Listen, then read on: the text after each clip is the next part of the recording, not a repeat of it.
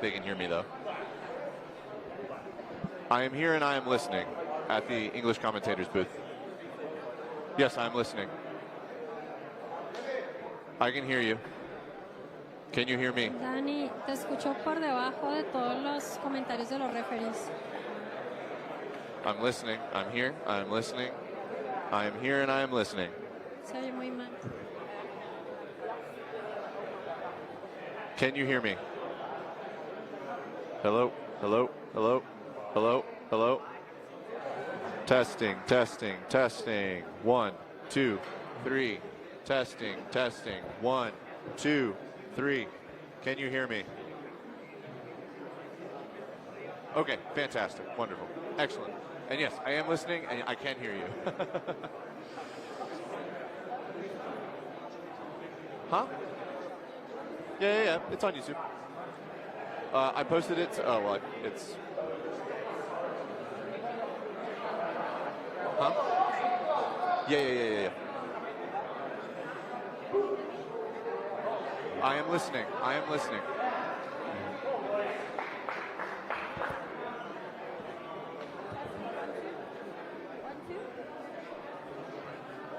I appreciate it. Thank you.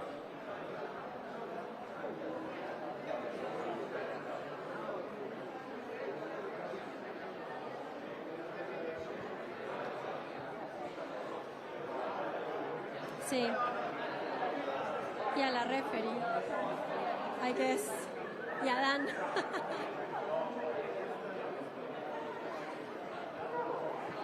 Okay.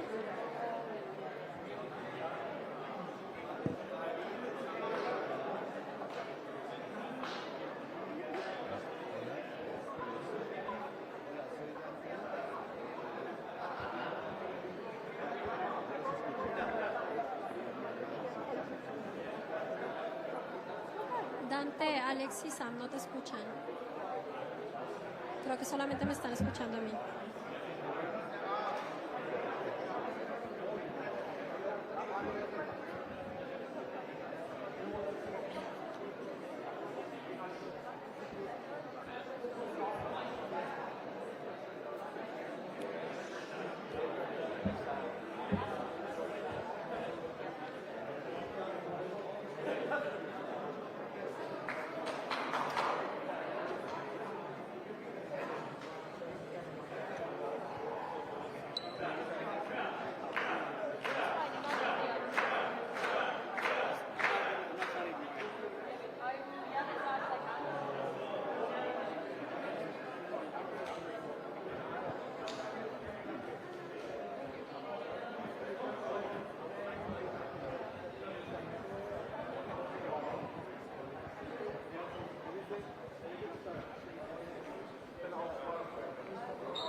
Son 5, según el reglamento que mandaron.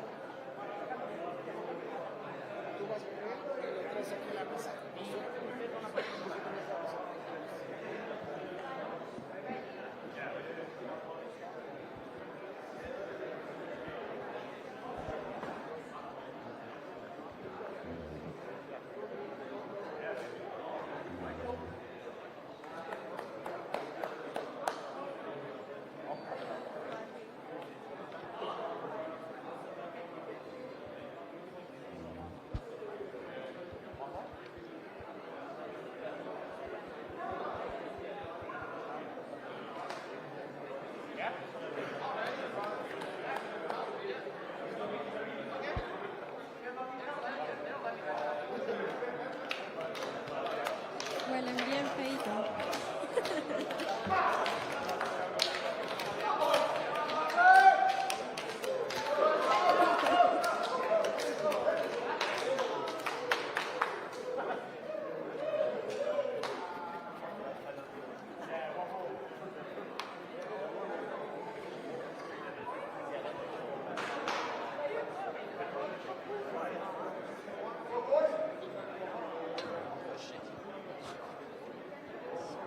No me dejaron, me castigaron aquí.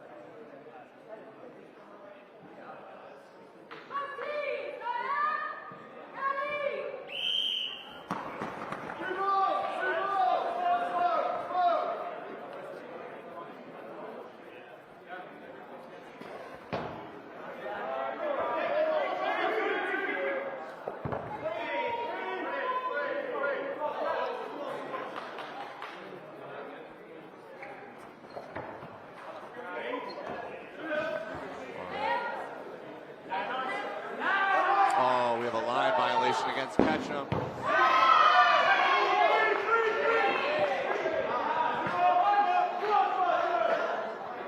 And Eric Nelson is going to get taken out early in this game. Dodgeball blasted in the chest by Matt Sood. And Hex is already down 3-6 in under 60 seconds here at the start of the first game. Beautiful catch by Daniel Doherty. Man's got hands. Spartans showing us what it's about. Chaz Billick gets over a double. And it's going to be Billick and Eric Jones versus Spartans. Doherty putting a lot of pressure up at the front line. Looking for the trade, takes it in the shins from Billick. Eric Jones applying pressure. This could be Alex Harrison. Pressing up at the line, Eric Jones takes a shot at Jonathan Wilkie, but he evades.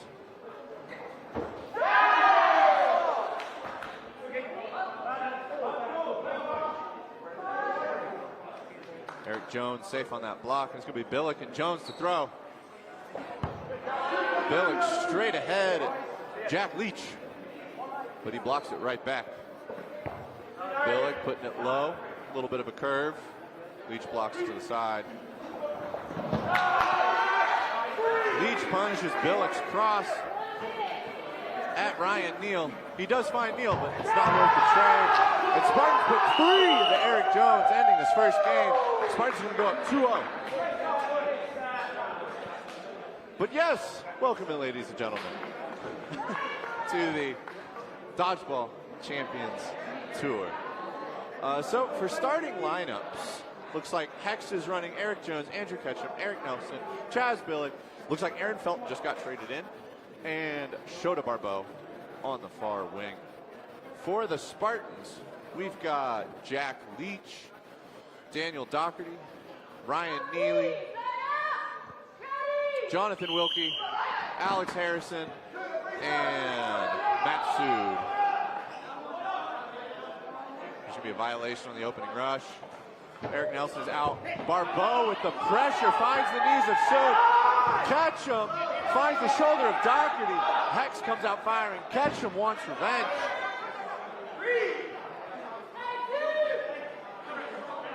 Spartans here looking for pressure.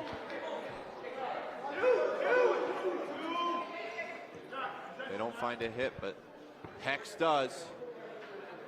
It's going to be Doherty, Harrison, and Wilkie. They find Eric Jones. Barbeau putting the pressure on to Doherty. Doherty wants to counter and catch him. Can't. Barbeau's putting too much pressure. Doherty's hungry. Sorry, that is Ryan Neely. Trades on trades on trades. Harrison finds himself in a 1v3. It's going to be a double from the left side. Barbeau and Felton. Last ball in Barbeau's hands. Harrison goes straight forward, finds Felton. Harrison with 4. Patience and attention. Call 1 has been called. Barbeau gets under it, applies pressure. Hex is going to wait for 2 balls.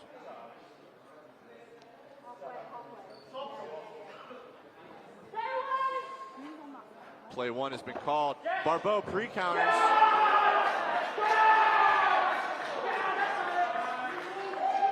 And refs are calling shins on Billick. It is a 1v1. It is Barbeau versus Harrison. Refs discussion.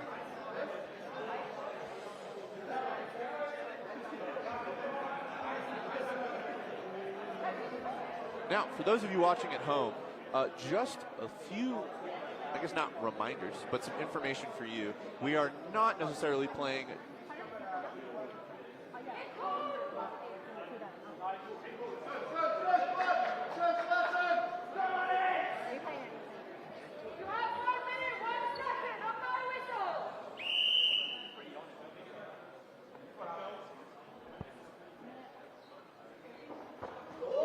Ooh, Barbeau dodges. Fires back at Harrison. Barbeau with 3. Burden is on him. Hunting, looking, fires, goes high. Harrison gets underneath it. It's going to be Harrison's burden to throw. Spartans want to go up 4-0.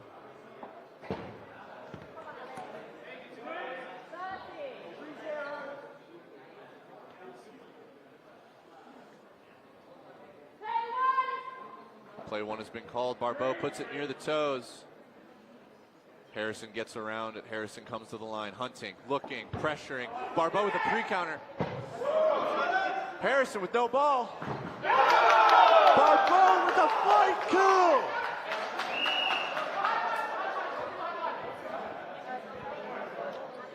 To take out Harrison. That's going to tie it up 2-2 here in the first match.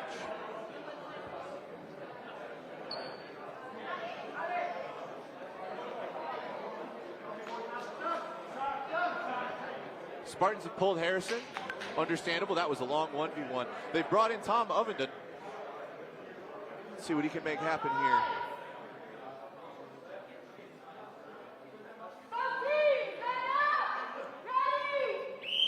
Meanwhile, on the side of Hex, they have held their lineup.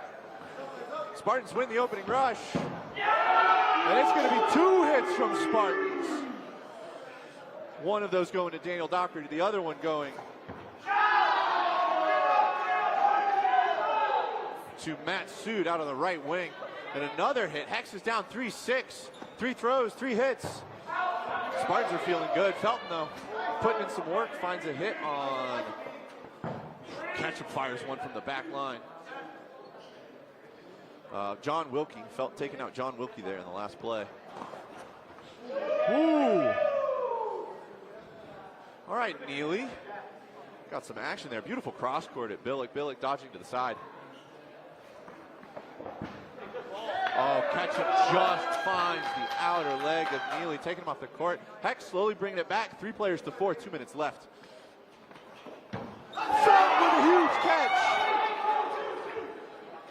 Hex is bringing it back. He's now 4-3 in Hex's favor as far as players go. Spartans coming to the line. Docherty's looking for something. Big pumps. Leach takes the punish on Ketchum as Ketchum cross courts at Sood.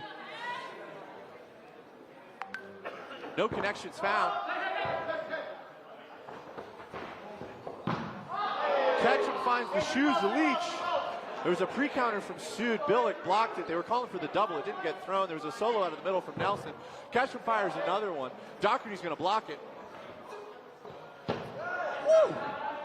I swear that ball was on fire. Docherty, you got a cannon. Hex here, 4 players to 2. 2-ball defense. Spartans were ahead earlier. Let's see if they can bring it back.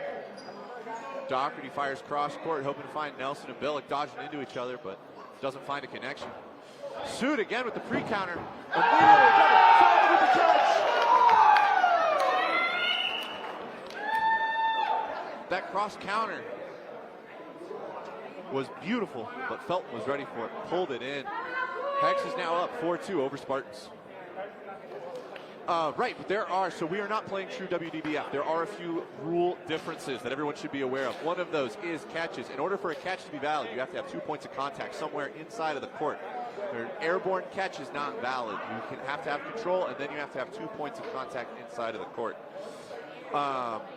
Both teams get 2 timeouts per half, as well as there is a bit of a halftime. I don't think there's anything else different. I think everything else, though, is generally the same. It's a beautiful day for some cloth dodgeball. But, of course, get in the comments. Predict who you think is going to win. I think Spartans just called a timeout to kind of discuss. Spartans came out strong in that first game, really just pounding it into Hex. But Hex has come back with a fiery vengeance. We'll see what they do here. Hex has been holding the same lineup. They've been keeping Felton on, but it looks like they're trading Felton out. They're going to be bringing in Cameron Parkey. They're probably going to get confused. They're probably going to get confused. I was going to get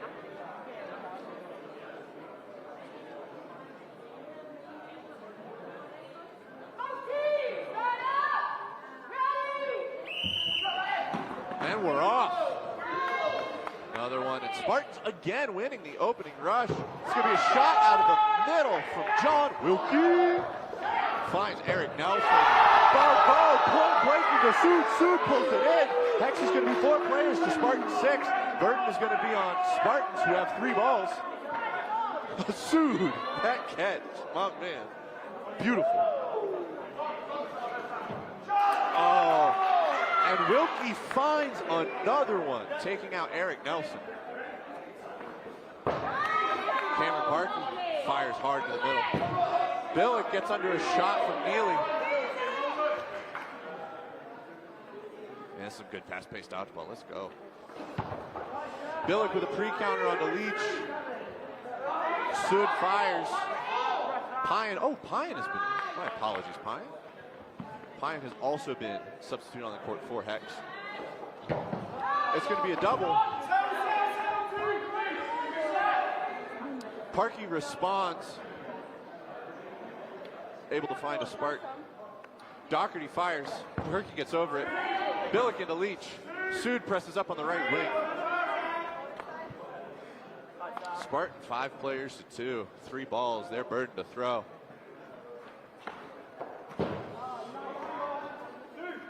Leach fires. Billick gets under it.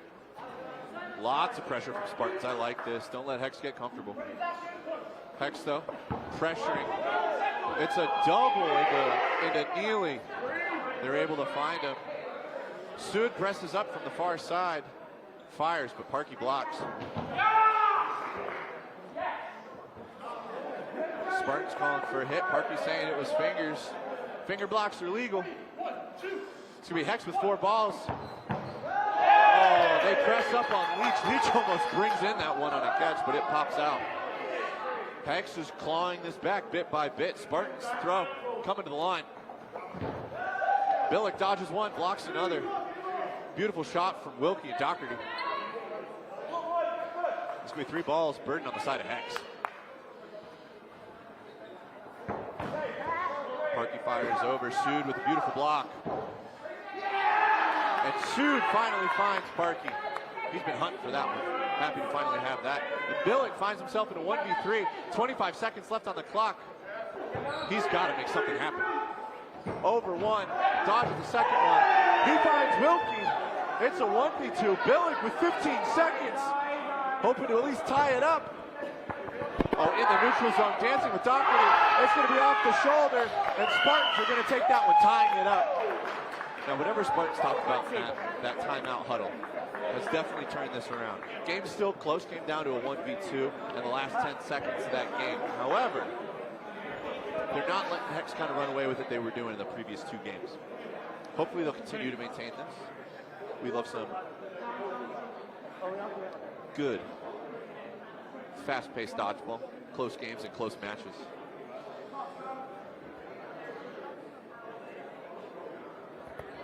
For those of you that may be watching from Europe, I do apologize. I am an American, and I do believe what you call games, we call matches, which is the overall 40 minutes. And then what we call games, which is the individual 3-minute segments inside, are called sets. So I do apologize for the particular vocabulary I'm using, but just trying to bridge that gap. Get things standardized. All right. Who do we have on the side of Spartans? Spartans is bringing in Scott Whitelaw. Leach is still on. Doherty's still on. They got Wilkie. Big throws. Leach is looking for something. Barbeau with a ton of pressure.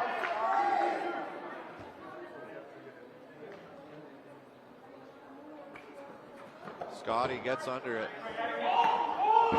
Ketchum fires. Barbeau dies.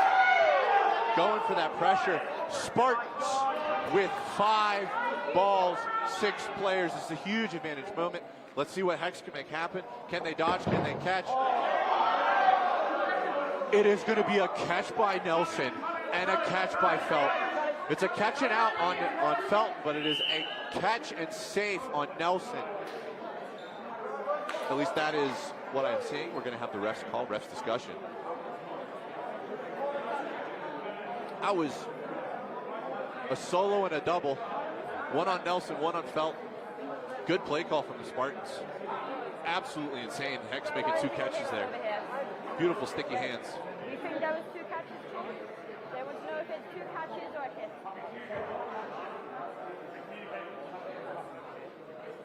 What is the ref decision?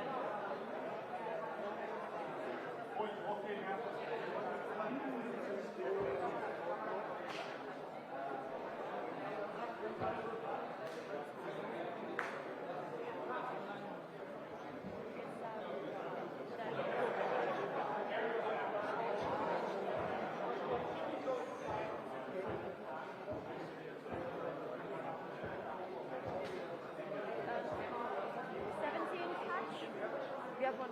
No catch. Captain.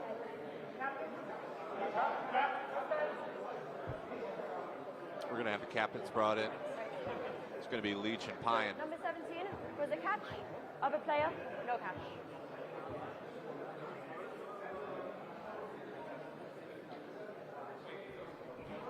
So number 17, your player has no.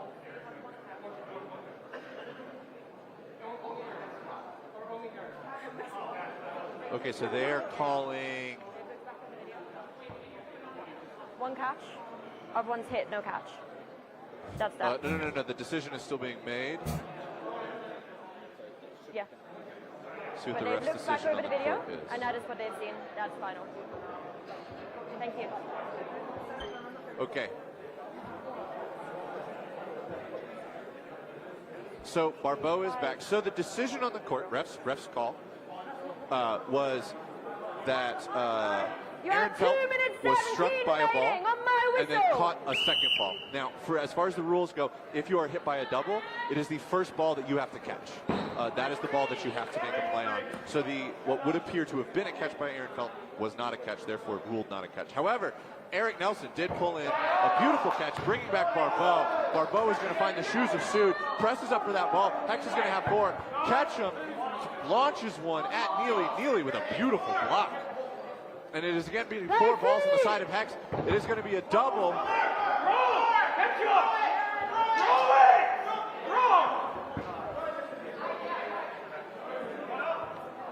Double into the far side to take out Wilkie from Hex.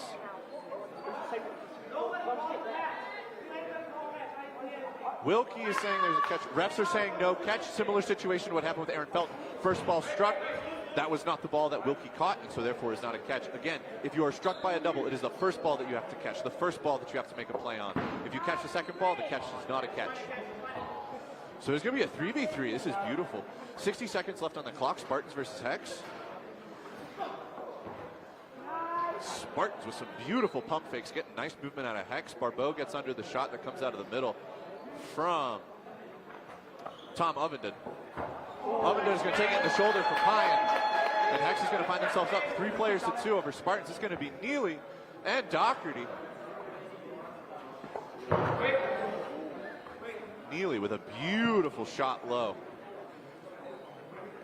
But Ketchum blocks it.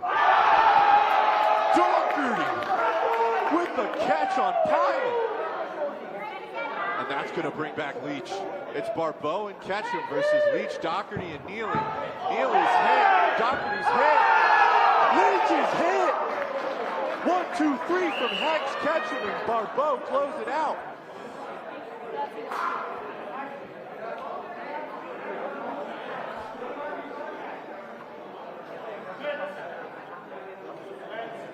That was a spicy finish.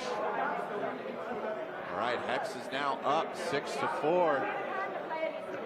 Any more substitutions happening? They've got so Hex, we got Barbeau, Parkey, Pyan, Felt, Nelson, and Ketchum. On the side of Spartans, we've got Whitelaw, Neely, Doherty. Sorry, folks. Leach. Who are the 2? It's like Tom Ovenden and is Gareth Ball on the court? Gareth Ball has entered the court. Ladies and gentlemen. All right, Spartans to throw. Shot out of Sood. Oh, no, sorry, that was Whitelaw. Shot out of Whitelaw is going to find Barbeau. Lots of pump fakes. Pines drawing attention. Ketchum takes a shot at Doherty. Doherty blocks it. Spartans going to have 3 balls to play. 6 players. That's going to be Neely out of the middle. Ketchum just getting to the side of it. Hex's burden to throw. And that is going to be Tom Ovenden taken out by Eric Nelson. And it is going to be Pine and Whitelaw taking a trade over on the wings. 4 players to 4, Spartans and Hex. And Leach is going to find the toes of Andrew Ketchum. Quick play call, pressure to the line. Going to be a shot from Gareth Ball on Parkey. Parkey blocks it. Eric Nelson at Neely. Neely, hop, skip, and a jump over that ball. Absolute rocket. Go to the middle for Doherty. Felt gets out of the way. Leach with a long shot at Parkey doesn't find its target. Hex's burden to throw. Felt is going to get caught. Doherty pulling that one in, and that's going to bring Ovenden back. He taps his buddy on the shoulder. Thank you. Happy to be here.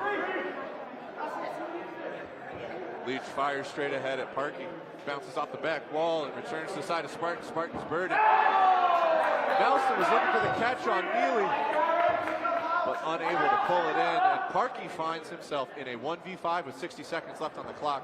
It's going to be a pre-counter. Leach is going to fire one back. Parkey's going to dodge. Parkey's looking for that catch, looking for a big momentum swing here. Pre-counter. It's going to find Neely off the ball and into the shoulder.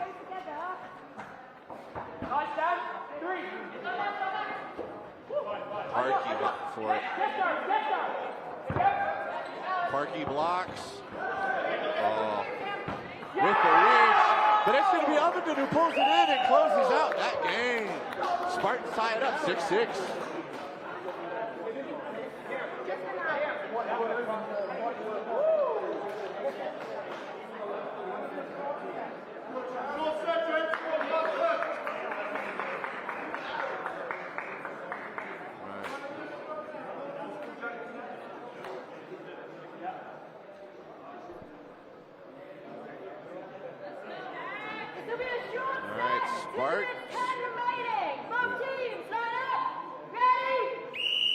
And we're off again. Neely, with an aggressive opening rush, fires that ball out to the side, and is going to be 3 balls on the side of Spartans coming to the line here. They're going to leave Whitelaw in the middle. Leach is going to fire the cross. Barbeau gets under a double. Spartans, looks like there might have been a little miscommunication. Hex in a dominant position, 4 balls. It's going to be a double into Leach. Would have been a catch, but there's nobody off the court. But Leach is going to take that one off the chest. It's going to be Hex again with 3 balls. Nelson puts it near the feet of Ball. All right, Spartan, what can we do? What can we do? One big pump fake. Oh, and Neely with a beautiful cross court. It's going to find the toes of Barbeau. Ketchum, though, fires in response, taking out Doherty. Cameron Parkey fires at Ovenden. And Spartans now. Ovenden lets one rip out of the middle. Felton dodges to the side. Ketchum fires low. Neely gets over it.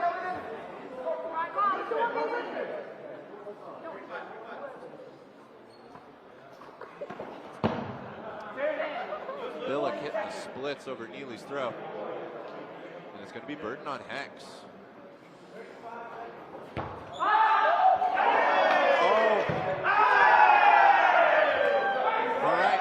Nelson's going to fire at Whitelaw. Whitelaw's ricochet shot is going to take out. Billick gets caught in the foot by Neely. Ketchum doesn't take the counter. Now he does and still finds the connection. And Nelson's going to find the toes of Ball.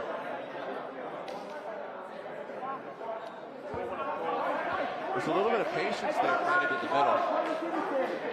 There's a little bit of a calm. Both teams kind of set to just doing set plays, not looking for the counters, but then we sort of got to that counter play there towards the end.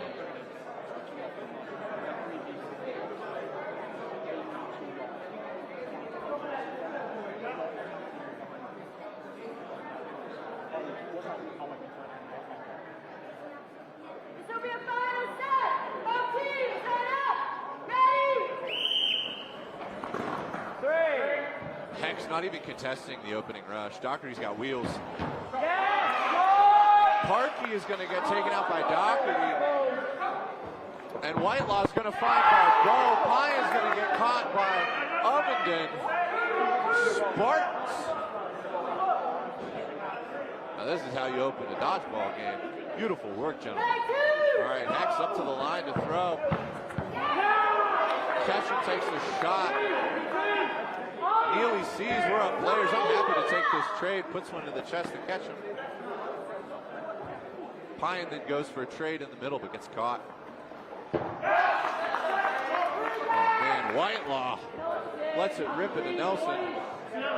It's going to be Eric Jones in a 1v4 here. 40 seconds on the clock. Gets under the double. It's going to be 3 balls on the side of Eric Jones. Spartans is pressuring.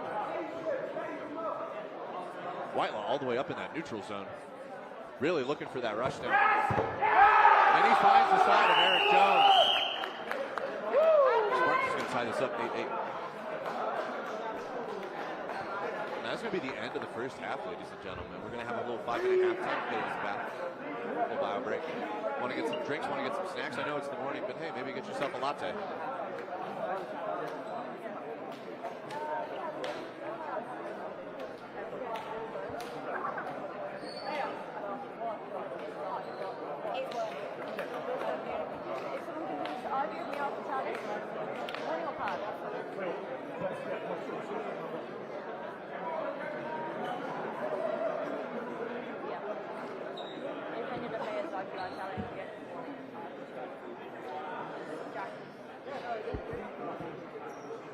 Gotcha. 3 minutes remaining in the halftime. But yeah, now's the time. Go get yourself a latte, get a little fresh coffee. I don't know. Maybe a parfait. Something to enjoy your morning dodgeball with. That is, of course, if you're watching in the Western Hemisphere. If you're watching from England, or anywhere in Europe, probably pretty late at night. Get a little late night snack. But no, this has been a very back and forth start to this match. Spartans taking game 1, Hex coming back to take the next 2 games. It's been very back and forth with just big momentum swing moments. Huge catches. That catch by Sood in game 3 against Barbeau, absolutely electric. Point blank and while airborne. Beautifully done. But then also on the side of Hex, I mean, Eric Nelson bringing in some absolutely crazy catches. Holding it down and bringing back players. So it's been a real back and forth affair. Some beautiful dodgeball and a great start to this Dodgeball Champions Tour.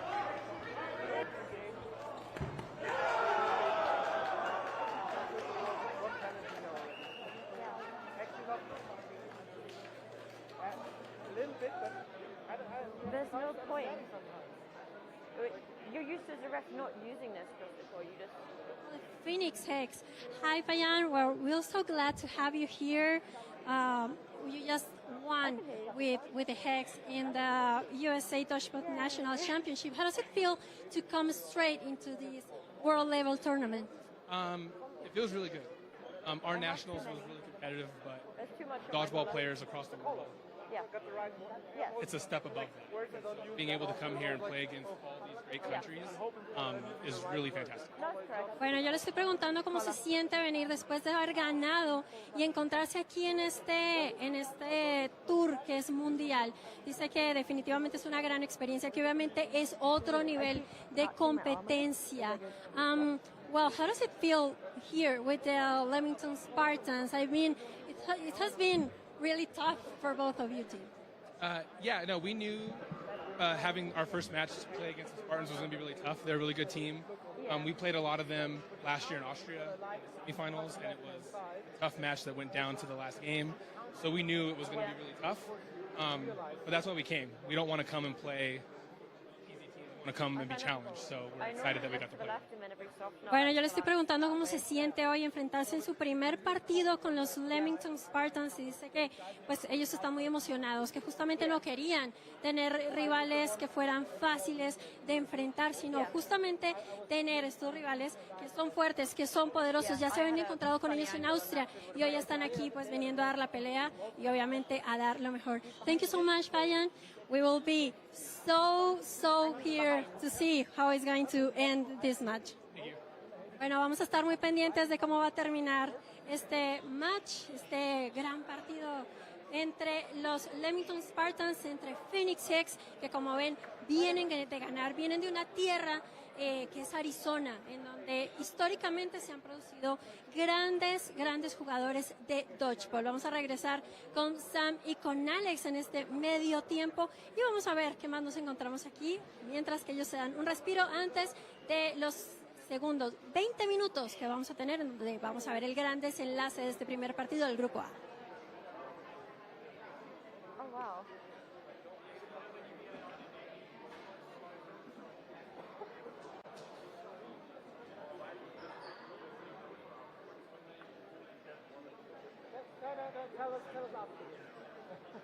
I was going to say, this is stressful enough.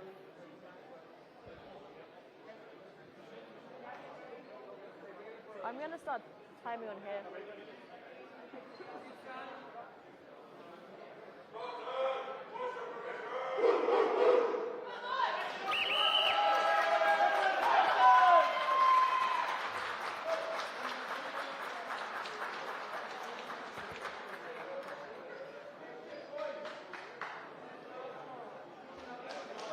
Yes.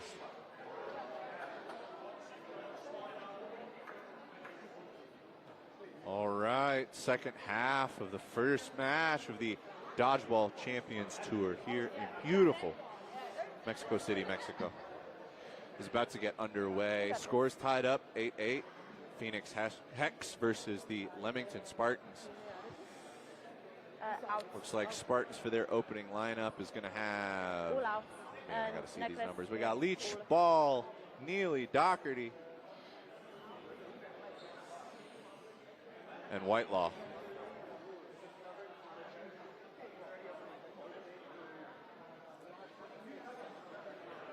Oh, on the far side, Ovenden. Sorry about that, Ovenden. Hex's lineup starting in this second half is going to be Andrew Ketchum, Eric Nelson, Eric Jones, Cameron Parkey, Justin Payan, and Shota Barbeau. I want to see Matt Sood back in here. I want to see more. I want to see more of Shota Barbeau and Matt Sood just running at each other. That's crazy. You don't know which one of them is going to get taken out, but it's going to be one of them. And we're off. Neely uncontested once again. Doherty out of the middle. Parkey's going to find the catch. That's going to be pressure from Hex. Ketchum finds Leach. Parkey blocks the throw from Whitelaw. Hex up 6-4. Big pumps. Eric Jones out of the middle. That ball's going to roll back to the other side. Neely catches Ketchum sleeping. Whitelaw throws the fifth ball. Neely with the moves, gets under it. So Whitelaw is going to be out. The catch by Ball is going to be good.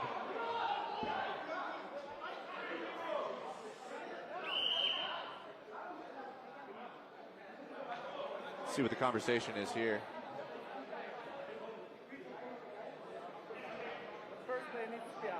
Yeah, so Scotty Refs are went out. discussing.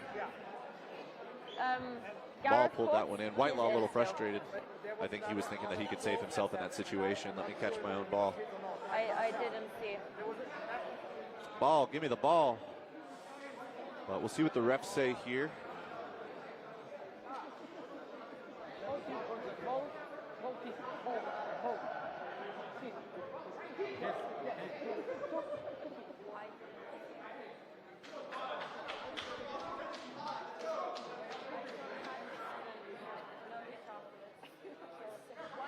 Neely with some sweet moves over there on the left wing, getting underneath that double from Hex.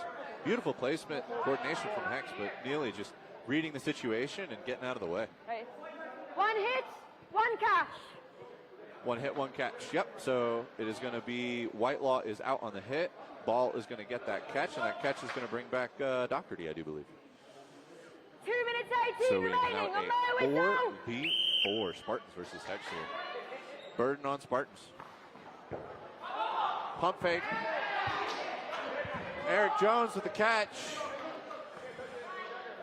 Ball is going to get taken out, though, in the exchange. It's going to be 3 players to 2, and Andrew Catcham is going to be brought back onto the court. And that is going to be Ovenden taken out by Catcham. That ball hit him and went straight up all the way to the ceiling. Barbeau, though, was also taken out in the exchange. I think Doherty found the toes. Catcham fires a rocket. Doherty avoids. Doherty pressing to the line. Burden to throw. Does a little hop, skip, and a jump.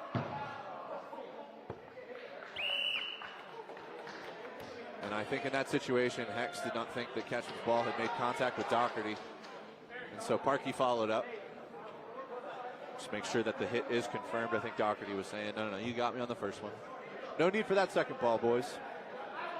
But Hex is going to take the first game in the second half of the first match here in Mexico City.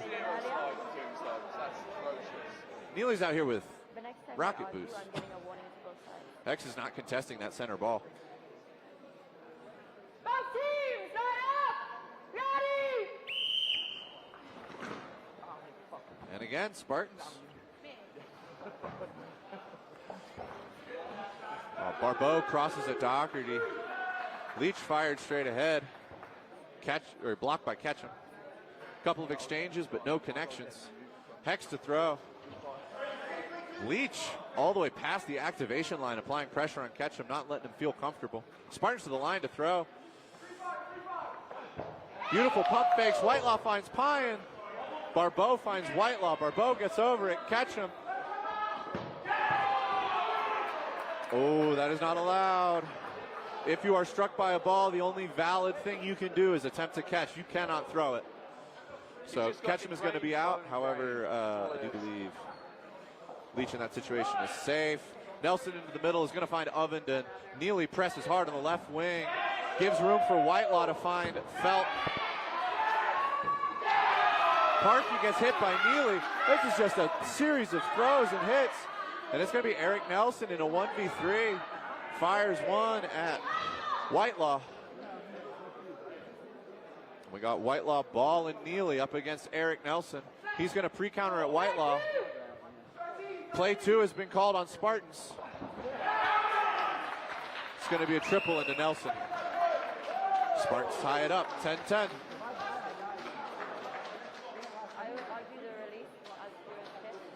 And it looks like Spartans is going to hold this lineup. They feel confident with it. They feel powerful with it. We would have called it otherwise. We talked about it.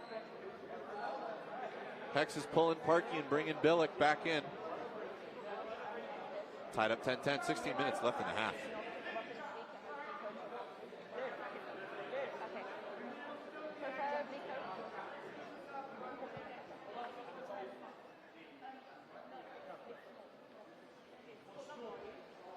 Sí, así es. Además, de hecho, fuimos escogidos para este primer Champions Tour mundial, justo por varias razones. Uno, México ya había estado en el Campeonato Mundial de Dodgeball en Cancún en 2019. Y también por este público. Nos gusta este tipo de deportes de acción, de adrenalina, de mucho contacto físico. Y aquí en México todo esto se vuelve un espectáculo que estamos precisamente disfrutando el día de hoy. All right, we're about to get underway here in game 11 of the first match. Both teams, line up, ready! And we're off. Oh, Hex decides to oppose. Eric Nelson is going to beat Neely to the line, and Hex, for the first time, is going to have Burden at the start of this game. Billick is going to find Ovenden, and Hex is going to take first blood here in this game.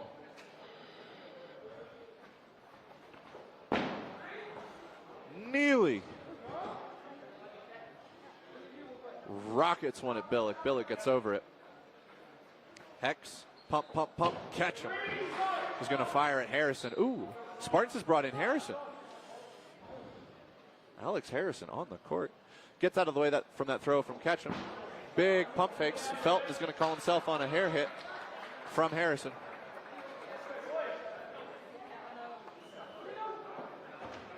Pine's going to put one towards Whitelaw. Doesn't find him. Neely. Tons of pressure. Up on that left wing. He wants something. Looking for it. Whitelaw out of the middle. Barbeau is going to find Doherty. He's going to press up, and he's going to get 4 balls for Hex. Hex is going to double ball. Neely's going to call himself out. Block was not clean enough on that throw from Ketchum, and Ketchum registered that the balls were rolling back, and Burden was once again on Hex. Big pump fake. It's going to be a double. Barbeau! Harrison does find the connection on Billick with that cross court, but Barbeau is going to, or I guess Whitelaw finds the connection, but when Harrison pushes up to take that punishing shot on Barbeau, Barbeau just reels it in, makes it a catch. Pine! Justin Pine with a 60-foot drop shot is going to find the chest of ball. That was a wild finish.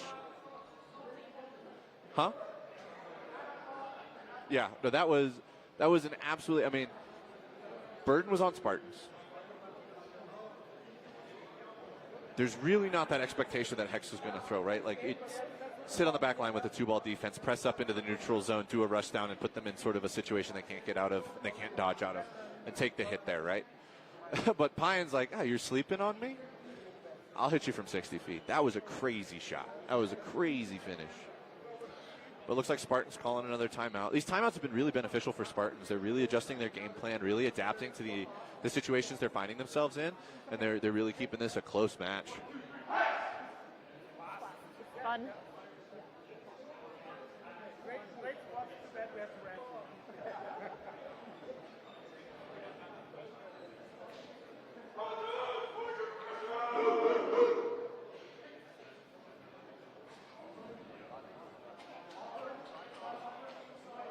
Good to go?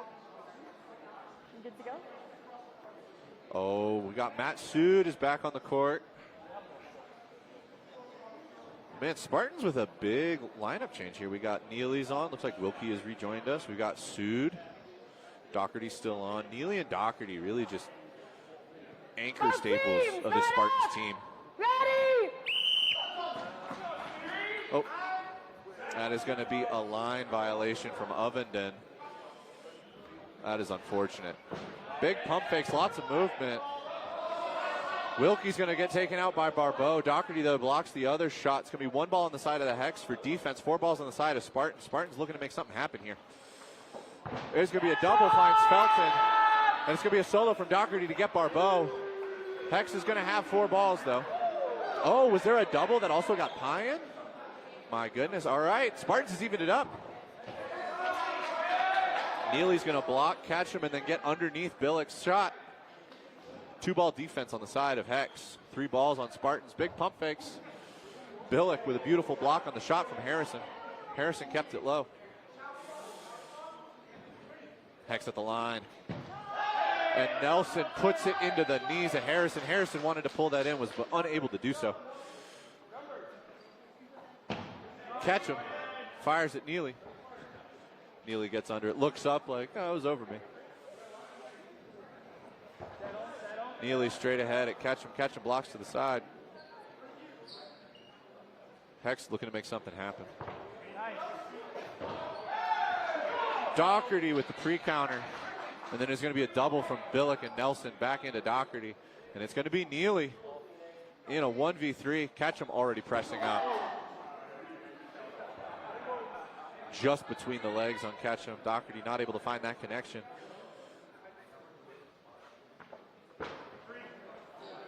Billick gets over it. All right, Neely, what are we going to do? What are we going to do? Pre-counter, look for a catch, do a big momentum swing here. Get small, hope they throw a double, and then press down the single ball. Let's see what we do.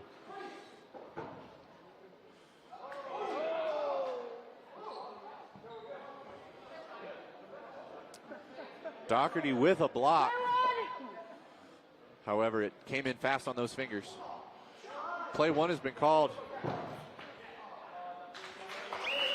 And Ketchum pressing up into the neutral zone is able to find Neely. It's a tough spot to be in, 1v3. But Doherty definitely made the most of it. Heck's having a little conversation with the ref, just making sure we're using the correct hand signals. Thank you. Doherty is safe on a finger block. It is cloth after all. All right, we've got about 11 minutes left here in the half. Heck's up 2 games right now, 14-10 over Spartans. That opening of the last game was a little bit unfortunate for Spartans. There was just some trades that did not go their way. A little bit of a coin flip. Could have been a different story. Let's see if Hex goes to contest that center ball again. They've been kind of surrendering it to Neely the entire time. I think at least putting some pressure on him has definitely been beneficial for Hex's opening game. If Spartans feel like they've got just sort of the free center ball rush and they can do that play call off of the opening, they tend to get a hit pretty quickly.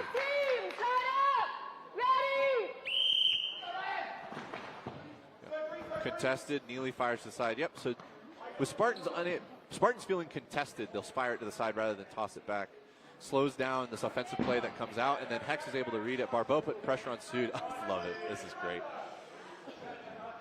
They're just like running at each other. It's beautiful. Wonderful pressure from Spartans' wings here. And Pyan is going to find, that was Whitelaw, out of the middle. Hex now up players 6-5. Wilkie finds Nelson, evens it up. He's like, you take one of mine, I'm taking one of yours. Come to the line, pump fakes. Ketchum fires at Leach. Leach gets over it, but that wall behind him, not his friend. Billick fires into the middle. Ketchum reads the situation. We're going to have Burden again. Leach is pressed up a little bit close to the neutral zone. Ketchum takes a shot, hoping to make a hit. Oh, Felton almost brings in that throw from Neely, but there's just a little bit too much sauce on it. Not enough to hold on. Woo! Leach fires a cross shot at Barbeau. Barbeau dodges forward towards Sood. It's going to be Hex's Burden to throw. Pump, pump. Pyan fires at Sood. Pressure from the wings. Barbeau takes out Sood. Ketchum's free in a 1v1 pressure situation against Wilkie. Hex presses up. Pyan throws it. Wilkie, cross shot. Wilkie's still alive. It takes not one, not two. It takes 3 balls to get Wilkie. Harrison is going to be able to find Pyan in that exchange. Pyan wanted the catch, unable to find it, but Hex is up 3 players to 2. Billick tries to take out Neely. Neely gets under it. Ketchum fires at Leach, but Leach jumps over it. This is a game, ladies and gentlemen. Pre-counter from Barbeau. Barbeau activates the wings on his shoes, gets over Neely's ball. Barbeau goes for a trade situation against Leach in the middle. Even if Leach gets that hit, that's not favorable for Spartans. He was kind of stuck there, though, as Barbeau ran him down. Barbeau finds the hit, finds the dodge. Neely finds the opposite exchange. And it is back and forth here in this game. Wilkie for Pyan. Barbeau for Leach. Neely to Ketchum, and then finally Billick into Neely.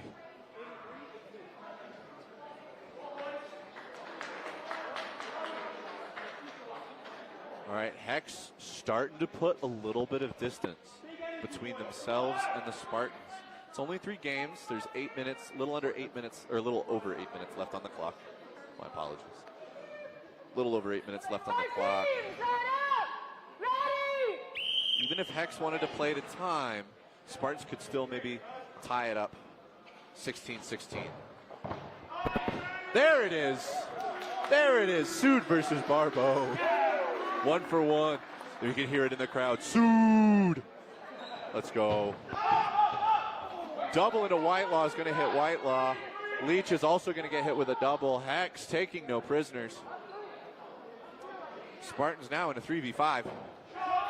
And Wilkie finds Felton again.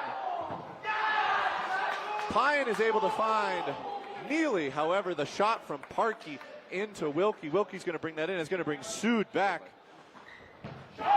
Billick's going to get hit on the shins from Wilkie. Wilkie reads the situation. You're pressuring too hard with one ball.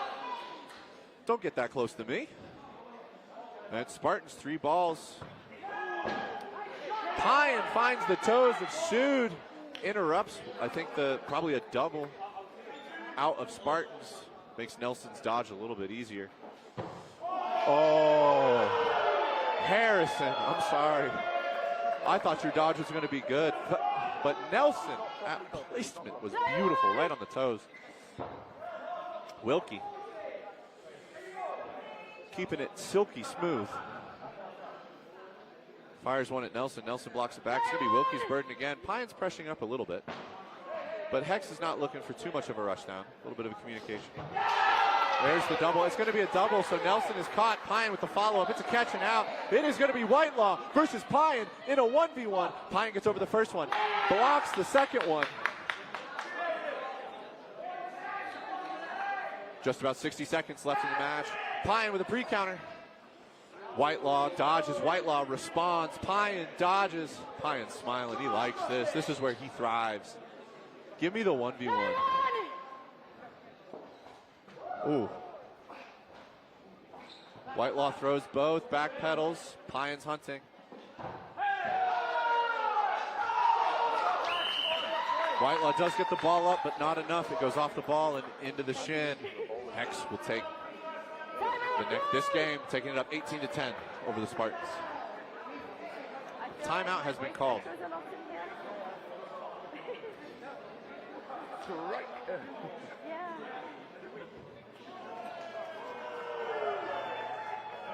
I think Hex has just really buttoned up some of the areas that they were making mistakes earlier. I mean, we kind of saw that a little bit in that game. Billick pressed up pretty hard with a single ball. I understand that you need to apply pressure and make sure that that 4-ball play isn't going to get a hit, but in that process, you don't want to be a casualty yourself. Pressed up a little bit too hard. Wilkie saw the opportunity, took it, got a hit for free, and with how close that proximity was for that hit, got the ball back. They still got to do another double after that. Hex with some pretty clutch catches, as well as some good communication to just execute there towards the end of that game. I think Spartans just needs a little bit more communication during their rushdown counters. I think right now one of the things that's happening is the wings are pressuring really hard, but then one of them will release and it'll leave the other wing kind of in a 1v2. And I think that's where they're kind of losing in the trade fight in that neutral zone area. But that was Spartans' timeout. Let's see what adjustments they make going in here. See if there's any lineup changes. We do have a lineup change on the side of Spartans. Ladies and gentlemen, please welcome to the court, Sam Hopkins, number 43. Ready! Hex is going to pull Felton. They're going to put in Eric Jones. Eric Nelson is going to win the rush for the middle ball. Looks like they've sat Neely. Spartans want to give him a little rest. He's been running a lot this morning. All right, we got Harrison, Whitelaw, and Leach to the line. It's going to be Leach to throw. Catch him on the right wing, feeling a little bit free. Ooh, that pass from Harrison could have left Leach in a bad situation. It's going to be Sood, gets caught in the middle, I think from a throw up from Billick. Woo! All right, Hopkins. He's fresh, he's ready to make a name for himself.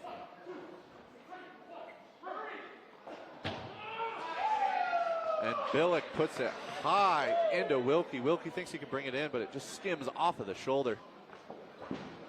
Hopkins fires in the middle. Jones dances out of the way. Yeah, Spartans have slowed down their trade game. Wings are not pressuring as hard into the defensive position of Hex. I think this is the right decision. Spartans has some absolute cannons. Example, Hopkins gets a double. Sam Hopkins with the double, getting Billick and Jones in one throw. Whitelaw's going to fire at Barbeau. It's going to be 4v4. Hopkins evens it up here.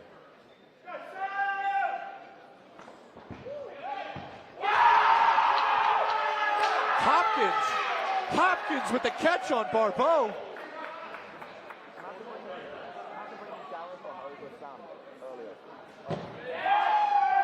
Hopkins with a beautiful block. Nelson with a powerful throw. Hopkins reads it though. Launches one at Parkey. They're just letting the boy fly. Letting him do maybe a little bit of the hot hand. So now Spartans is up. I wouldn't mind if they were doing a little bit of pressure. They win those trade fights. They typically get a hit. It's going to be Harrison out of the middle. 50 seconds left on the clock for this game. Parkey at Hopkins. Hopkins dodges. Now it is 18-10 in favor of Hex, and there's only about 4 minutes left in the overall match clock. Sood. He's going to get the catch on Nelson. Beautiful throw. Better catch. Spartans throws a single. Hopkins with a solo and Leach with a solo. Catch him with a solo. Firing back and forth. I think Spartans a little frustrated. They had a 4-ball play there.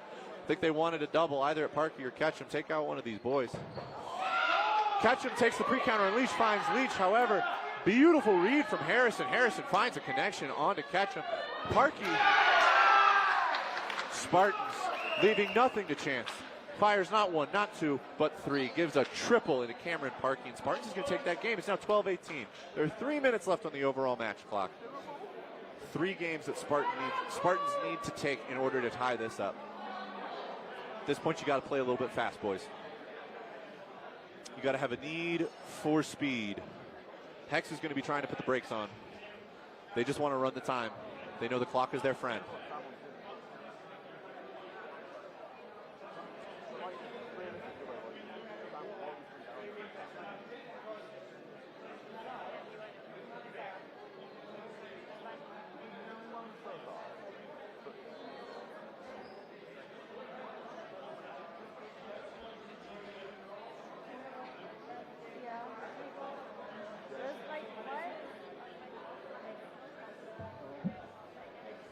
Got another timeout. I do believe this was maybe on the side of Hex. I think they want to just cool down Spartans a little bit, particularly Hopkins. He came in firing. Starts off with a double catch on Barbeau. Beautiful work.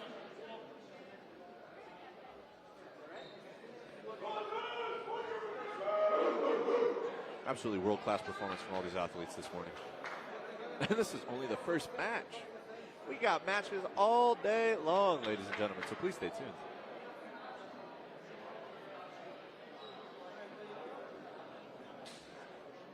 All right.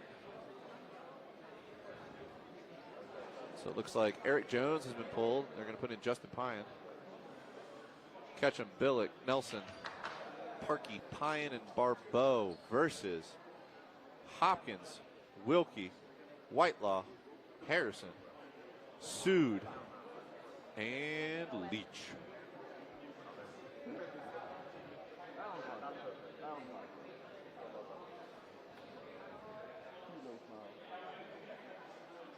Waiting for the refs to restart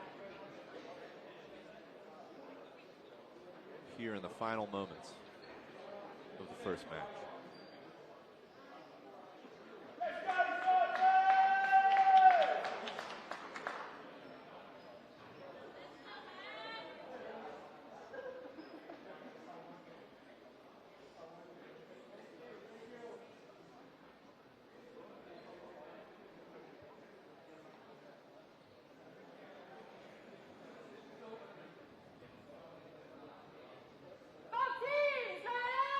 Here we go. And we're off. Wilkie.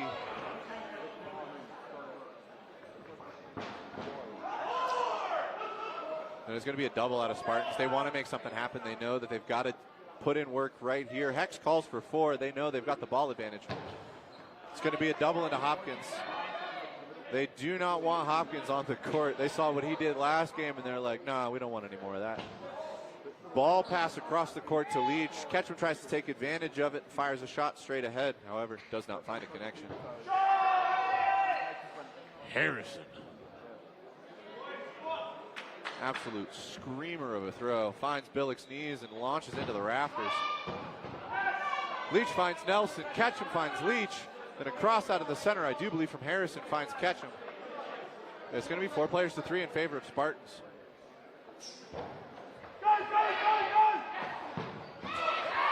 Whitelaw finds Pyan. Sood is going to find Parkey. Wilkie goes for a flight kill on Barbeau, wants to pay him back for that second game. Unable to find it. Barbeau in a 1v3.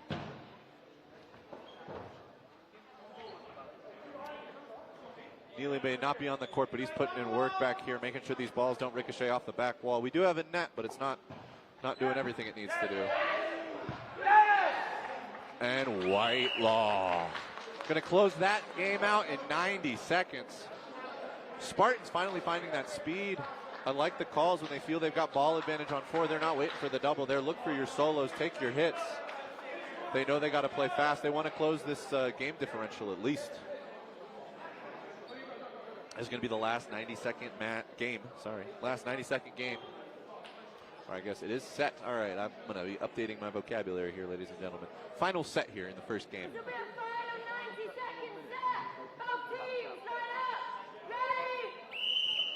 So Hex is taking this one. But Spartans here is looking to close that point differential. Still matters for pool play and placements. There's going to be a hit on a Whitelaw, but I do think on the ricochet, Harrison's able to bring it in and make a catch. There was a hit on that offensive play from Spartans. Nelson into the middle. Spartans are going to dodge. Sood and Harrison getting out of the way. Hopkins at Parkey.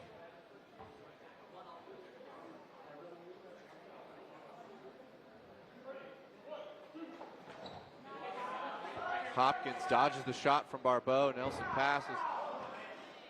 Harrison straight ahead onto Billick. Billick blocks. 40 seconds left in this set. And Barbeau is going to find the shins of Hopkins. 4 players to 4 with 30 seconds left. Leach fires, but does not find a target. Hex coming to the line. Barbeau at Wilkie.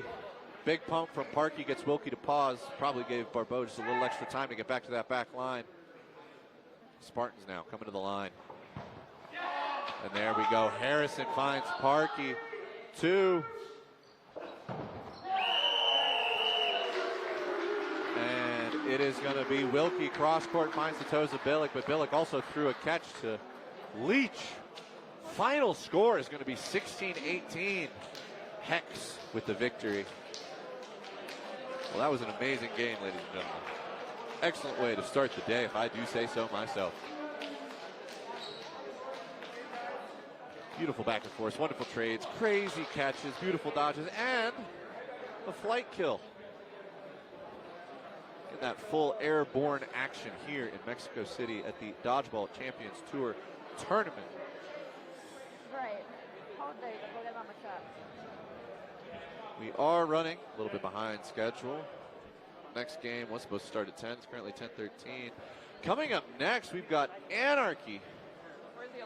Boston Anarchy versus the Paris Lyorns. Estoy aquí con una de las grandes Now, from what I figuras, understand, él es Lyorns, pretty new Nelson. team. Well, New to the scene, you nailed but it completely. absolutely How do you tenacious. feel in They've been this putting first in match? work. Apparently, Yeah, the mixed team there's recently at the Western European Nationals, WEX, early half. absolutely ate. Took out a victory for the mixed team. So excited to see what their men's Bueno, pues team can do. Been definitivamente hearing lots of good things about them. Also, who doesn't love a good unicorn logo? Comunicación, y pues aquí estamos viendo los resultados. Let's see what the Frenchmen can do. Then, of course, you know Boston Anarchy. They're all over. They're playing in the U.S. They're playing in Europe. What is the water over there? I mean, what's happening over there? I don't know. Oh, It's yep. hard because My apologies. we're from all over the country. It's hard. We don't get to practice together, but just the community we have in each city, how we build each other up. We practice hard with our local teams. I think we need to work hard to win.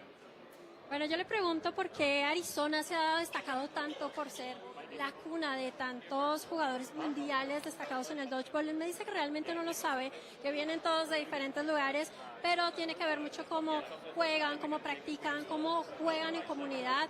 Y bueno, pues aquí se ven los resultados. It was close as far as it gets. I mean, it was hard. When do you feel it was the switch in the match that gave you a place in your favor? Yeah, we knew for a fact we wanted this side with the wall first. We knew that if it was tied or we were winning at half, we knew we were going to win the game because the advantage the wall has. And I think we nailed it. We knew we wanted to start on this side so we could end with the wall and the bounce backs, and the plan went perfectly. Bueno, pues yo le estoy diciendo que estuvieron muy cerca, muy empatados, pero dice que ellos desde el principio escogieron este lado de la cancha con la pared porque sabían que esto les iba a dar cierta ventaja para poder ganar, así que venían con esa mente de ganadores. Thank you so much, Nelson. Thank you. Bueno, pues nosotros continuamos porque ya viene el segundo encuentro ahora del grupo B, que vale la pena recordar que para los organizadores este es el grupo de la muerte. Así que quédense con nosotros en PX Sports.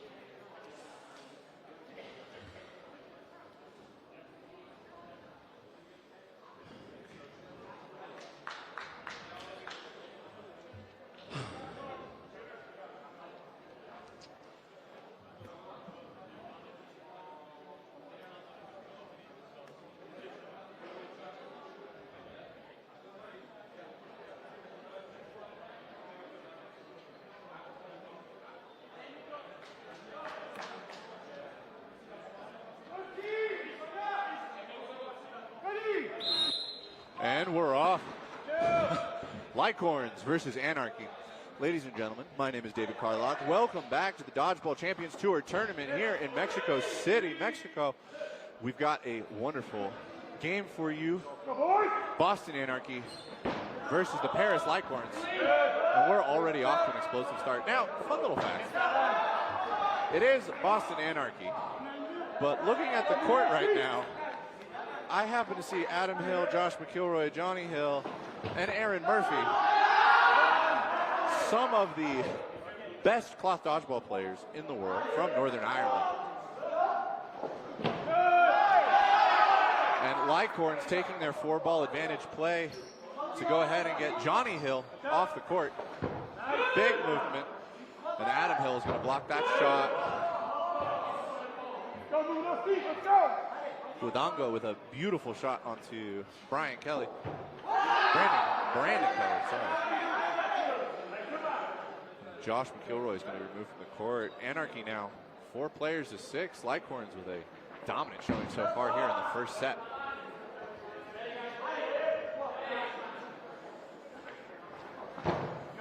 And again from the right wing, Gudango.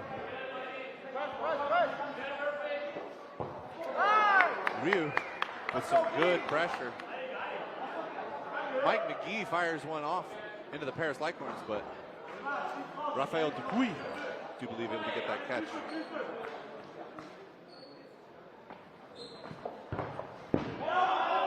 Hill with a counter at Dupuy.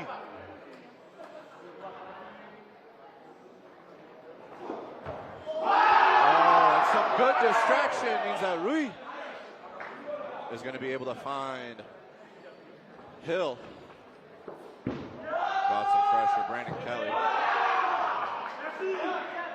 Gudango finds the knee of Brandon Kelly during that exchange, and it is going to be Aaron Murphy left to fend for himself. Dodges 1, dodges 2. Gets a hit on Dupuy and dodges 3.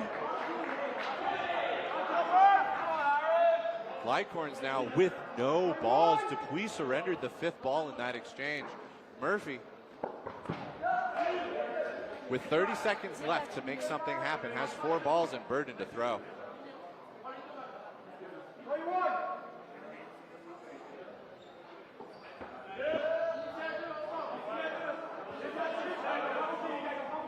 And Burden is still on Murphy. 10 seconds left in the set.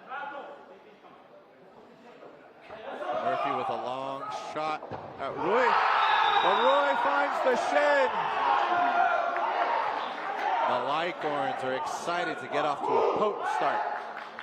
Now, some fun facts for you at home. 1, Lycorn, which I'm probably pronouncing wrong, and I do apologize to all of our French viewers, is the French term for unicorn. It is also the term for an 18th century style of howitzer cannon, which may be an allusion to how strong these Frenchmen were. That was set 1 going to the Lyorns. Off. Lyorns win the opening rush.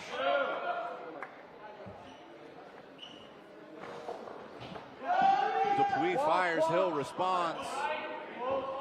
Anarchy still going to be on 2-ball defense. Rui out of the middle, doesn't find anybody. His wings applying pressure. Anarchy now looking to make something happen. Get things rolling.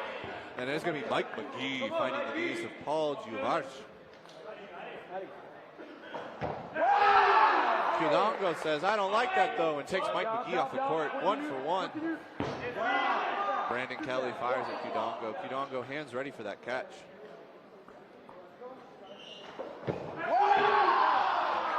Gudango is going to find Josh McIlroy. The responding shot from Anarchy does not find a hit. Lyorns finds themselves with 5 balls and a play 4.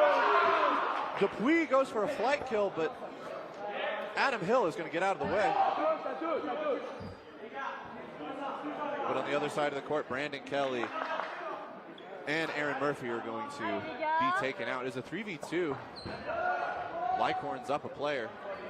It's going to be Gudango, Rui, and Is that Vincent Auger? Still on the court. We'll see if Anarchy can make something happen. It's Johnny Hill and Adam Hill. It's the Hill brothers.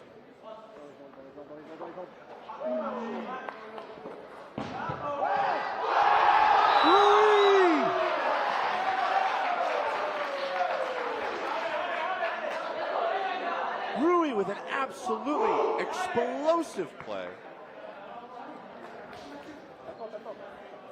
Gets the hit onto Johnny Hill, turns and catches Adam Hill with the responding counter. That was a beautiful dodgeball. Well done. Lyorns up 4-0 against Anarchy. As we move into set 3. And we're off. Lyorns. That was clean. Lyorns winning that opening rush. I thought he was going to go over the line, but he pulled it home. Man, they are just not letting McIlroy play. Lyorns won him off the court. Oh, beautiful pump breaks from Kudango and from Rui. Sets up Dupuis in order to take out Johnny Hill.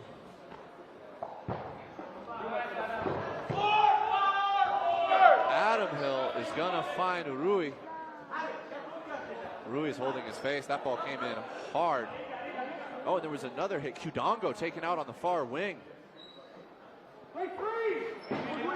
Play 3 was called. And even though that puts Anarchy at a disadvantage, Adam Hill makes something of it by taking out. Oh, there's a trade between Dupuis and Adam Hill. Of course, Adam Hill putting in some work, was able to take out, I do believe, Bonroy. McGee fires and dodges against Auger. Auger looking to make something happen. Murphy out of the middle. Paul Giovarch gets over it. Brandon Kelly with a beautiful block. 90 seconds left in the set. Oh. Auger tries to put some pressure on McGee. McGee punishes him for that behavior, and then Brandon Kelly and Murphy immediately punish Giovarch on the far side of the court. And Anarchy take their first points in this game. Anarchy wants to ride this. Oh, alrighty. So it looks like they have pulled. Anarchy has pulled McIlroy. He's been getting targeted a lot, been getting out, not having too much of a game impact. So they pulled in De La Riva. Let's see what the big number 11 can do. Meanwhile, on the side of Lyorns, we've got Kudango, Rui, Giovarch, Ponroy, Auger, and Dupuis.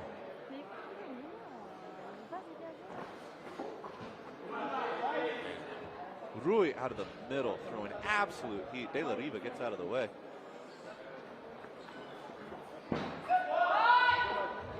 Kudango looking for the shins of De La Riva, does not find it. Looks like there may have been a lineup on the side of Anarchy.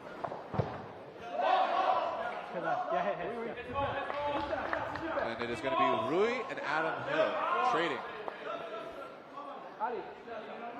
in the wings. Kudango finds De La Riva. The right wing of the Lyorns just absolutely destructive, putting in some amazing work. Pump fakes are also getting lots of movement for Rui and their centers.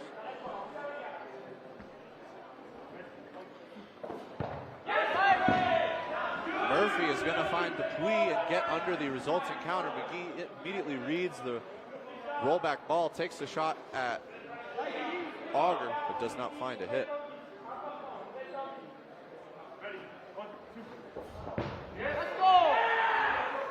Brandon Kelly from the left wing of Anarchy is going to find the hands of Paul Giovarch.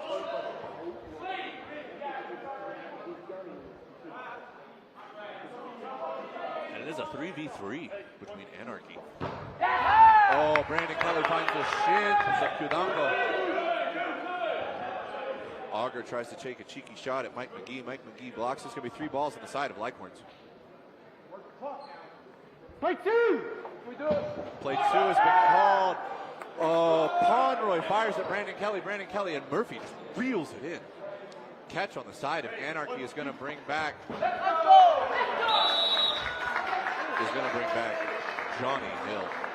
And there's going to be a double from Mike McGee and Murphy on the Lyorns. That is going to tie it up here as we go into set 5. Just stop bouncing around.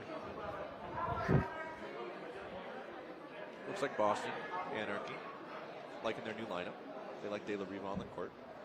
Lyorns holding steady with their current lineup. They like the look. Line up! Team's ready! These games have been, each one of these sets has been close. Lyorns wins the opening rush.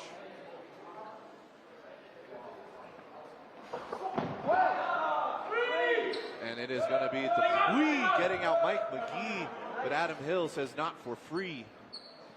And hits Dupuis in the chest.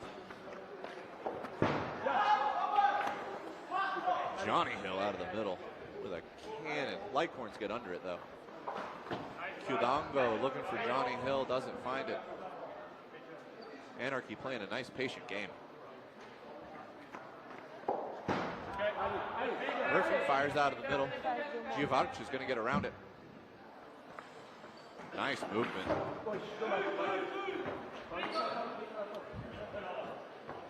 Ball retriever getting active out there on the side of Anarchy. See what they can do. But a nice patient game. Johnny Hill puts it not into, I want to say through the chest of Paul Giovanni. Was that might have been Palmer. My apologies. Bounce it, yeah, bounce it. Oh. No, that was Auger. My bad. Brandon Kelly is going to find Kudango.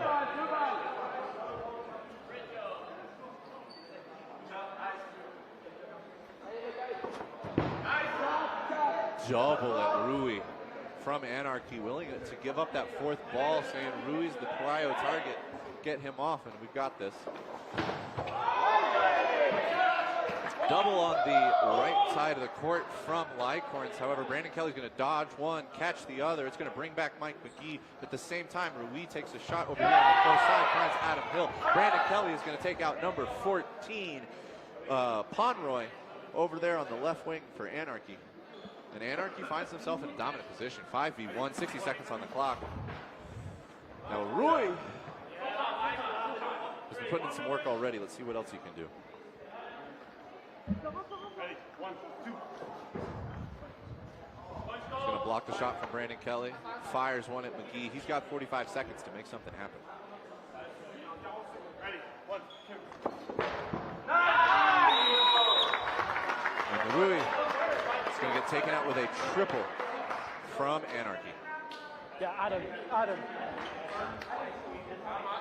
I thought it bounced. I was just checking to see if another ref was calling the hill. Yeah. You're absolutely fine. Yeah, you're fine. Right. Boston Anarchy goes up 6-4 over the Paris Lyorns here in set 2 of the game 2. Game 2. The Dodgeball Champions Tour tournament in Mexico City. Line I up! need some more coffee. Team's ready! All right, we're off. Once again, Lyorns win the opening rush. Beautifully done. Come to the line. Block, bounce. Nice. Rolling pump fakes. Dupuis reels in a catch on Adam Hill. Kudango is going to find the knees of Brandon Kelly.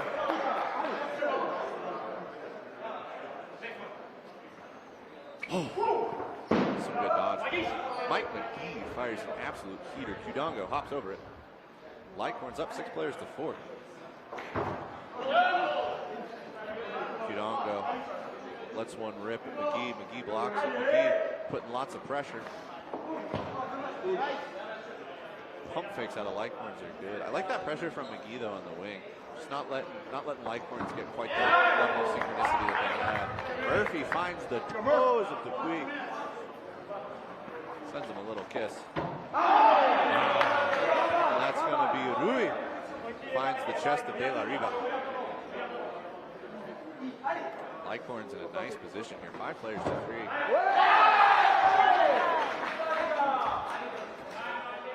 give credit where credit is due. I believe that is Vincent Auger finding Mike McGee. Mike McGee with a blocking ball in that situation. So beautiful work to Auger to get around it. Auger at Murphy. Murphy gets out of the way. Oh, and that ball is going to roll all the way back inside of Lyorns. They like that. 80 seconds left. Murphy gets out of the way of the shot that Rui puts on him. It's going to be Murphy and Johnny Hill in a 2v5. You can hear the Frenchman saying there's 1 minute left, 1 minute left. We can win with an elimination or we can win with players. Rui looks hungry though. Yeah, he's running on the wing. He wants Murphy. But what it's going to do is all that pressure sets up Qdongo. Pressure from Rui sets up Qdongo, takes out number 18, Johnny Hill. And Murphy has found himself in this position before. Let's see if he can make something happen. 40 seconds left on the clock in a 1v5 against the Paris Lyorns. Lyorns comfortable on the back line. They know that in 30 seconds, this set is theirs. Murphy puts it low, Rui hops over it.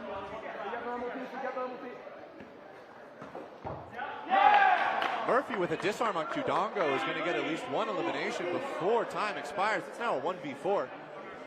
See if Murphy can make something happen. Play one! Play one has been called on Murphy. Rui goes for a flight kill. Doesn't get it. And that is going to be time. Paris Lyorns, 3 players to 1. The set will go to them, tying it up 6-6. Now, obviously, all of these athletes out here playing to win, playing to show pride for their clubs, but also they're playing for some of the highlights. We've seen a few flight attempts already. Only 1 flight success so far. Hopefully, there'll be a few more before the day is done. Looks like a timeout is being called. Good game. 6-5. I'm seeing the score is 6-5.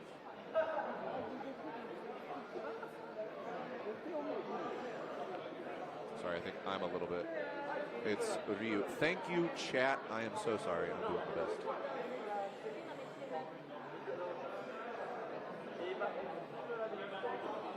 All right, here we go. Yeah, I'm going to take this.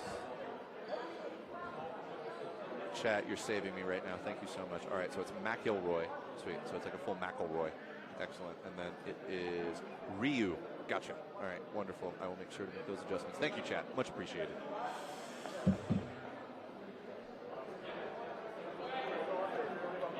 I want to celebrate these athletes. They put a lot of work into this sport. They deserve the recognition. Plus, they're willing to take these balls to the chest, and they are not moving at all. All right, timeout is over. We're lining back up. Let's see if there's any lineup adjustments. Looks like on the side of Boston Anarchy, they're holding strong with their Irishmen, as well as Brandon Kelly, Mike McGee, and De La Riva. Obviously, Hill, and Murphy. Don't want to coach you out. And Lyorns. Looks like they're also holding true to their lineup. They like the matchups. Ryu fires one at McGee. McGee gets out of the way.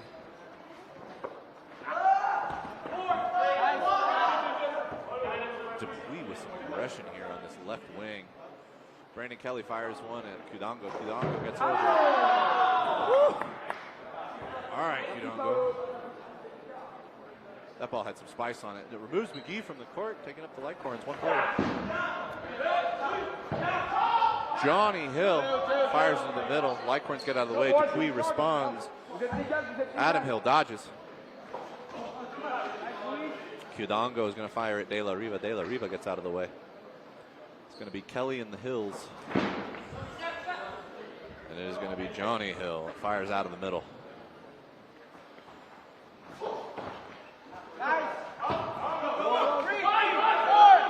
Looks like a pre-counter is going to find Giovart. And the way the balls break down, it's going to be Anarchy with 4. Dupuis with the pre-counter interrupts the double, is able to pull in a catch on Murphy. Still gets hit out though, catching out. But that is going to bring back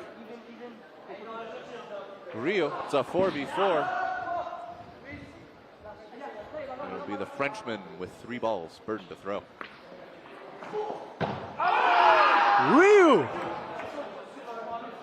puts one through the chest of Johnny Hill. Brandon Kelly with the pre-counter. Rio's going to fire one, but it is going to be the Lyorns now with a 4-ball play. It's going to be a double into Kelly. Auger made that catch on Adam Hill look easy. He looked casual. Play 2 has been called.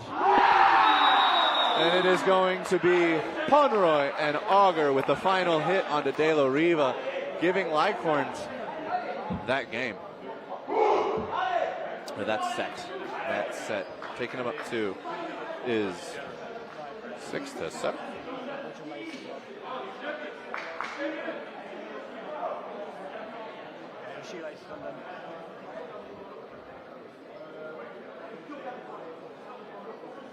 Ah, I see. Okay, fantastic.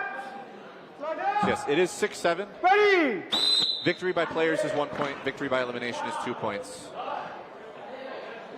Loss is 0 points. Tie is 1 point to both teams. So, Lyorns up 7-6 over Boston Anarchy.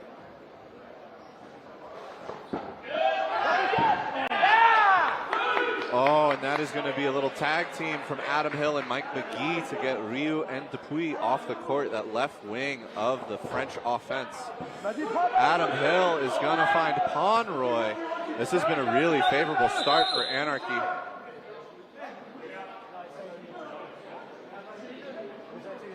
Adam Hill. Can I get that ball? Refs, no, that's in the neutral zone. Leave that alone. Okay. So, hit 11, and then who are you saying it went into as well? Which player's second hit? So 1, which one was 2? So they're saying De La Riva was struck in one of the previous plays.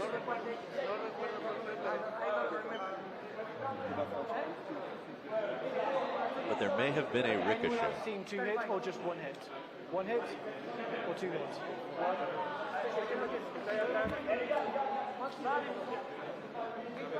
One hit, only 1 hit. Do you see that? Fine. Yep, it's just a hit on De La Riva in those exchanges. But between the challenge called. Right. Yeah. Right. All right, ladies and gentlemen, the Lyorns exactly? are using something that we have special here due to the way that we are filming this and recording this.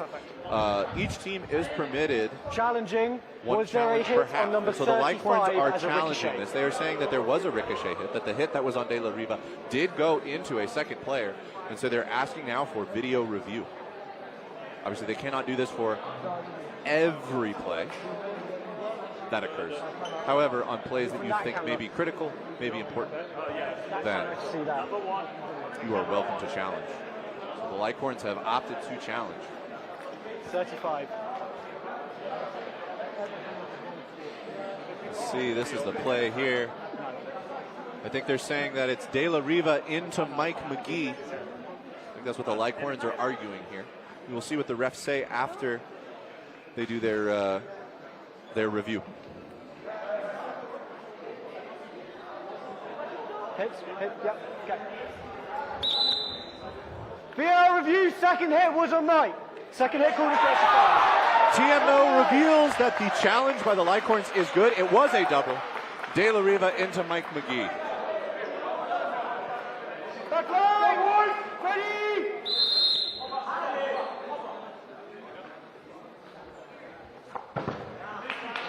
And Adam Hill is immediately going to find Auger. And Boston Anarchy. Pump fakes out of Boston Anarchy, gets some wonderful movement. The Frenchmen showing what they can do with their verticals. But looking for that landing point. Chudango with some absolutely beautiful movement, dodges 3. Chudango understands there are 10 seconds left on the clock. As long as Chudango is not eliminated, this will only be 1 point for Anarchy, which will put this set. Put this game into a tie, however. Brandon Kelly and Adam Hill say, no, we want the 2 points. They go for elimination. And that will take us into halftime, ladies and gentlemen. Boston Anarchy 8, Paris Lyorns 7.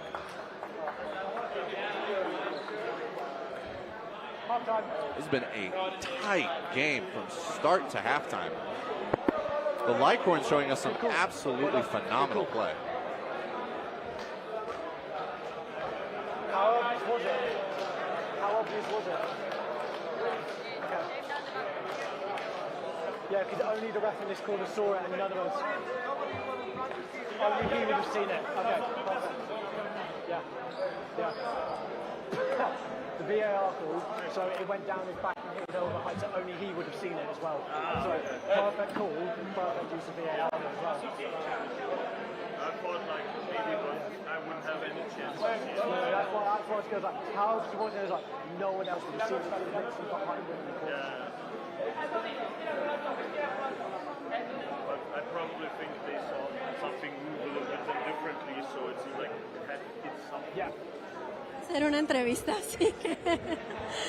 Sí, sí, sí. Y de momento, pues ya sabes, están ahora aquí reunidos de lado y lado con sus capitanes de equipo, haciendo, ya saben, su siguiente estrategia para este segundo tiempo de 20 minutos. Veíamos ahí a un Boston.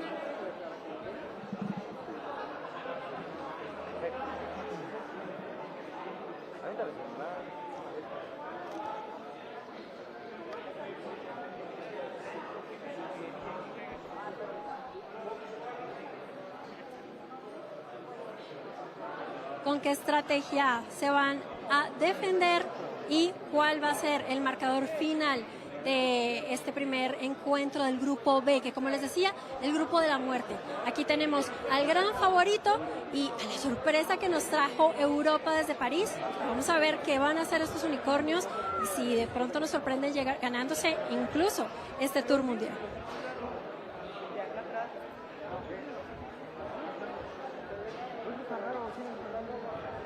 Reffing without radio in is a really weird experience. Because I brought it so the two centre line have to talk to each other. None of us have used it.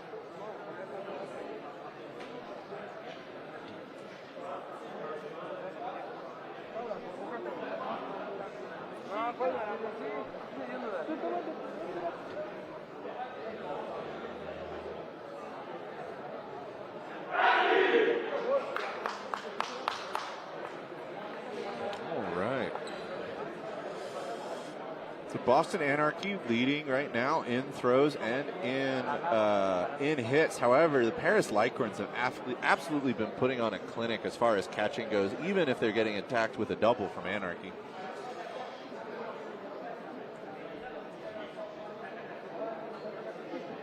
It's really anybody's game.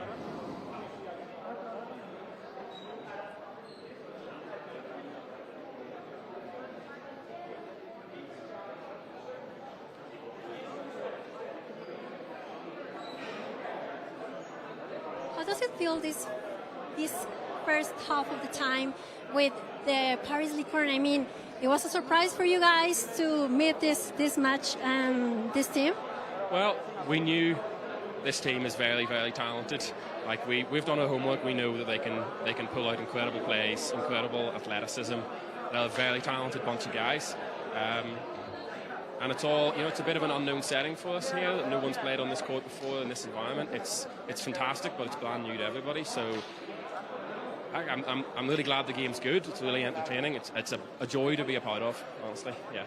Bueno, Gil nos dice que la verdad sí fue una sorpresa. Ellos sabían que son un equipo muy talentoso, los Paris Lyorns, que también son muy rápidos y sobre todo que enfrentarlos aquí en este espacio nuevo para ellos, en condiciones en las que normalmente no lo hacen, pues también ha sido muy retador, pero están muy contentos de estar aquí en este Tour Mundial. You have won titles across 3 countries, but this wildcard team is pushing you hard right now. Which is going to be like your strategy for this last half? Last half, well, we know we've switched ends. We understand that there's a large net at this end and a large wall at that end, and we think the dynamics is going to change a little. We think we're going to get some balls back off this wall when we throw them, and we're hoping it'll open us up to play our aggressive game plan a lot more. That's it, yeah. Okay, thank you, Hill.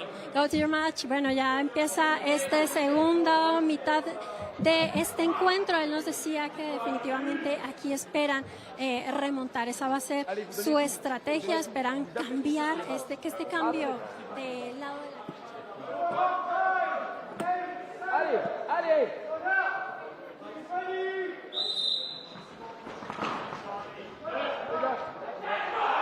And we are off into the second half. Unfortunately for the Lyorns, their center ball rusher, Giovarch, is going to have a line violation on the opening rush and be eliminated. Brandon Kelly takes out Kudango. Rio responds, taking out Brandon Kelly. Lyorns now find themselves with one ball for defense, but it is a 4v4. The exchanges have been even so far in this set. It's going to be a double at Rio. McGee and Johnny Hill. Ryu's going to get over it, though, showing some beautiful athleticism as well as some wonderful ups. It is going to be a double from Murphy and De La Riva into Dupuy. And using that ball back wall, they do get the ball back. Anarchy is going to have their third offensive play in a row. De La Riva is going to fire one at Giovarch. Or Ponroy, sorry, that is Ponroy. He's going to fire one at Ponroy. Ponroy gets out of the way. Mike McGee was looking for something, shakes his head, he's disappointed. Ponroy with an absolute rocket out of the middle. De La Riva gets out of the way. Oh, Dupuy with a beautiful read. He's going to find Murphy for free almost. On a pre-counter, ball rolls back. Dupuy's going to fire one at Johnny Hill. Johnny Hill's going to block. Lyorns thought they had four, but it's only three. Pre-counter from McGee. Lyorns are told to throw two.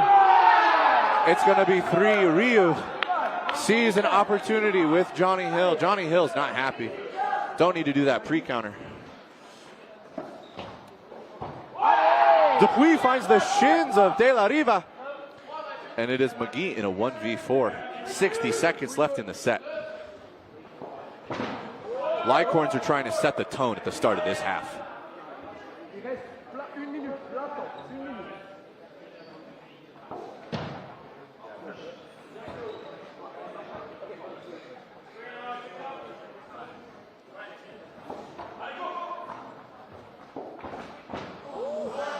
Well, McGee gets over one and under the other. It's going to be four balls on the side of Boston Anarchy. McGee's got his work cut out for him. 1v4 in cloth is not something that's easy to come back from. But a solid hit and a good catch can make a real difference. He fires one at Dupuy, wants to check that ball, make sure Dupuy's not going to rush him down. Beautiful block from Dupuy, but it puts it back on the side of Boston Anarchy. Boston Anarchy still has Burden. We've got 15 seconds left on the set clock. Burden is still on McGee to throw. Ball's in the hands of Ryu and Dupuy. I will absolutely agree, these are terrifying wings. McGee dodges both the shots from Dupuy and Ryu. So that'll be 1 point to the Paris Lyorns, tying it up 8-8 here in the second half. Wings for the Lyorns have some serious aggression, and I love it.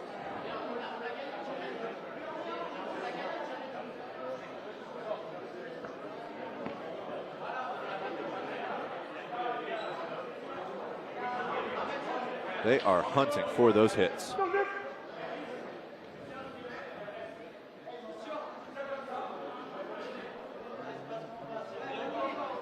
But they are very much in that set. They were setting the tempo, setting the tone for this second half. Let's see if they can hold it here into the second set of the second half.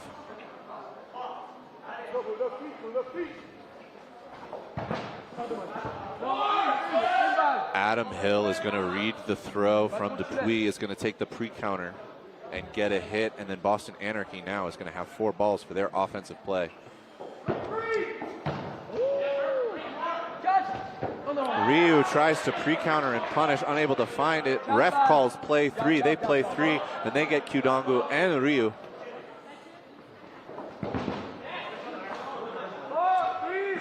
Adam Hill from the right wing is just absolutely eating off of Boston Anarchy right now. Play 2 is called. Adam Hill with a fast play call. Brandon Kelly throws one at Giovarch. Giovarch finds the knees.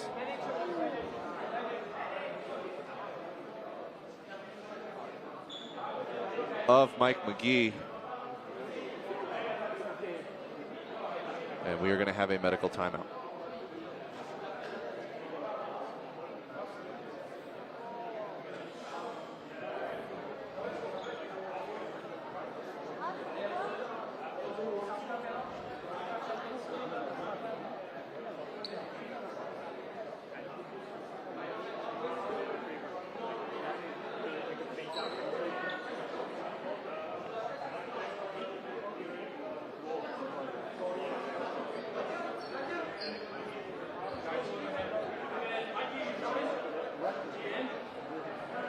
Boston Anarchy came out firing in that set.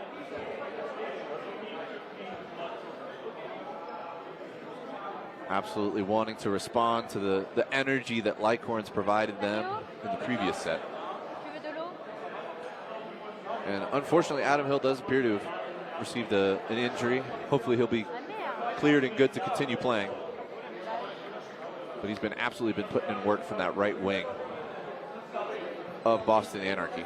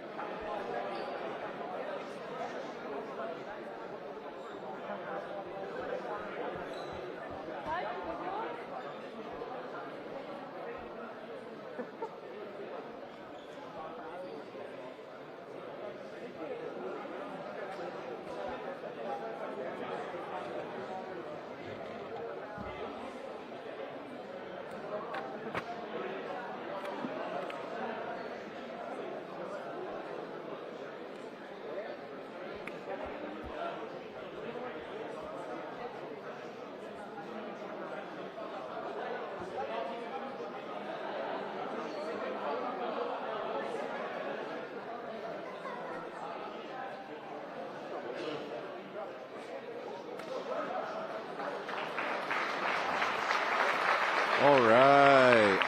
Looks like Adam Hill is going to be okay.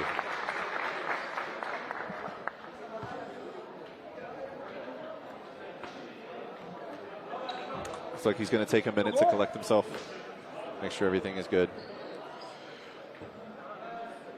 Hard shot, face the ground. I think he needs to wash his hands. And the injury substitution is going to be none other than Nicholas Danchenko.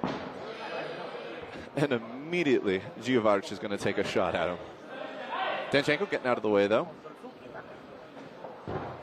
Shot from Brandon Kelly. Beautiful block by Giovarch. And Auger and Giovarch are going to come to the line. It's going to be Giovarch with the throw. Auger applying pressure on that left wing. Shot from Murphy. Johnny Hill with the block. Tries to put it through the chest of Auger.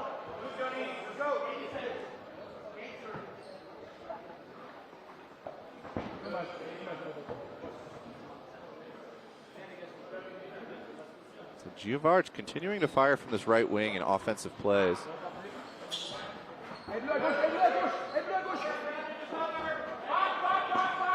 Murphy finds ground but not feet. Auger is going to live another day. And Lyorns with about 60 seconds left to get some eliminations here.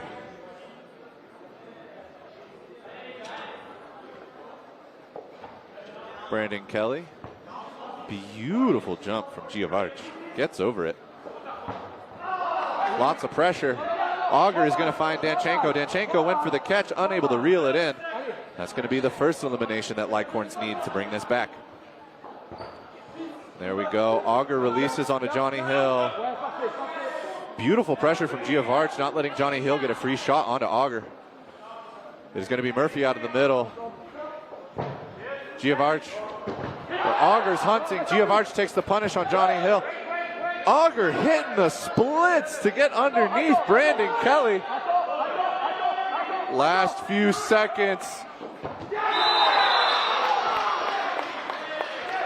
Oh, Giovarch is frustrated with that one.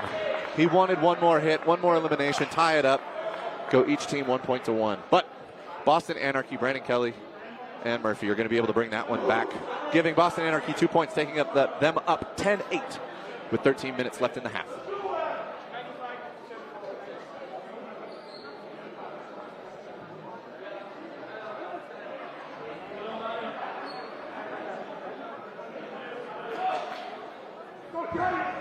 Line up! Team ready! Johnny Hill versus Giovarch for the opening rush, and Giovarch will win it.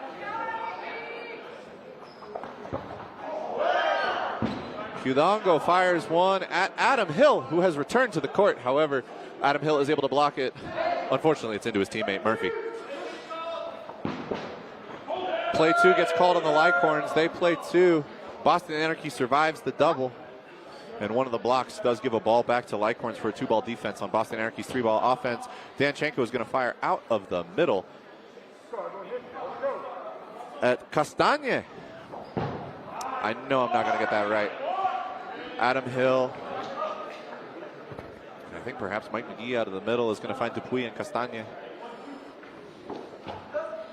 Mike McGee looking for Ryu.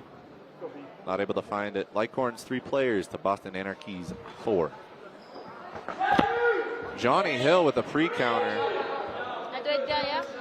Lyorns survive, fire off a few offensive shots, get back for a nice solid defense. Ryu getting underneath it.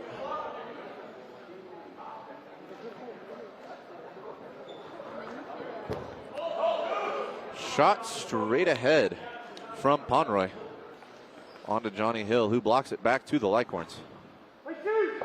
Play two has been called on the Lyorns. Mike McGee dodges the first one from Ryu, but gets hit by the second one from Giovarch. It's going to be 3 balls on the side of Lyorns with now 3 players to Boston Anarchy's 3.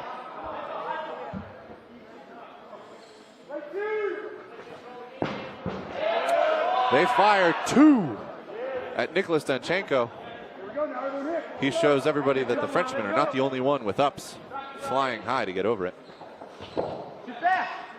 Boston Anarchy fires a double back at Ryu. Dances around them. There's going to be the Lyorns to throw. Giovarch out in the middle. Boston Anarchy's hungry. They want something. Danchenko responds straight back. Only 40 seconds left here in this set. Currently a tied set. Ryu looking for Brandon Kelly. Brandon Kelly gets around it. 30 seconds left. Brandon Kelly gets underneath the shot from Ryu. Danchenko responds. Johnny Hill finds himself in a 1v2. The Lyorns take advantage of it. Using a distraction from Giovarch, they give Pomeroy an opening to put it into the chest of Johnny Hill. Nick Danchenko dodges the double. Ryu fires a third at Brandon Kelly. Lyorns are up 3 players to 2. Brandon Kelly with the catch! There's going to be some refs discussion about the final moments of this set. However, that was a beautiful catch from Brandon Kelly on Ryu. Straight ahead into the chest. Kelly goes back for a tombstone catch, pops it up and reels it in. So now the question is,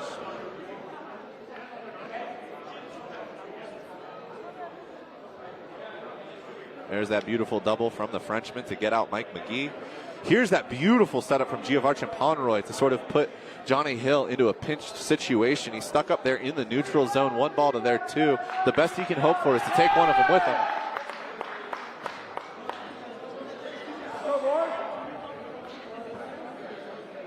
So refs ruling with the catch by Boston Anarchy that would remove Ryu from the court. He is eliminated, which would put them at, I do believe, 2 players to 2 after the elimination, given the elimination of Johnny Hill.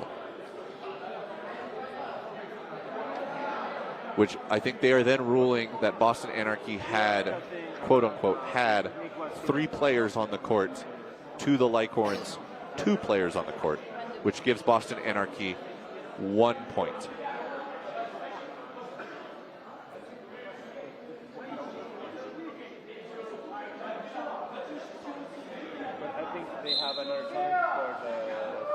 Now the Lyorns have once again called for a TMO review of the final moments of that game. I think that they believe that they may have gotten a hit onto Nicholas Danchenko, which would make it that it is 2 players to 2 players, and therefore a tie, making this 11-9 in favor of Boston Anarchy still. However, we will see, the refs will do a video review here. The Lyorns once again using the challenge system, taking advantage of all of the amenities provided at this tournament.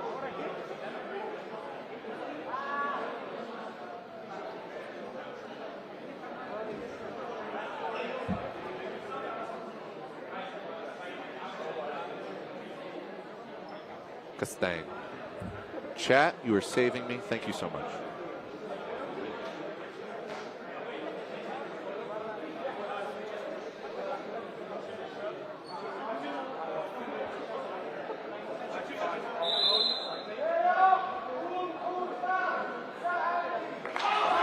After TMO review, the call on the play stands.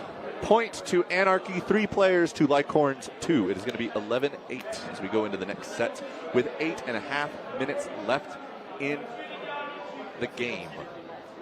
Just making sure I get my terminology correct.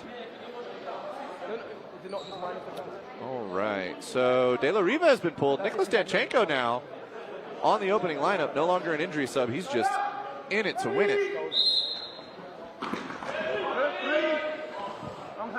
And that is going to be a victory in the opening rush to Boston Anarchy.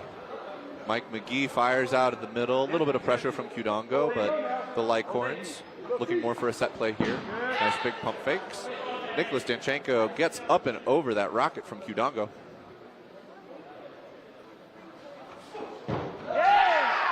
That is going to be Murphy finding a hit.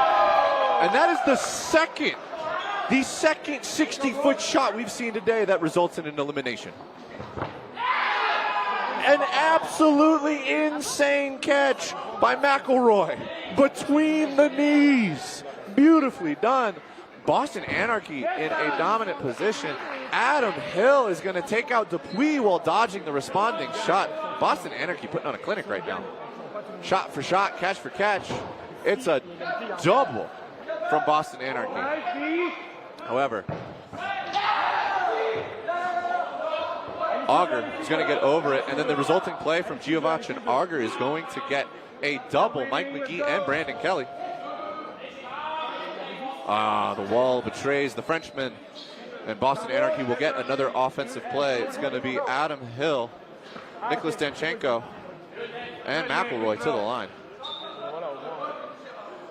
We have a line violation on the side of Giovarch.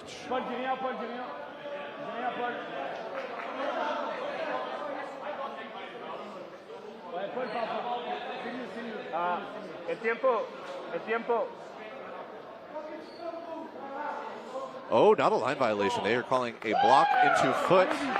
Deflection hit is going to remove Giovarch from the court. And it will be Auger in a 1v4. McElroy and Hill with some absolutely merciless pressure into the neutral zone. He's going to close out that set, taking up Boston Anarchy 13 to Paris Lyorns 8. Lyorns are still in it. 6 minutes left in the game. Just about 2 sets. Play him quick, get that last 90-second. I believe in him.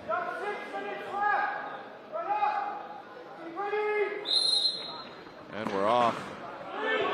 Oh, Giovarch with a line violation. It's going to be an early elimination against the Lyorns. Boston Anarchy probably happy to see that. Brandon Kelly is going to find the side of Kudongo, taking out the right wing of the Lyorns. Pomeroy gets under a shot from Adam Hill. Oh, McElroy wanted to take that shot. However, the cries from the back line of Anarchy calling for, they know that they want this double.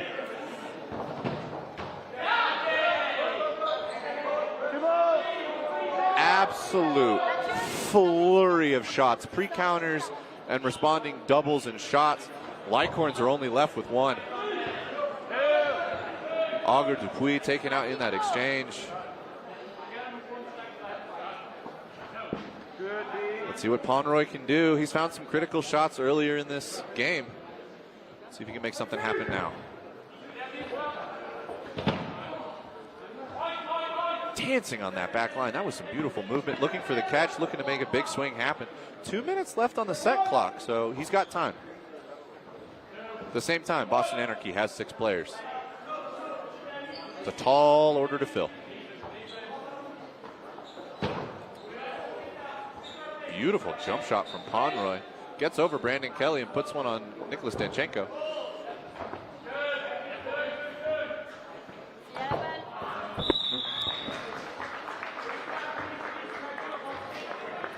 Pomeroy feeling some pressure. He knows that Boston Anarchy wants to draw out that set because that'll run down the overall game. Clock goes ahead and tries to go for a kind of up-in-your-face play to remove Brandon Kelly, but Brandon Kelly holds his ground. Boston Anarchy now up 15-8 over the Paris Lyorns. It's a nice position to be in. They've got a good, comfortable buffer of points with the amount of time left on the game clock. We've got some substitutions happening here on the side of the Lyorns.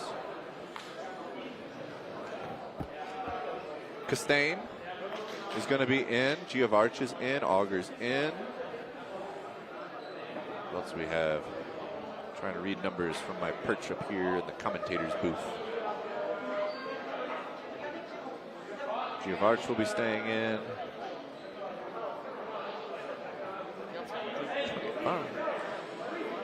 Tamborello also getting put in, and Bryce Varas. So we got a big change. We got 2 change-ups here over on the side of Lyorns. Boston Anarchy has pulled Murphy in favor of putting Colello.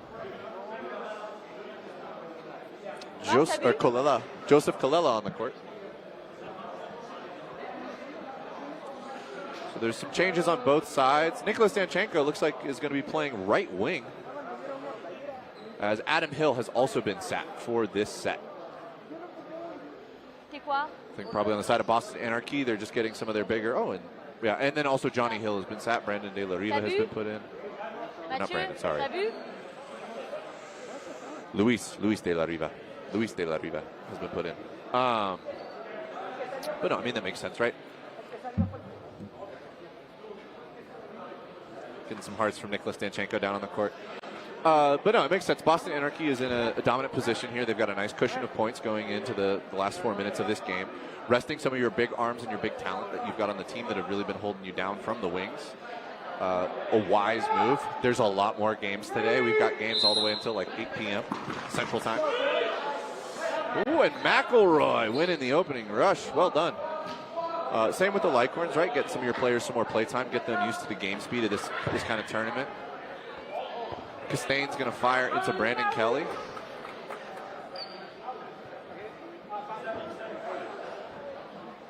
And is there a starting line violation? There's only 5 Anarchy players on the court. Oh. Danchenko with a vicious headshot onto the left wing of the Lyorns. However, Castain is able to pull it in, which means that Danchenko can get to go sit in the outbox. Tamborello not getting too much playtime. Get him on the court. Want to see what that boy can do. Lyorns now up 5 players to 4. Shot at Colella. There is an attempted trade in the middle of the court between Moulton and McElroy. It's going to be a trade over here in the wings between Brandon Kelly and Castain. It's going to be 4 balls on the side of Lyorns. De La Riva gets under it, gets around it, dodges 3. It's going to be 3 balls on the side of Boston Anarchy with about 90 seconds left in this set.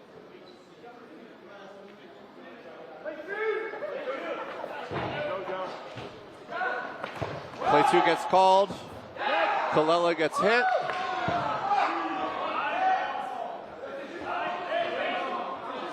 De La Riva is going to get called out on a line violation. McElroy is going to get a catch and out as he reels it in but dances. And it's going to bring Armando Valdez back in.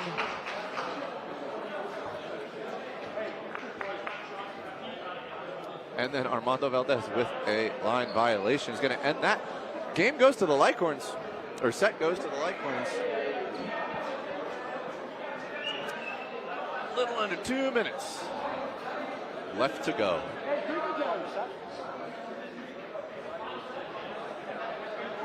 Once again, yep, they're just continuing to sit Hills and Murphy.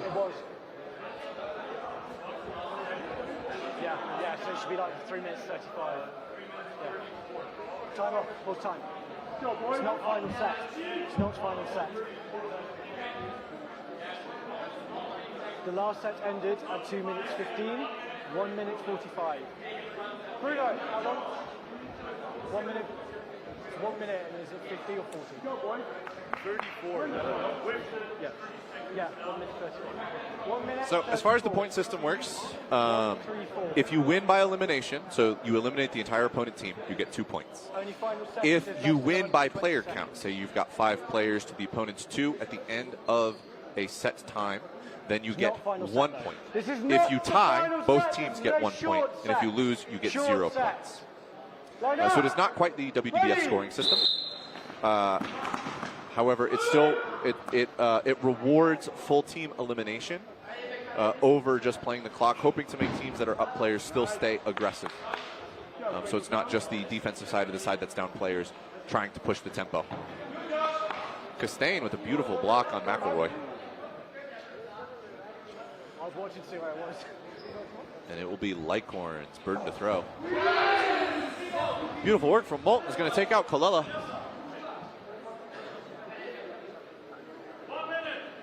60 seconds left on the clock. De La Riva attempts to eat out of the middle, but Moulton gets under it. Series of trades and exchanges, no hits found. Brandon Kelly is going to find the knees of Castain.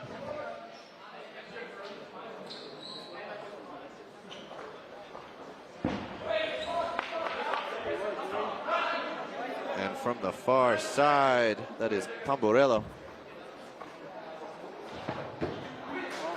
Oh, Danchenko gets the elimination on Tamborello.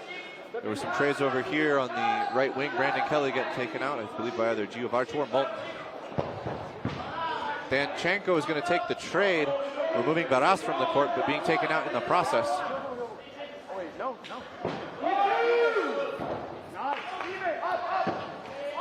All sorts of trades happening across the court. McElroy finds the far side. 1 point. Full time.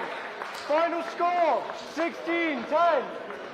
And it is going to be points to Boston Anarchy by player count. So the final score here in Game 2, the Dodgeball Champions Tour Tournament.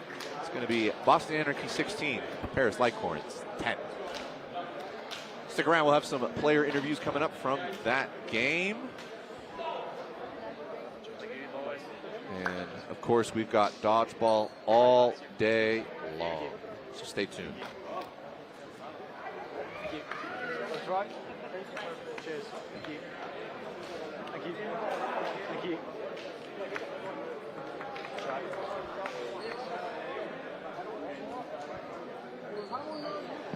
Cheers. That's right. You're just going to play rock, paper, scissors, and the winner stays. Rock, paper, scissors. Oh, okay. Well, yeah. Rock, paper, scissors, shoot. Rock, paper, scissors, shoot. Rock, paper, scissors, shoot. Rock, paper, scissors, shoot. I'll stay. Yeah. That went on way longer than I thought. Kaylin. Kane's going to swap, then you'll swap, and we'll start doing it one swap each time. Kaylin, you're on. What's up? This is 9.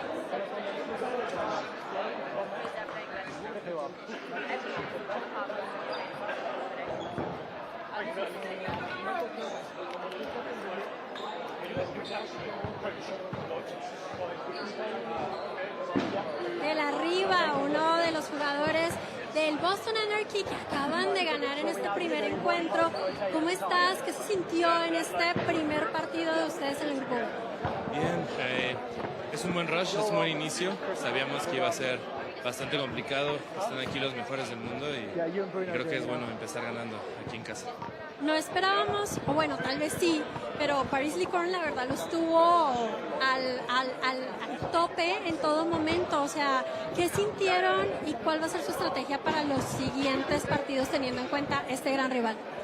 Definitivamente vinieron mucho más fuerte de lo esperado, pero se sabía también que iban a ser todos los partidos muy difíciles, nada iba a estar ganado, teníamos que hacerlo en la cancha y ahora revisar qué funcionó, qué no, hacer rotaciones en nuestra alineación porque los siguientes juegos van a estar más difíciles. Ustedes son uno de los equipos favoritos de todos los fanáticos del dodgeball y obviamente están muy pendientes de cuál va a ser su desempeño en este Tour Mundial. ¿Cuál de pronto es tu mensaje y el mensaje que crees que quedó a partir de este encuentro para el resto de los equipos que seguramente están muy asustados porque el resto del día ustedes van a tener otros encuentros con ellos? Que esperen que va a ser un partido duro contra nosotros. Vamos a darlo todo por ir por ese campeonato y nada más. Vamos por esas victorias. Bueno, perfecto. Pues nos seguiremos viendo a lo largo del día. Muchas gracias. Muchos éxitos. Gracias, gracias. Bueno, pues ahí tenían a una de las grandes figuras del Boston Anarchy. Nosotros vamos a seguir porque ya viene otro de los encuentros de esta larga jornada en donde los vamos a estar acompañando con PX Sports.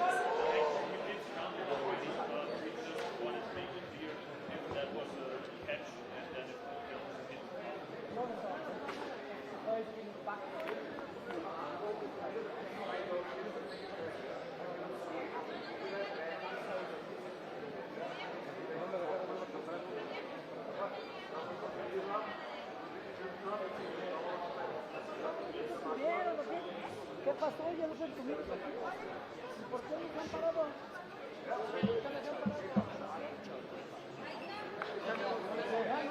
Órale, ya. Vamos para adentro. ¿Está linkeado?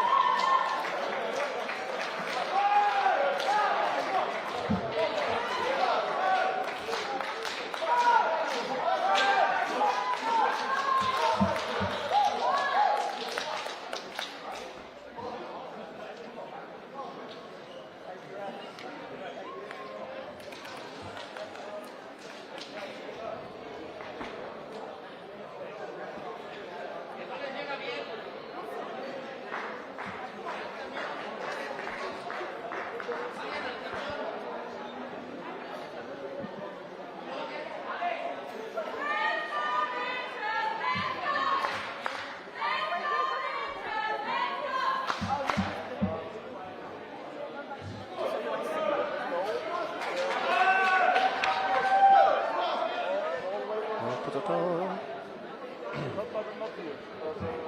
The flex one. Okay.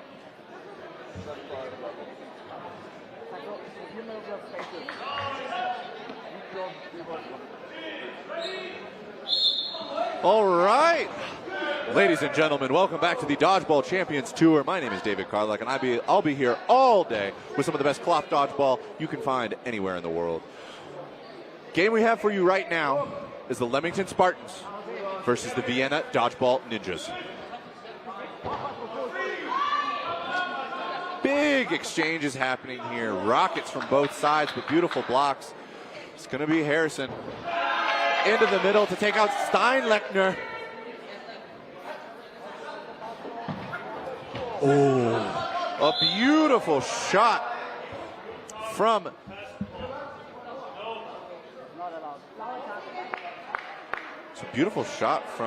Nemaskeri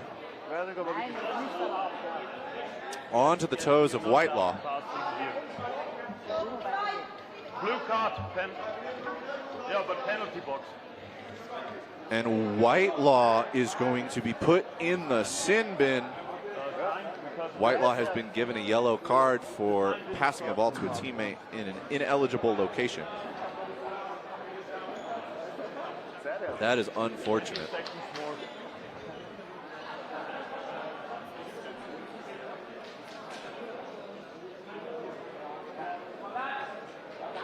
Warte, bleib nach vorne offen.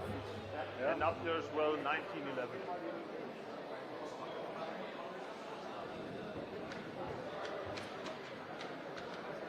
All right, just wait for the refs to... I think there's just a refs discussion. Sorry? Yep.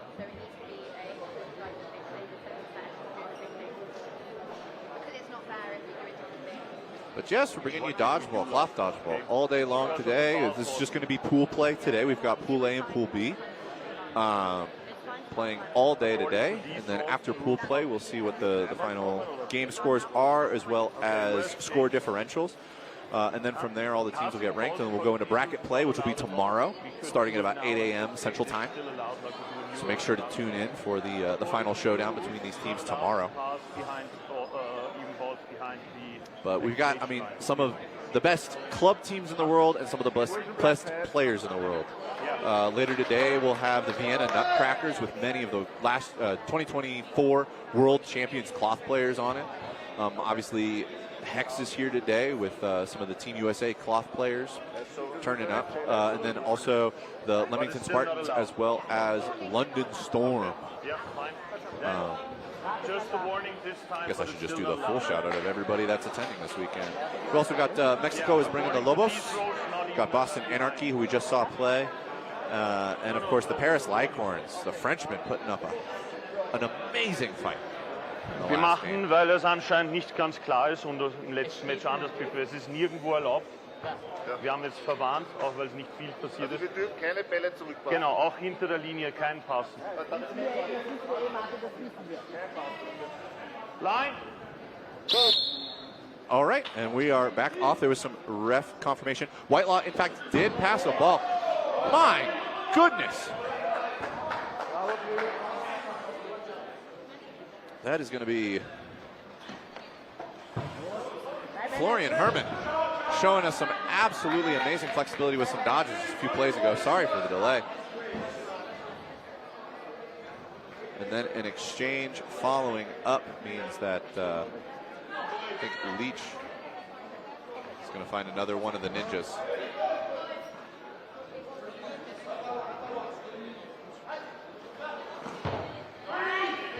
It is going to be Favre at Neely. Neely with a beautiful block. And it is going to be 3 balls on the side of Ninjas once again. It's going to be a straight ahead from Nemaskeri. Leach is going to find Sebastian Grill. Move him from the court.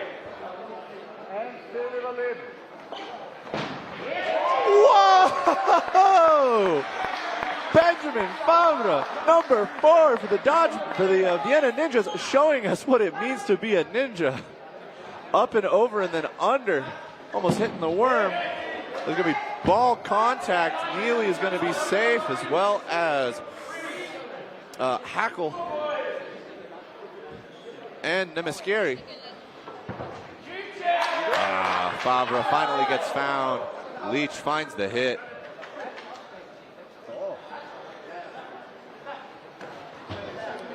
That is going to be Hackle. Number 27, Florian Hackle. I've been informed goes by Flo. It's going to be a double into Namaskari from Neely and Harrison. They do not find him though, and Ninjas are going to have 4 balls to make something happen. Leach with tons of pressure. It's going to draw one. Sood's going to dodge the other. And it is going to be the Spartans here in the final few seconds. And they will take victory by player count, going up 1-0 over the Vienna Ninjas. My goodness, and I thought Nick Danchenko and Barbeau had some ups. Favre showing us how it's done. Spartans with some really disciplined play there. Don't need to take shots they don't want to. Getting the hits they can get. As we move into set 2, let's see what adjustments Ninjas makes. Tighten up a few of those trades. Bring it back. Line up. Teams ready? And we're off.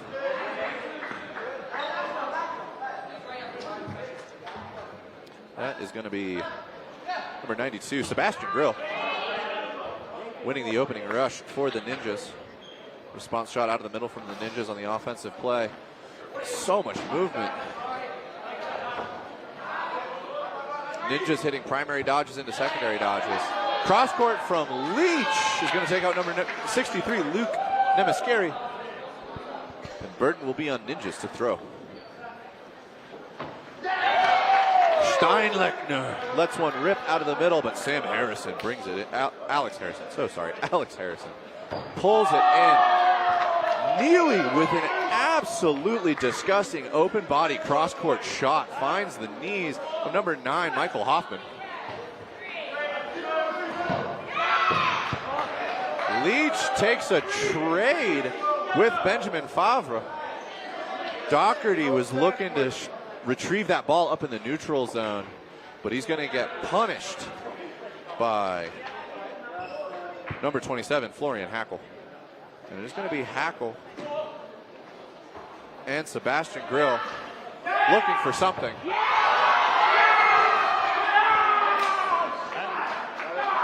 And Sood has to be happy about that one. He will put one right into the chest.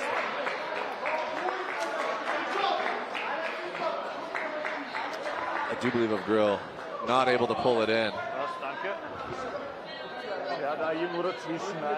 These games are going by, these sets are going by so fast. I love it.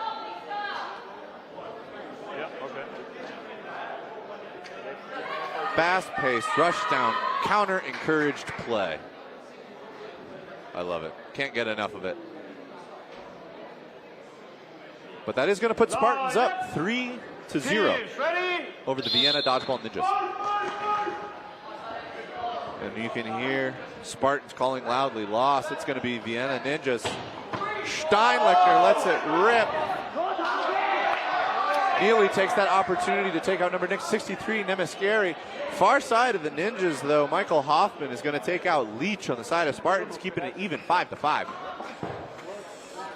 Whitelaw lets it rip at Florian Hackle, who is going to block, shakes his finger. Finger blocks are illegal. Doesn't mean you don't still feel it. Steinlechner puts it into the chest of Alex Harrison. And that is going to be Florian Hackle finding the shoulder of Whitelaw, number 32 for the Spartans. And again, the flexibility. Sebastian Grill, what's the routine? How are you staying that loose? Neely is going to get taken out on the double. Little teamwork from Michael Hoffman and Florian Hackle to find that hit.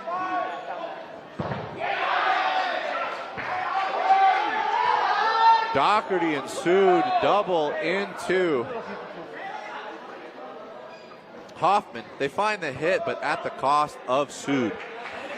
And it's going to be Doherty in a 1v4 with 90 seconds left on the clock.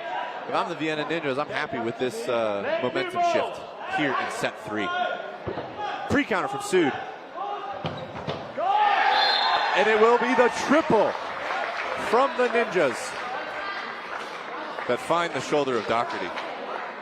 And a solid set from the Ninjas.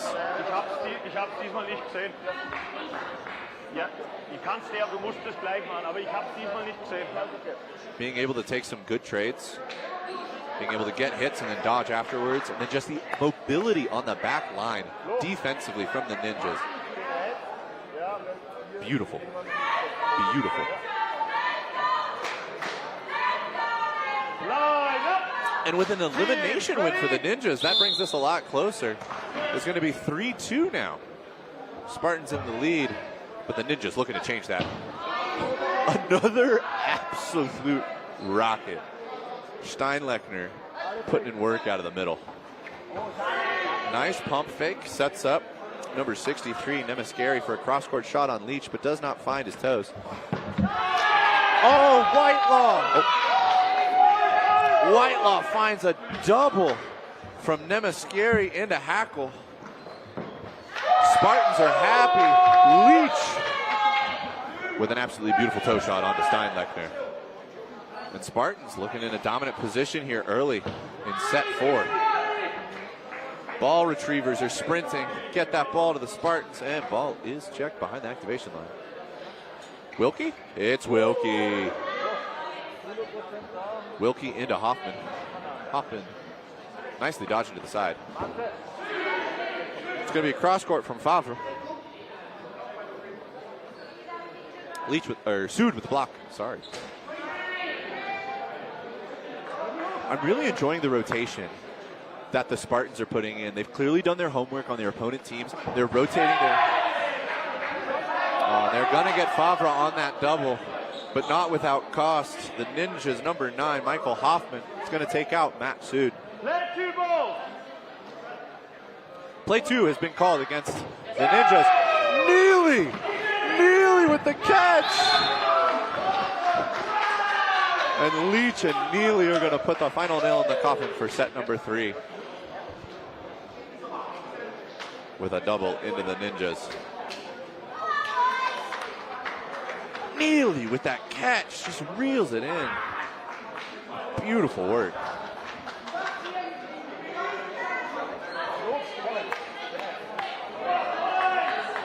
Spartans cheering to each other, saying that's the tempo. But it's clear that Spartans have done their homework.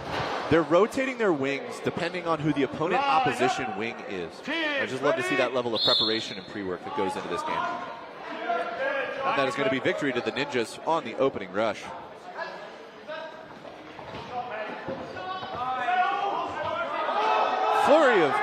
Flurry of throws and shots. I think Neely's the only one to find a connection there. Finding Michael Hoffman. Oh no, Hoffman's still on the court. My apologies. Is that number 4, Favre? It was Favre. Neely found Favre earlier. That's what it was. Thank you. Another exchange. Double from the left side of Spartans. It's Sood and Leach going after Hoffman. Ooh. Number 63, Nemaskeri reading the jump on Wilkie. Catches him as he comes down. Woo! Whitelaw had a beautiful shot. 63, number Nemaskeri with a better catch. Rubs his neck a little bit. That one did sting. But it was worth it. Brings back Favre. It's going to be Sood out of the middle. Ninjas, 5 players to 4 in a nice position. They could opt for trades if they want to. Favre looking for something. Rockets when it's Sood. Sood gets under it. Oh, Neely looking for his own 60-footer. We've had a couple of those today. Teams find another team sleeping and taking those hits.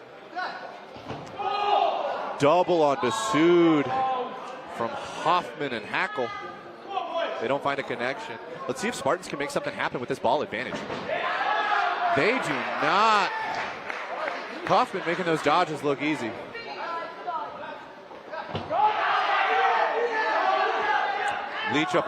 Leach gets up in the neutral zone, takes a shot at Hoffman. Hoffman gets over it. This gives a 4-ball advantage. Neely's going to go for the pre-counter. Sood's the one that's going to pay, as well as Harrison. It's a tough break for the Spartans, but a beautiful position for the Ninjas. Spartans are able to find a hit on number 92, Sebastian Grill. Hoffman looked for the counter on Leach, but wasn't able to find a connection. It's a double on Neely. He dances over both of them. Hoffman finally finds Leach. He's happy about that one. Neely finds Hoffman. Neely understands he has his work cut out for him. Jogs back to the back line. Gets rearmed from his ball retrievers. And it is a 1v3 with 20 seconds left. It's a double into Neely. He survives. He's up at the line. He finds the feet of Favre. He's now found himself in a 1v2. It is Neely versus Hackle and Nemaskiri. And it will be Nemaskiri, number 63 for the Dodgeball Ninjas, who finds the finishing hit onto Neely. And with an elimination victory, that is going to put the Ninjas up to 4 points, only 1 point behind the Leamington Spartans, currently at 5. Woo, let's go. Spartans are bringing in Hopkins. They want some of that magic that Hopkins had earlier against Hex, double into a catch, and it is going to be a timeout called. And there's been some absolutely explosive play here in this game.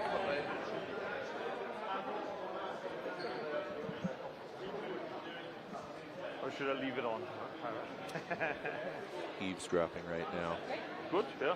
Eavesdropping on the huddle for the Leamington Spartans and directly above them.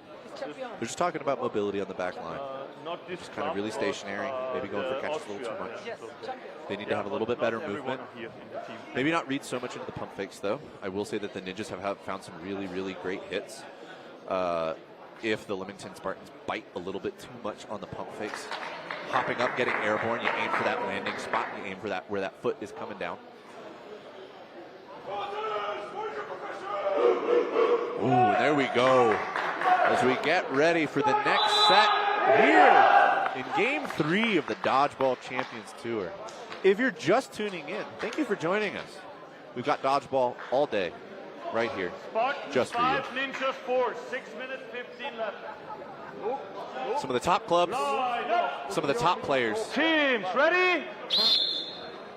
In the world, here to compete in Mexico City. And the opening rush will go to the Dodgeball Ninjas. Woo! I don't think so. And that is going to be a powerful rip from number 63, Nemaskiri of the Ninjas. He's going to find Hopkins. Response from the Spartans does not find a elimination. And that is Hackle firing fast and high into the Spartans defense. Man, pump fake from Ninjas getting lots of movement out of the Spartans, but it will ultimately be number 9, Michael Hoffman, who finds a hit on Matt Sood, number 26 in the Spartans. And that is going to be number 63 once again. Nemaskiri finding an elimination. It's on the toes of Whitelaw, number 32, as he moves to the out cue. I don't know what the Ninjas talked about in that timeout, but puts in some work for him. Unfortunately, number 52, Florian Herman, is going to get eliminated in that exchange, but the Ninjas quickly respond, eliminating number 55, Leach. Here we go. We've got Alex Harrison and Jonathan Wilkie in for the Spartans, looking to make something happen. They've got 90 seconds. It's a 2v5. It's not the worst position to be in. Let's see what they can do. Oh, the number 27, Florian Hackle. Not going to give them the opportunity. I don't know if that was a pre-counter or just a pure read on the throw, but catches Wilkie mid-throw, gets a disarm. It's going to be Harrison with a pre-counter and an immediate triple from Hackle, Favre, and Hoffman to get the elimination against the Spartans. And for the first time in this game, the Ninjas are going to be up 6-5 over the Livingston Spartans. Timeout, Spartans. And so, yeah, I do believe the previous timeout that was called was by the Ninjas. They called it. They wanted to make some adjustments. Clearly, those adjustments were working. That was a very dominant showing there, finishing that game, or that set, finishing that set up 5 players to a fully eliminated Spartans team. Spartans now calling a timeout. What adjustments do they need to make? That is the real question. I think they're just having some bad trades. I wouldn't even call them bad trades. They're ending up in the neutral zone. They're looking for a trade. They're looking to take that trade, and they're just not finding the hits versus the Ninjas who were finding them. I think the other thing, the Spartans, I think, just need to make sure they're making that transition. When they're up players, it's fine if you trade, right? If you go trade for trade, when you're up players, you finish with 1 to their 0. You get the set, you get the points. However, if you're down players and you get into that trade fight, get into that trade war in the neutral zone, not going to come out on top, I think is the polite way to put it. But Spartans have finished their huddle. Ninjas are ready to go. We've got 4 minutes here left in the first half of this game. Let's see who wins the next opening rush. 3 minutes 57 left. Line up. Teams ready. And we're off. Line. And there is a line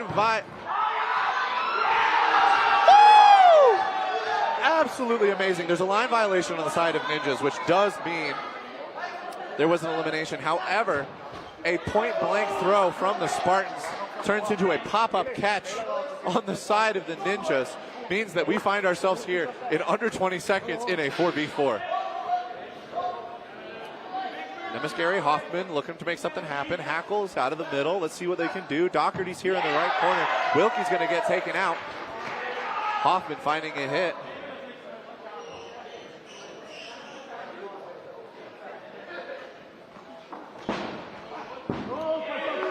Oh, Nemaskary is going to find Hopkins. Whitelaw responds but doesn't find a hit. It's a 2v4. We found ourselves here before, ladies and gentlemen. Just like where you are. Let's see what the Spartans can do here. Doherty and Whitelaw, sorry. Whitelaw. Fires a rocket. Looking for something. Ninjas coming to the line. Whitelaw dodges the double. And that's what I'm talking about. They get up into these trade situations. Hoffman is absolutely happy to trade himself.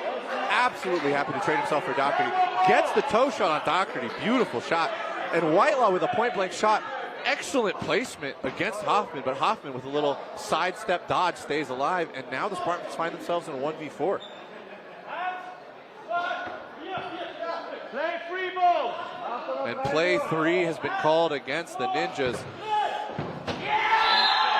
Whitelaw knows what's coming.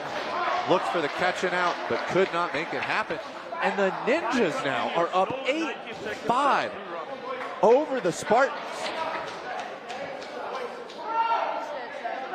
in the final set of this half. Yeah, so 1:34 again. 1:34 seconds left. Noch kein 1:30 Satz, 1:34. 1 minute 34 will be left.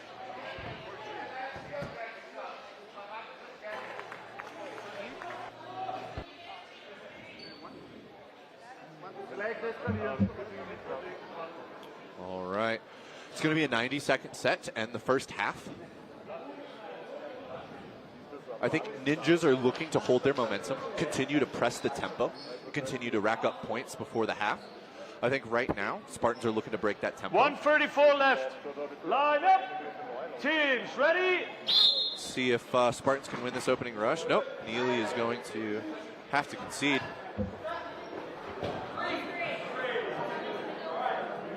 And it will be Spartans now with 3 balls.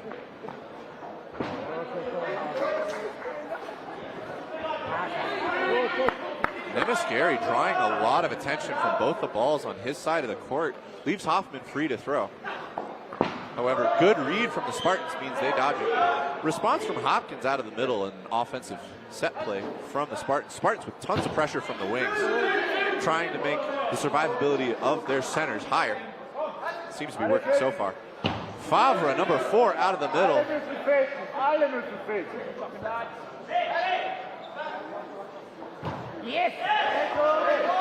And it will be Nemaskeri who finds the first hit on Neely. And it will be Hopkins responding, taking out Nemaskeri from the court, keeping it 5-5 with 30 seconds left in the set.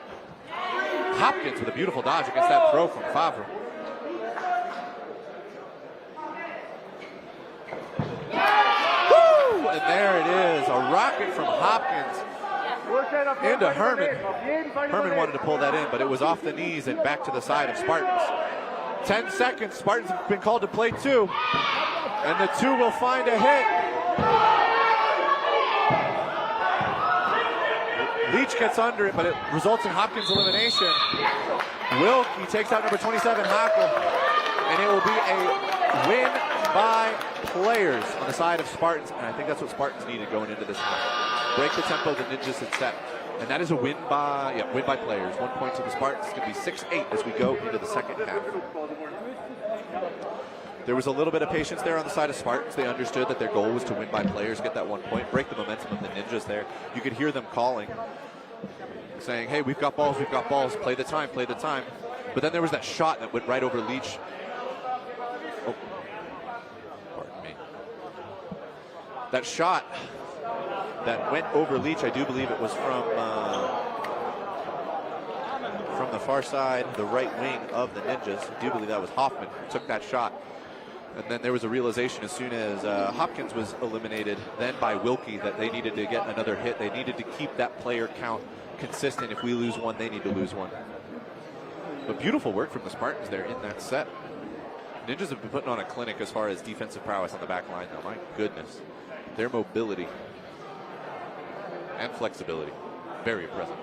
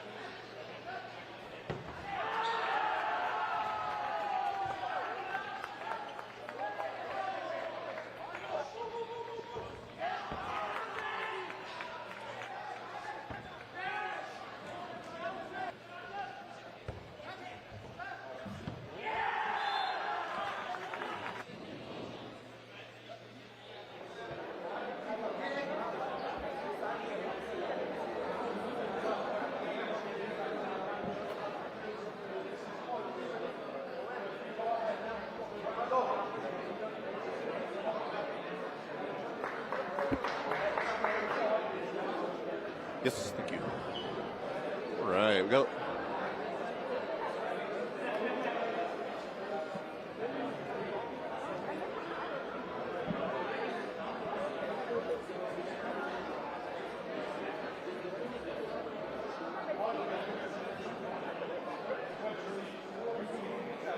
All right, we've got some stats for you for that first half.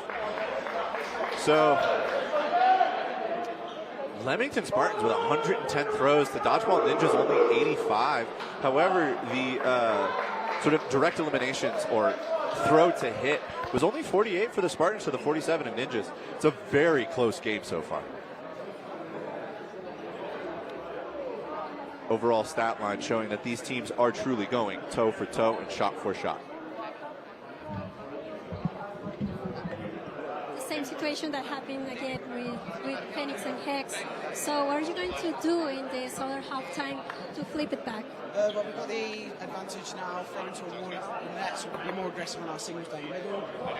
It's backing ourselves, it's trusting ourselves that we can do the job. We've got a phenomenal team, and we have to make sure we're using it at the right time. But it's all in our hands. Thank you.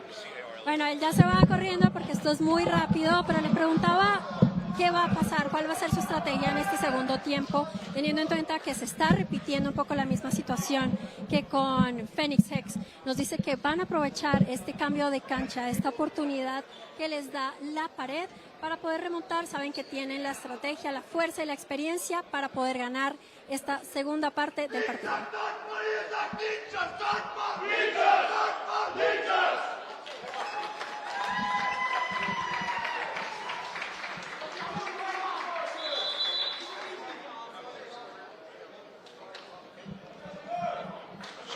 She actually is a player.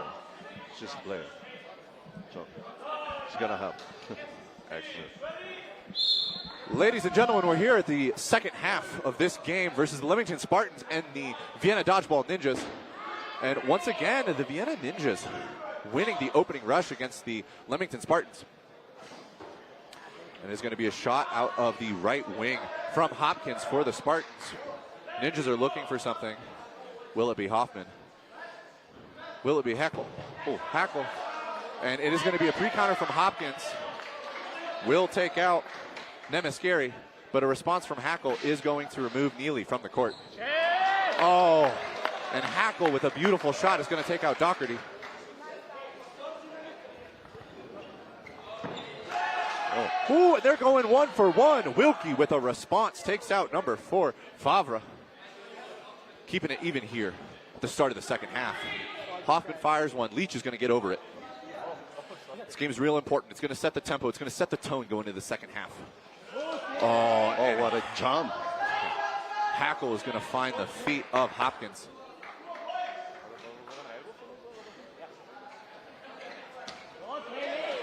Beautiful splits from Sebastian Grill, once again showing us that wonderful flexibility on the back line. Excellent defense. It is going to be a double from Hoffman and from Grill into Leach. Leach is going to block not one, but both of them. It is immediately a double into Hackle. The first one he gets over, but the second one bounces off his knees. 3 against 3 again. Oh.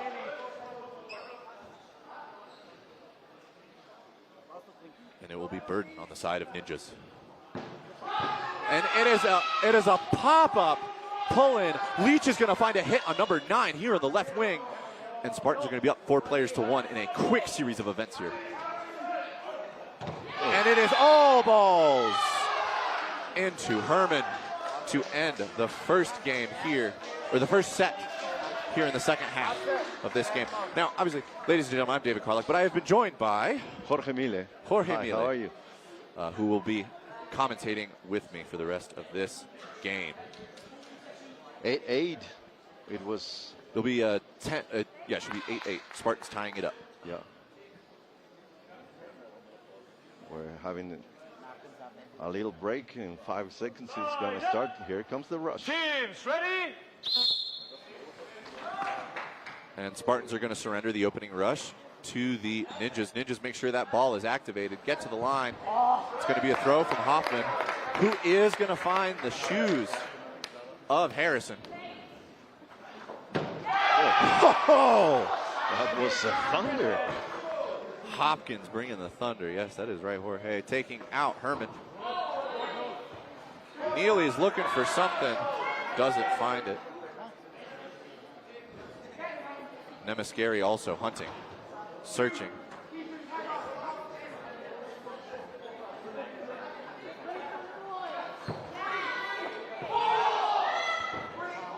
And it'll be Neely in that exchange of throws that finally finds a hit. Off of the shins of Nemiskeri. And Hopkins once again into the middle. Finds another elimination, removing Favre.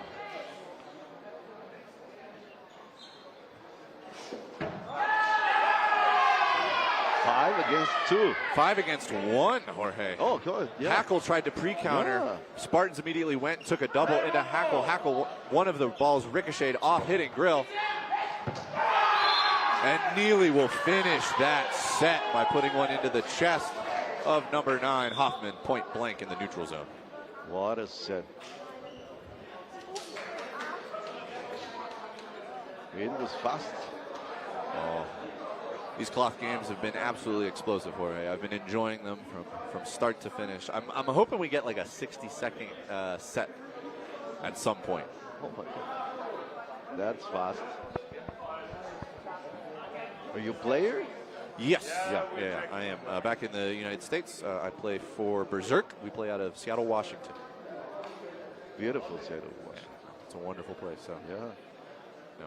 Big player, big fan. Loved watching this one. Wish I could have watched the 2024 Worlds in person, but could not. But I get to be here today witnessing a play that I would say is just about as intense with the people that have shown up. Vienna, Paris,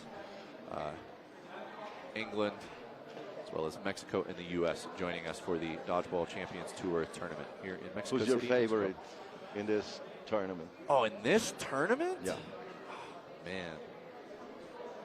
There's so many good teams, Jorge. Yeah, I know. There's a special place in my heart for Hex because they got my boy Shota Barbeau.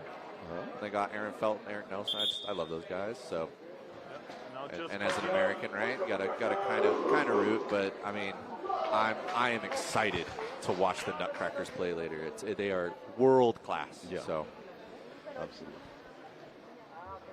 It's a toss up. It's a toss up. Teams ready?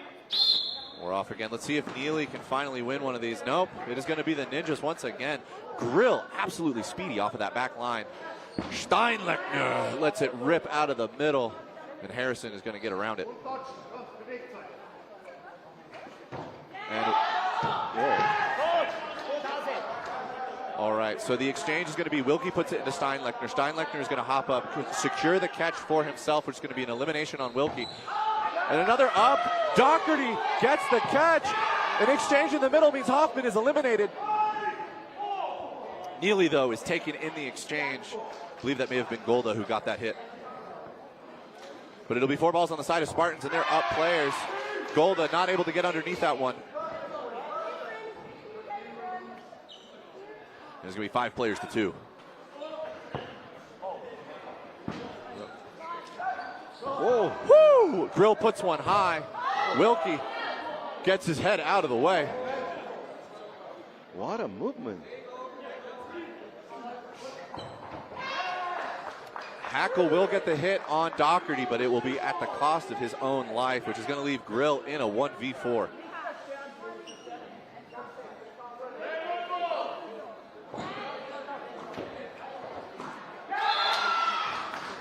Grill blocks the first one from Leach, but it's the follow-up from Wilkie that finds his shoulder.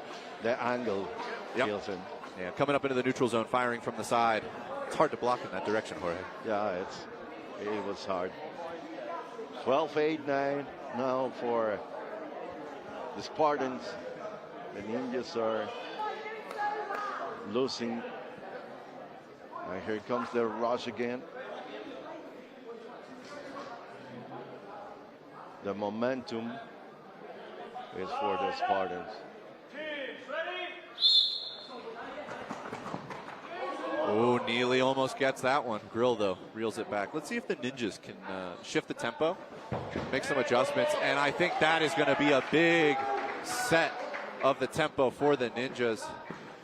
Nemascari getting Neely off the court. It's going to be Wilkie into that right wing. My goodness, the aggression. I like the shot from Wilkie, but Nemascari gets underneath it. Ninjas now on the offensive.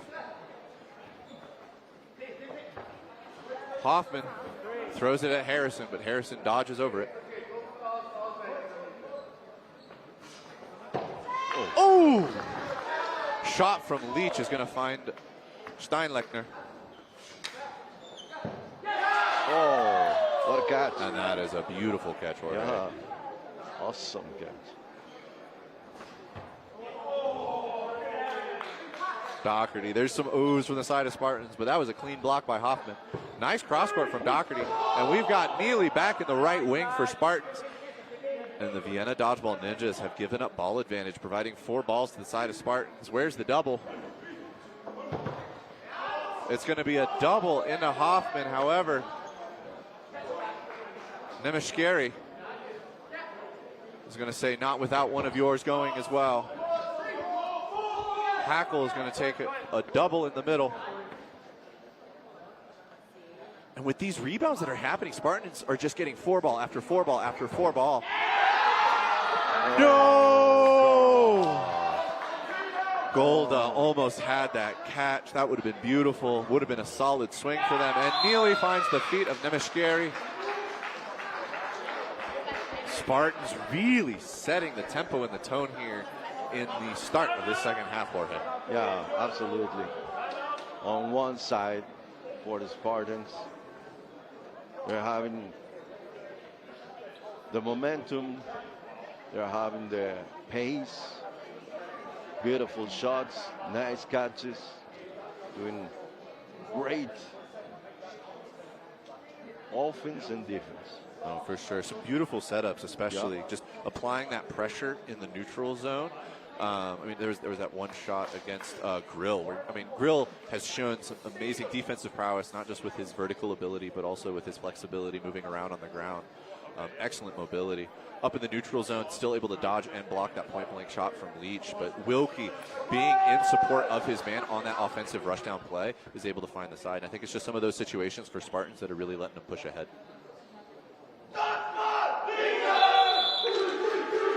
All right. Timeout's finished. 12 minutes left in the game.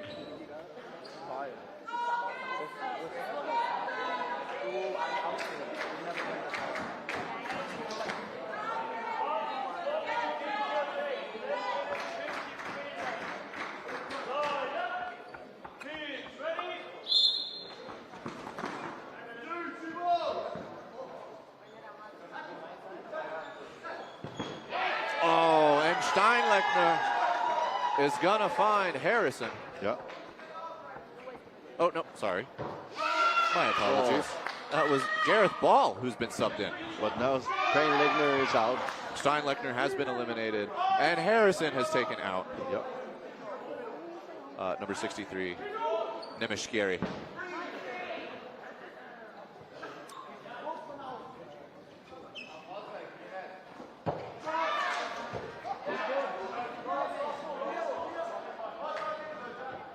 Hoffman is going to get taken out in that exchange. Hackle with a beautiful block is going to give 4 balls to the side of the Ninjas. They will use that opportunity to take out number 9. Number 9. Tom Ovenden. Oh man, Spartans has had a changeup. They've added Ovenden and number 31 Ball to their lineup.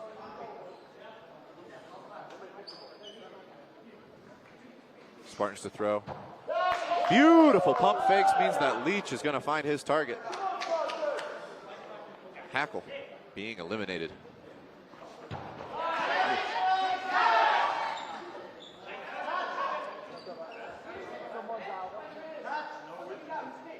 Steinlechner is back. Yep, Steinlechner is back. So there was a hit onto Ziffer, who was eliminated. How? With the pop-up.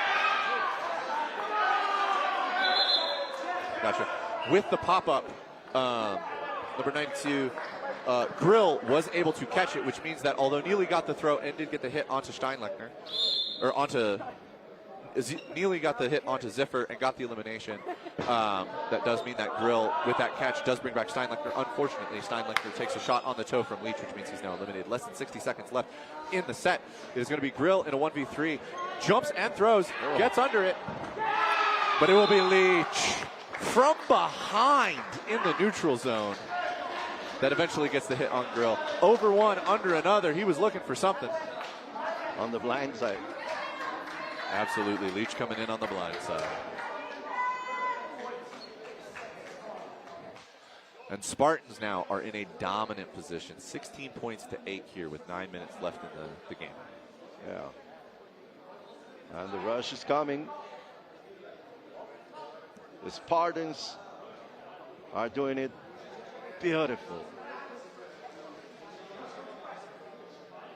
Nice shots, catches, reflexes, everything. Oh, Neely and Grill in a little bit of a slap fight there in the middle of the court, trying to get that contested ball. A couple of cats fighting over it, but it's going to be ultimately a beautiful placement by Nemeshkeri. Finds the toes of Neely, but it will be the Vienna Dodgeball Ninjas that win that opening rush. Spartans now with Burton to throw. Oh, Leach lets it rip. Hackle finds the shins. I think this is what Ninjas need, a little bit of a momentum shift.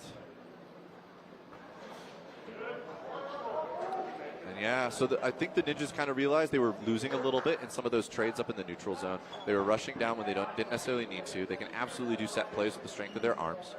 That's what they're kind of settling into. They're looking for those openings, looking for those opportunities. Big pump fakes from the side of Spartans. Hackle's going to fire one in response, trying to take out Harrison. Oh, and it will be a cross-court response from Nemeshkeri that takes out Ovenden.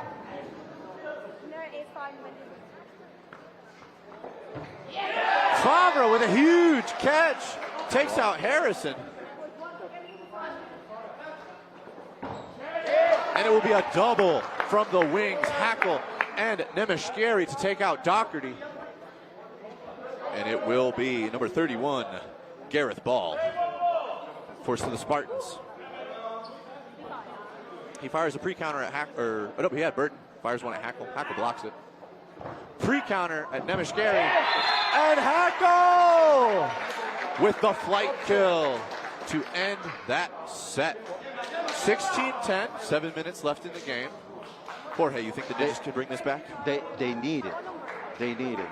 They knew it was time to get over. So they did it very good. 16-10. It could change their momentum. Let's see what Spartans brings to the table. The rush is coming now. And let's see, we've had a pretty big lineup change on the side of Spartans. Got Wilkie's in. Matt Sood is back.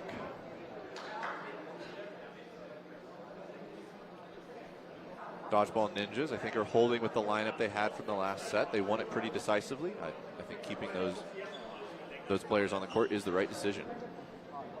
Yep. Once again, Grill lining up for the opening rush. Will Spartans contest it? So far, Grill's won every single one of these.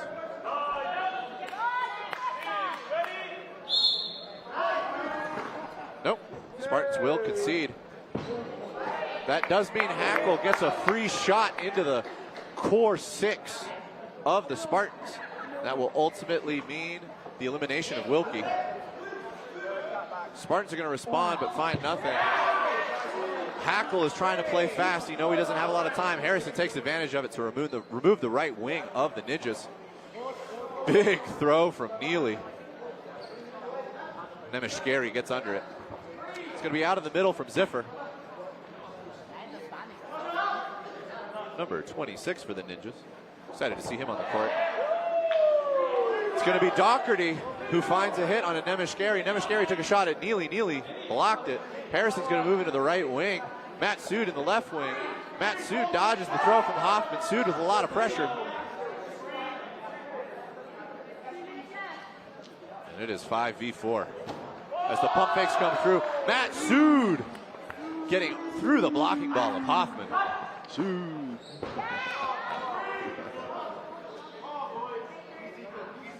Spartans calling for a little calm. Let's get something set up. It's going to be Harrison, Neely, Sood. Pre-counter from Grill. Feet of Neal get found by Favre. Nice play. Still looking for something. Grill gets over it. Doherty takes the trade. When you're up players, absolutely a good thing to do. 90 seconds left. Sood through 2 blocking balls. Takes out number 26, Ziffer. What a play from Zul. That was impressive. Impressive. Favre knows it's a triple. He knows he has to go for the catch. Spartans win the set, and it's 18 against 10.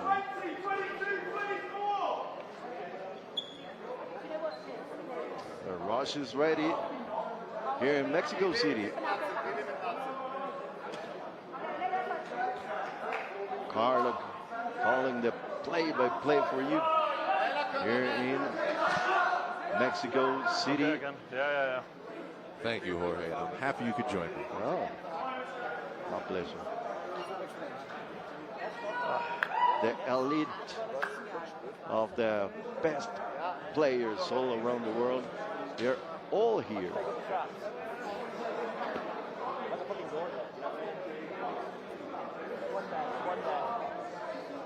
Spartans keeping their last lineup. They like the way it looked. Steinlechner has been brought back onto the court. Golda has also been brought back onto the court for the Dodgeball. Actually a big lineup. We got Ziffer as well. Teams ready? As well as Herman. And man, even Ziffer is going to win the opening rush for the Dodgeball Ninjas. Lechner out of the middle. Oh, you know it. You got an arm like that, you use it. Spartans coming to the line. It's going to be Wilkie out of the middle, wings holding wings. Just a little bit over 3 minutes left in the game. Cross court from Favre at Suits. Suits going to get out of the way. Neely is going to take Favre. Ziffer's going to take Neely, and it's going to stick 5-5 even on players as Ninjas come to the line. Mats! The whole stadium, whole stadium erupting with a call of Sood as he takes out Ziffer from about 50 feet away. There's going to be a pre-counter from Doherty. That's going to cause a little bit of a stutter step in the triple that was going to come out of the Ninjas, which means that right in the middle, number 9, Ovenden is going to pull in a catch.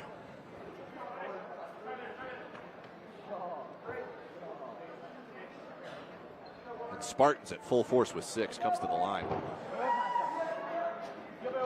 Steinlechner gets over 1 and blocks the second.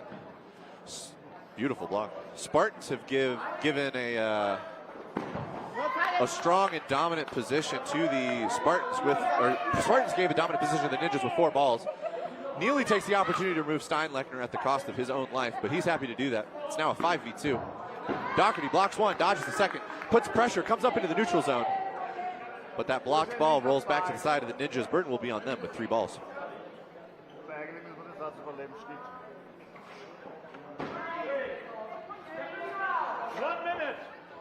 Spartans, even though they're up players and up points here in this set and this game, they are keeping the pressure on, not letting the Ninjas get comfortable.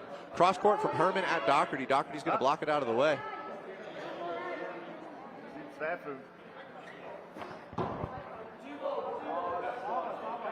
Beautiful form on these throws. Looks like Herman was able to take out Ovenden here on the close side. Hold it. Yes.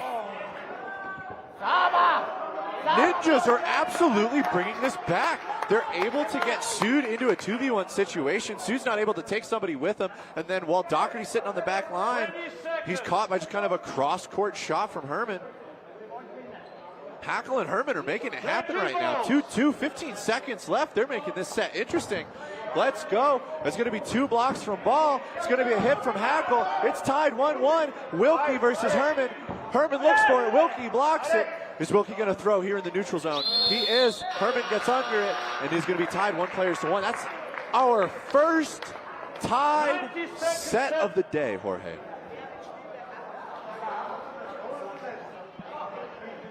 Thank you.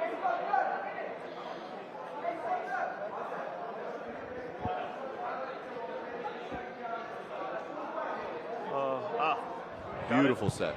But the Spartans are up 19-11 as we go into the final set here. And there's the other one. Game is secured for the Spartans. They'll enjoy that as far as pool play, getting a win. Always an enjoyable process. For the Spartans here, this is definitely about keeping that point differential low. We'll see what they make happen. Final set. Line up. Final set has been called. Teams ready.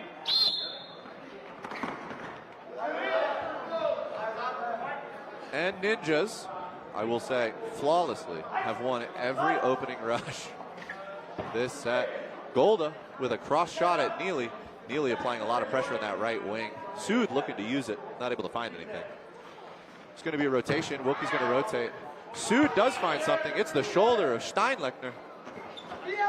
Oh, breakdown in communication between Spartans. They give up 4 balls. Both Wilkie and Neely are going to throw. Wilkie's going to look for something. It's a double at Sood. Sood gets over it. They're on a 2-ball defense. Wilkie knows they have Burton. He fires one back at Ziffer. Ziffer gets out of the way. Line. There is a line violation on Ziffer. And Spartans are now 6 players to 4 over the Ninjas. Burton on the Ninjas. 40 seconds to go. Bounce. Wilkie was going to take that as an out.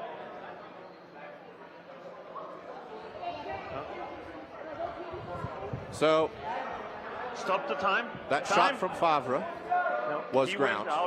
Wilkie, he was hit, so we do love some honesty, believed that it was a clean hit, was going to take the out. However, I think in his good conscience of stepping to the outline, we'll see what the refs say. We'll see what the refs say. Yeah, but it's not because he wanted to go out because he thought he was hit, so we put him back in, so it's fine. If we say he can come back in, then it's fine. He went out because of that, and we told him to go back in. If we tell him, then it's okay, so no line back. So yes, so in dodgeball, right? This is a big honesty sport, right? If you get hit, so Wilkie, in good faith, thought he had gotten hit, was exiting the court. One of the line refs was calling, he stepped on the line as he was exiting the court. However, the head ref was like, no, he thought he got hit by Favre. He was exiting the court in good faith, so he is welcome to come back because he was safe. There was a hit over here on the right side. Sood's down. Neely is taken out by Golda, but Golda immediately gets taken out by Ovenden. And it's going to be Wilkie and Favre with the trade as time winds down. And that will be 3 players to 2 in favor of Spartans. Spartans will take the final one, finishing out the game 20-11 over the Vienna Dodgeball Ninjas. A very explosive first half, but I think through that halftime, the Spartans really locked in. I think they had some conversations just about execution as far as taking trades. They really played a clean second half.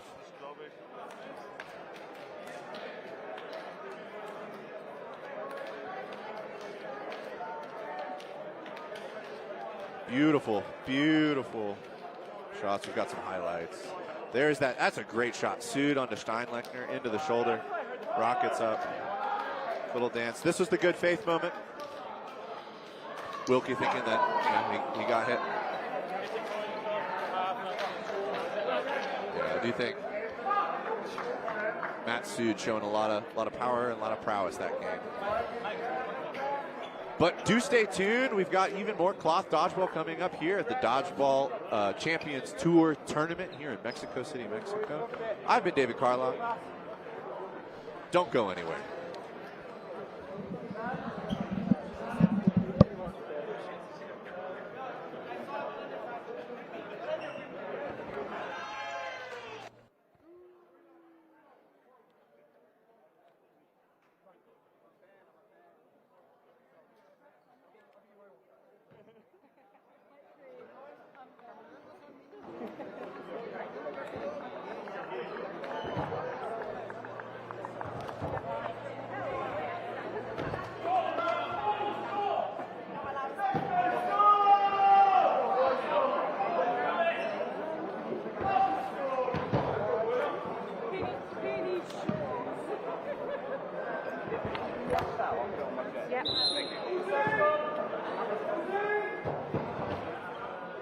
Do you want your...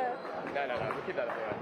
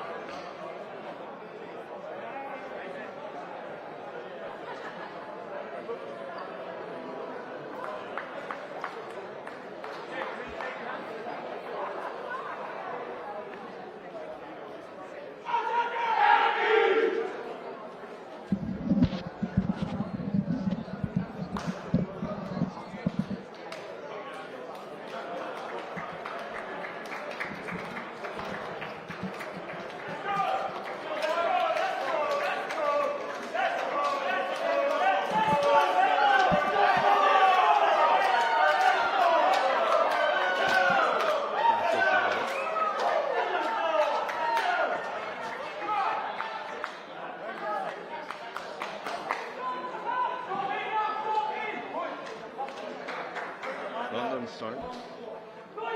But it's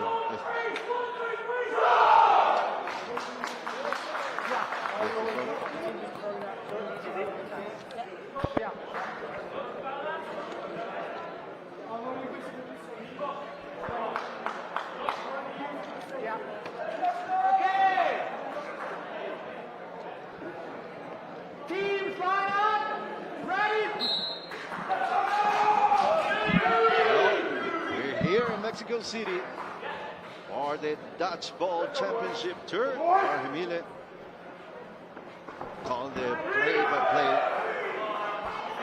The Storm against the Anarchy, the London Storm. Jersey, amazing jersey of the Storm.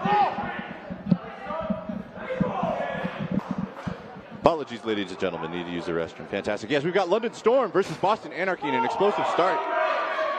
My name is David Krylov. Thank you for joining us. And I am joined by Sabrina Huerta. Thank you for tuning in, everybody. Beautiful hit from Murphy. On to players. You got to put your numbers on the front of the jersey. One of the centers of London Storm. Those jerseys are fire, though. Beautiful decoration. Brandon Kelly at Steve Ndumbe. But he takes the trade with Brandon Kelly. Woo! Number 27, that's going to be Britnell Craven. Taking a shot into Mike McGee. Beautiful work, Britnell Craven. And it is going to be Murphy and Danchenko in a 2v4 in the first set here of Boston Anarchy versus London Storm. Murphy doesn't find his hit. Britnell Craven is hunting. Some excitement from the right wing of London Storm, but that was a clean block by Danchenko. Number 57 is Sam Laverty. Laverty's going to get taken out. It is a 2v3. Murphy and Danchenko are putting in some work. On the side of Storm, we've got Britnell Craven. Number 35 is Sam Andresen. And who is the right wing? I apologize. 37 is going to be Jake Sheehan. Britnell Craven with another hit onto Murphy. Sheehan is looking for Danchenko.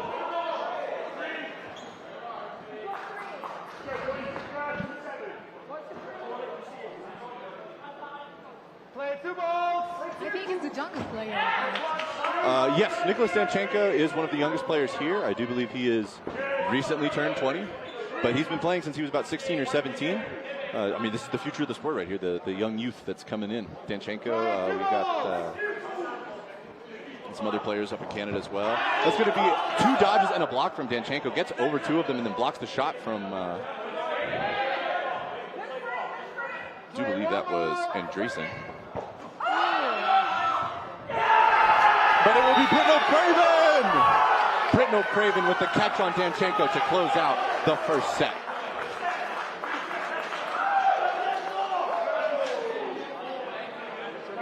Yes.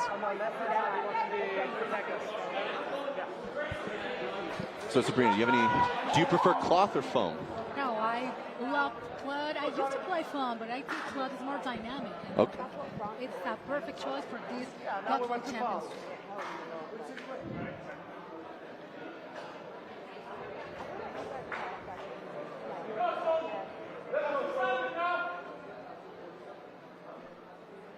Teams line up! One of the big things that I can see is that the first female coach is Yeah, London Storm's coach is a woman. Stephen Dumbe in the right wing, looking for the feet of Brandon Kelly.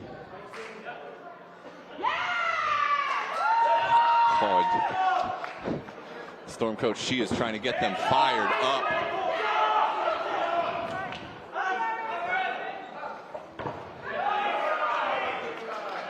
Beautiful shot from Adam Hill. Fantastic block on the side of Storm.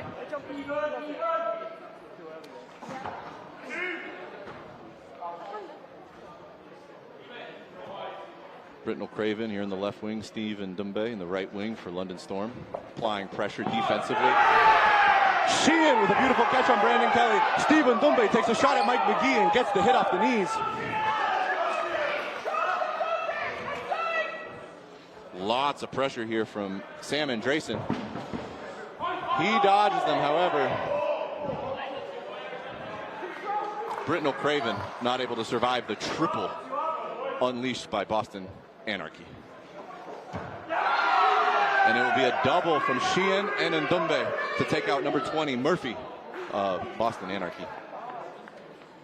Storm with a strong showing here.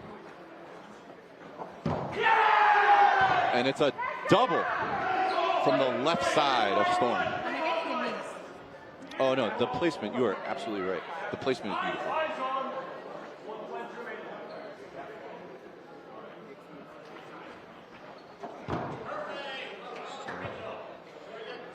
Sam Laverty, Sheehan, and Andresen coming to the line. Danchenko with a mountain to climb here, 1v5. See what he can make happen. He's able to get small and survive. But it will be number 10, James Fowler, who finally eliminates Danchenko from the court. Oh, not at all. Danchenko's up there at the front line with no ball, and you've got a ball to charge him down with? Absolutely. But it's a very different decision that the Paris team take it. Yeah. They are more careful. That ball, just a bit.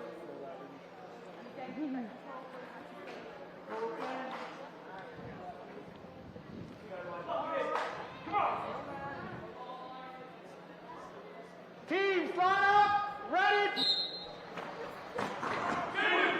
And Boston Anarchy will win the opening rush, giving Adam Hill the opportunity to take a shot. Doesn't connect, though. Britnell Craven, Sheehan, and Ndumbe to the line.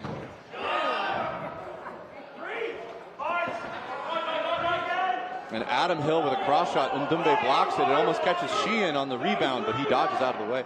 Some ensuing counters. It'll be Laverty, Britnell Craven, and Ndumbe to throw for Storm. Steve Ndumbe looking for Mike McGee. Oh, but it's Danchenko that finds Laverty first, claiming the first elimination of this set.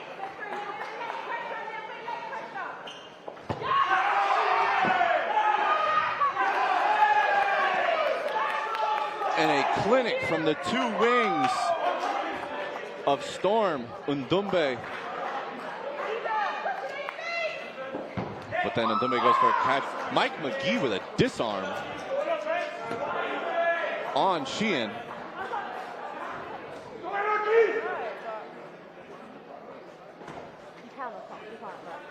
Cross court from the left wing of Storm.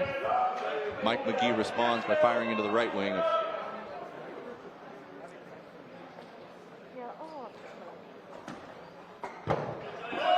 Johnny Hill with a beautiful block. Mike McGee with the counter. Johnny Hill looks for a cross court on Storm. Straight ahead from Britnell Craven. Mike McGee finds the shins. Boston Anarchy finding some peace in the chaos and finding some eliminations here in set 3. Play one ball.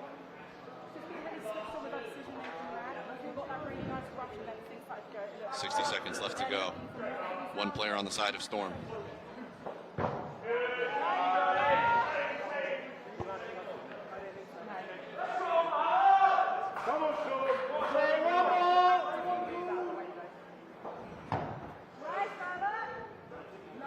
James Fowler. 45 seconds and 4 players. Play one ball. Refs have called play 1. Fire straight ahead at Mike McGee. And it's going to be ultimately a double from Johnny Hill and Mike McGee that finishes off Fowler to give Boston Anarchy their first points in this game.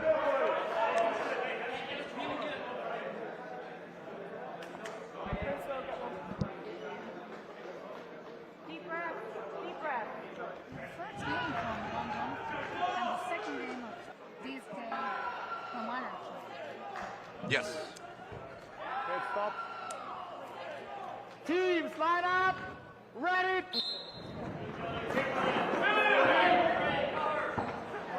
Oh, and Adam Hill is able to find an elimination off the opening rush, removing Sheehan from the court. Adam Hill finds his second hit on Britnell Craven. Brandon Kelly is then going to take out Laverty as Laverty tries to stem the bleeding, but unfortunately just bleeds himself as well.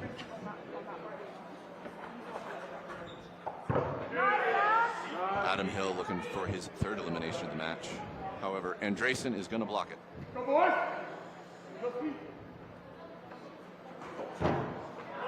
Fowler, Undumbe, Andresen on the side of Storm, and we've got Brandon Kelly, Mike McGee, Nick Danchenko, Johnny Hill, Murphy, and Adam Hill.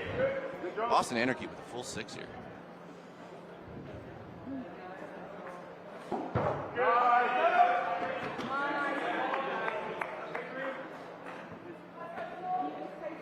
Come on, go.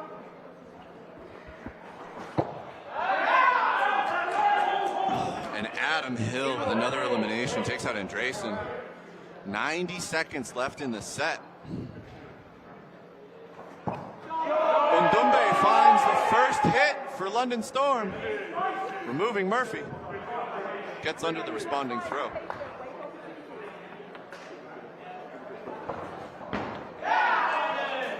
And Brandon Kelly will find the shirt sleeves of Steve Undumbe, leaving Fowler once again in a 1v situation.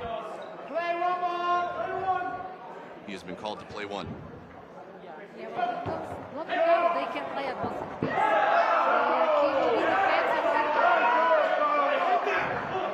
And Fowler evening it up. 60 seconds left to go.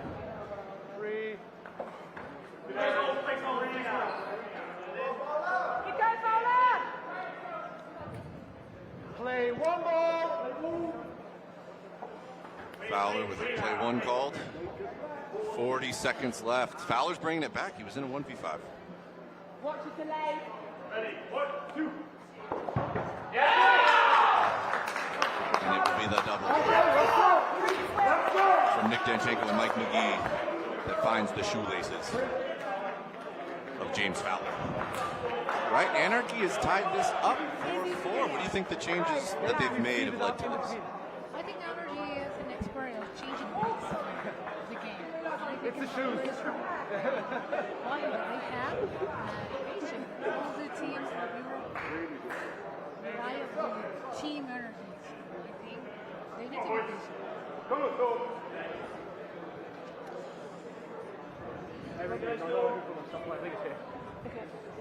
Teams, line up.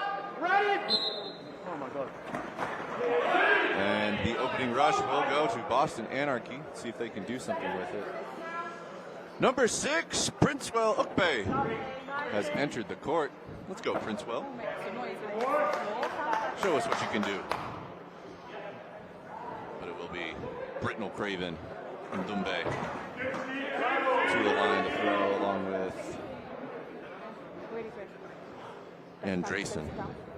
Beautiful block by Undumbe on that counter that came out while he was up near the line. Boston Anarchy is hunting Adam Hill and Brandon Kelly from the wings.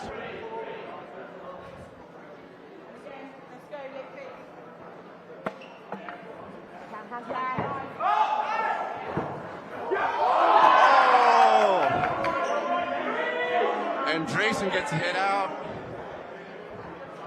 Undumbe goes forward, almost catches a shot from Brandon Kelly.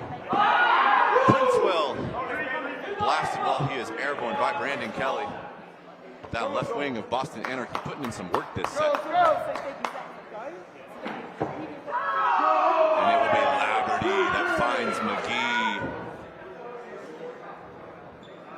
3 players to 5. Boston Anarchy got into a dominant position.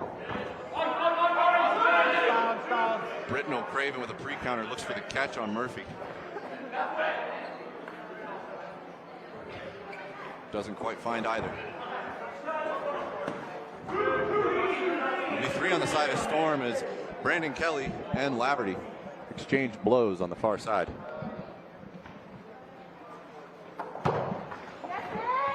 Adam Hill is taken out by Britnell Craven, who's able to get under his responding throw. Storm is slowly but surely bringing this back. 60 seconds left in the set.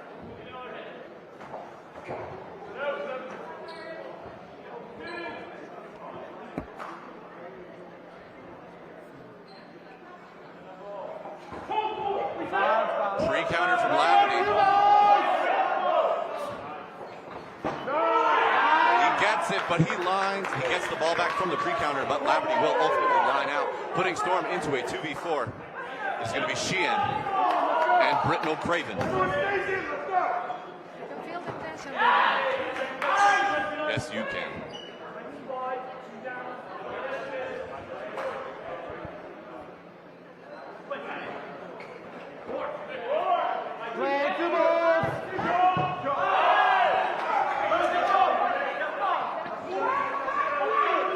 Sheehan pressing to the line in the neutral zone. Britnell Craven taken out on the last play. 4 seconds left for Sheehan to make something happen. And Murphy, comboed with Brandon Kelly in a double, is able to take out Sheehan. Yeah, this is exactly what we expected. Two of the worst.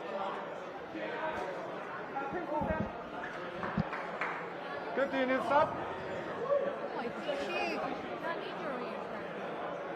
Did you tell him?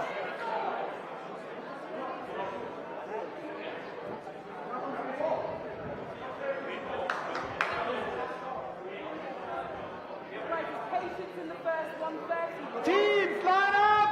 Ready!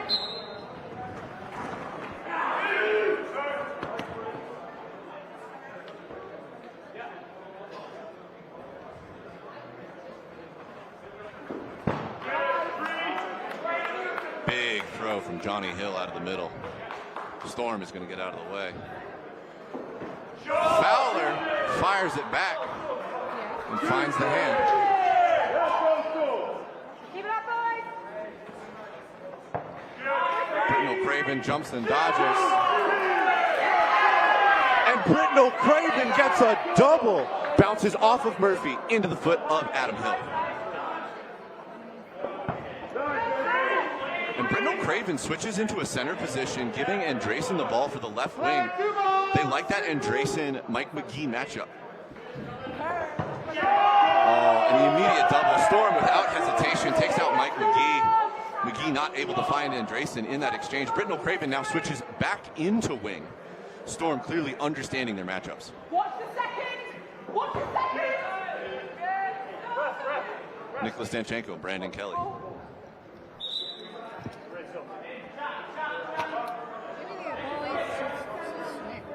Like that one better? I think. To the back line, please. No. Britnell Craven was pointing out that ball was underinflated, so he was requesting a properly inflated ball.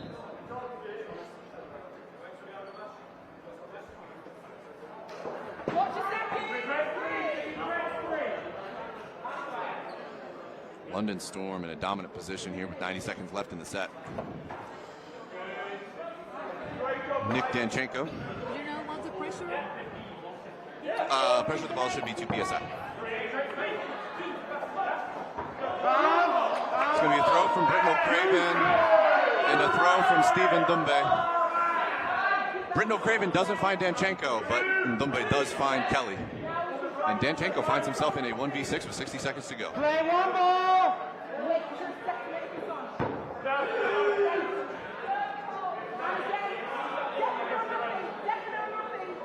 Play one ball!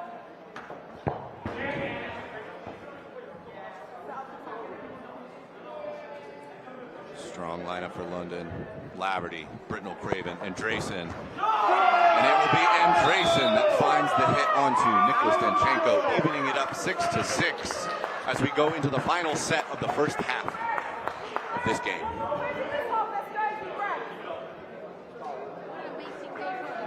Final set of the first half. Final set. In Mexico City for this Dodgeball Champions Tour, I am really happy to be here with you because this is professional dodgeball. This is professional dodgeball. For those of you who do not know at home, there is a cash prize on the line for this tournament. What? How much? $10,000 US. So these players are not just playing for pride, they're not just playing for clout, but they are playing for a paycheck. It's an extra motivation. My goodness!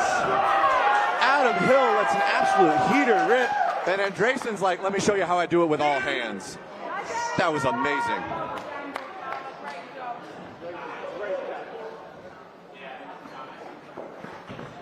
It's going to be low on Britnell Craven, and it does connect.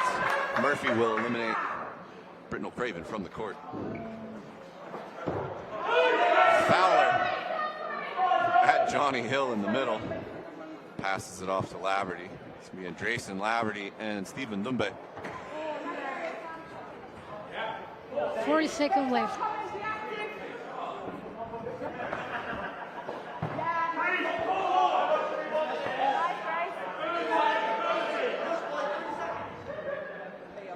Even on players. Boston Anarchy gets Laverty, but at what cost?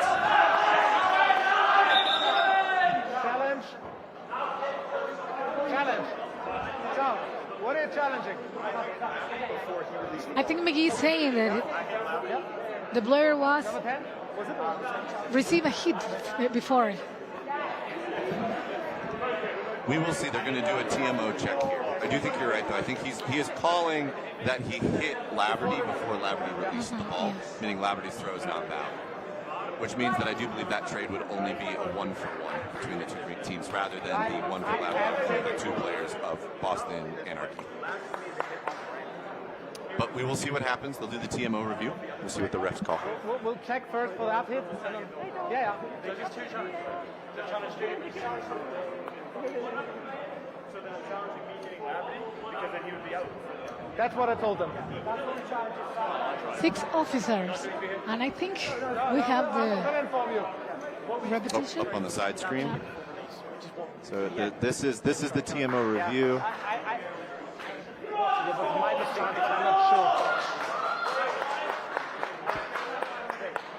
Oh, they're going to cut to a different angle, but this is. Oh, that's close. Maybe he threw before the ball hit him.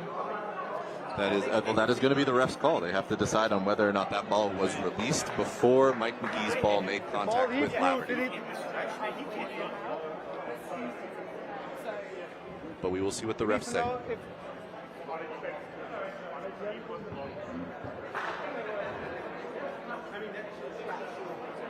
Unbelievable. And do you think that the walls made a difference in the game? The wall absolutely makes a difference. Having a wall where you can play wall ball absolutely makes a difference. I do know that we are switching the courts at halftime. However, if you are the team that is playing with the wall behind you and you can either sort of hold even or even get ahead in the first half, then when you have the wall to use as a rebounding device, it gives you a real advantage. A solid wall that you get to throw at. If I'm on the side throwing at a solid wall, I love it. It's like I'm either going to get a hit or I'm going to get this ball back and I'm going to get to try again. And now it's. But I must tell, London have good retrievers. Yeah, so that I will say that's the other thing is if your retrievers and Spartans has been pretty good about this. They can make the difference. Yeah, Spartans had some really good retrievers. I mean, even when Neely obviously great for the opening rush for Spartans as well as excellent wing player. But even when he put that penny on and he got into a ball retrieving position, he was moving on that back line, trying to stop any rebounds that he could. Everybody got it? So we'll see if Storm's ball retrievers can make it happen. We're talking about the velocity of the ball. And oh yeah, these balls are moving fast. It does look like the refs have come to a decision. They are claiming that Laverty, after the TMO review. Okay. Good. Okay. So Laverty is out on the hit. However, Laverty did release the ball before contact from Mike McGee's ball, which means that the throw that Laverty took on Brandon Kelly was valid. It's going to be 4 on the side of Boston Anarchy, and Andresen survives it. Two-ball defense on the side of Storm. It's going to be all three. Time's over. Time's over. 3 players to 2 in favor of London Storm, and London Storm will take the lead as we go into halftime. What a match. Just 1 point up. There is, so for those of you at home, there is a net between the court and the wall, but these players just throw too hard. And what do you think, Jorge? Hello. Jorge, welcome back. What a close game, huh? Amazing. It was a fiery first half, you might say. Yeah. What do you think about the London Storm? Well, this is your first match. How do you feel about it in this halftime?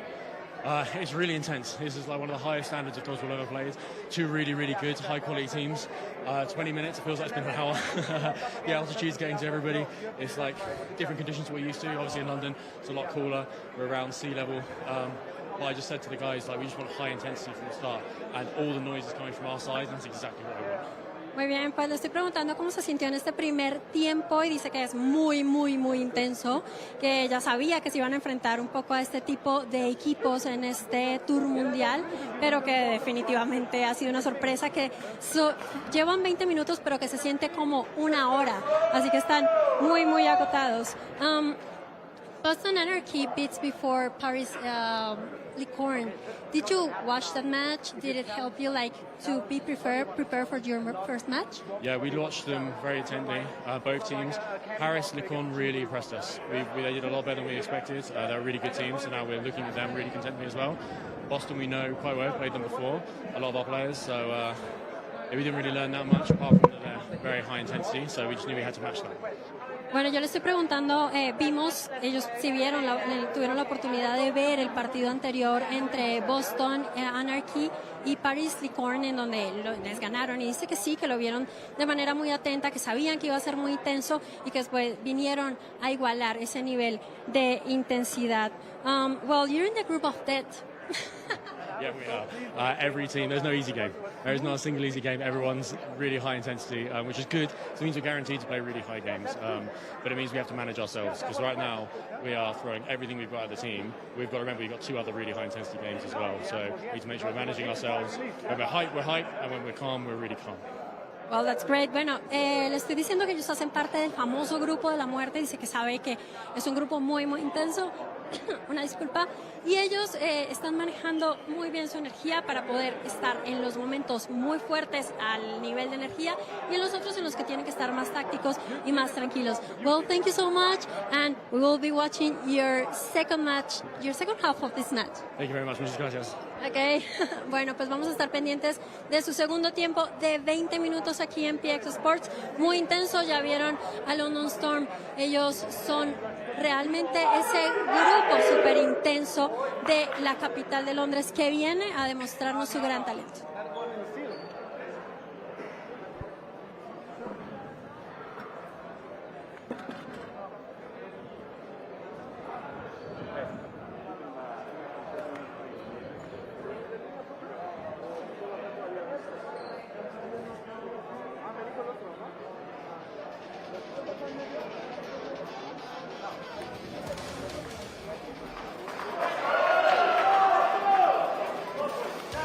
Now, David, we have the stats, the trophies. I think Boston Anarchy have a lot more, and London have more catches, 6 catches. 6 catches. That is huge. A catch differential like that can really make or break a set and really make or break a game. So London Storm really, really thriving off of their catch game right now. Anarchy, I think, needs to just be mindful of placement. I mean, London Storm, keep it up. Yeah, London's resilience is paying off. Huh? London's resilience is paying off. Yes.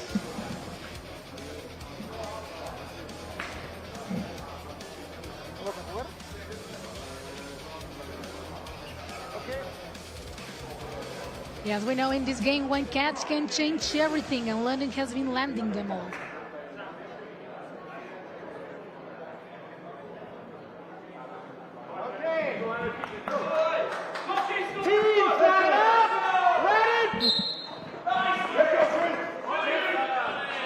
And that will be opening rush at the start of the second half, going to Boston Anarchy. Mike McGee launches one out. Stephen Limbe with a good ball retrieve. Keeps that ball on court. Laverty and Britnell Craven coming to the line as well. Britnell Craven finds Adam Hill. Nice pressure from the wings. Mike McGee at Britnell Craven. Beautiful block. Murphy. Adam Dumbe.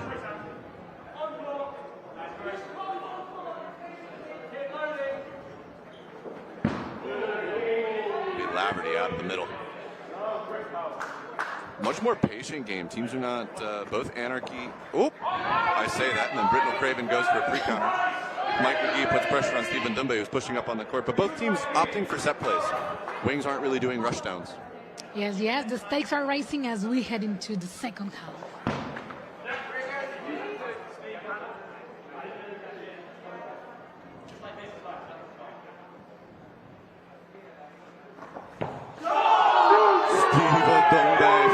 The toes of Brandon Kelly. Everybody in the sidelines yelling, Steve. Johnny Hill with a beautiful throw. Coming out of that left wing for Anarchy.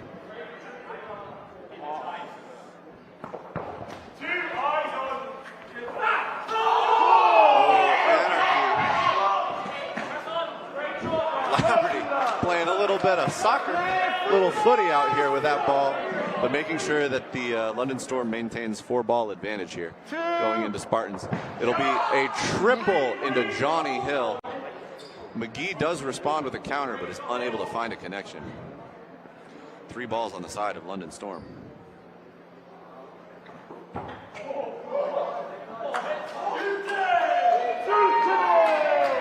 And Andresen has been eating this matchup against McGee. Oh, Danchenko will find a Dumbe. Storm with 5 up against Anarchy's 2.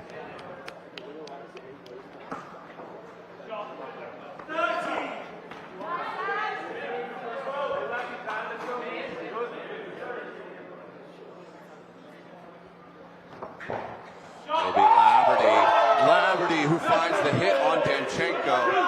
Murphy with 15 seconds on the clock finds himself in a 1v5. Play 1 has been called. And Britnell Craven and Laverty with a rush down of the wings finds a hit on Murphy, taking Storm up 9-6 over Anarchy. Yeah, what a display of power.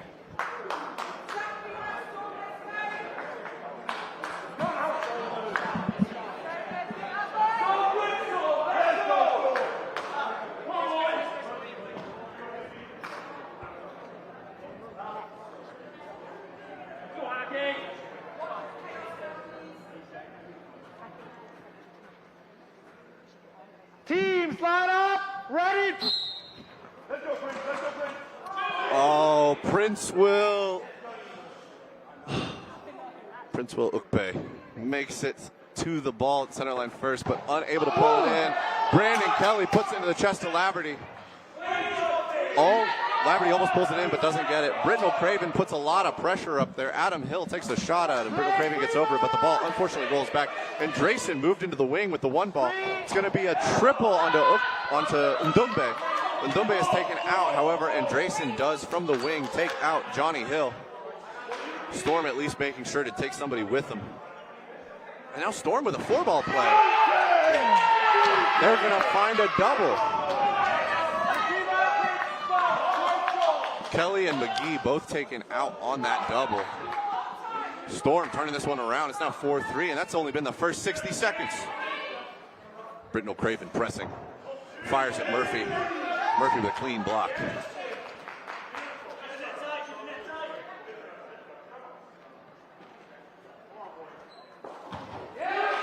Princewill taken out by Murphy. Danchenko takes a shot on Fowler as Fowler takes a shot on Adam Hill as Adam Hill took a shot on Britnell Craven. And as the dust settles, it'll be Storm with 2, Anarchy with 3. 90 seconds to go. Fowler puts it through the chest of Adam Hill and dodges out of the way. And Drayson and Fowler find themselves in a 2v2. Danchenko and Murphy now looking to close out what the rest of the team started. Murphy does get Fowler.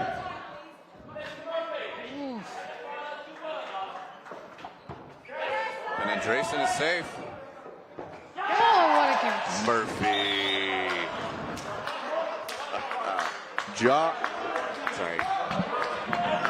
Aaron Murphy with a beautiful catch to close out that set. Yeah, remember we're watching the best dodgeball in the planet right here in Mexico City, PX Sports Dodgeball Champions Tour.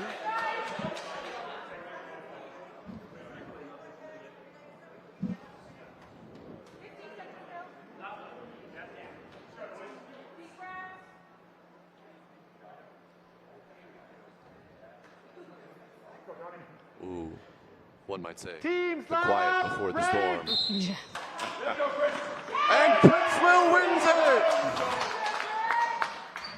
Let's see what London Storm can do with this early offense advantage. And it will be Stephen Dumbe that finds the feet of Brandon Kelly.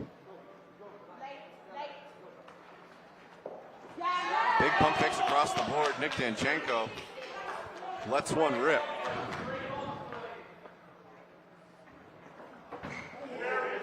The line, oh my God. You are very right, Johnny. Johnny Hill's dancing with that line.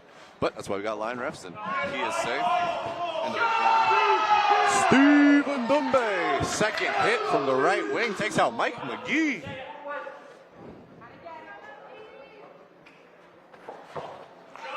Oh, beautiful shot from Johnny Hill is going to take out Laverty. The response, though, will find Aaron Murphy.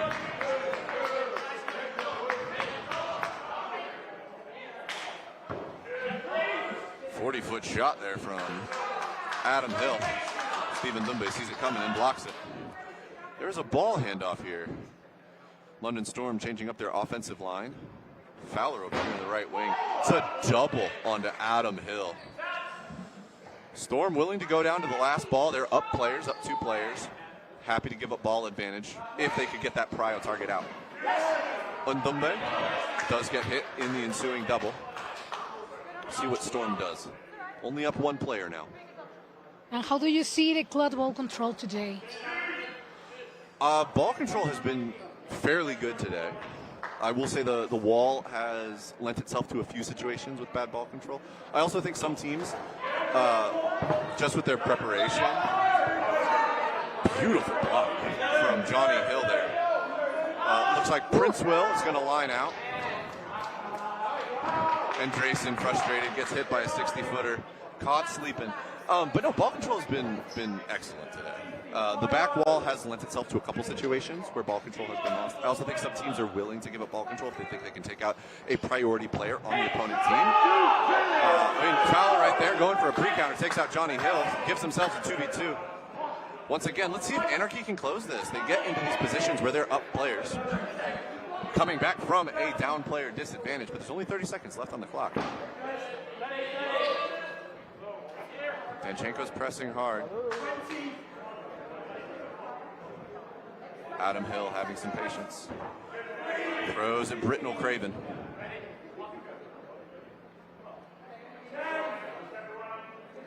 Last few seconds. Britnell Craven straight ahead.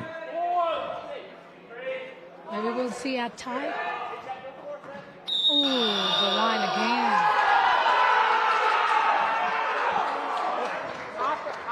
After the whistle. After the whistle. Ref's discussion. After the whistle. The one was before. They're claiming the throw happened. Britnell Craven dodged by jumping. Time ended, and then he landed. So it will be a tie, keeping Storm up 1 point over Anarchy. Here as we go into the next set. The line for there, but it was after I whistled, so it's out of time. Antes. Line after. No. Yeah. So, but then as soon as I start to whistle, it's over. As soon as I start to whistle, it was the line fall was afterwards. It's a draw.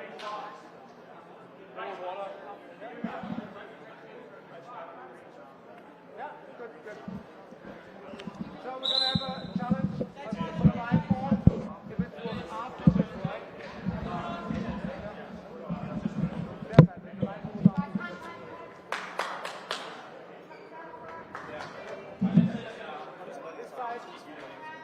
All right, timeout has been called, I believe, by Anarchy.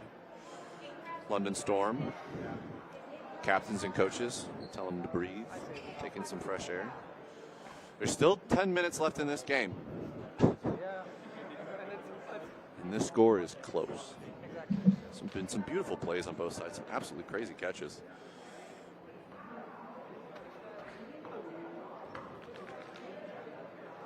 It's a thing within a second.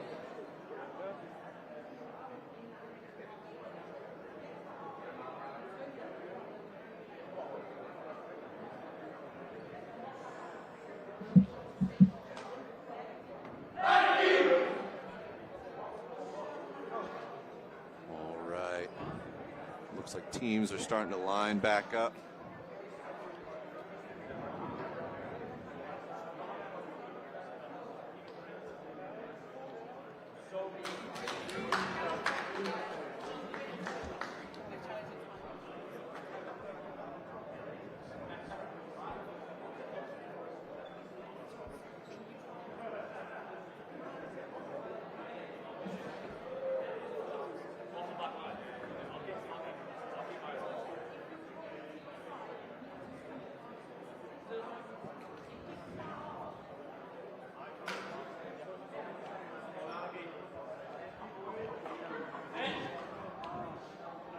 Anarchy's keeping the same lineup. They've been holding steady.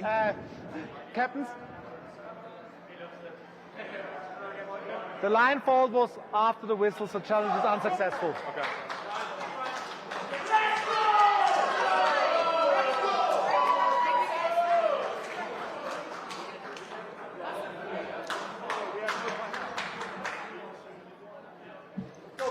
Okay. Teams line up. Ready? And we're off. Pinkswell once again wins the opening rush. Let's see what Storm does with their offensive advantage. Steve Ndumbe once again wins the wing fight against Brandon Kelly.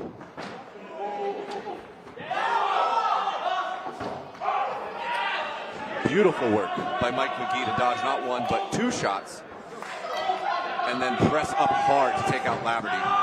McGee once again turning the jets on, takes out Steve Ndumbe, pressing hard from that left wing.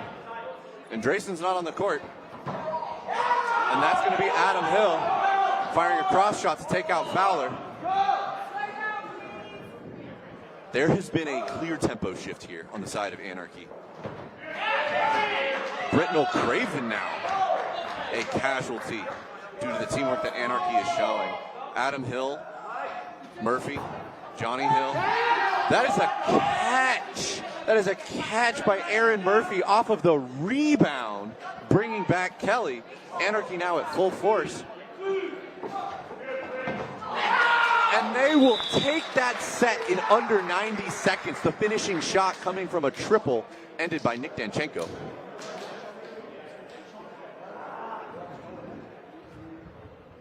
There was definitely a conversation about tempo and coordination with Anarchy because they just showed some very intense gameplay, but also good coordination. They know they've got four balls. They press up. They take that double. They immediately look for the far side counter from the wing. I like what I'm seeing. I'm liking the adjustments from Anarchy. They've taken the lead 11-10 over Storm. The question is, can they hold it for the next 8 minutes? And Johnny Hill winning the opening rush against Prince Will.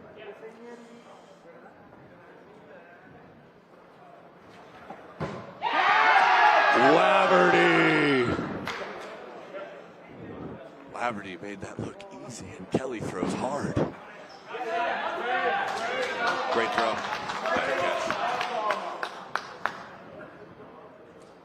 McGee's burden to throw. Cross shot on Adam Hill. Adam Hill looks at Laverty and says, catch this. Britnell Craven lets one rip at Danchenko. Danchenko gets small and gets under it. It is going to be, a shot from each wing. It's Adam Hill and McGee firing at Britnell Craven and Ndumbe respectively. It's a 4-ball play here. Adam Hill survives it. Good work. Fowler with some good pressure. McGee pressing up, but Anarchy doesn't feel the need to press too hard. Moving up. Murphy out in the middle. Fowler gets under it.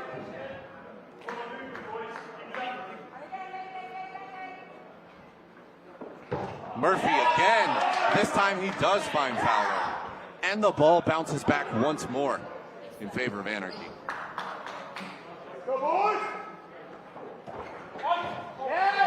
And it will be Britnell Craven that gets taken out next by the offensive Anarchy.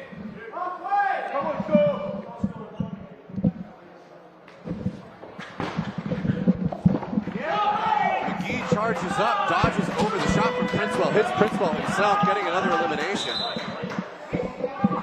Jorge, welcome back. Thank you. What a game here. London against there. Nick Danchenko fires one at Steve Ndumbe. Ndumbe's a nice player. Oh, he's fantastic. A beautiful right wing for London Storm.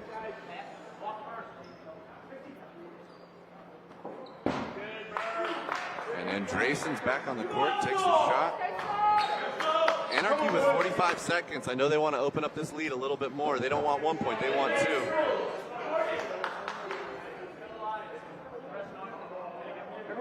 Let's go. Stephen Ndumbe with another block. Stephen Ndumbe with the cross-court lead catches Adam Hill. And it'll be 3 balls on the side of Storm. Now even, 20 seconds left in the set. It's Laverty. It's a series of trades. Andreessen's already been hit. Oh, Johnny Hill. Laverty almost pulled that one in, but Johnny Hill puts it through. And Nick Danchenko and Johnny Hill will get the final hits in the closing seconds to get 2 points for that What a set. moment there for Sam Laverty. Absolutely, Jorge. Yeah, but that was the discussion. I thought he has the catch. He cannot get the ball. It was so close. In between the knees, tucked by the calves, just couldn't get a hand on it to truly secure it. The highlights. Yeah, Yes. okay. There it is. Okay. There it is. Perfect. Yeah, there's that final shot Sorry, we're just too late. Yeah. between Danchenko and Johnny Hill. Yeah, okay, perfect. Because that was the argument yesterday. Yeah. Exactly. Then you could have said that it was in. Yeah. Invalid catch. Yeah. 13-10. Anarchy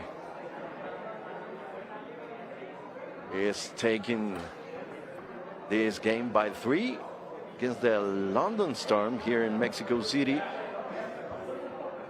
on the Dodgeball Champions Tour.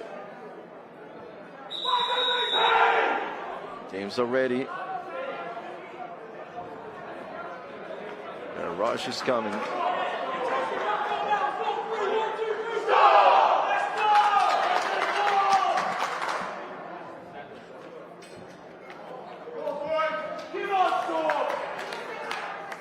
Okay. Teams, line up. Ready.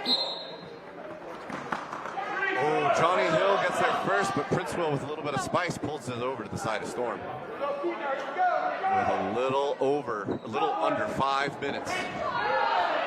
Oh, Laverty is going to find Johnny Hill. Adam Hill dodges into Murphy. Britnell Craven was looking for something. They want that right wing of Anarchy off the court. Oh, a little delayed 1-2. McGee tries to punish Andreessen's pressure. Stephen Ndumbe instead punishes Mike McGee. And then that leaves the opening for Andreessen to take out Danchenko. Cross court from Fowler. Kelly dodges. Nice shot from Holler. And that's going to be Adam Hill getting the hit on Andresen. Fowler responds by getting Adam Hill. Murphy responds by getting Fowler. It's a series of trades and hits. Storm up 3-2 with 3 balls. They need this set. Wow. Yeah, absolutely. Very intense game here in Mexico City. Murphy. Stephen Dumbe takes the trade, moving Brandon Kelly from the court. And it'll be Princeville and Laverty.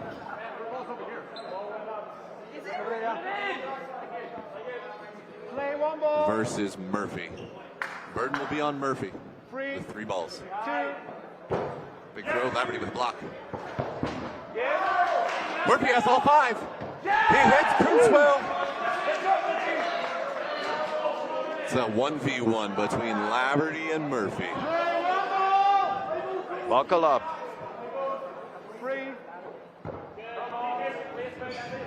Strong throw from Murphy, clean block. Burden and offense still on Murphy. About 45 seconds left. Laverty showing some patience. Doesn't feel like he needs to rush down Murphy.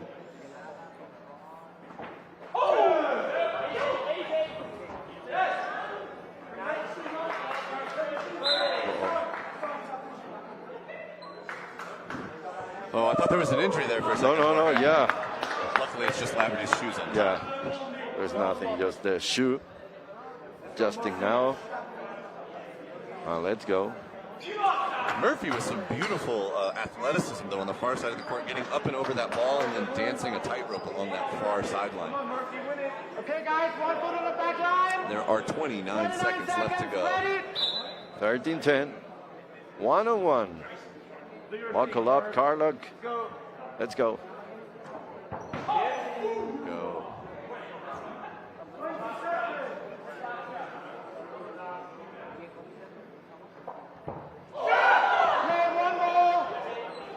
Murphy. Murphy's looking for the catch. Oh.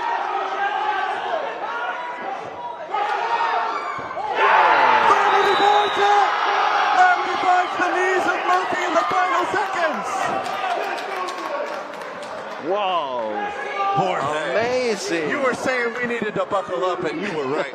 Oh, my God. What a move from Laverty against Murphy. This is the Jorge, it is 13-12. Yes, sir. Anarchy in the lead. It is the final set. 3 balls for the Storm. A win by players is a tie for Storm. A win by elimination is a victory. And Stephen Dumbe sets the tone at the start of this set, taking out Kelly.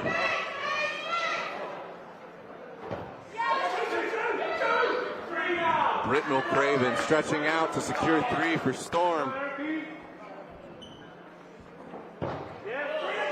Tension is palpable. The block from Adam Hill sends it back to Storm. 60 seconds. Storm is up a player. Jorge, I'm sweating. I know. Oh. Stephen Dumbe finds Nicholas Danchenko. Laverty looks to see if he can take a shot. Nothing there. Storm. 3 players, 45 seconds. Sorry, 6 players, 3 balls. Britnell Craven finds Adam Hill. 3 players left on the side of Anarchy. Storm is looking for eliminations. Mike McGee dodges 1, blocks a second. 4 balls on the side of Anarchy. Storm is looking for the pressure, and Drayson gets 1 out of McGee, gets 1 out of Murphy. He's looking for something. 20 seconds left on the clock. Right now, Storm would tie it, but I think they want to win it.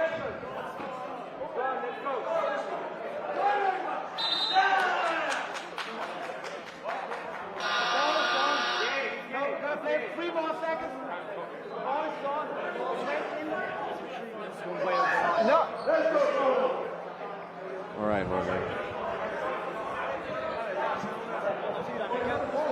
And was it?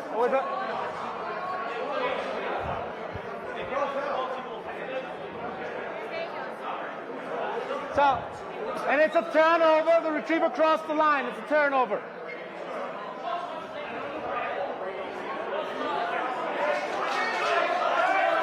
It's a turnover with the retriever falls. 3 seconds to go. So, Jorge, there was an illegal maneuver by a ball retriever on the side of Anarchy. 3 seconds on the clock. Storm comes to the line.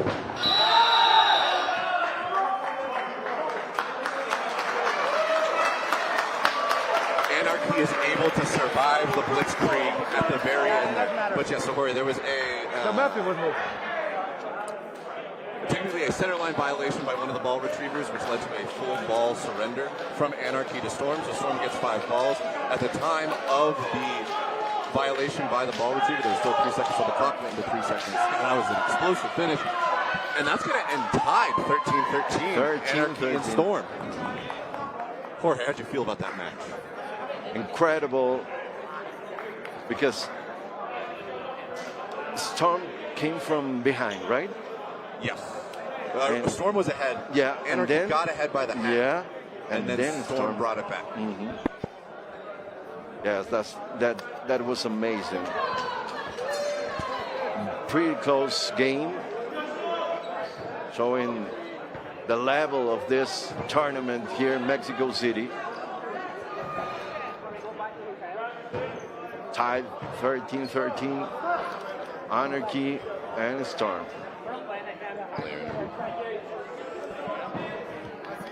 We'll have an interview. En su primer encuentro, pero aquí está. Well, you already have 2 matches. One with you're part of the group of the dead, and at what time this stops to being impressive and it just starts to be expected from your team? Sorry, what's the question? I mean, you've been playing so good. So at what time this starts to stop being impressive and just starts to be something that we expect from your team? Yeah, I think we are a good team. The last tournament we went to, we won, so we were feeling hot coming into this. Storm played their guts out. They played really, really strong, made it really difficult for us.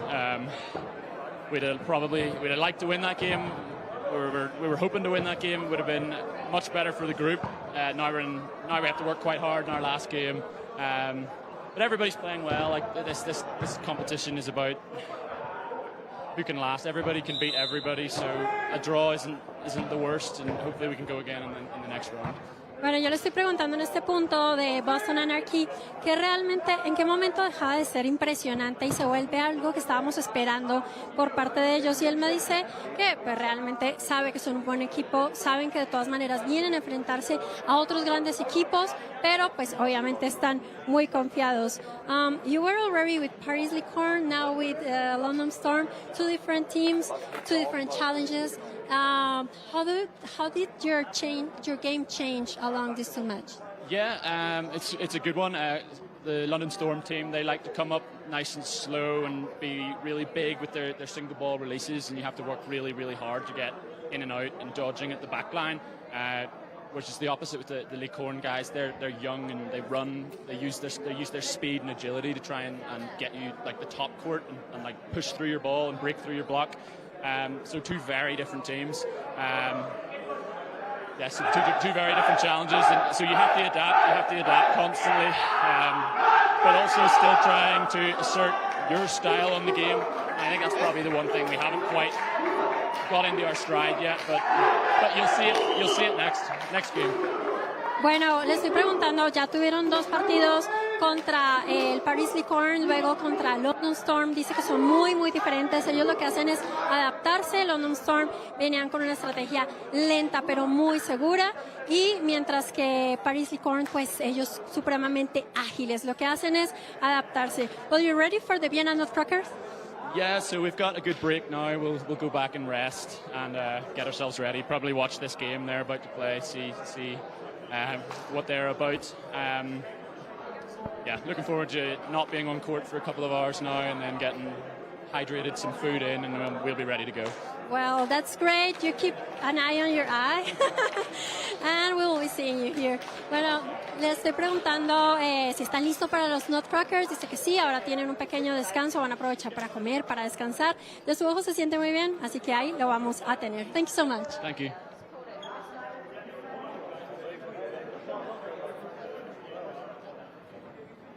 Okay, that was the interview. Thank you. We're back here at the Champions Tour, the Dodgeball, Mexico City. We're gonna have, those are the stats from the last game. London Storm against Boston Anarchy.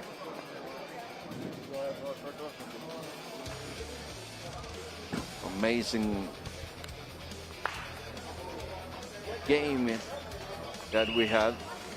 13-13, it was the final, and now we're gonna have the Paris Licorne against the Vienna Nutcrackers.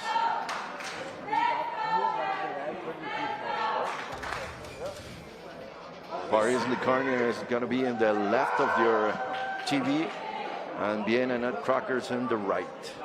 Ready for the rush.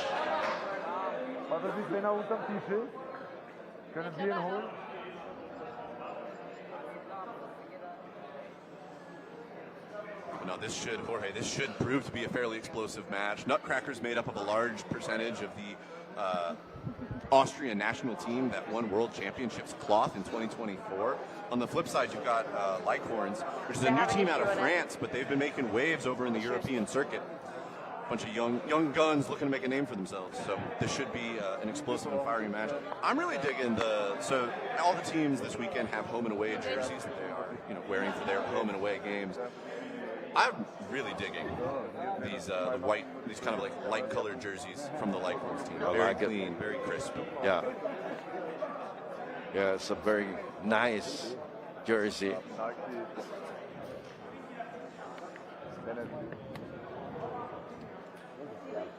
Let's see, on the side of Nutcrackers, their opening lineup is going to be number 30, Sebastian Mitterauer.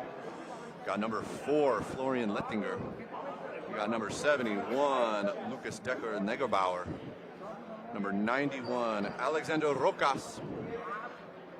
Number 3, Xavier Schmid. And rounding it out in the left. You have to smile, boy. Rounding it out in the left wing, we got number 10, Stefan Leitinger. We got more brothers. There's so many brothers here this weekend. Yeah. Fantastic. For the Lyorns, we've got Kudango, Ryu, still reading that line, Pui, Giovarch, I think, as well as Ponroyan right now, number 14. Trying to spot the jersey numbers from the back. I know. James. It's going to be difficult.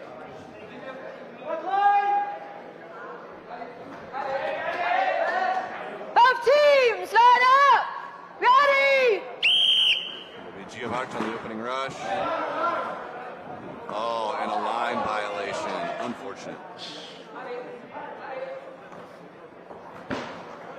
Shot from Ryu out of the middle. It's going to be Stefan Leitinger firing at Kudango. Kudango with a block gives 3 balls back to Nutcrackers. Nutcrackers looking for something. Shot from the right wing. Oh.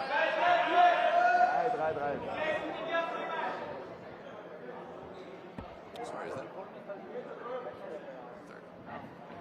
Sebastian Mitterauer. Cross court is going to take out Dupuy. Stefan Leitinger. 4 balls on the side of Nutcrackers. It is a double at Ryu. He gets over it. Kudango responds by firing into the middle. Nutcrackers with a little pressure don't want that handoff to be too easy. They're bringing it back though. It's going to be a shot out of the middle from Florian Leitinger. Kudango will block it. Ryu with a cannon at Leitinger, but Leitinger gets under it. And finally, Stefan Leitinger here in the left wing. Gonna find Kudango. Shifting over. Oh, what a catch. Woo! Awesome. Sticky fingers. Alexander Rokas. And Nutcracker's willing to go down to one ball, but they know that they're going to get the elimination on Auger. It's just going to be Ryu left. Schmid applying pressure from the left wing of Nutcrackers. And now with 3 balls, it'll be Nutcracker's burden to throw.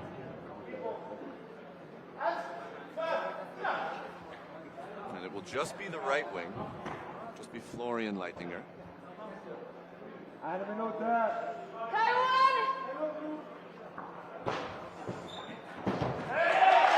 be Florian Leitinger with a little bit of a flex there as they close out the first set. Yeah. For the Nutcrackers, the Vienna Nutcrackers, the highlights here. This was the catch of Alexander Rokas, and this was the end. Vienna is winning by 2 points. We're in Mexico City. Everything's ready for the rush.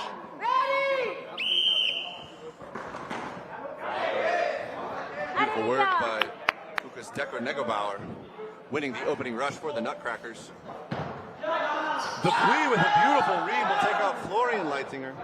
That shot does, though remove Giovarch for the Lyorns. It is 5v5. Big pumps. Double out of the center for the Lyorns will find number 91, Rokas. Don't want to give him the opportunity to get another catch.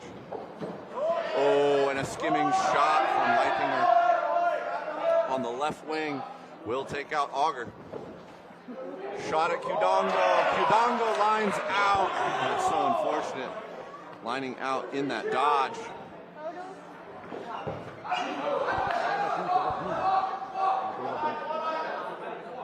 Wonderful work from Conroy, evening it up 3-3 by taking out Decker-Negebauer.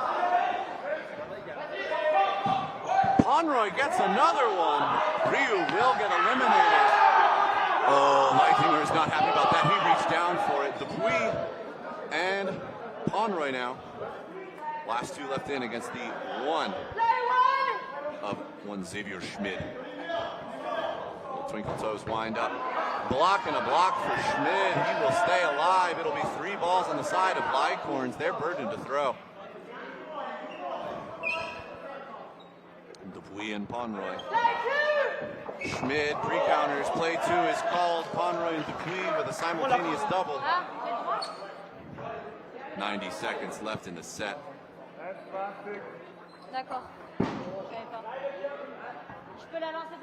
And Schmid pressing up hard, doesn't want Conroy to pick up that ball. Fires a cross shot at Dupuis to keep him in check. Play 2 has been called.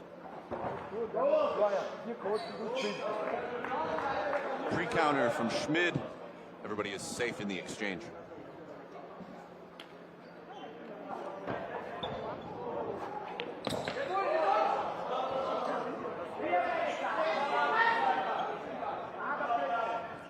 Lyorns giving up 4 balls. Schmid with 3. Schmid with a hit and block to remove Dupuis. Schmid has gotten himself into a 1v1 with 30 seconds left on the clock. Play 1 has been called. Looking for the toes. Conroy presses. Schmid with the block. He sees nobody. And it is a flight kill. Schmid clears almost the whole 25 feet from the neutral zone line to the back line to find the hit on Conroy and give the Vienna Nutcrackers another 2 points. 4-0 for the Vienna Nutcrackers. Taking the pace, holding the tempo for them. Paris need to improve from the beginning here in the rush. Here we go. Woo! Qdongo taking advantage of a little bit of a slip up there by Krenmuller. However, Nutcrackers bring it back, taking shots into the right corner. Get Dupuis. Ryu pressing hard. Kidongo calling, don't. And after the dust clears, it's going to be a 4v4. Burden on Nutcrackers. Oh, beautiful shot from Stefan Lettinger. Left wing. Takes out Kidongo. Oh, it's a double from Stefan Lettinger and from Decker Negerbauer. The rebound is going to be a catch. Oh, the read on the throw, Jorge. Awesome. Awesome play by Lucas Decker. Number 71 of the Nutcrackers. Number 92, Vincent Auger with a beautiful dodge on 2 and block on 1. And Krenmuller, having been caught back in off of that rebound catch, is able to find just the pant leg of Vincent Auger. And Nutcrackers now go up 6-0. 6-0. Over the Lyorns. It was fast. And the Nutcrackers are elevating the show with this kind of big plays.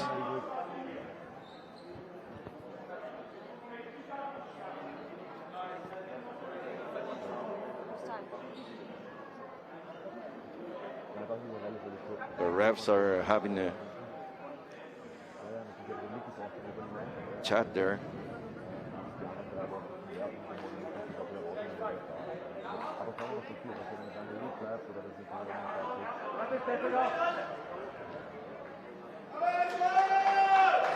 Matthew Pugh returns to the court. Everything's ready.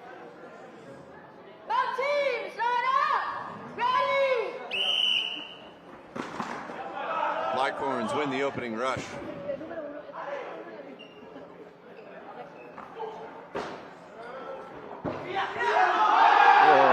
Kidongo with a double!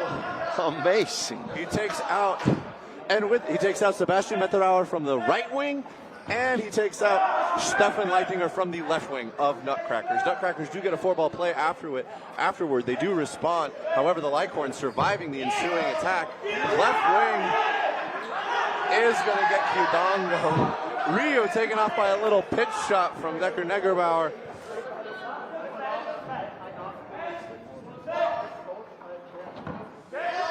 It'll be a triple from the Nutcrackers. And they have whittled down the Lyorns. Florian Leitinger with a beautiful shot onto Dupuis. Whoa. Oh. Beautiful work by Castain. Oscar Castain, number 95. To the left, nothing.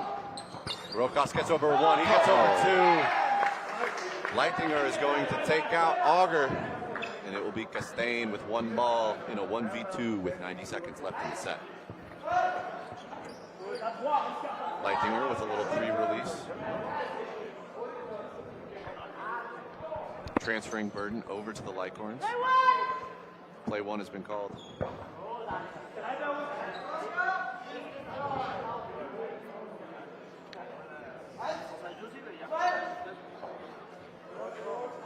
Single ball released from the Nutcrackers.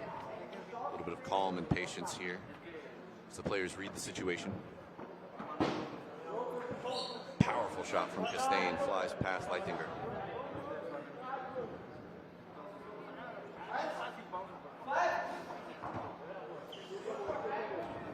Shot this time coming from number 91, Rokas.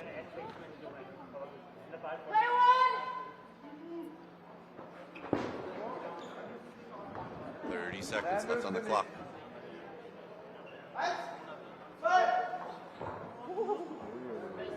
What a difference from Castain. Yes. Trying Awesome. to stay alive. Even if the Nutcrackers take this, Costain wants to make sure that it's only a 1-point gain and not a 2-point gain. But at the same time, I think Nutcrackers are fine with just taking 1 point. A win is a win and a point is a point. Yeah. And there's no reason to put themselves in a dangerous position to try and get the 2. However, Costain finds the shin with less than 10 seconds. It's now a tie. Leitinger needs to make something happen, and no. But Lyorns and Nutcrackers will take a tie in this situation. Paris need this. They need it. Absolutely. Well, I mean, we're early in the first half. We've still got almost 9 minutes left, and then a whole another 20. Yeah, but the pace of Vienna, it was amazing. So I think Paris need to have something. They have now 1 point. The Vienna Crackers 7 points. In Mexico City, ready for the rush. Both teams, line up! Ready!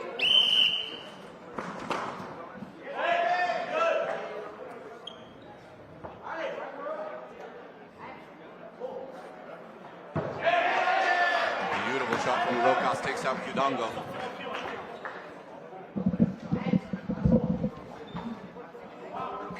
Ryu presses from the right wing. Lyorns looking to make something happen. Good pressure from the wings on the Nutcrackers. Ryu looking for where that ball went. Leitinger happy he didn't find it. That's another elimination in favor of the Nutcrackers.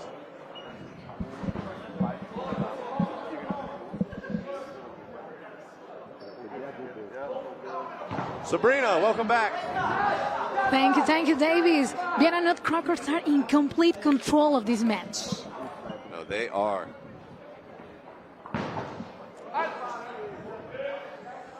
Beautiful dodge and block by Sebastian Mitterauer.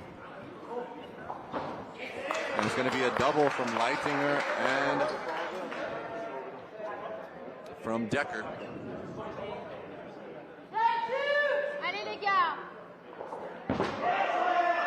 Double at Rokas, and he dodges both of them.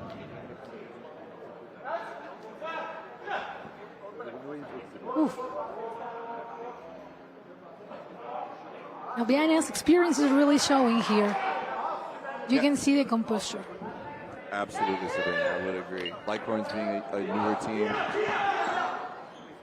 The Nutcrackers, a seasoned squad, you might say.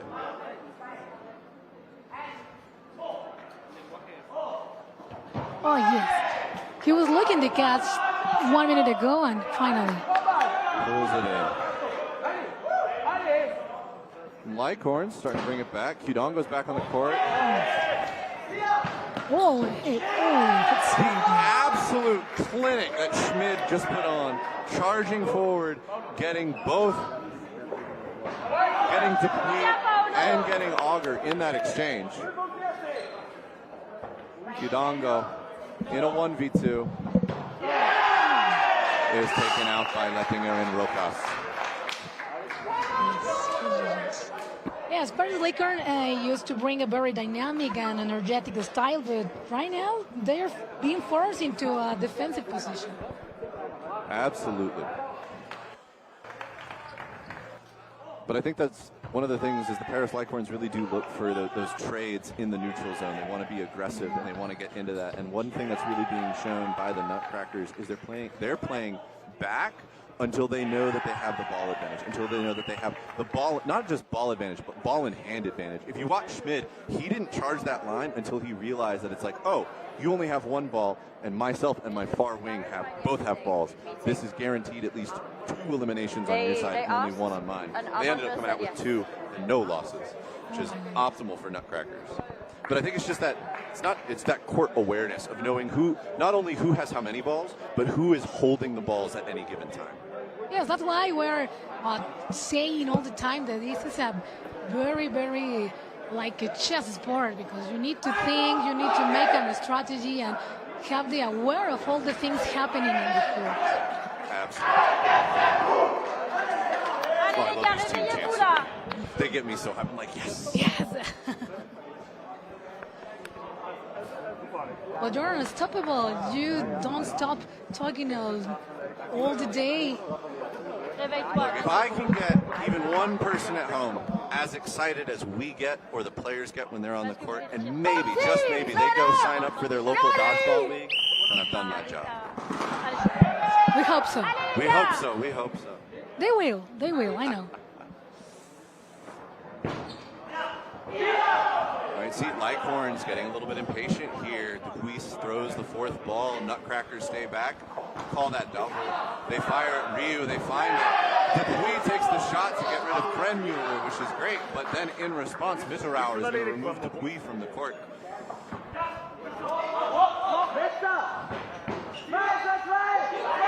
Lettinger finds Juvarch through a blocking ball. There's a double then on the far side of the court into Mitterauer. He's able to dodge one and block the other. Oh my God! Huge catch there by number 92. Vincent Auger for the Paris Lyorns. That'll bring the player count even. Shot out of the middle. Ryu fires into Mitterauer. But like you said, they can control the balls, the number of balls right now. No, I think that's absolutely. There is a little bit of ball control issues here on the side of Paris Lyorns. Here we go. We've got some trades in the wings. Oh, that is going to be a shot from number 10, Stefan Leitinger, out of the center that finds the shoulder of Pomeroy. But that was the worst feeling because you know that you didn't try to catch that ball and you put your hands.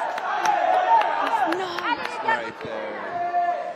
Beautiful double. There was some good communication from Lyorns, taking advantage of they knew that they had two balls in their hand and there was only one ball on the side of Schmidt to go into a double. Unfortunately.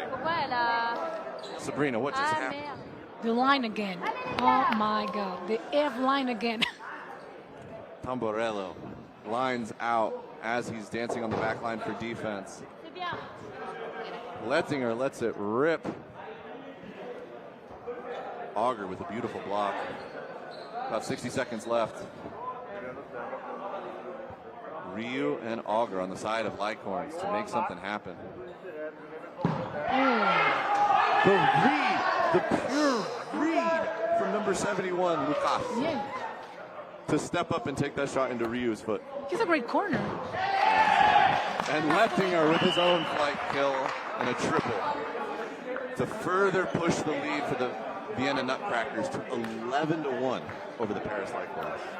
Well, I think this was the best match. Yeah, the performance that the Lyorns had this set was set. definitely much better than the previous ones. I think that they are making the right adjustments. They're adapting as the sets go by. The question is, can they adapt fast enough to make up whatever space the Nutcrackers are going to create here in the first half? Yes, oh my God. And I say again, in the interview yesterday, they told us that they are a very young team. Maybe they need more experience. Well, what better place to get experience than here, Sabrina, at the Dodgeball Champions Tour in Mexico City? Yes, you are right, David. And what do you think, Jorge? How do you feel? How do you feel in this Dodgeball Champions Tour, the first professional tournament of the tour? It's amazing to learn with people like you, like Carl. It's amazing to be the part of this and to watch the level of these great athletes. I think Dodgeball has a lot more to show all the world. Thank you.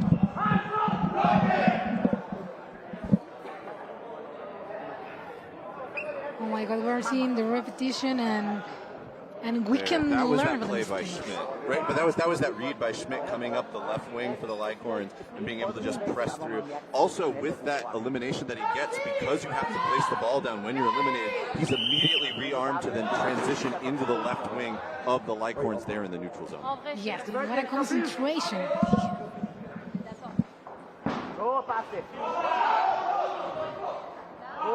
Schmidt looking for something over here on the left wing, doesn't find it. Lyorns burden to throw. Ryu fires one at number 8, Krenmuller.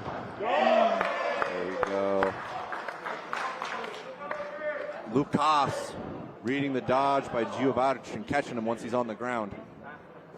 Yeah, he was looking for the ball. Oh. Florian Leitinger puts it right into the chest. A rose. Oh my God! Oh! Krenmuller! Let's go! Off the chest, juggles off the hands, reels it in, gets the catch. And always a catch is something to cheer in that moment. Oh, absolutely. Catches are huge. Not only is it an elimination, but you're bringing one of your friends back. Yeah. And it's a hit in your ego, too. Oh, absolutely. Yeah, you get it. You're pumped up. You're like, let's go. All right, Lyorns coming to the line. And Schmid on this left wing is just eating with these pre-counters. That will be a hit onto Mitterauer. Tamburello being the casualty of Schmid's pre-counter earlier. Lyorns keeping it close. Pressuring into the neutral zone. 4 balls, but It's a double. And that is going to be Florian Leitinger. A little bit of ball control, a little bit of communications. The Lyorns have brought this back. Yes. Oh. Schmid just put too much power on that. He has.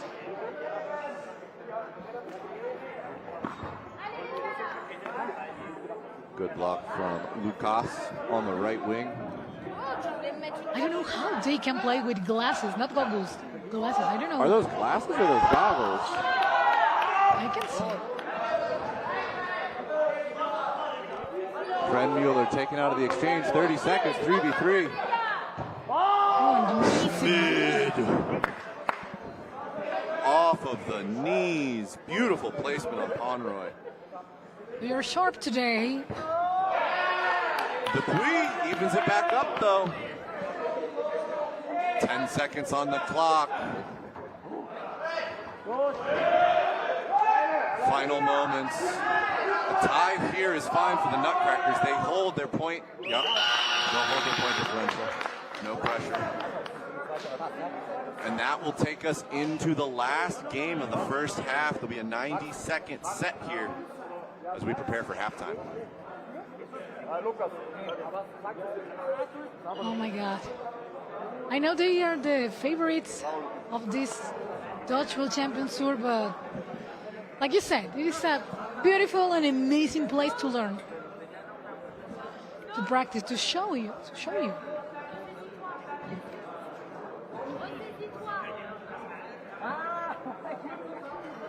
The referees today have a very hard time. Every dodgeball tournament I've gone to, the refs always have a very difficult job. You have to make the calls, call the plays that you see, do your best. There's a lot going on. Most sports, right? There's only one ball you have to keep track of. You think about basketball, football, rugby, baseball. It's only one ball you got to keep an eye on. Out here, you got to keep an eye on 12 players and 5 balls. There's a lot going on. Yeah, it's crazy. Right. But beautiful. It'll be Auger winning the opening rush for the Lyorns. Some nice pump fakes, getting some good movement out of the Nutcrackers. However, Ryu's not able to find a hit. Mitterauer out of the middle. Schmid blocks that ball straight down. Sorry, Krenmuller. And Krenmuller, well, there's Mitterauer. 8.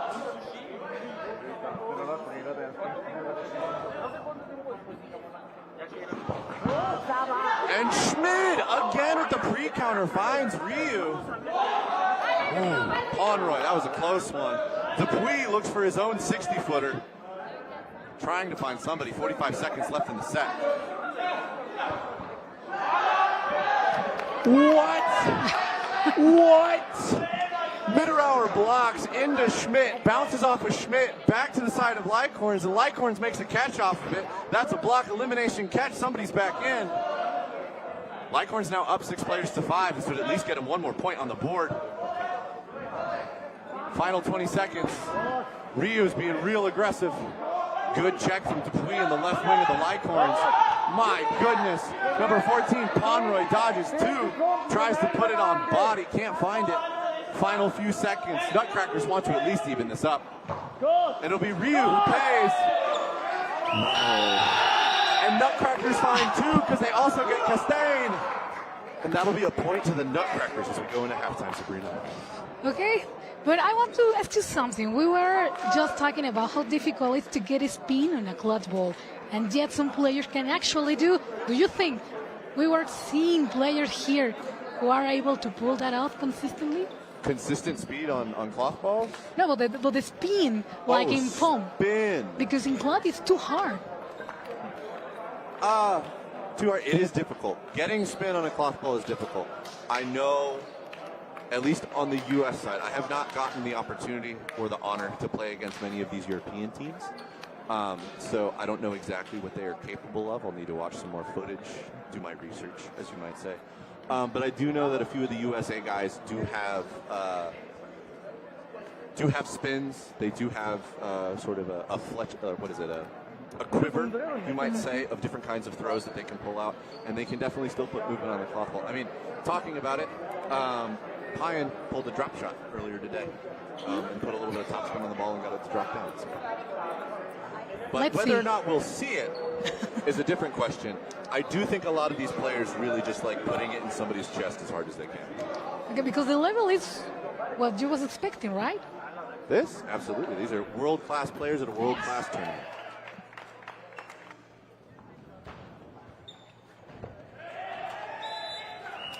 Now we're seeing the highlights of this first half, David. And what was your favorite play? I still have to go with, I think my favorite highlight was Schmid here on the left wing. And just the pressure he applied, getting the elimination, picking up the ball, getting another, just really carrying his momentum through the neutral zone. And just the court awareness of, it was very clear he knew who had balls and who was applying pressure. Because when he came into the side of that Lyorns player, they were completely unaware because they were focused straight ahead on his right wing.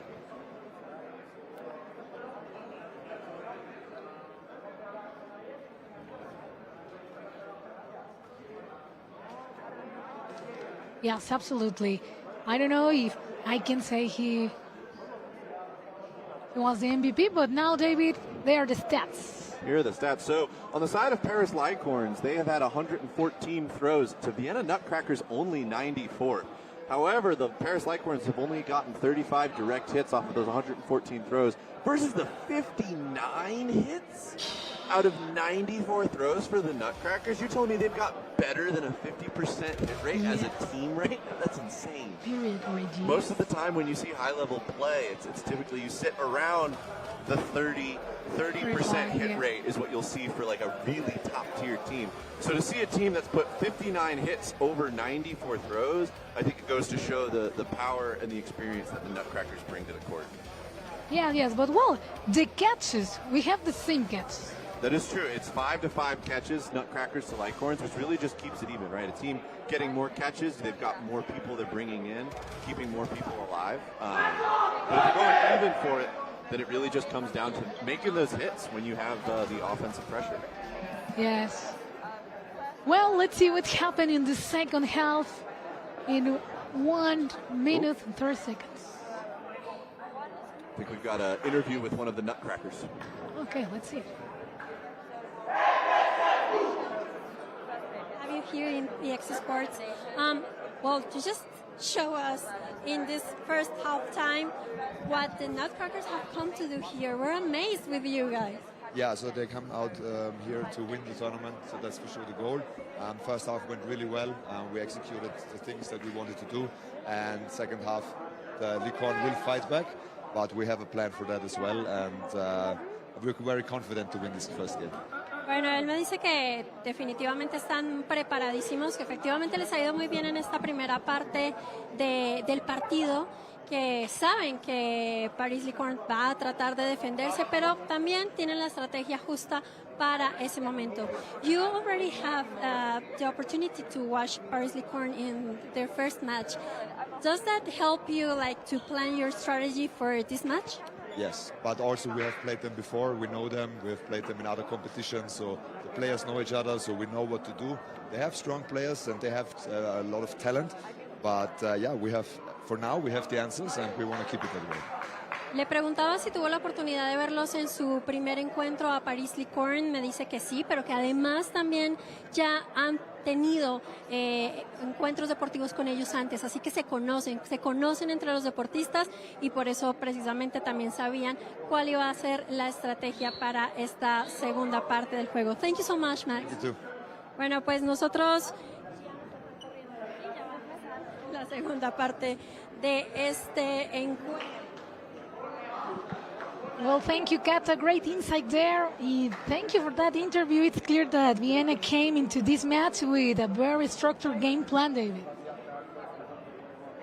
No, for sure. I mean, I think all these top teams are. Both teams, just like any sport. Ready! Getting into the film room and watching film, reviewing what your opponents are capable of. Looks like a Lyorns player is going to be out on. Oh! What a catch! Ryu bringing it in and bringing back his teammate. Shot from Dupuis. Mitterauer fires one into the centers of the Lyorns.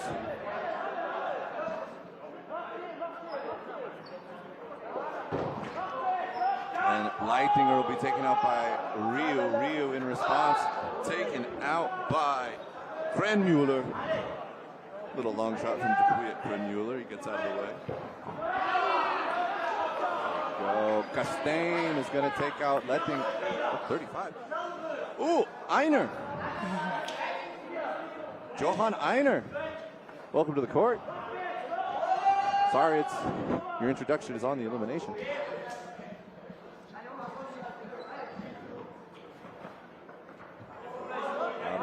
Dupuis with some good pressure on this.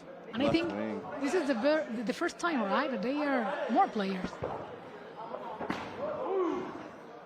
Yes, I think there was an adjustment. The Lyorns have seemed to make an adjustment. I think they're being a little bit more active on their wings are being a little bit more active on the back line, providing a little bit of pressure to the offensive line of the Nutcrackers, which gives their centers more survivability.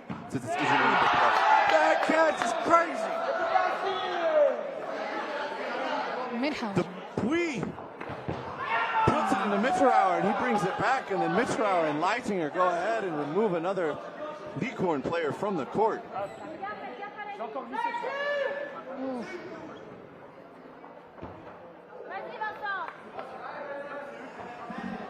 Leitinger dodges the double after the refs call a play two on the Lyorns.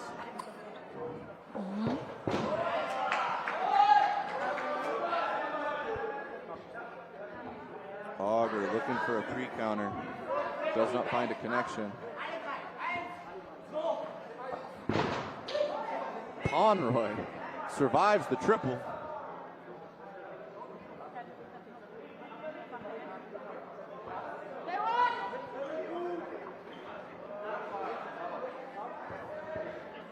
Pomeroy fires one at Mitterauer. Good pressure from the right wing on the Nutcrackers to draw Pomeroy's attention.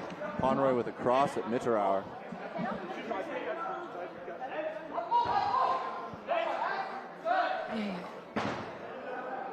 Pomeroy surviving. 10 seconds left on the clock. Nutcrackers want the 2 points. No! He just need to stay alive 9 seconds more. I don't think the Nutcrackers were gonna let Pomeroy survive. I felt the energy from Mitterauer. He was coming up on that right wing. He's like, this is mine. Yes, that's kind of the moment that can disrupt your focus. Absolutely. Also on the court for Nutcrackers coming into the second half, we do have Urti Ballon.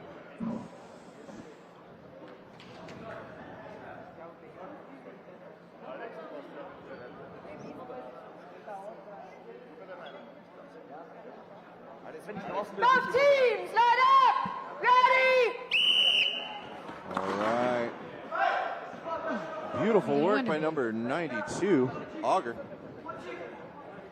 We have a lot of control.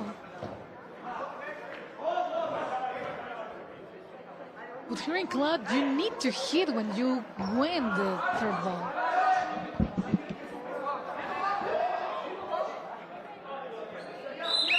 Take it easy.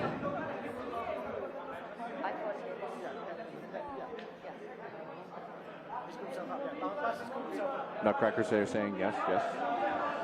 Matarower is out. However, the Lyorns are not happy that there was then an exchange of play afterwards. Nutcrackers giving them the 2 balls. I can really feel the tension, David. Player got hit. Okay. Goes down to stays.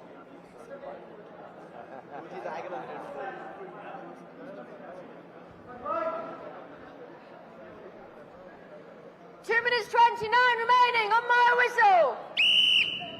And we're off. Nutcrackers burden to throw 3 balls. Cross from the left wing. Rio responds from the right wing of the Lyorns. Dupuis looking for a cross. Ooh, and a catch! What? Lettinger! Into the chest and back to his hands. Do you have a string on that? Is that a yo-yo? Yeah, it looked like a yo-yo. But before the Kishi make a hit, right? Yeah, but that was the catch. The catch was off of the hit. So it's into the chest, back, hands up, gets the catch, and immediately rearmed. Beautiful work, Lettinger. Sorry, there's been more exchanges after that. There is a backline violation on number 25 for the Lyorns. Mateo Tamborello.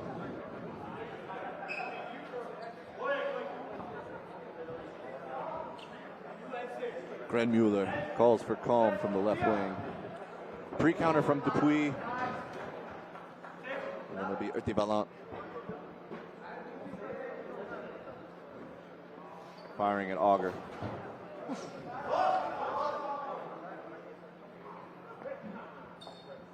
Their Dutch is a dance. Oh, absolutely. And I mean, it's oh, Leitinger. Florian Leitinger, like somebody catch that. It hit me in the back and it popped over all 4 of you. You can catch a rebound from 5 feet away, but you can't catch the 30-foot ricochet. Oh, no. These Nutcrackers are high-level players. It's Dupuis and Auger. 40 seconds left. There's 1 ball now. Stefan Leitinger. Left wing getting over both of those. There's a pre-counter on a mid-hour, clean block, and then an ensuing triple. Yeah. Now, back to the dodging and sort of the dance they have back here. The wings for Nutcrackers are pushing up. Ertivalant will find the knees of Auger. But right, so the wings on defense for the Nutcrackers push up. They apply pressure to the offensive line of the Lyorns, which means that the Lyorns' offensive pressure is not going to be as effective. The pump fakes are not as effective. It's easier to read who the thrower is. What it also does is it really opens up the back line for dodging. You'll notice a lot of the times the outside centers for the Nutcrackers will dodge back into the wing position behind their wings, opening up more room and more options for them to avoid balls on the back line. I really enjoy that. They have a good choreography. Yes. Oh my God. 17-2, 13 minutes left of this second half in this Dodgeball Champions Tour. We're in Mexico City in the Dodgeball Arena in the capital of Mexico. I'm Serena Huerta. And David, I think it's going to be a very special and amazing day for the dodgeball of the world.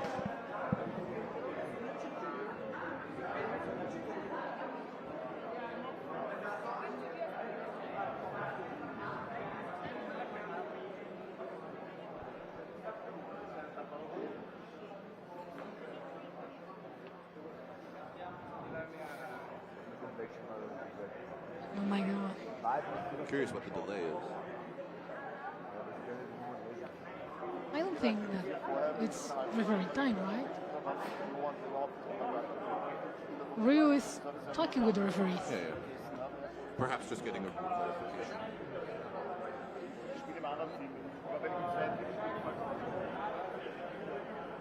I will also say another thing that is very impressive about the Nutcrackers, right? So when you're playing dodgeball, you want to be really mindful about ball control, ball count, who has burden. If you have 3 balls in cloth, really you only want to throw 1 so that you can give a ball to each of your wings. You can only throw 1 defense.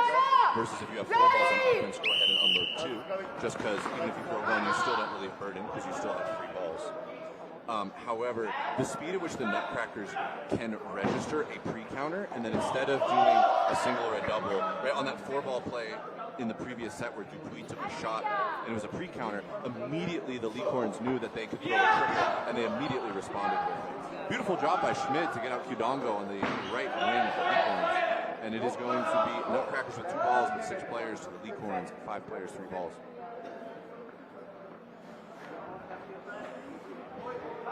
Shot out of the middle from Costain. Ooh! Costain with a really nice slide, but that knee pad did come off. I hope he didn't skin anything. Ryu fires a strong shot into Rocas. Couldn't get his hands on it. Popped up into the rafters. Dupuis with a pre-counter at Urti Ballant doesn't find a connection. But the rest of his team does survive the offensive play. Nice. This is what we want to see from the Lyorns. Good coverage. Dupuis comes up, hits a really solid shot into Einer, and then when Urti Ballant goes to hit Dupuis dodges, and then his center responds. And once again, they get 4 balls on the offense, and they take a double into the center of the Nutcrackers. I'm liking what I'm seeing out of the Lyorns.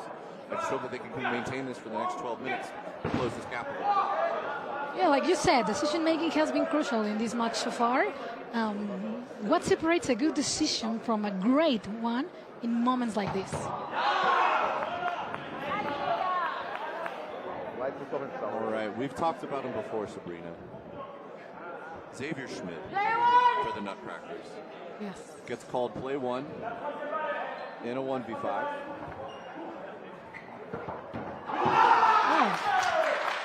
This time it was not a deja vu. It's another scene. And a beautiful double plus flight from the Lyorns to get an elimination win. First one this game. And getting them 2 more points on the board.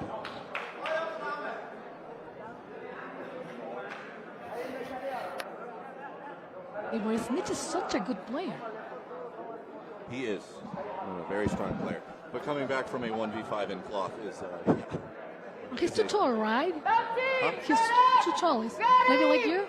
Oh, no. As somebody who is 6'3", I will say this, you're never too tall to play dodgeball.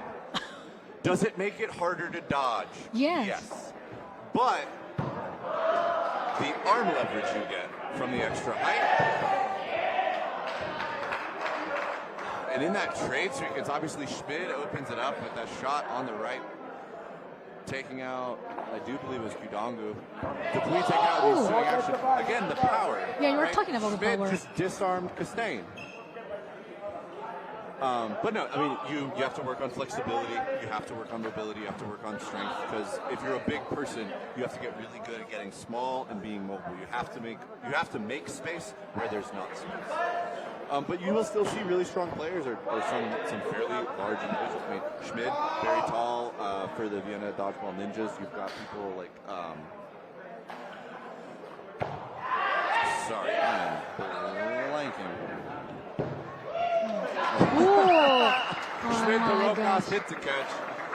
It's almost like they practice that skill. Right, you've got Steinlechner, who's also really tall.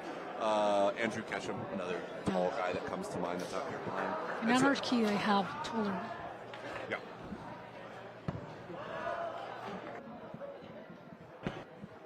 And what do you prefer, power or super dodge skills? As a tall guy, who's not always the best at dodging. I know. I feel you, bro. How hard can I throw this ball? How fast can I get it to go? Ryu with a fantastic opening rush on the side of the Lyorns gets them the first offensive play of set number 13 here in this game. Oh, Good exchange. Good exchange. Dupuy, though, takes it on the hair. Gets Rokas for it, though. No. Oh, Ryu.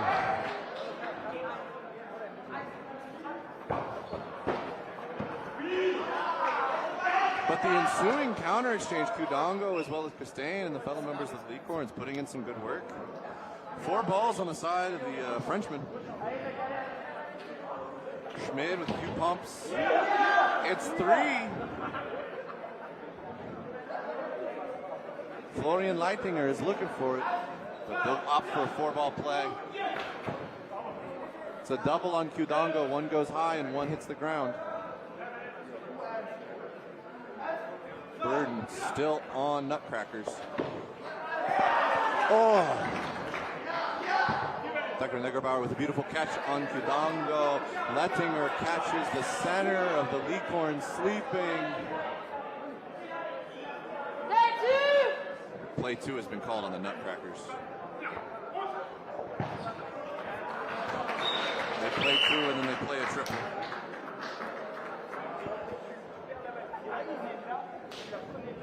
But like I was saying, Sabrina, right? They got called to play 2. They have 3 balls. There's a pre-counter. I do believe that was by Auger on the far side of the for the Lyorns, and immediately Nutcrackers are like, oh, you threw 1 at us instead of the play 2 that the refs have called for us to play. We're going to give you 3. Yes, I think.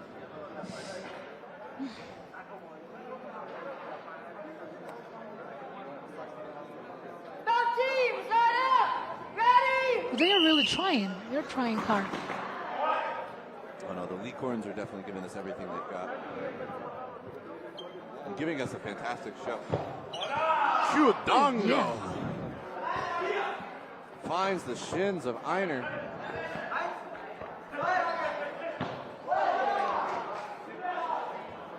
And Rokas throws to Dupuy, and Dupuy makes that look easy. Pulls in the catch.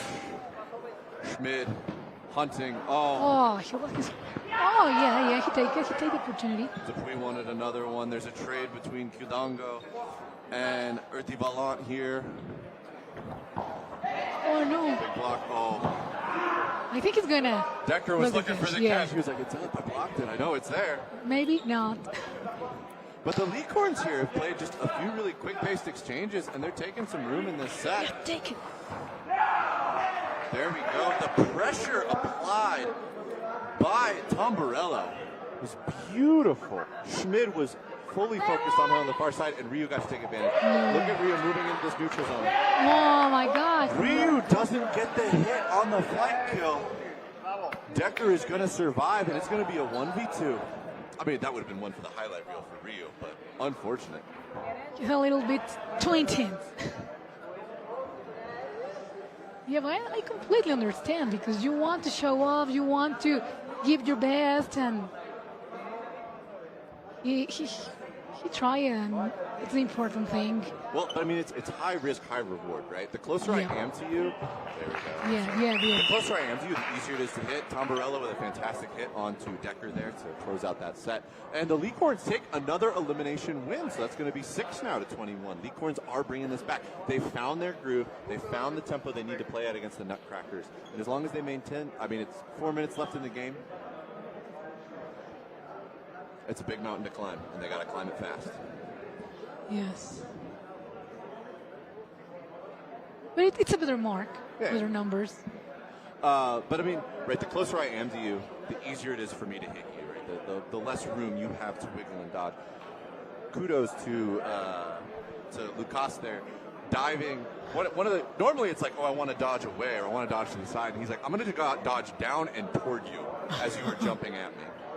It gets under it, so it works.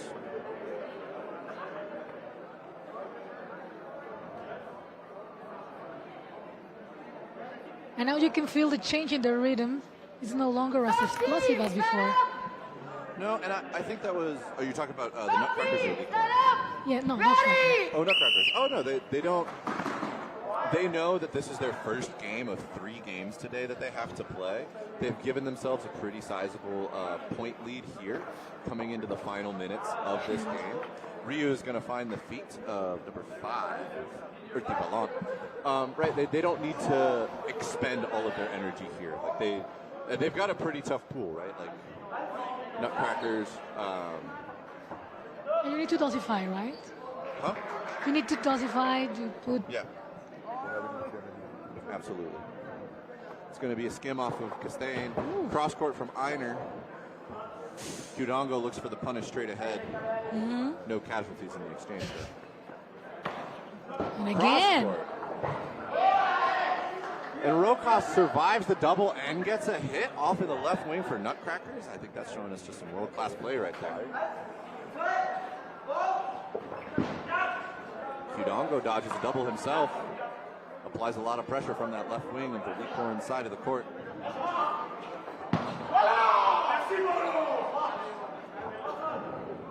Double into Einer. Lyorns bringing this back. And again. Qdongo bringing this back one player at a time. Finds the feet of Florian Leitinger. And I think the blues can Oh my God, again. Qdongo finds a third. Oh, but Krenmuller takes him with him. Qdongo put in some work. 3 throws, 3 hits. Beautifully done. Double at Schmidt.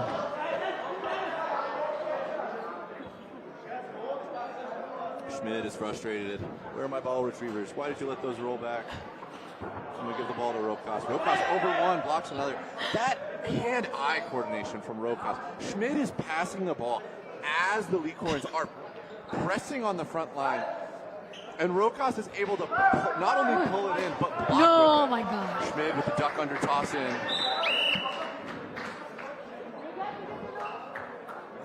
Unfortunate, does eliminate Moulton. And then the remaining Lyorn player does step off the court. Yeah, no. They want to reset. They're like, give us another set. Or was that time? Oh, no, that was time. Apologies. Still one player on the clock. I'm so just enraptured. I forget about the clock. This will be a short set. Both teams, line up. Ready? Short set. We've got 1:45 on the clock. Lyorns looking to close the point differential gap here. Ryu out of the middle. Blocked by Einer. Pre-counter from the far side of Nutcrackers. They're going to give it to Earthy Ballon. Unfortunately, he pays for it.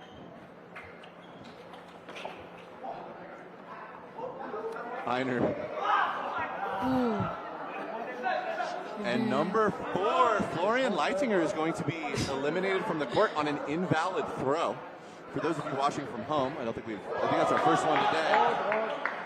Ryu eliminated, needs to make sure to place his ball.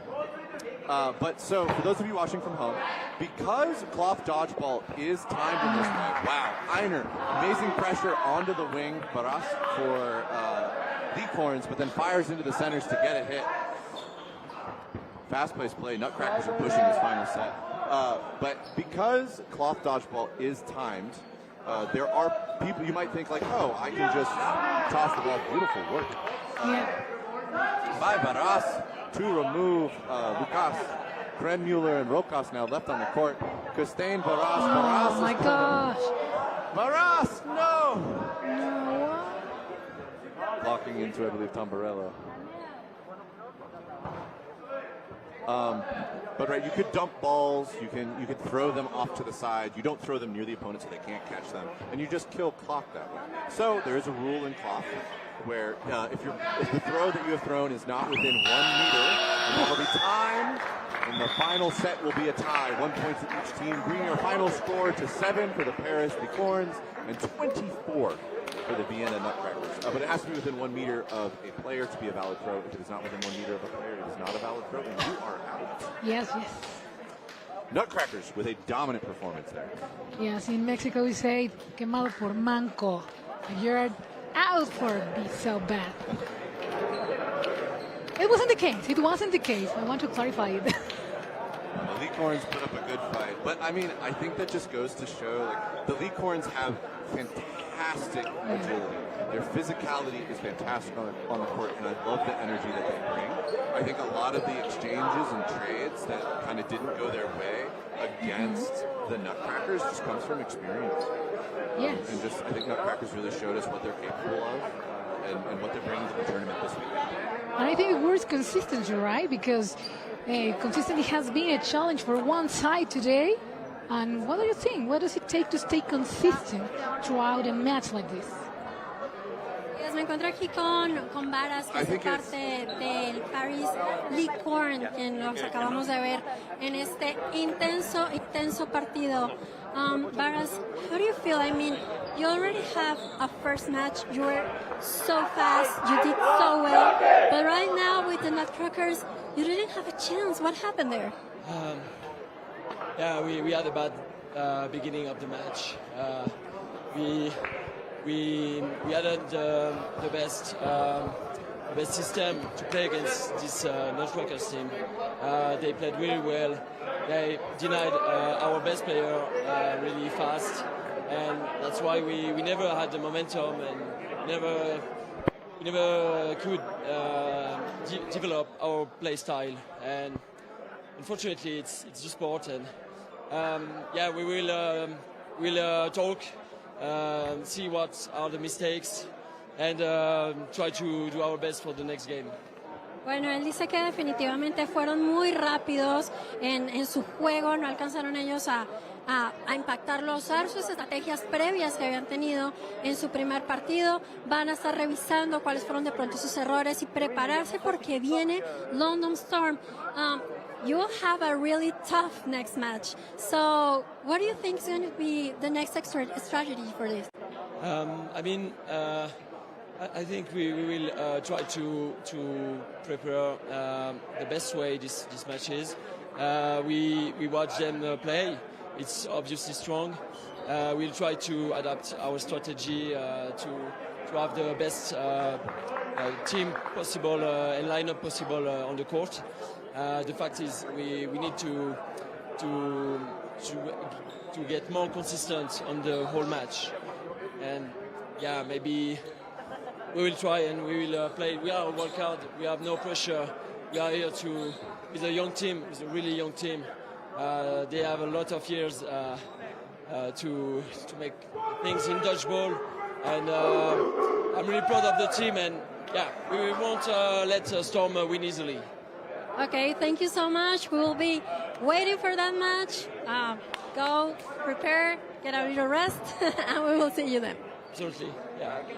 Bueno, muy bien. Pues estaba preguntando cómo se van a preparar para su siguiente encuentro porque viene este gran retador equipo que es el London Storm. Entonces dice que definitivamente van a cambiar su estrategia. Ya los estuvieron viendo jugando, saben que son un equipo muy fuerte y van a ver cómo lo van a enfrentar. Dice que sin lugar a dudas, de todas maneras, no tienen mucha presión. O sea, ellos son rápidos, pero también saben que se están enfrentando a equipos con grandes trayectorias, y el solo hecho de estar aquí, pues definitivamente ya es un logro. Vamos a continuar ahora con nuestro siguiente partido, porque ya nos van a sacar de acá, y continuamos con ustedes.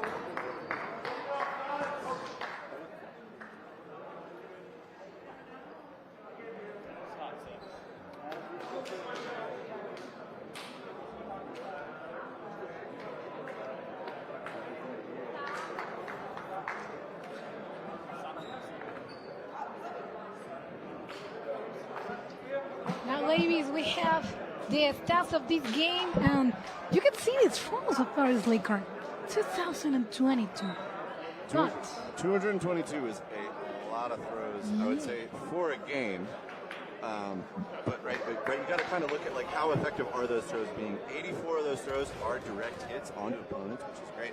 But Nutcrackers on the other side, again, we're just looking at 213 throws, 116 connections.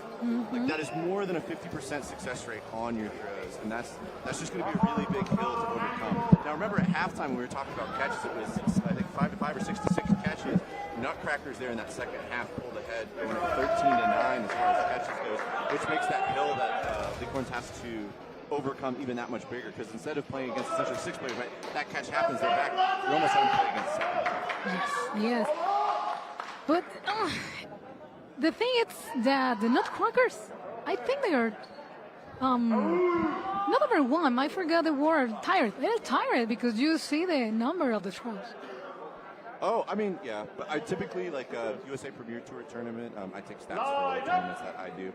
In Minneapolis, this 2 weeks ago, over the course of the tournament, I alone threw over 250 times for my team. And then there's, we've got 8 guys on the squad, and we're all throwing about the same. It gets spread out across the team.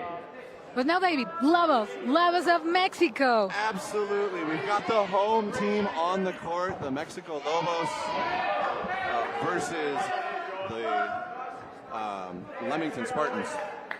And this should be a good game for all of you at home. Yeah, I have a lot of friends in this match. I want to be objective, but I am very excited. If you're a little biased, it's okay. Oh, no. Godoy. So that is going to be Godoy. I'll make sure I get these pronunciations right. But yeah, so Godoy is going to get eliminated by the right wing. Wilkie of the Spartans.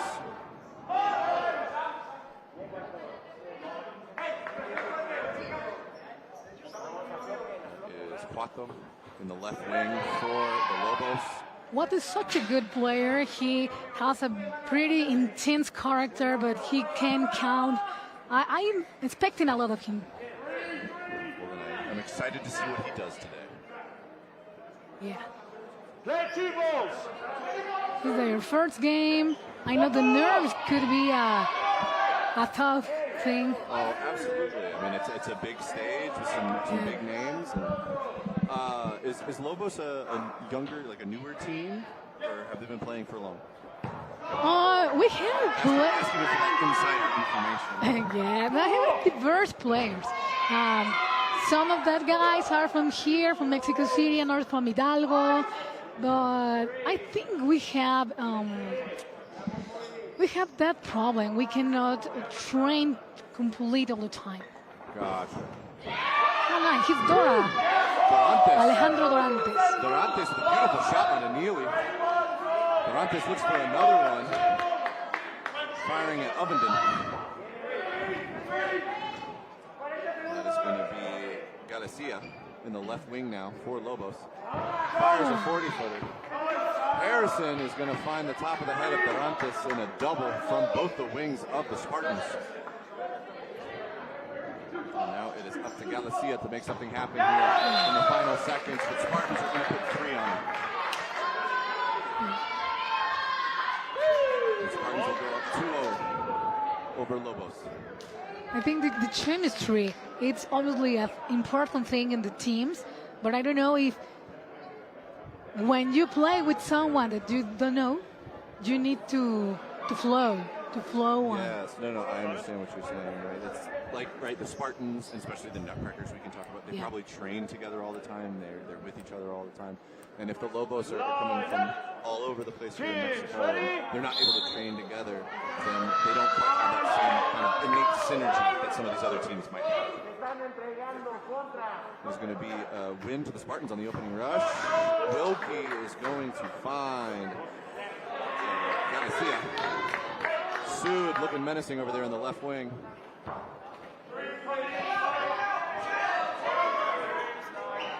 Dorantes taking a shot at Sud. Sud blocks it. Godoy trying to find somebody in the center. Spartans come to the line. Sud. That ball sounds scary. Yeah.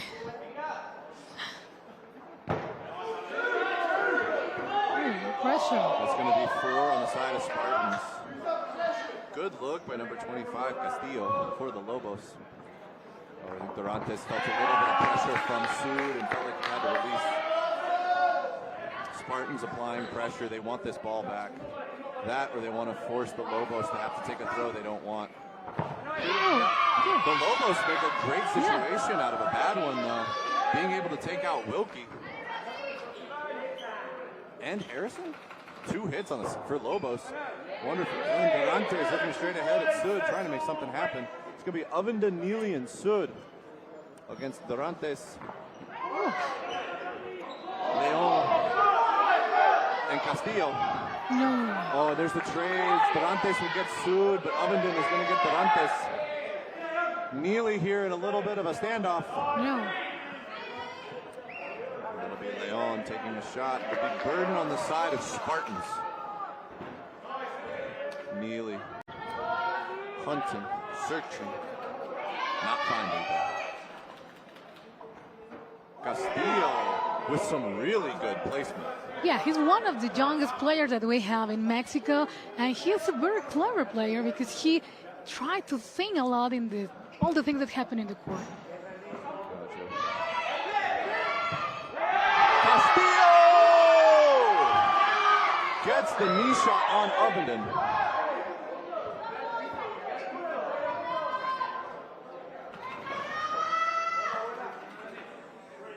Neely, 30 seconds. Castillo doesn't find Neely, but he finds the ref.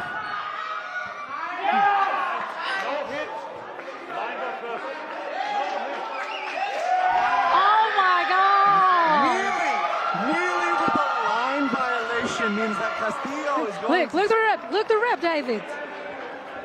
Oh, that's by like the dust on the tip of the shoe. Yeah, because he gets confused, right? He didn't expect that Castillo danced with him. Oh, that was unfortunate, Neely. I'm so sorry, but that is going to even it up 2-2 here between the Lobos and the Spartans. Every move counts, David. Every move. Line up. Teams ready. And it will be Ovenden winning the opening rush for the Spartans. Hopkins launches one. Let's see what the Lobos do. Good, Watto. Watto finds Wilkie. That was a strong throw. Gets the ball back. It'll be another offensive pick. Watto fires again. Ovenden dodges out of the way. He was training too hard. He wants to play in Malaysia. He wants to. Well, he's got an arm for it. Hopefully he'll make Team Mexico and get to go. Ovenden finds the chest of Galicia. Even on players, 5-5. Castillo is going to hit. Harrison, some long shots and long blocks. It's going to be Lobos to throw. Durante. Watto hit. Neely with a hit and catch. Neely with a hit and catch that's going to bring back Wilkie. I think he's such a good player. Neely. Very strong. Yeah. And calm.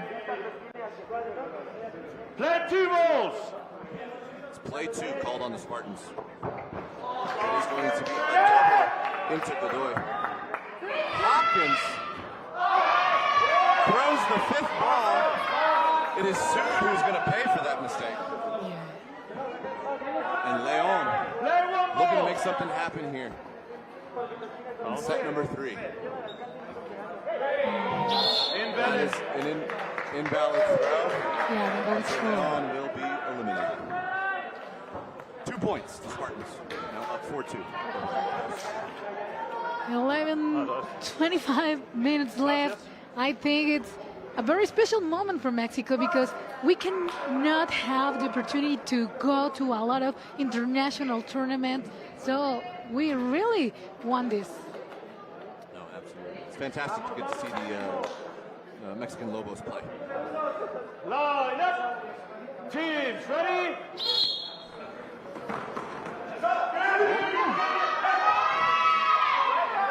Well done, Leon.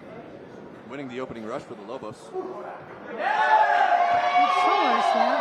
Galicia will get a hit. Watto releases one on Wilkie. This is going to give ball advantage to the Spartans. And they will use it to eliminate the powerful left wing of the Lobos.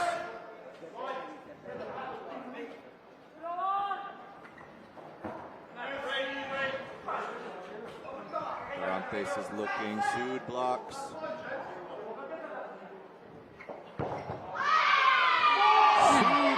Well answered. Dorantes answers. Yeah. But again, it's Spartans with 4. Yes. And that will mean that Galicia is eliminated. And now Spartans settle into a 2-ball defense. 2 minutes left here in the set.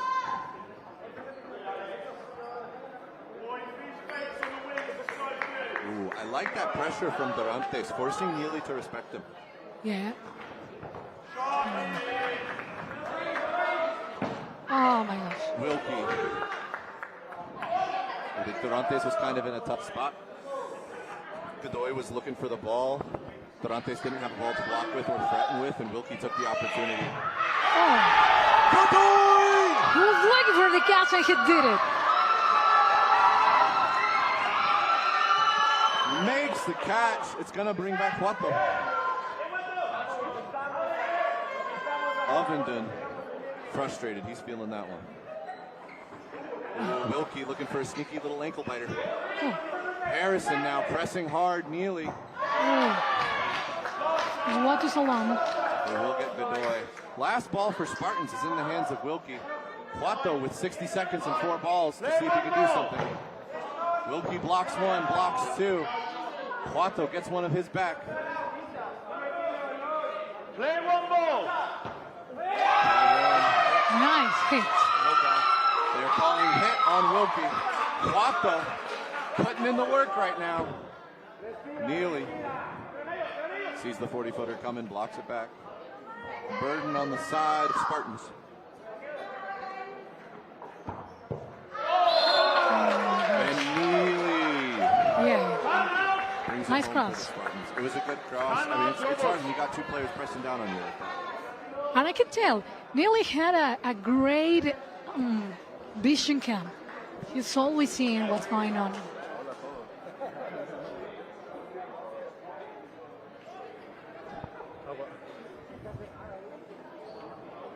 We're seeing now the catch of Godoy that brings the hope to Mexico team.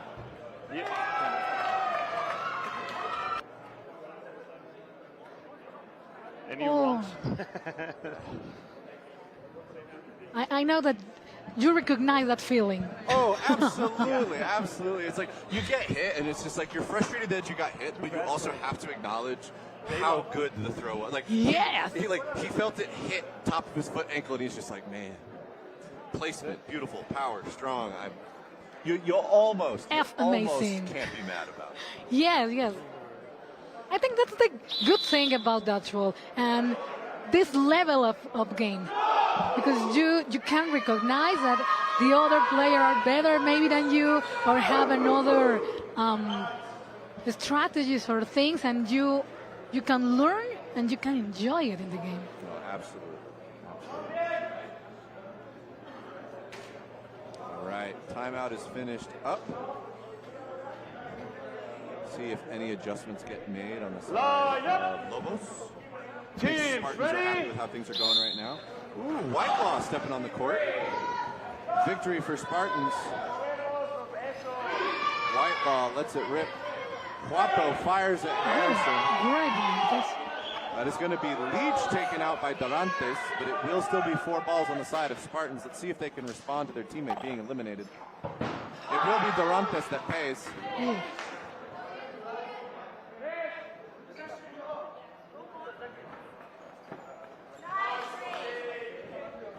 Nice throw by Galicia.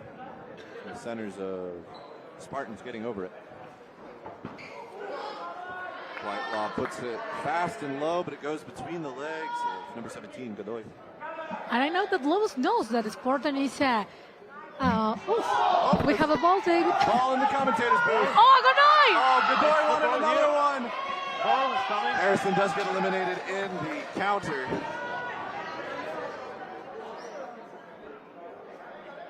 Four v 4. Oh, Whitelaw reading the dodge. He went into that wall. On Galicia. Nice. Huato.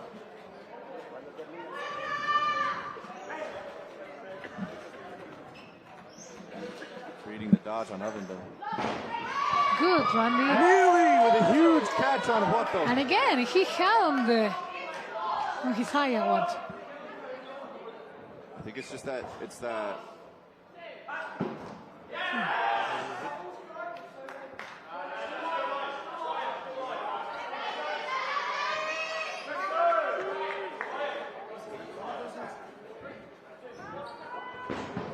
Oh, he didn't see that coming. What? No, he did not. It was a triple from the Spartans.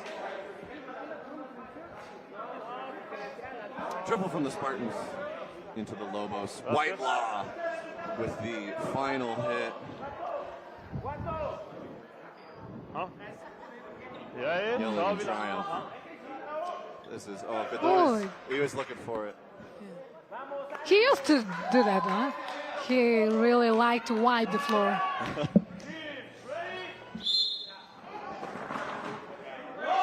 And it will be Ovenden winning the opening rush for the Spartans. Whitelaw, Neely, Leach. Oh. Hannah, we have a new player at Lobos, Toro, in the corner. Wing. Playing with a hand brace. I hope his fingers are okay. Yeah. Ovenden lets one rip into the centers. Lobos to throw. Leach putting a lot of pressure on the wing. Oh, nice block. Oh! Whitelaw not able to ring it in. Well done. Got counterplay. Big issue. Spartans have all 5 balls. You said it before. And there's going to be 2 eliminations on the side of Lobos. Spartans go down to 1 ball, but on the ricochet, Spartans are able to get back to a 2-ball defense. Long shot from number 25, Castillo, looking for Neely, not looking. But like you said, Neely's always looking. Yeah. I don't know, but the Lobos need to control the number of the balls.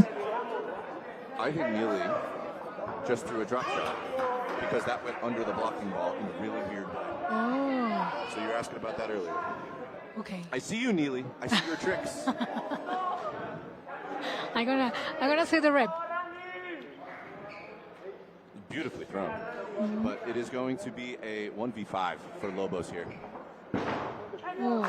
And final hit coming from Leach, left wing. But it seems like they have a silent communication. I threw up, you threw down, and Oh, absolutely. Well, yeah, any team that practices together regularly, obviously there's stuff that you want to communicate about. But you get this like sixth sense about your teammates. You know what they're going to do. You can anticipate their actions. And then when that happens, you get that, like you said, silent communication.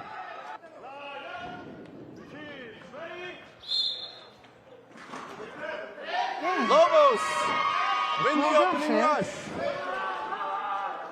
Well done, Leon. Yeah. He's one of the fastest guys we have. No, Castillo, move your feet, come on. Castillo was taken out by a very pretty shot.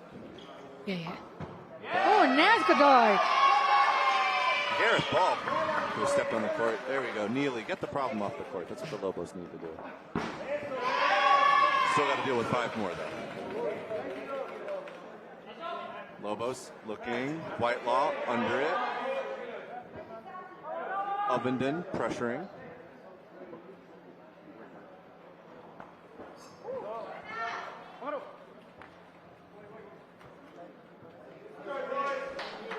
I don't know why now it's silence in the court. Oh, the hair. Yep. Excellent shot by Galicia. Is going to find the hair of Gareth Ball.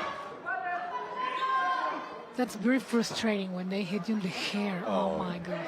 I used to have, speaking of hair, I used to have really long hair. My hair used to go down to my shoulders. And then I got hit one too many times on the dodgeball court. Me shaved it too. all off. You understand, Sabrina. You understand. Right, Lobos in a dominant position here. 5 players. Ooh. He almost got disarmed.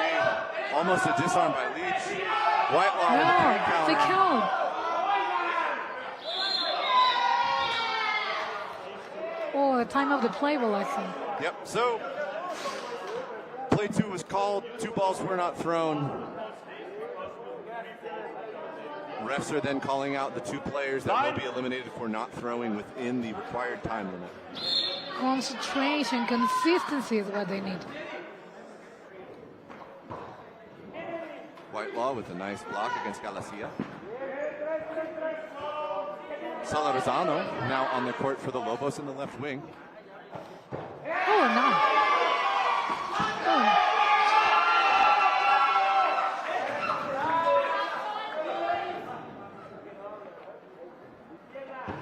Oh, nice. And that's going to be Leach taken out by Galicia.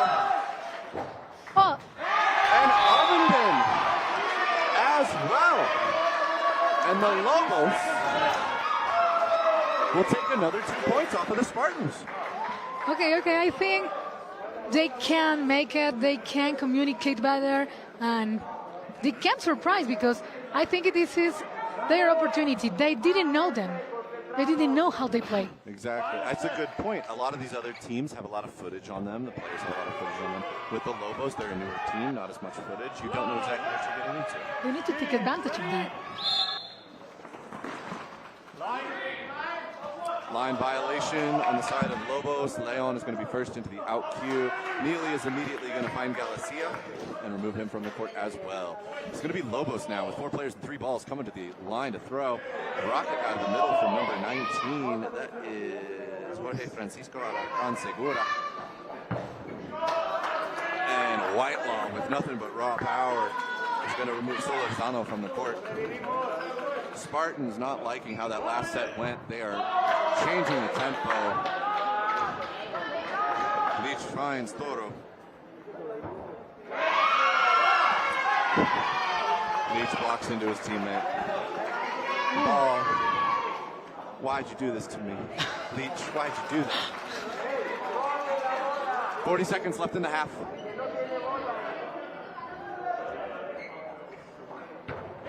And Leach is going to find the knees of number 19, Segura. And once again, Godoy finds himself last in a 1v5. Let's see if he can make another. It's Leach that will be making the first catch. And that will take us into halftime. Spartans up 12-4 over the Lobos. Well, it was a very hard first time from Mexico team, but I think we can stand out of very specific points that they need to tighten up a little. Absolutely. Yes.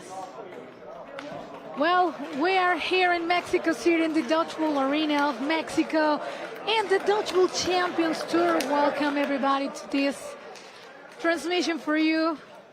We are in PX Sports. I'm Serena Huerta and David. And well, let's what happened with this second half of Mexico Lobos and Spartans.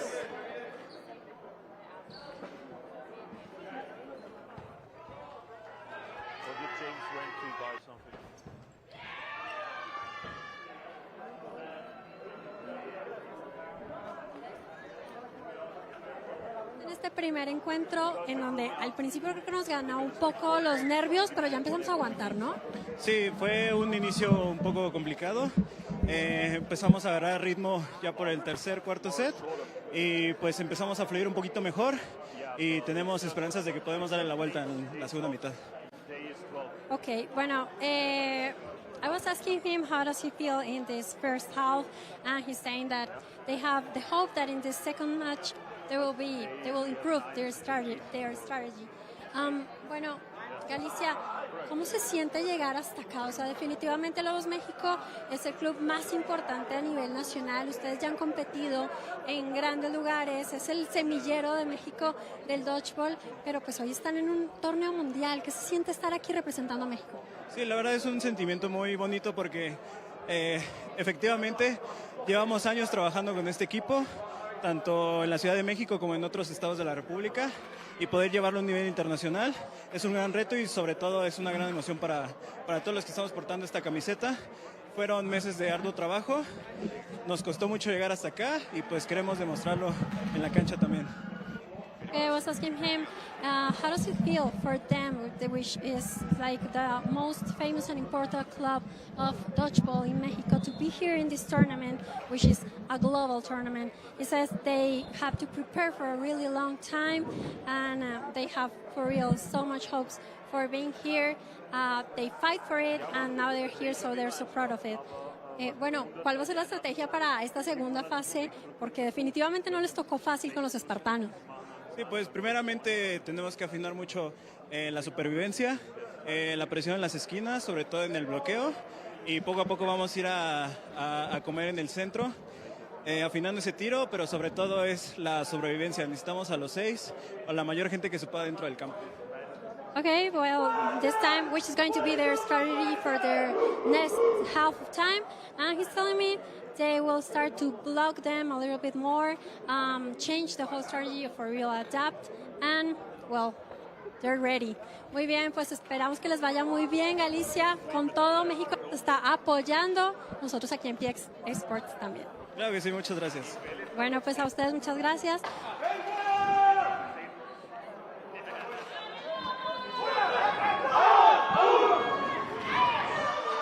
Thank you, Tata. And now, David, we're going to see the stats before the game starts. Are we?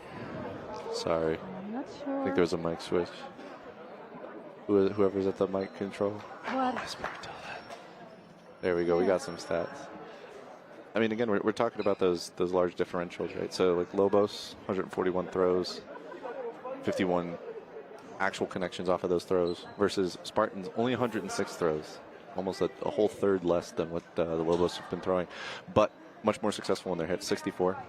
I mean, it's almost a 64%, a little bit less than 64% success rate for every single one of their throws. So. With 9 catches.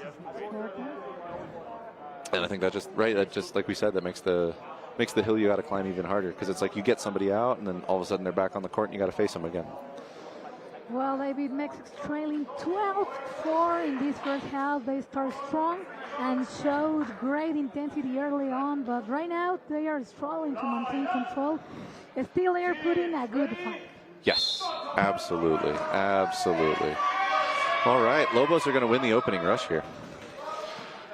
And as they come to the line for the offensive throw, oh, it is going to be Hopkins with a beautiful catch on number 19, Segura. And Hopkins fires back. I know they have the wall. Yeah, so that is another thing is when Lobos had the wall, they were not necessarily able to take advantage of it, and now it is going to be Spartans who have the advantage where the wall is netted, but the balls still tend to roll back pretty hard. Lobos doing a good job, though, of ball retrieving on the court, maintaining ball possession. Oh, and that is going to be Leach taken out by number 7, Toro. However, Galicia is going to be taken out by I believe, Whitelaw in the right wing of Spartans. Oh, Wilkie wanted that catch, unable to pull it in. And big pump fakes from the side of Lobos. I believe that is going to be a line violation on the side of Spartans. And now it is 3 players to 4. Oh, Hopkins fires a fast one into Godoy. And Spartans have 4 balls. It's going to be a double into Isidro. And it's another double from the Spartans, finding the ankles of Toro. And how, David, how difficult it is to take that control back once it's lost? And Ball will finish that out with a catch on Leon. Sabrina, to answer your question about how hard it is to kind of get ball control back after you lose it, it can be very difficult, right? Because if you are the one ball holder, right, you do feel a little bit of pressure on yourself to maybe take a counter, try and apply some pressure, right? But in that case, if you throw the ball, there's always a chance one of the throws from the opponent team bounces off of a teammate and bounces back, and now you've surrendered the ball that you threw plus the ball that's bounced back. If you're the person holding the ball and you decide to double the ball, as we saw with Spartans, even if you block it back to the opponent team. They get it. They get another opportunity for an offensive play. Yeah. Teams ready? And that is going to be an opening rush for the Spartans. Coming to the line, we got Whitelaw, Hopkins, and Leach. Not finding any targets, though. Lobos come to the line. Oh, my gosh. Oh! Number 19, Segura, is going to find Whitelaw. Whitelaw not able to take the trade. Lobos are up 6 players to 5. Wilkie, though, just puts it in the chest. Galicia making his way to the outbox. Leach looking for something. Leon getting over it.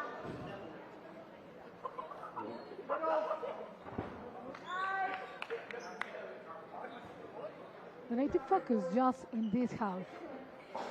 Oh. And that's going to be Hopkins with another hit. Leach trying to catch Leon, not looking.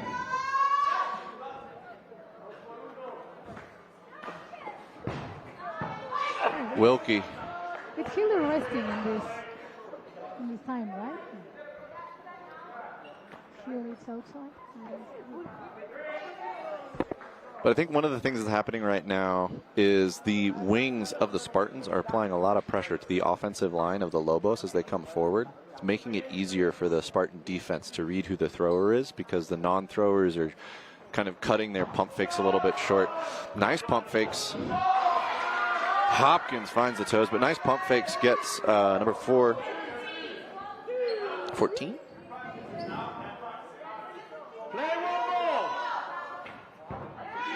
Oh no, number 19, Alarcon.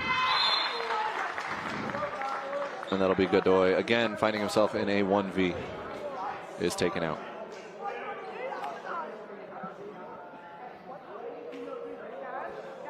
Do-do-do.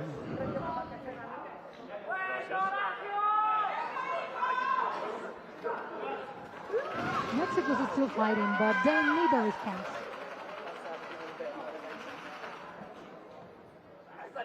No, I think Lobos are really focused right now. I think the big thing is just communication. Right now, it seems like there are moments where some of the players are being caught out of position, and Spartans are jumping on that. Strong opening rush from Ovenden. The Lobos do not retrieve both of their balls from the center line. Leach lets it rip, and Toro catches it.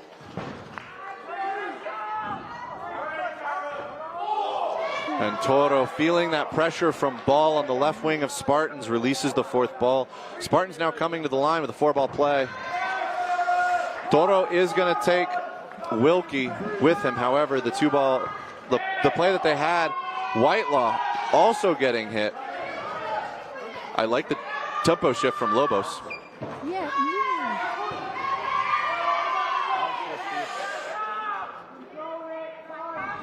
And Lobos, in a flurry of chaos and a series of exchanges, has brought this game to a 3v2.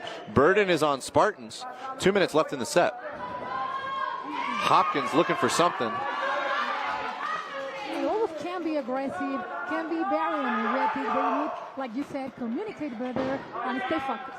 Yes.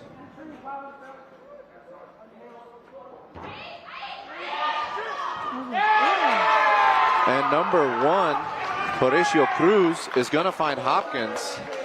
And it is going to be Gareth Ball all alone in a 1v3.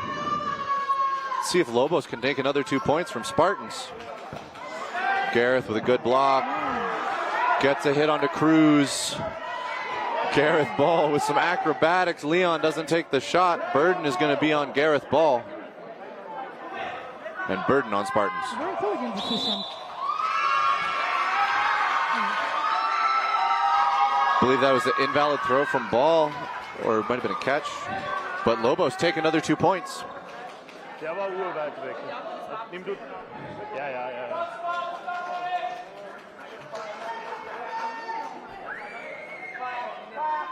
Remind the Jai that this is the second of the 3rd game of the Spartans. Yes. The second of the day? Is it the second? I think this might be the 3rd game of the day for the Spartans. Yeah, because they played Hex in the morning. And then I do believe they had to play... Huh? Anarchy? No, because Anarchy was against, I believe, the French team. Yeah. Sabrina. Take a look at the schedule. But I do believe this is Spartans' third game of the day. They'll be done after this, so. Empty the tank, boys. Line up! Teams ready? Right, they're off. Ovenden once again winning the opening rush for the Spartans. Let's see what Sud, Wilkie, and Hopkins can do. Yeah, you're right. Tex was the first, and Vienna was the second. Gotcha. Dodgeball Ninjas, yes. So yeah, this is their third game. There's a line violation on the side of the Lobos. Hence the elimination of Cruz.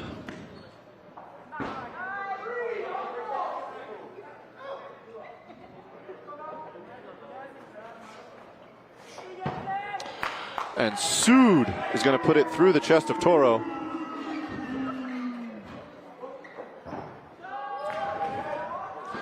Clean block from number 21, Isidro, who then takes a shot at Hopkins. Hopkins, Doherty, Sud to throw.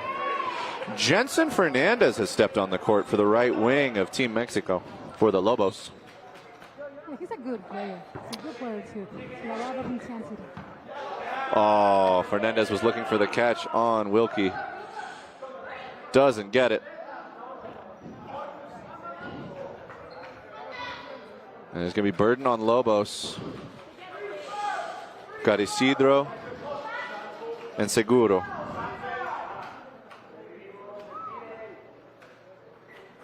Six feet 2. Big pump fakes across the board. Touches the ceiling. Sud looking for something. Burden on the side of Lobos. Lobos need to press up and get that ball. Good work. Sud gets another hit. And Wilkie, with repeated pump fakes and pressuring, gets the final hit onto Isidro. And Lobos call a timeout. Yeah. Well, Spartans stand firm. They are doing what they want. They know to do. Nein, es war noch einer dazwischen.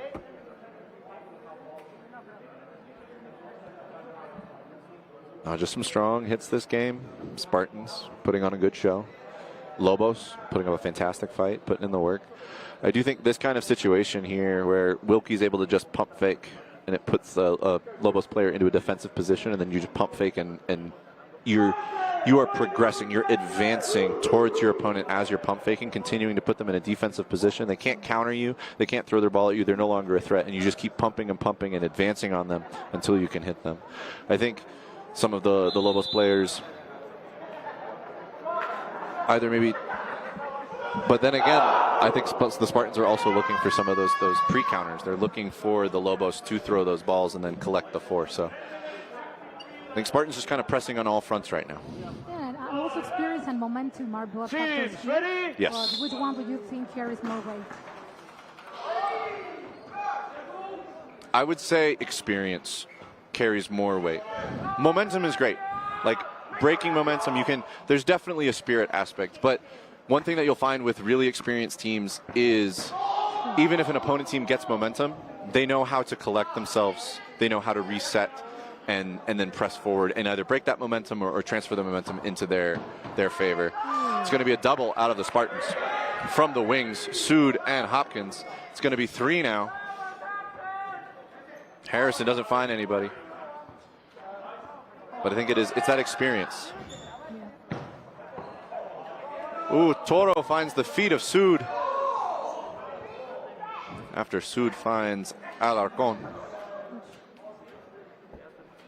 5 players to 4. Favor of Spartans right now. It's going to be a double at number 21, Isidro.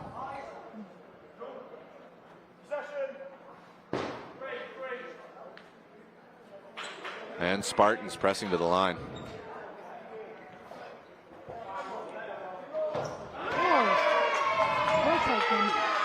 Wilkie pressing hard toward the left wing. Number 11, Garcia for the Lobos, punishes him for that behavior. I think he lost his first hit. Toro with a solid ball retrieval there from the neutral zone to give the Lobos 4 balls. I would have liked to have seen a double rather than 2 singles. However, number 21, Isidro, putting in work to get a Spartan player off the court. Isidro gets another one, taking Hopkins. Toro throws a 50-footer at Doherty. Doherty was yelling at Harrison to hold. He knows Suit's coming on. They wanted the 4-ball play. 1 minute. Nice job, Clemson. Spartans giving some look, but Fernandez with 2 clean blocks stays alive. Oh, Doherty puts the hands up. However, Isidro was taken out. Harrison, he's looking. And a communicated double between Harrison and Sud will close out that set against Jensen Fernandez. On the retrievers, I'm looking for the Mexico retrievers. I think we have 2. Yes. I like the coach's decision to put Garcia into the, well, they're pulling him out, but I liked Garcia in the left wing. He was applying good pressure and being able to get some hits over there. Yeah. He was doing a great job. Now it's Castillo in again.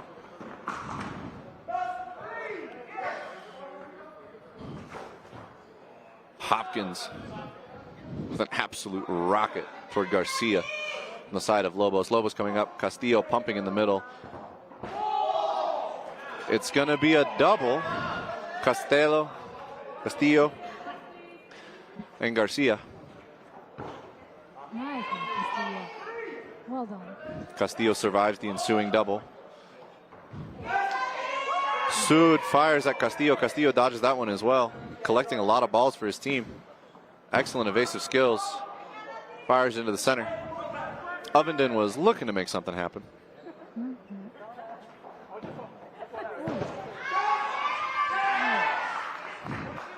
Sud with a ricochet catch, I believe, off of Garcia. And that will bring Doherty back in. I think it was Doherty.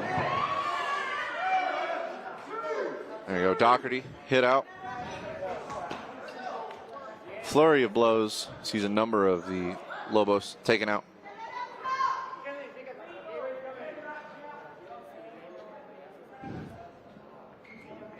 Yeah, they need to stay calm.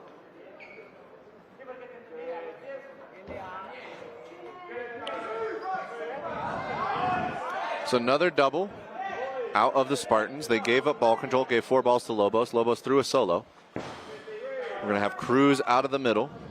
Let's see if the Spartans throw another double. They've been doing a lot of doubles, Sabrina. What? I didn't hear you, sorry. I was looking for Fernandez. Fernandez is going to find Hopkins. And it's going to be 4 balls on the side of Lobos. For the second time. 5. Lobos have all 5. They call the double. Yeah. Well done. They get the hit on ball. It's going to be Sud in a 1v3. This is what we were talking about, Sabrina. Yeah, baby. Calm collection communication. And we can look the change. If they can contain the ball, they can make a play, they can do it better, they can control and not just make through like crazies. No, absolutely. Communication there to do the double and then immediate follow-up really helped Lobos take that set. It's now 8 for the Lobos to 22 for the Leamington Spartans. Spartans wanting to close out their pool play strong. Get ready for the bracket tomorrow here at the Dodgeball Champions Tour in Mexico City. Oh, he was looking the ball with the feet. Spartans coming to the line.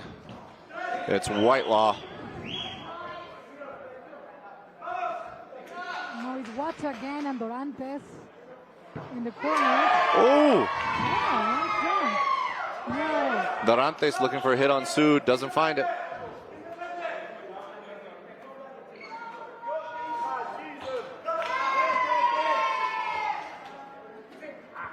Sud looking for Dorantes, does not find it. Whitelaw's counter, though, does find Cruz. Execution at the end of each play is becoming critical, David. What separates a clean finish from a missed opportunity? Oh, no! Oh, my God! Well, Sabrina, you set it up as an example. That Castillo had the catch, and in that moment of celebration, lets it go. I think it is keeping a cool head. Dorantes finds Sud. Whitelaw not able to find Huato, who has been moved back into left wing. Excited to see him back on the court. I think it's just keeping a cool head, staying calm. In order to clinch stuff, like, you need to be able to access all of the physicality that your body has to offer, all of the athleticism that you've trained into yourself. But if you get hot-headed, if you get overly excited, you can put yourself in situations where no matter how athletic you are, you're not going to make it out of there alive. So I think it's just staying calm, staying focused. Yeah, because they have the capacity, they have the body, the movement, the energy, but it's the experience and the thing that you already said. Yes.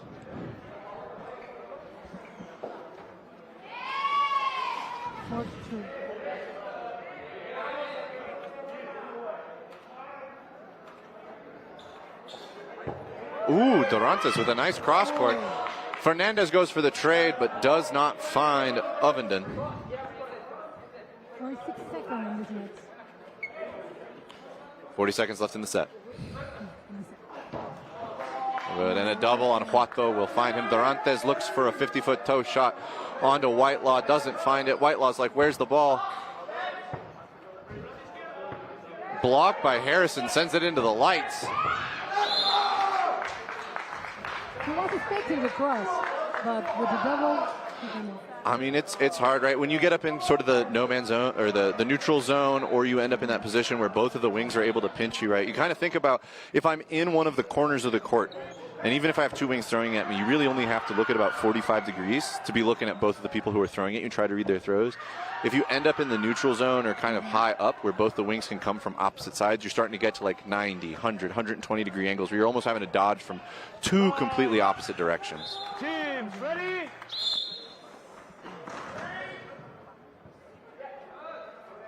Neely is back on the court for the Spartans. Sud and Whitelaw in the wings. Got a heavy stack from the Lobos here on the left side. Whitelaw looks for it. Dorantes looks for the cross-court counter. Doesn't find Whitelaw. It's going to be three. Neely wanted to throw something. Sud does find Dorantes. And there are 90 seconds left in this last set of this game. Whitelaw gets over it. Neely pressing hard in the wings. Fires at Huato. Sud gets hit by Fernandez.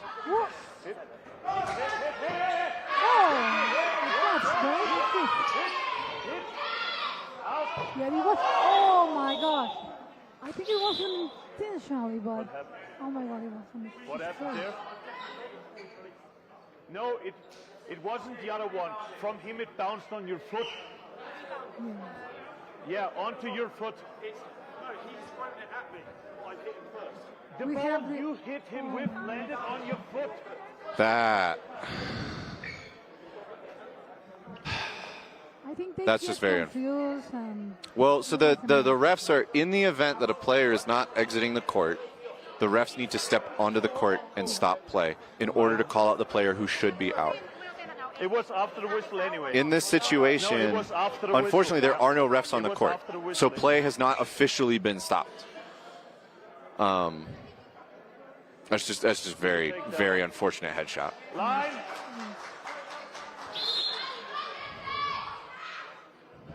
They are calling Whitelaw out on a rebound ricochet hit off of the target that he hit initially. 1 minute. Man, Harrison does not look like he just took a dodgeball to the face from Fernandez.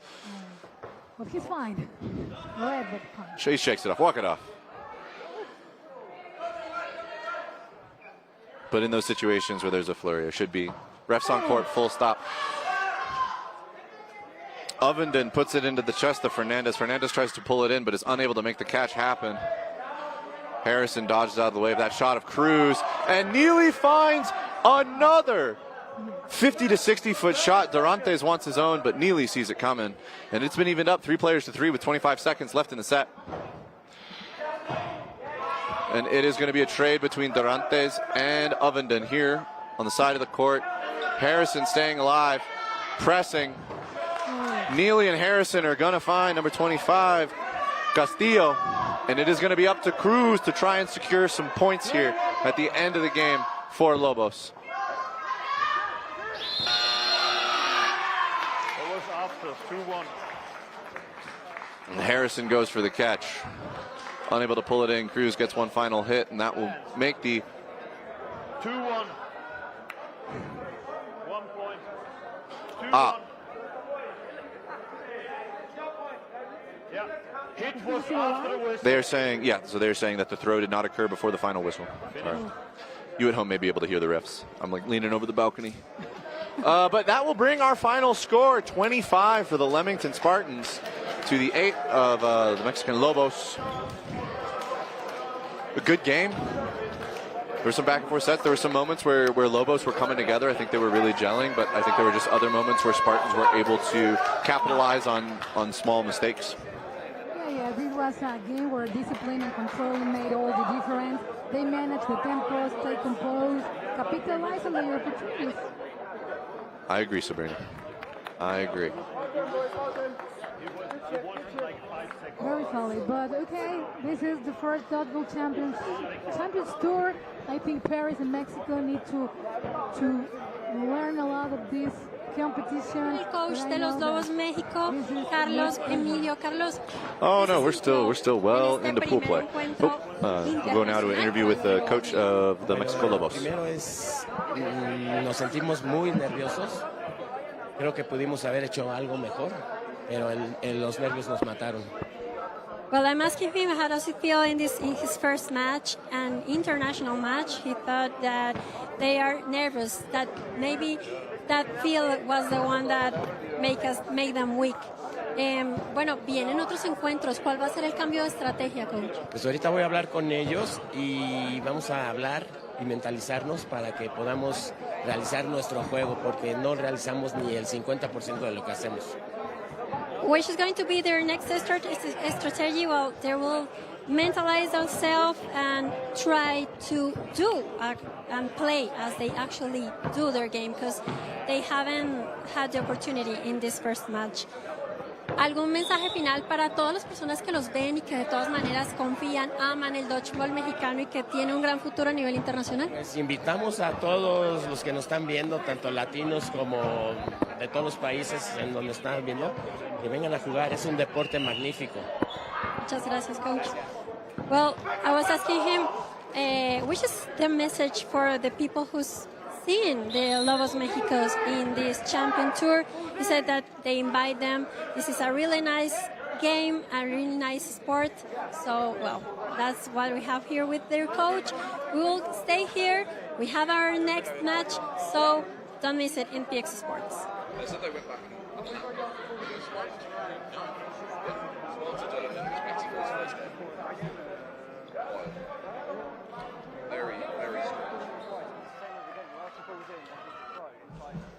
It's more as well, we get this non-stop for being behind. So...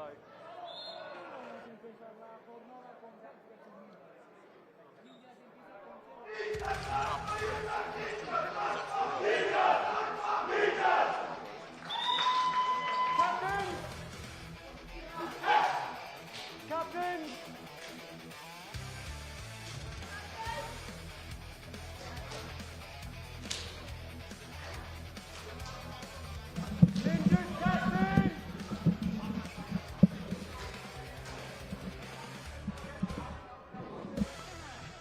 Ladies and gentlemen, thank you for tuning in.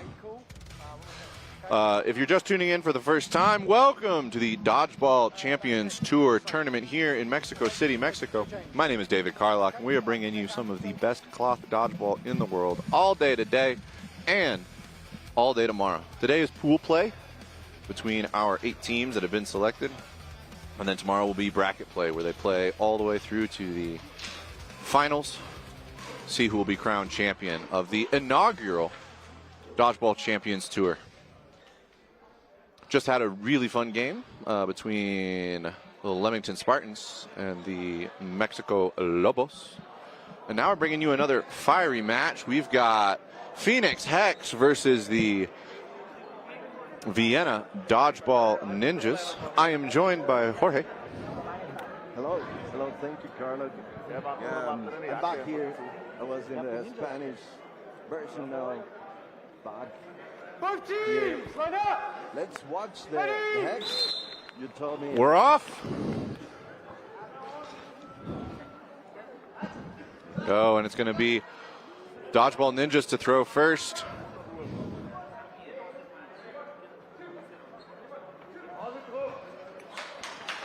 And Nelson with the first elimination. Ketchum on the wing gets another hit, and Payan gets a hit on his wing as well. 3 hits with 3 throws right off the bat. We're only 30 seconds into this set. Eric Jones pressuring in the center. Looks for something. Payan gets hit. Billick dodges over Parkey.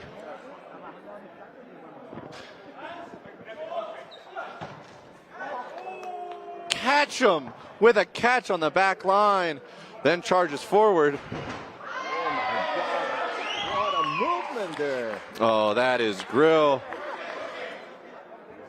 Sebastian Grill. He has been showing us how it's done all day long. Awesome. I think that's why they call him Ketchum. Yeah. Beautiful catch by Ketchum. And with that, in under 90 seconds, that's the first set done. 2 points to Hex over the Ninjas. Holding the same lineup. Ninjas have Hoffman, Grill, Hackle,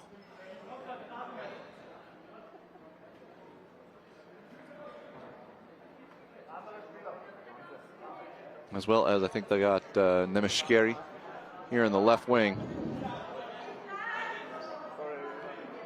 And Steinlechner is stepping onto the court for the Ninjas. Okay to go? Okay to go? Line up! Well, clock. 3 minutes.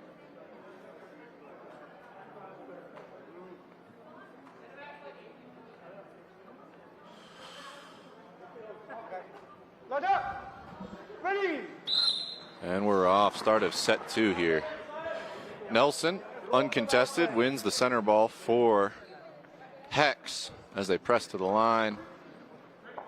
It will be Ketchum who releases. Nemeshkeri pressuring Ketchum with a catch on Nemeshkeri. Parkey is going to then respond, throwing at Grill, and it will be a Ninja's burden to throw. Number 9, Hoffman, is going to find the shins of Billick. Steinlechner finds the fingers of Nelson. Ninjas up 5 players to 4. Big pumps. Payan lets it rip. Ninjas call for Hoffman to hold.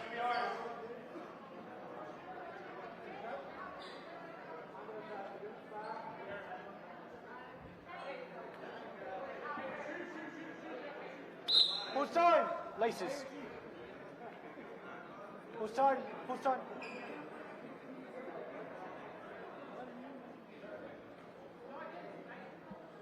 And so Ketchum did have to fix his shoelaces, but he is also being called out on a backline violation. Backline. Ready. Will be Hex to throw. Big pumps. Eric Jones takes advantage of the pump fakes of his teammates, getting Steinlechner to dodge. Parkey then finds a clean hit onto Ziffer. Eric Jones gets hit by Hackle, and it is a 2v3. Ninjas with burden to throw, 90 seconds left in the set. Payan with the pre-counter. Doesn't get struck on the ensuing double. Parkey finds the cross-court into Grill. And it's going to be a 2v2 as Hex comes to the line. Play 2 has been called. It's going to be a double at Hackle. Hackle at Parkey. Parkey doesn't get it, and Hoffman finds the knees of Payan. And the Ninjas will take 2 points off of Hex, tying it up 2-2.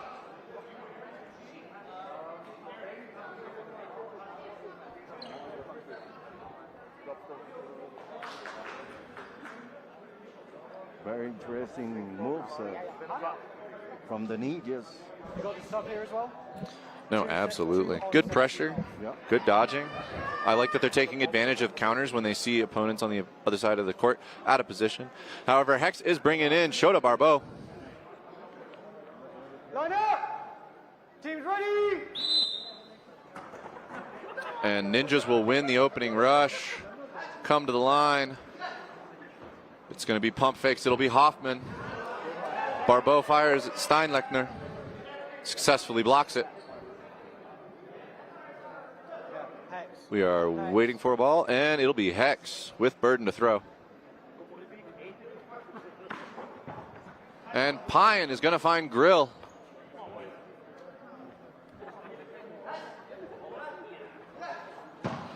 Steinlechner puts it through the chest of Cameron Parkey.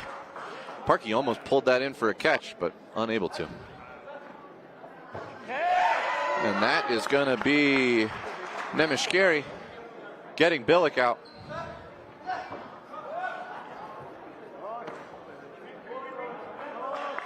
Cross court at Ketchum, but Ketchum gets underneath it. Hex to the line to throw. Nemeshkeri pressuring. Eric Jones gets under it, clean block. But now it's Burden on Ninjas. Pre-counter from Ketchum. Play 2 has been called. It's a double at Ketchum. That's it. I think hit first.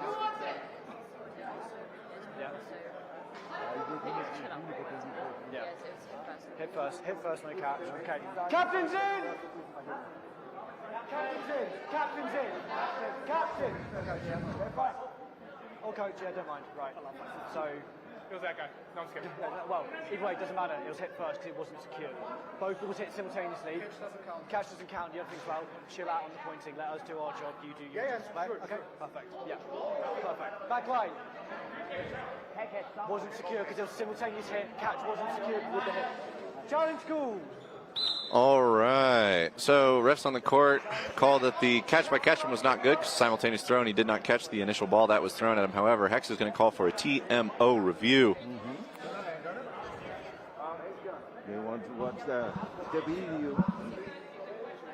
So now it'll go to the refs for official review.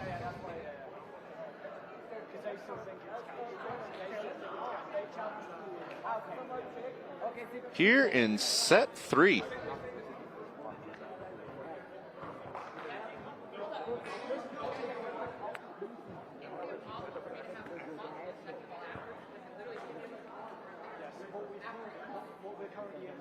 Ketchum's having a conversation with the refs.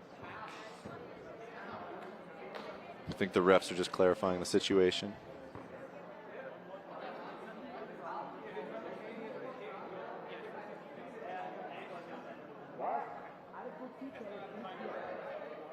That's the moment of the catch. Yep. That is a tight window. What do you call?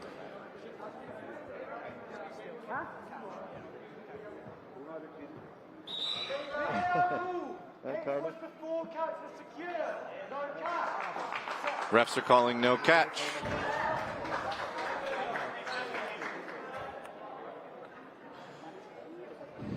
Ready!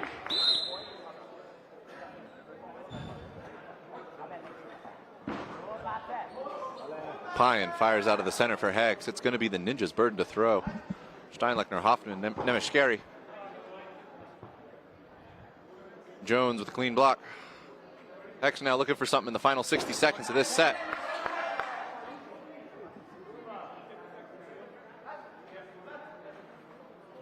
Ooh.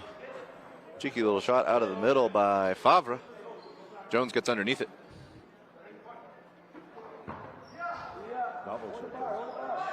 And that is going to be Hoffman eliminated off of a double thrown by Hex. They're just looking to get bodies off the court right now. 30 seconds left on the clock. It's a double. It's going to be a double at Jones. Barbeau launches one at Steinlechner.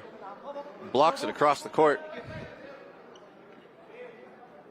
Barbeau is alone at the line. Pine throws Cross court at Steinlechner. Steinlechner blocks it. Final 8 seconds. Hex needs to make something happen.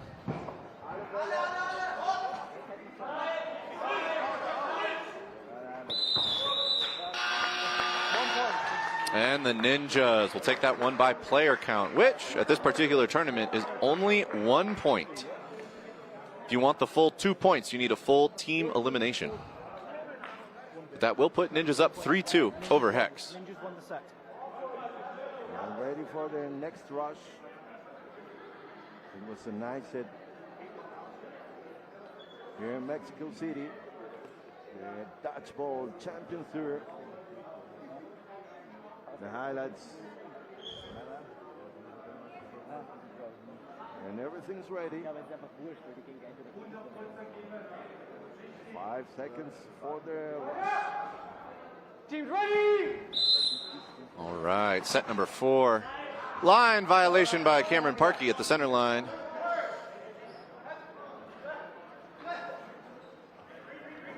Hoffman fires. Barbeau pressures hard on the left wing.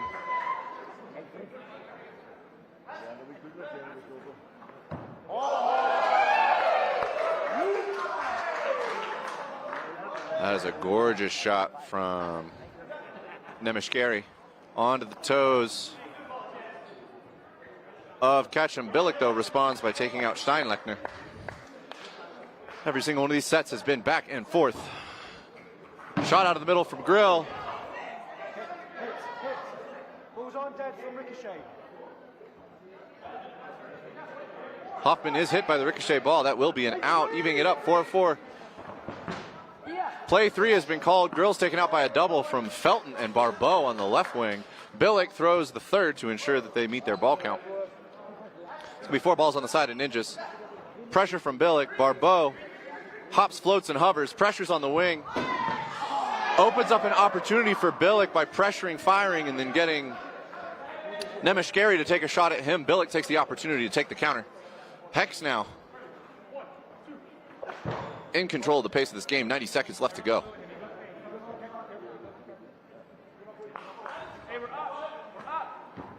Hackle finds Jones.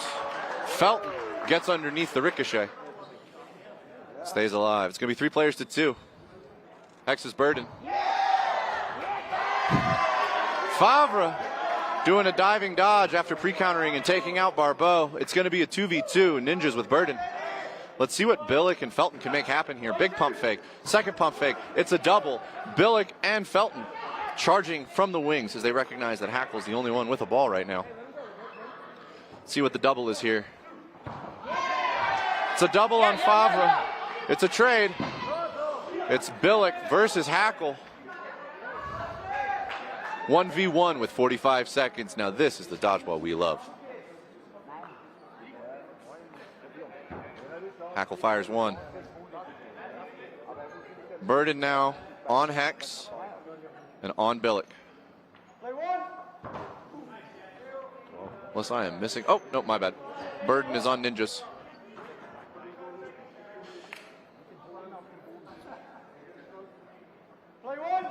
Let's play 1 on Hackle. Billick with another block. 15 seconds. Burden is on Billick. Takes a long shot.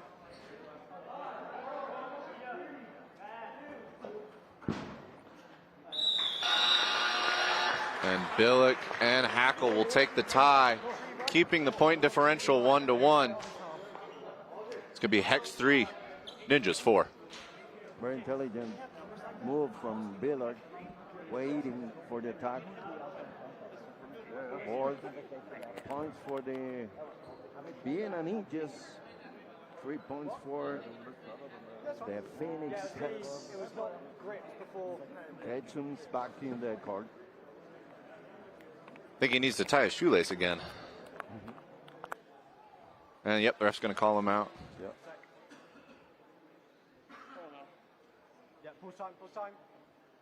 Ketchum is good. Eric Jones has been pulled. Felton staying on. Cameron Parkey's in. Eric Nelson. Justin Pine. Steinlechner's in for the Ninjas. Grill once again winning the opening rush. Favre and hackle out on the court. Nelson going to get taken out here early in the set.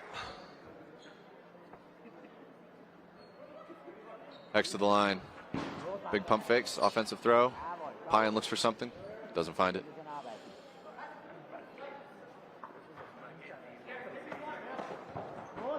Ketchum fires at Steinlechner. Clean block as the Ninjas come to the line. Cross at Ketchum.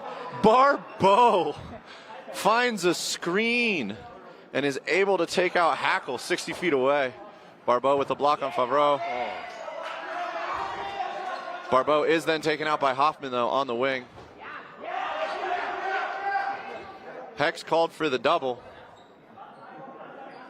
But it's going to be 4 balls on the side of Ninjas.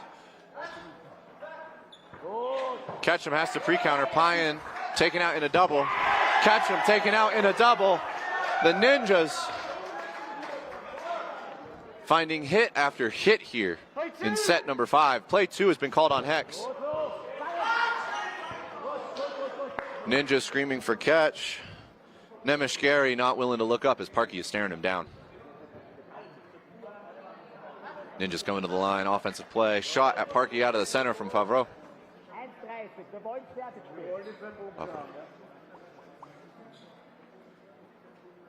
Felton, Parkey trying to find something.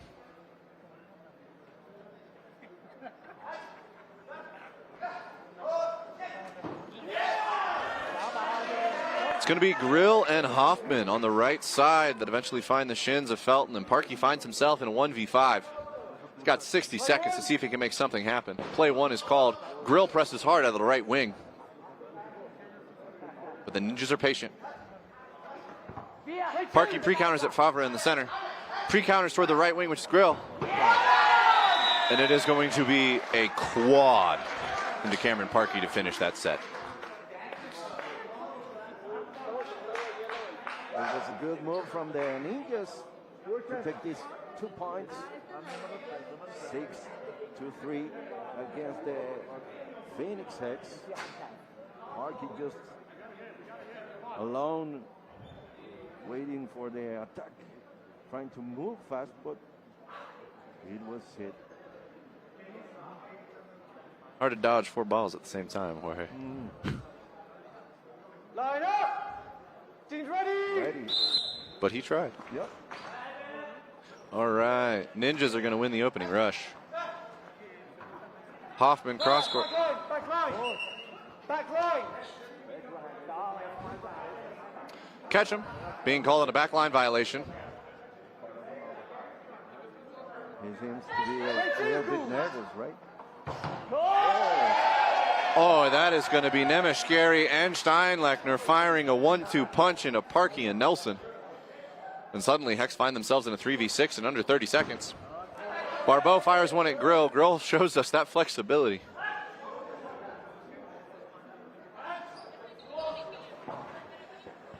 That is going to be a pre-counter from Barbeau, finds Favreau. Pre-counter from Pyan does successfully find Nemeshkari. And it is a play 2 called on Hex in a 2v4. Felton and Barbeau. Grill able to evade the double.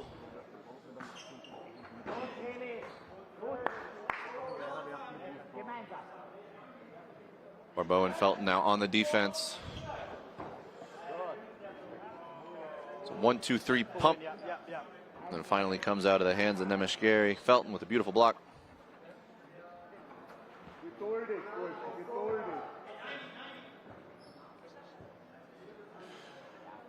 90 seconds as Ninjas come to the line.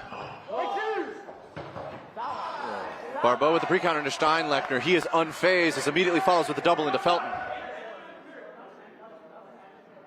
Barbeau activates both. Fires one at Grill. Gets underneath it. And Ninjas now 60 seconds and burden to throw.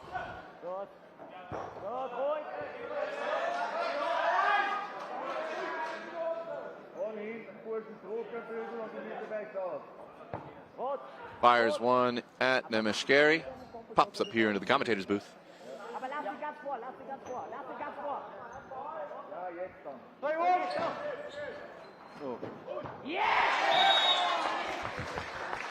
And it's going to be Grill and Nemeshkari who run Barbeau down and bounce it off of the booty. Sebastian Grill with a shot to get the point for the Ninja, the Vienna Ninjas here in Mexico City. It seems like Hex is calling a timeout. Ninjas are currently up 8-3 over Hex in the first half. 2 minutes and 28 seconds left. Jorge, what do you think Hex is talking about in that huddle right now? I think they have to stay in the back, to wait for the Ninjas and move more fast, move faster to dodge the Ninjas ball.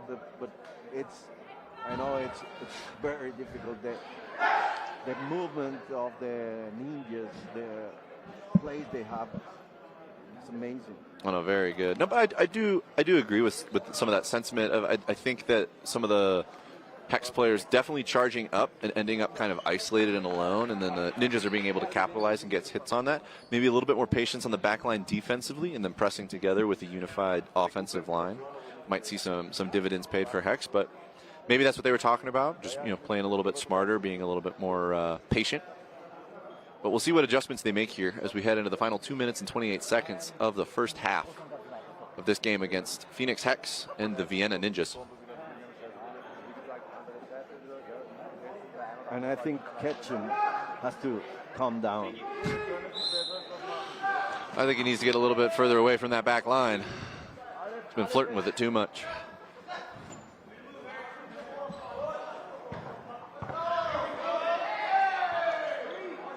And Barbeau is going to take out Hoffman. Hex has 3 balls, but it is only 1 ball in hand for the Dodgeball Ninjas. Favre Ketchum using a screen from Hackle to get out Steinlechner. Shota dodges a triple as he pre-counters towards Hackle. No connections found on either side of the court. Play 2 has been called on Hex. 2 shots fired at Hackle. And Hex in a good position. I think they made the right adjustments. Whatever they talked about in that huddle, it is working. Up 6 players to 3.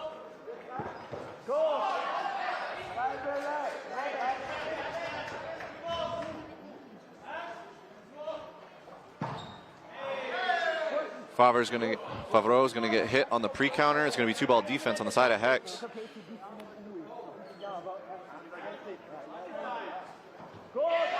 Ooh, Hackle is going to find Nelson. Whoa. It's Grill. Whoa. Grill absolutely dancing in the neutral zone, dodges several throws and gets 2 hits to take this to a 1v2 from a 4v1. Absolutely crazy. Pine and Ketchum pressure. But Ketchum will eventually find the knees of Grill. You can only duck, dip, dive, and dodge so much and so many times until a ball finally finds you. How can Grill do that? It's incredible. I think I think Grill is truly showing us the capabilities of the athleticism and the physicality of the players that are here this weekend. Wow, that's amazing. Did you know the background of Grill? No, but I do want to see if I can maybe get a drink with him later and ask about it, because he's got some amazing movement and fantastic flexibility. Where it come from? For karate or something like that? Because I do know that there are a lot of U.S. players, or at least a few U.S. players that have acrobatics backgrounds. They did a lot of gymnastics and acrobatics as a kid growing up. So I mean, maybe that's just what Grill's background is as well. He started in gymnastics or acrobatics. Of course, I don't know. We could always see if the chat's saying anything. Help us.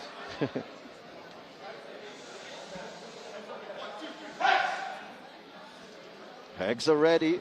Well, they're locked in. Whatever they talked about in that huddle as far as changing the tempo and how they operate coming off of the back line, was the correct adjustments because they are locked in right now. Barbeau's walking off the court like he's not on the, the lineup, but he's going to go ahead and give high fives down the side. Ninjas coming out with some fire in their soul. They're ready to play. It's the final 90 seconds for this half. And Ninjas once again are going to win the rush for the center ball. Big pumps, lots of movement. It's going to be Nemeshkari who ultimately takes the throw, and Ketchum fires one back. Steinlechner launches a cannon into the center. Pyan rips one at Grill. Grill gets over it.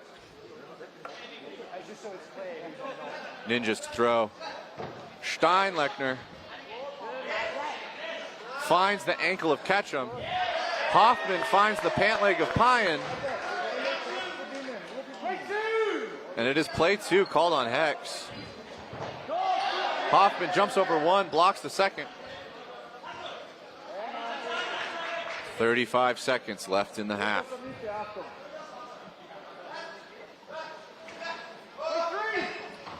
Play 3 has been called. Karki with a catch. Billick with the splits. Ketchum has returned, and it is now a 5v5 with 20 seconds to go. A critical moment there. Ninjas were a little out of sync. Ketchum is going to throw a catch to Steinlechner. It's 5v4, 10 seconds. Hex has to make something happen. Steinlechner's going to get hit by Nelson. It's going to be Nemeshkari. Hits Parkey. And that will be a win by player count to the Vienna Dodgeball Ninjas. Making the score 5-9 at halftime.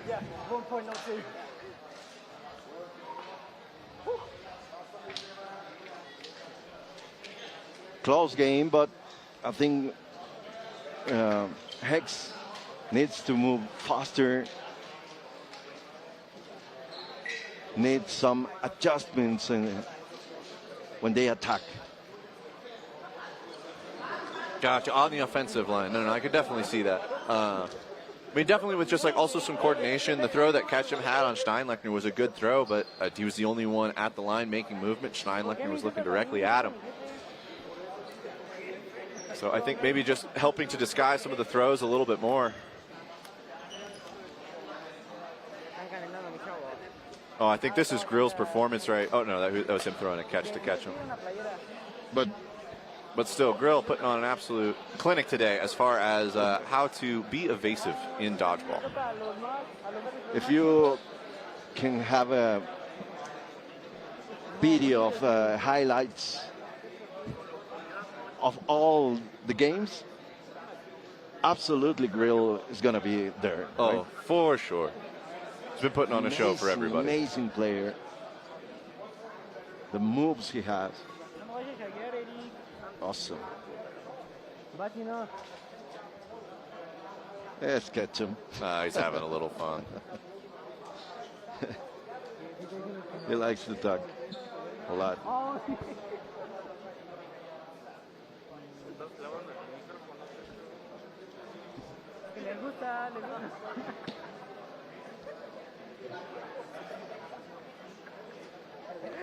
Stats. I mean, I think these stats kind of show us what's been going on. It's been very back and forth. 107 throws on the side of Hex, 118 throws on the side of Ninjas, 43 direct hits for Hex, 57 for Ninjas. I do think Ninjas has been connecting a little bit better, but it's because they're on body, which then does lead. Hex has gotten 7 catches in the first half. Yeah. Amazing.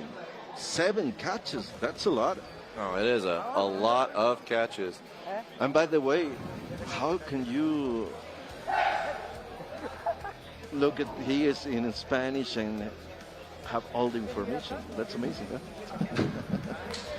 huh? I'm improving. You're improving. I'm improving. I will say, I've never been to Mexico before. This is my first time in Mexico City. Beautiful city, wonderful place. Food is fantastic.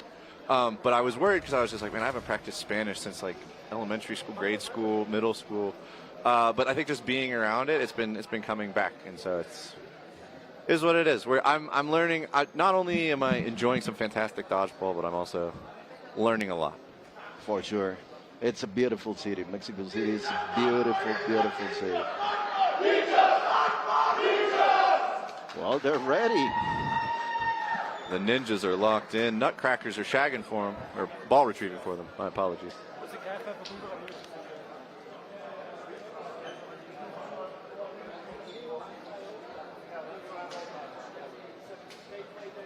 Ready for set 9 here in Mexico City, the Dodgeball Champions Tour live.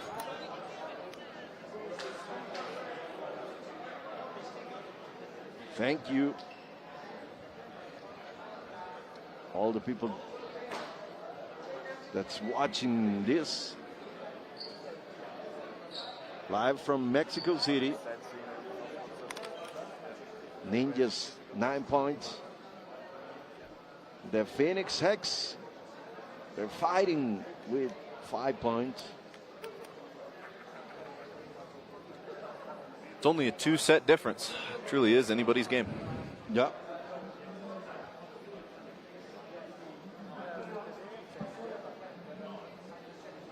You have to look at Sebastian Grill, number 92 of the Vienna Ninjas.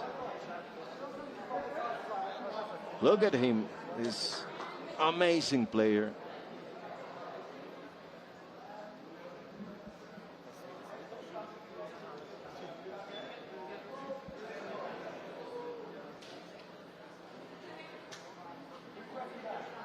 Everything's ready. 5 seconds to go for the new rush.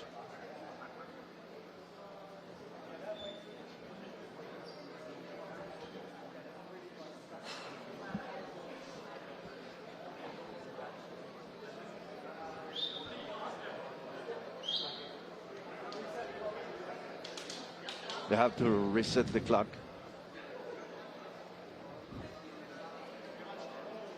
Now we're ready.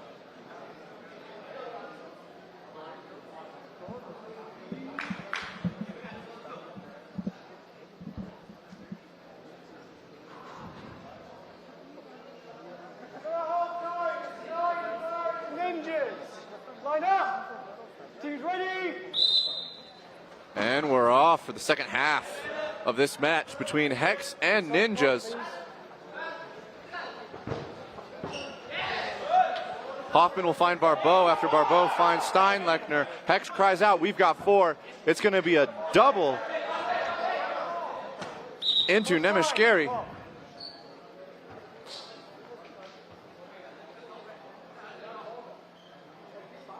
Ref is pausing as time has not been started on the overall clock here in the venue.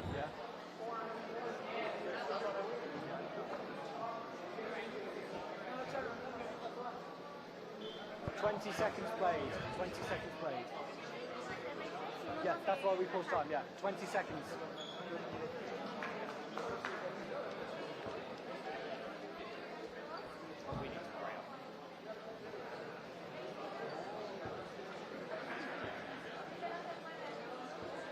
But Hex here making some decisions. They know that they do not want to have Nemeshkeri on the court. He's been putting a lot of work in from that left wing. I know that we've been talking about Grill's evasiveness, but Nemeshkeri as a threat from the left wing on the side of the Vienna Dodgeball Ninjas has been finding hit after hit after hit and really helping to push them forward as far as getting points in this game.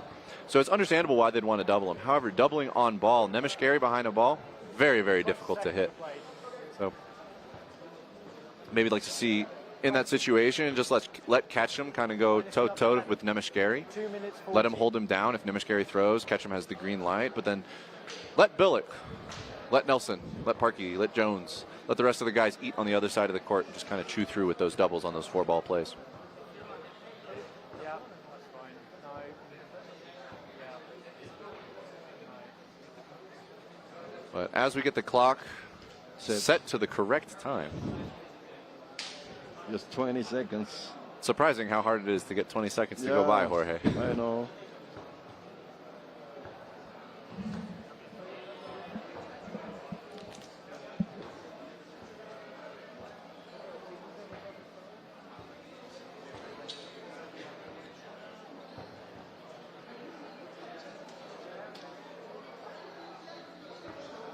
the guy of the clock is getting nervous. And here comes. Okay, back right.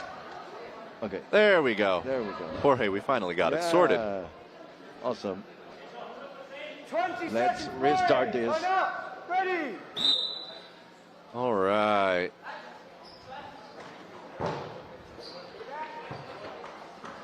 Full block. Catchum was hunting. Hex coming to line again. Hoffman's going to try and cross-court it. Catchum. Billick, punishing appropriately, takes a straight-ahead shot.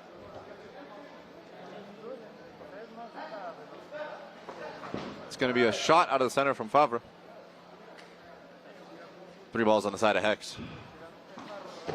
Parkey throws. Nemeshkari gets the hit on Parkey. Ketchum takes the appropriate counter, but Nemeshkari's got them hands. Pulls in a catch on Ketchum. It's going to be 4 players to 3. 4 balls on the side of Dodgeball Ninjas. Hits Nelson. And it is going to be Jones and Billick in a 2v4 on the side of Hex. Ninjas in a strong position. Let's see if the rest of the... Let's see what they can do. Steinlechner, Grill. Nemeshteri. Hits. Hits. Player, hits. Jones and Billick for the... Jones is out. Jones getting Billick. clipped on that last throw.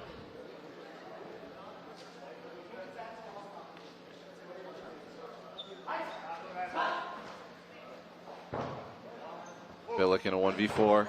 Clean block, fires back at Nemeshkari. Grill pump fakes.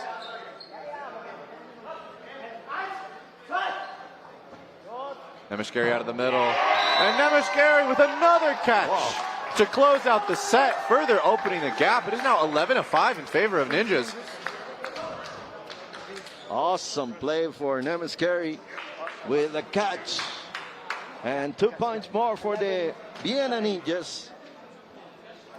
11 off, 8 on. What a move for Nemeshkari. Beautiful catch. Gorgeous catch. Yes. Line up.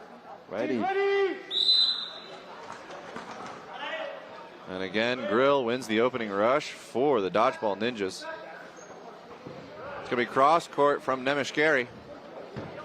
Ketchum fires at Steinlechner. Blocks it.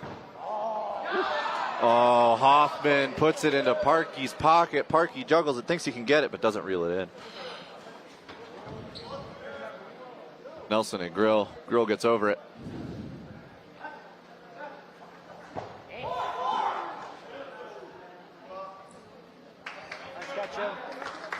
And Nemeshkari finds the forearm of Ketchum. Hoffman gets taken out in the ensuing double as Hex has a 4-ball play. Hex now has another 4-ball play opportunity. However, Grill and Nemeshkari really pressuring that free ball. No, 3-ball play. Play 2 has been called.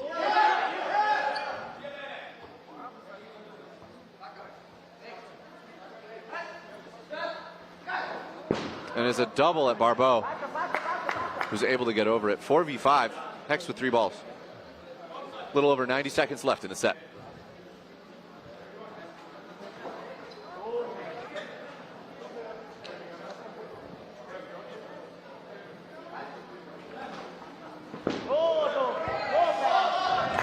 Nemeshkari is going to find Nelson. Jones fires at Favre. Favre blocks it. Hackle is going to get shifted into left wing. Hex surrenders all 5 balls to the Vienna Dodgeball Ninjas. Whoa. And it is a triple into Shota Barbeau. He dodges 2, but the third one finds his shoulder. And it's going to be 3 balls on the side of Hex, Pine, and Eric Jones in a 2v5 against the Ninjas. Grill finds Pine. Pine finds Hackle. And Jones, play 4 is called. And And it is 4 balls that the Ninjas will throw, taking another 2 points as they eliminate Eric Jones. Score is now 5-13 in favor of Ninjas. About 15 minutes left in the game. Hex still has an opportunity to take this game back, but they've got to turn it around now, Jorge. It's now or never for the Phoenix Hex. Let's see if Ketchum can do something Parky against the Ninjas. Barbeau is going to win the opening rush for the center ball. Hex, for the first time, having the option of the first offensive play of the set. Ketchum lets it rip. Nemeshkari put a lot of pressure on him, but he gets back. It's going to be Steinlechner with the throw at Parky. Parky dodges out of the way. It's going to be Parky finding Steinlechner. Counter from Nemeshkari. And Ketchum counters into him on an offensive play. Hoffman is able to find Payan. Billick presses hard on the left wing, but doesn't see any opportunities to take a shot. Nelson is going to find Favreau.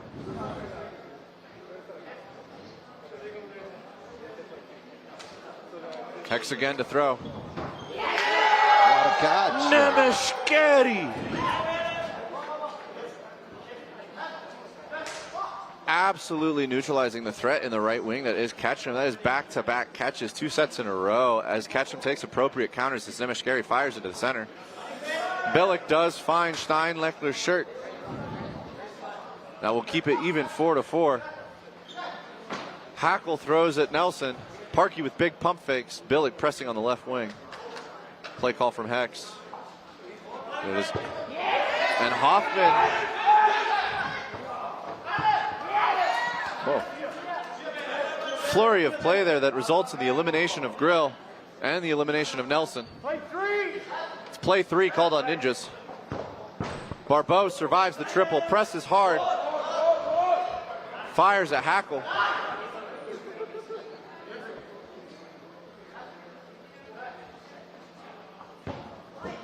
Block from Parky as Nemeshkari puts it dead center of body. 60 seconds left in the set. Parky goes for the catch, doesn't find it. Shota goes for the toes, but does find Hoffman. And it's Shota in a 1v2. Nemeshkari takes a shot. Shota fires a Hackle.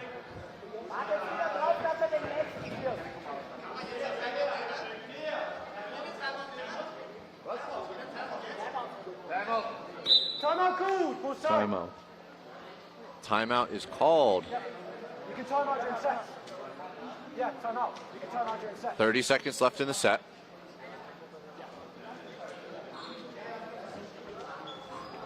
Timeout called by Ninjas. Yeah, Nemeshkari is a little bit tired.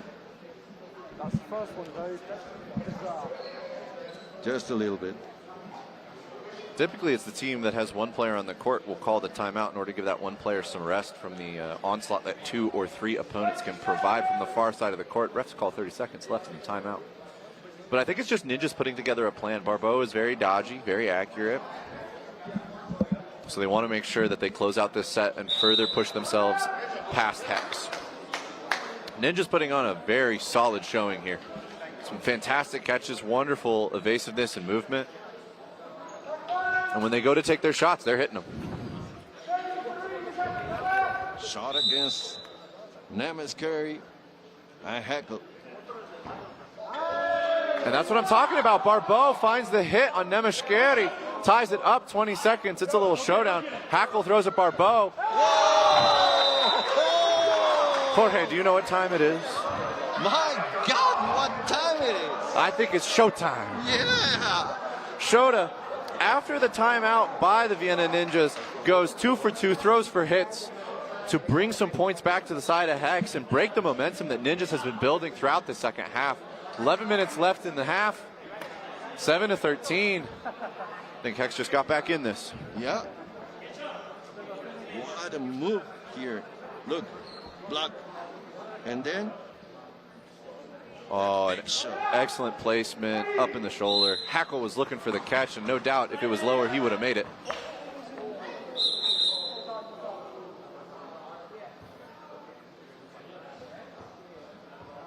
It's Payan, right? That is Payan, yes.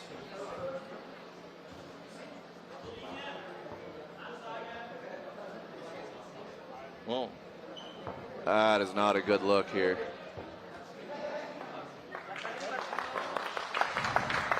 A little bit of a funny step, but Payan says, I'm good, I can walk it off.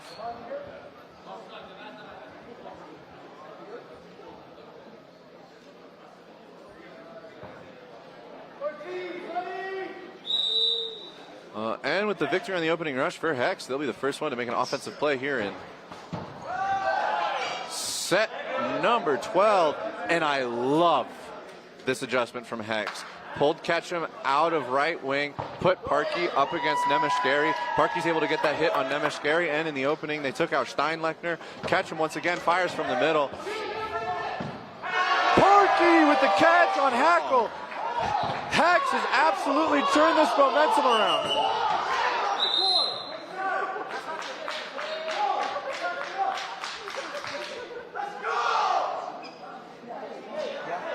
What a shot for that 1v. Parkey. Oh, Parkey with that catch. Honestly, it is. I think that momentum shift that Shota, it is just spread to the rest of the team. Yeah. So this is Ketchum into Grill. Strong shot. Grill tried to get under it. Beautiful catch by Parkey. That's amazing. Absolute tombstone.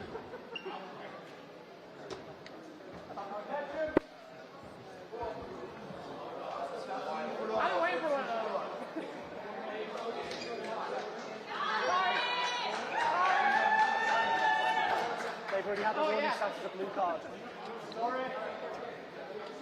No fault on you. Talking with Favreau. Just making sure that everybody's on the same page. Additional discussion from the rooms? Yeah. I've always wanted a blue card, so thank you. Refs never card me, so I just keep talking, so I appreciate it. There's the catch of Parkey. I don't know what was going on. I don't want to see him. I have to go to the system. There's the shot though. That's Parkey on to Favreau.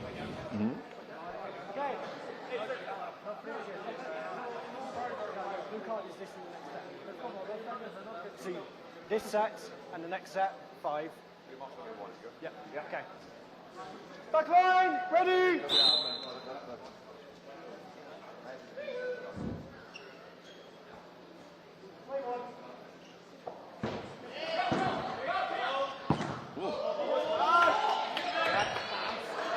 Hoffman gets Payan and then survives an ensuing onslaught. That's one. Barbeau is up in the clutch.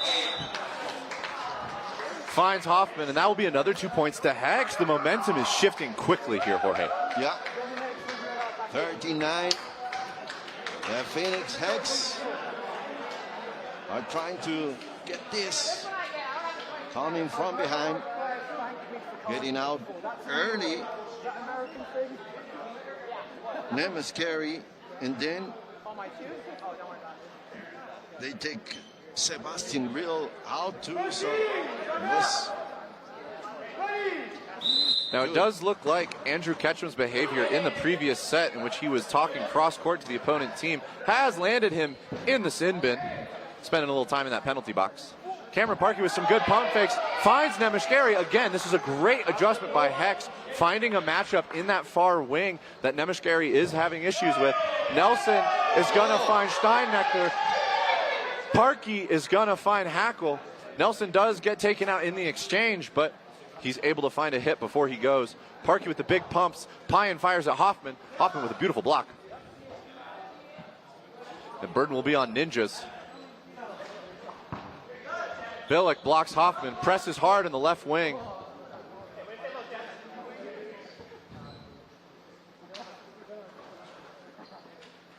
Barbeau fires out of the center. The flurry and the rush calms for just a moment. Payan fires early at Hoffman. It's a double back into Pyan. He is taken out. Parkey sends a cross-court shot to try and find a retaliating counter hit. But Ninjas now with 3 balls on the offensive. Barbeau with a block. Throws into Grill. Wow. Gets the catch. Billick gets the hit on Favreau. Nemeshkari is back in. It is a 2v2 with Burden on the side of Ninjas. That pop-up off a Grill from Barbeau, and then the effort from Favreau to catch it. 90 seconds left in the set.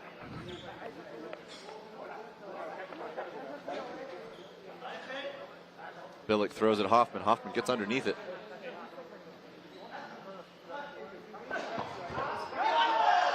Billick finds Hoffman. Parkey tries to pre-counter Nemeshkari as well.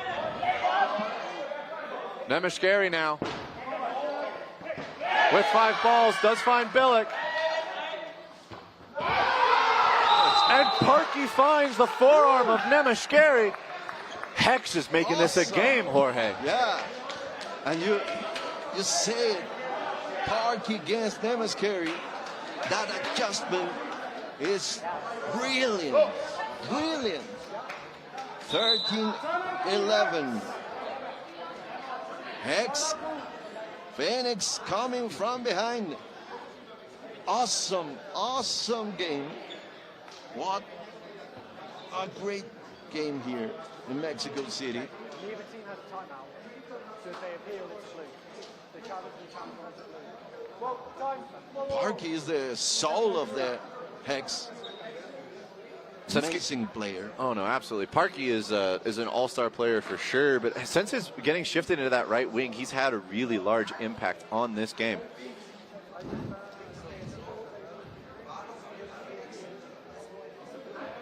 Now, I do think Ketchum's time in the sin bin is done. He's allowed outside of the penalty box, so I think Hex will be playing this next set with 6 players. Remember that I told you Ketchum needs to calm down? Yes. Yes, he does, Jorge. Yes, he does.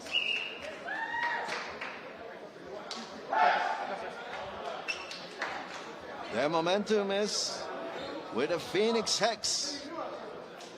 Parkey, the soul of 7 minutes, 4 these seconds left. The score is 13-11. Line up. Ready. And it is going to be Grill first to the center ball, winning the opening rush for the Vienna Dodgeball Ninjas. Hackle is going to find Jones. Parkey pressuring and pumping. Ketchum finds Grill. And in the ensuing counterplay, there are no other hits. 3-ball offensive for the Ninjas. Barbeau is hit by Hoffman. Pyan lets one rip at Favre. Parkey wants Nemeshkari. Oh, he does. He sees it. Nemeshkari still finds Ketchum, even though he's not in his wing. And now Hackle has been moved into the wing to pair up against Parkey. Favre finds the knees of Parkey, gets underneath that blocking ball. Some adjustments from Ninjas now that are paying off. Nelson finds the shins of Hackle.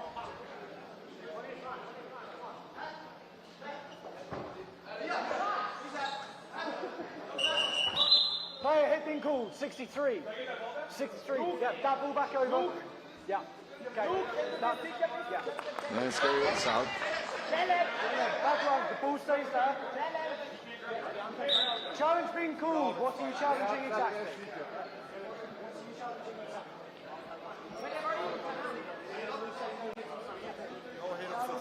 All right, Jorge. The Dodgeball Ninjas have called for a TMO review of that hit on Nemeshkari.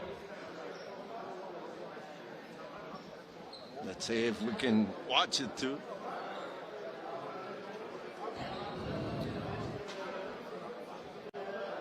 Now, from what I understand, the viewers at home can hear the refs, so we don't have to relay that ref's call. What do you think?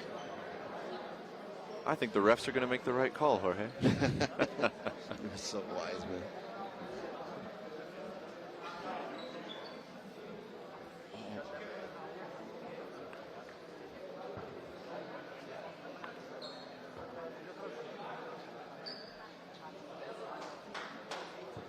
It's a tough one. After TMO review, the block by Nemeshkeri is clean. So Nemeshkeri is back in the court. Absolutely, and there's going to be 3 balls on the side of the Ninjas. However, they can easily run up and grab that 4th ball in the neutral zone, and it's going to be a double. Nelson with a pre-counter. Payan tries to catch one of the ensuing balls on the double, and it is Nelson now in a 1v4. 90 seconds left in the set. 5 minutes left in the game. Score is 11-13 in favor of the Ninjas. And Hoffman is going to find the toes of Nelson. It's going to be 11-15 in favor of Ninjas. Just about enough time for 2 more games. Hex made adjustments. Ninjas have made adjustments. Yeah. Let's see if Hex can make some adjustments after this to now bring it back. Or will the Ninjas continue to prevail and run away with the rest of this game? Let's see if Grill can take the ball in this rush again. Teams ready! It will be Grill that wins the opening rush. Hoffman.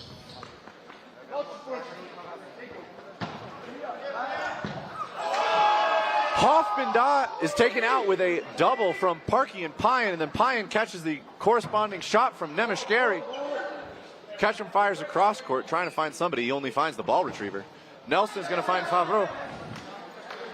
Hex coming out with tempo and speed. And it's going to be Burden on the side of Ninjas with 4 balls. They will find Ketchum.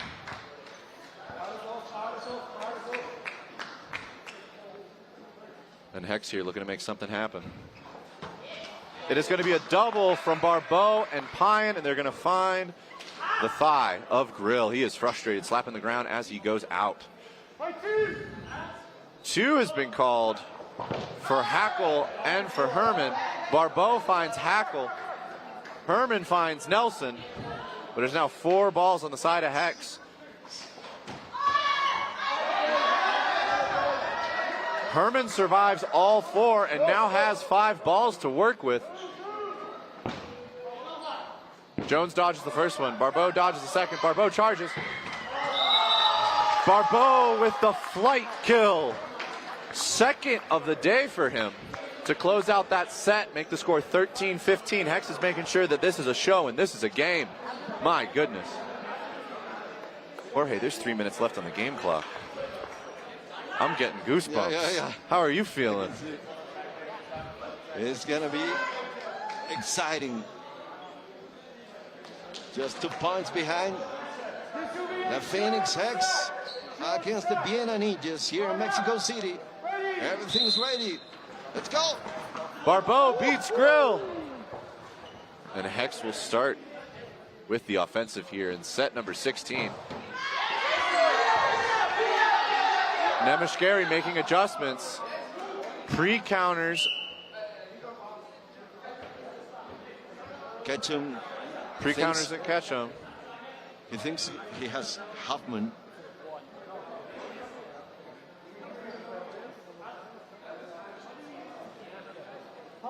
Yeah, in the toes.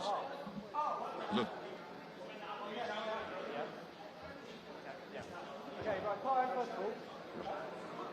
No, that was, I mean, Nemeshkeri, beautiful pre-counter into Ketchum to stall the throw.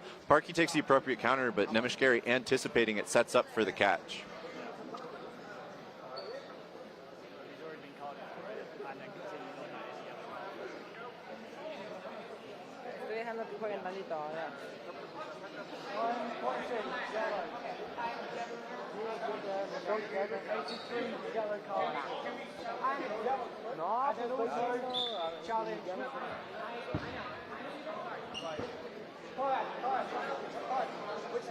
Which number was it? Was it the guy wing up to the hip?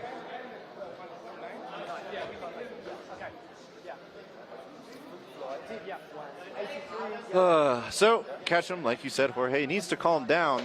Him pointing across the court has once again found himself in the sin bin, hanging out over in the penalty box. You have to help your team. You have to calm down because he's a very good player.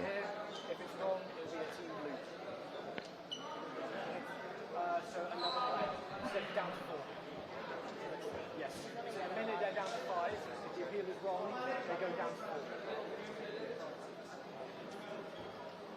Bounce. Okay. That means it. Challenge is wrong. Okay. A TMO review from the shot for Ketchum onto Hoffman. Ground first and then shoe. So Hoffman is safe. And then you appeal, and you appeal wrong. No, you only have one timeout. So and you appeal wrong, which is penalties, and you use the timeout. If you don't have the timeout, it's a team blue.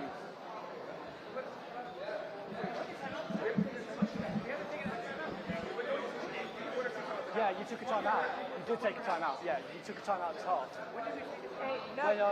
When Bayat was on the floor injured, you guys called timeout. So you need to go down to 4 players. Yeah. Okay. We do. Yeah. So it's down to 4. It's down to 4. Yeah. Okay. Do we need to register that to the system as a team? So they've used their timeout and then they've appealed. The team's wrong. That's an 18 blue. I clarified that you shouldn't have a second timeout in the first half. It got sent around to the managers as well. It did get clarified. Yeah. Yeah. Yeah, you guys called timeout. Yeah. Yeah, it's been clarified since then. I told him. Yeah. Yeah, you used the timeout when 11 was on the floor, so you're down to 4 players. Does it need to go on the system? Yeah, he was sat here, you guys showed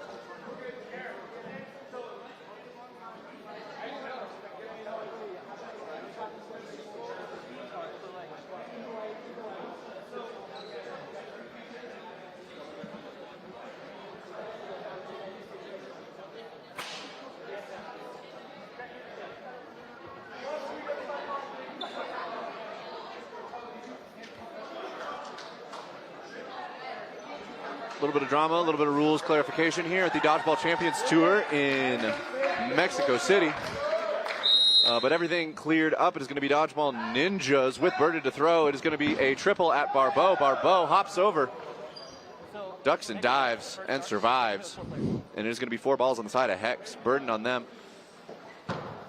Hoffman will get taken out. Grill gets under the other shot from Barbeau. Pyan pumping. Pyan looking for something. Nemeshkari finds Nelson. Barbeau alone in the right wing, gets a ball back to Pyan. It's going to be 2-ball defense, 2v5. 2 minutes on the game clock. Favreau finds the knees of Barbeau, and it's going to be Pyan by himself in a 1v5. And the Ninjas will close out this set with a triple.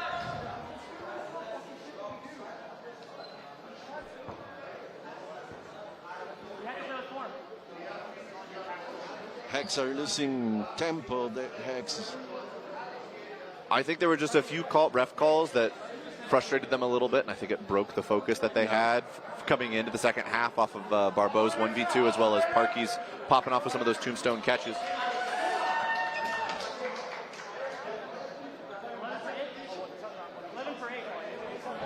"90 seconds on the clock. Hex is starting with 4 players. It's from 2 violations because Ketchum is in the sin bin for pointing at the opponent team. Inappropriate and not permitted behavior. And then the second one was Pyan called for a timeout when the team was out of timeouts. And so Eric Jones has also taken some time in the penalty box. It's going to be Grill that wins the opening rush. It's a 4v6 in favor of Ninjas right now. Steinlechner gets taken out.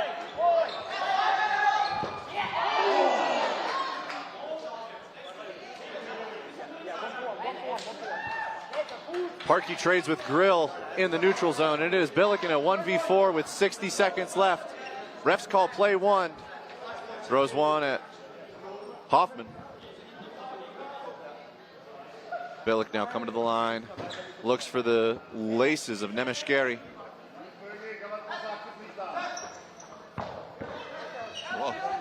Billick blocks two. Nemeshkeri goes for a catch, ends up falling out of bounds. It is 40 seconds. Play two called on the Ninjas.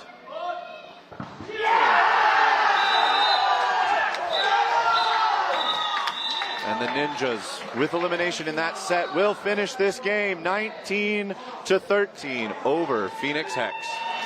Lauren Hackle with the last shot for the win. The Vienna Ninjas, 19. Phoenix Hex, they fought a lot, but they lose against the Vienna Ninjas, 19-13.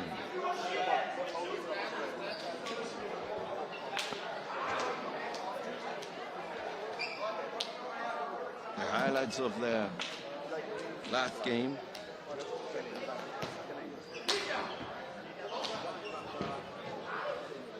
It was a close game, back and forth from start to finish. Two fantastic halves. Both teams laying it all out on the line.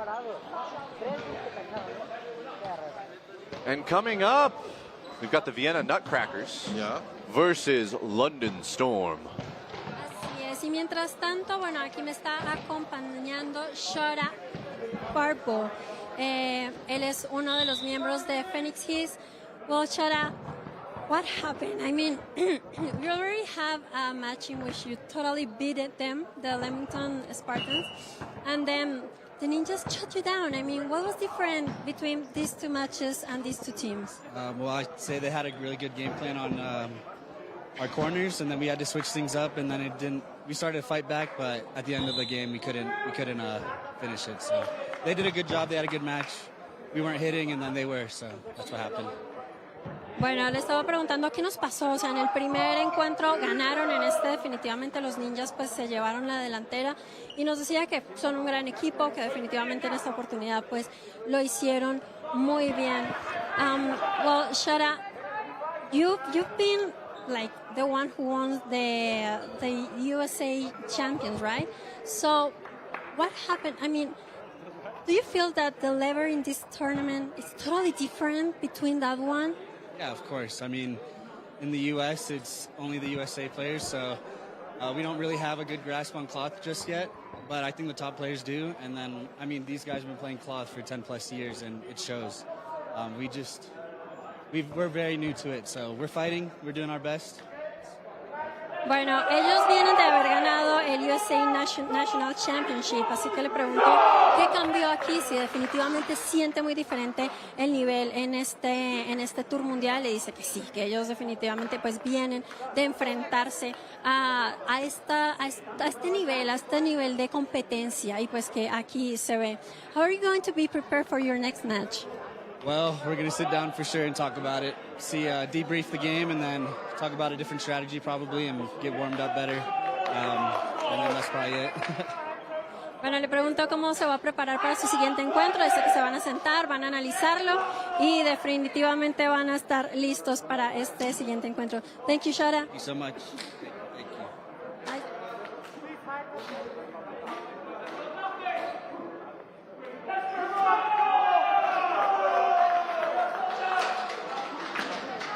Stats from that last game. Hex with 234 throws from Hex, 219 from the Ninjas. However, the Ninjas with 115 successful connections over Hex's 104.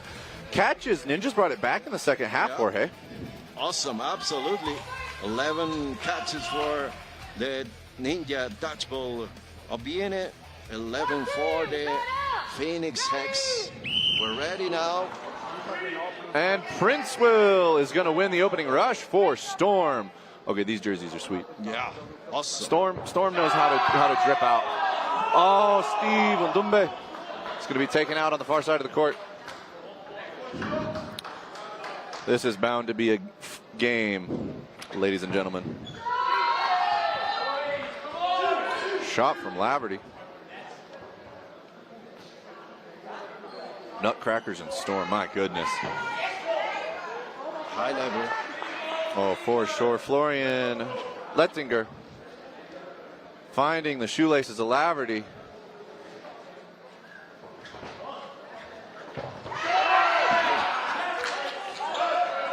Princewell is going to be able to take out Sebastian Mitterauer, but in the process be taken out himself by Lettinger from the left wing of the Nutcrackers.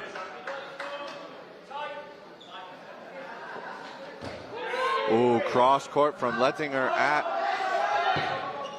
Britnell Craven. Florian Lettinger was able to find Fowler on a cross court. Britnell Craven without a ball to punish. Andresen and Britnell Craven here in a 2v3 against Florian Lettinger, Schmid, and Stefan Lettinger. Now it's a 1v3. Britnell Craven looking to make something happen here in the next 90 seconds of set one against the Nutcrackers. Britnell Craven dodges and survives a triple.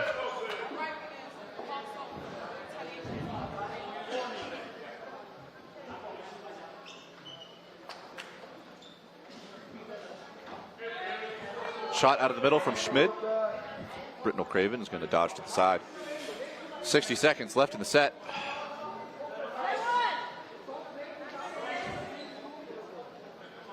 Britnell Craven with a straight ahead on Stefan Lettinger.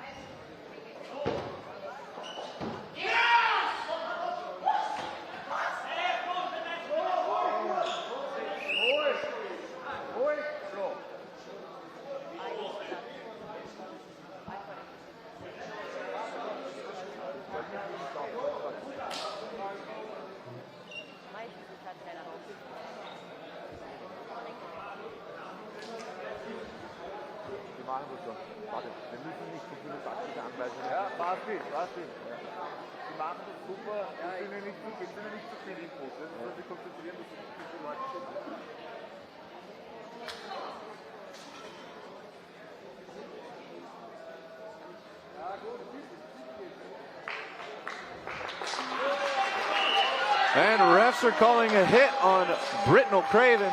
First 2 points will go to the Vienna Nutcrackers.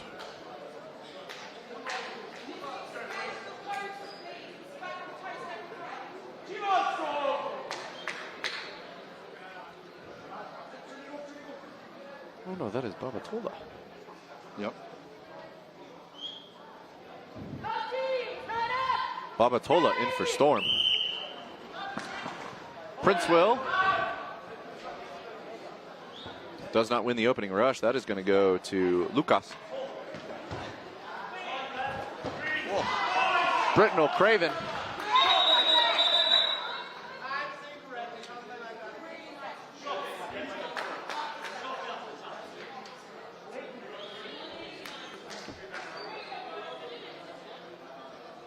But Britnell Craven does find Mitterauer over on the right wing of the Nutcrackers, putting Storm up 6 players to 5. 2 points. Do need to correct the play clock, though. And then 20. So start. Stop. Minus 20.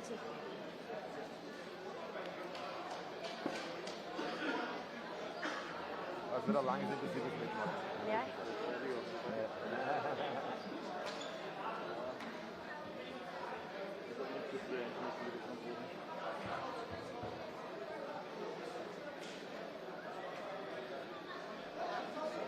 Now Fowler is talking with the ref. Everything's ready to restart. 2 minutes back to And this time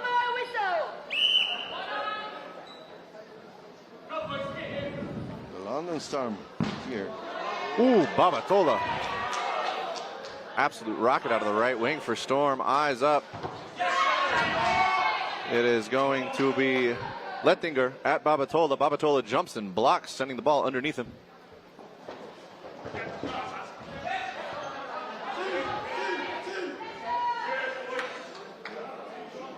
Letzinger claiming a hit on Fowler. Fowler and Britnell Craven firing a double into the far corner. Britnell Craven with a pre-counter onto Rocas.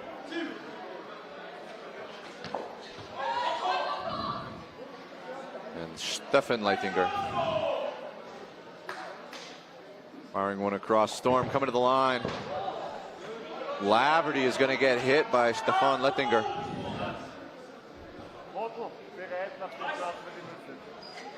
And Drayson is given the ball. Schmidt and Leitinger release at different targets. 90 seconds left in the set. Storm looking for something. And Drayson from the left wing hunting for Schmidt.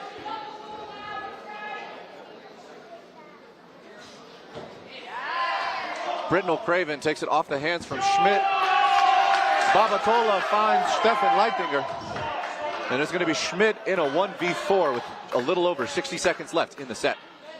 Ball has been given to Fowler in the left wing of London Storm. Schmidt with the straight ahead. Fowler with the counter. Schmidt into Fowler's chest. Babatola, Schmidt gets underneath it. And Storm has surrendered all 5 balls to the Nutcrackers and to Xavier Schmidt.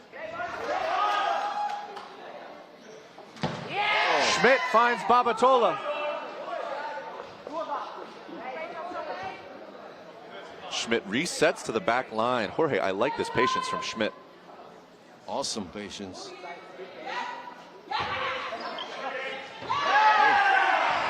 We were talking about Grill earlier, but yeah, Princewell showing us some moves. Awesome moves. 15 seconds.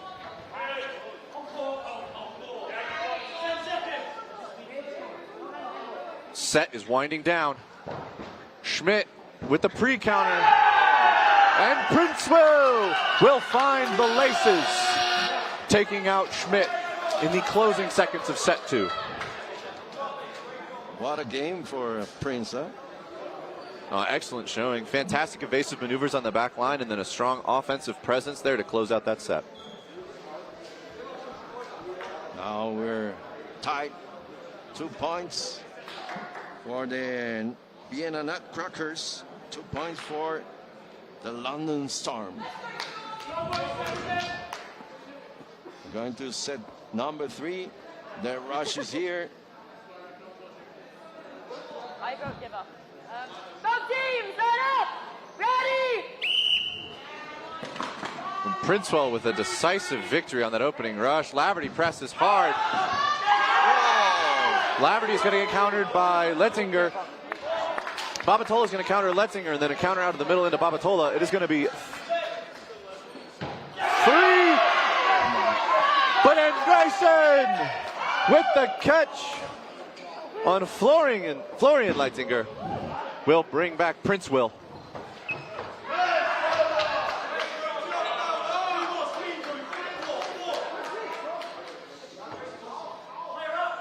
Four balls on the side of Storm. It is a double into Lucas in the right wing.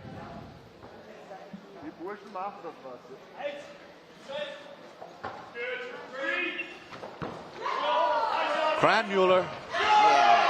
Rokas is going to get taken out by Britnell Craven. Britnell Craven in response is taken out by Lucas. Storm with 3 players, 4 balls.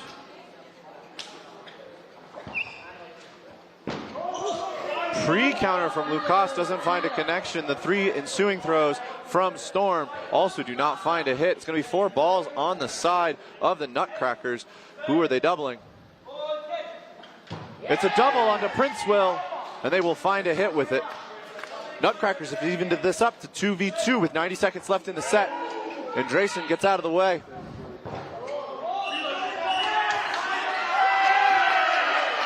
Line faults on Lucas, and Drayson's pressure pushed him back too far. Jorge, how do you feel about seeing that? Oh my God. He did a great block, and then he stepped on the line. Whoa. Unfortunate. However, 50 seconds left. Let's see if Matthias Krenmuller can make something happen. Pre-counter at Fowler. Fowler hops over it. Andresen and Fowler will opt to throw. 3 balls on the side of Nutcrackers. It's going to be Krenmuller's burden to throw.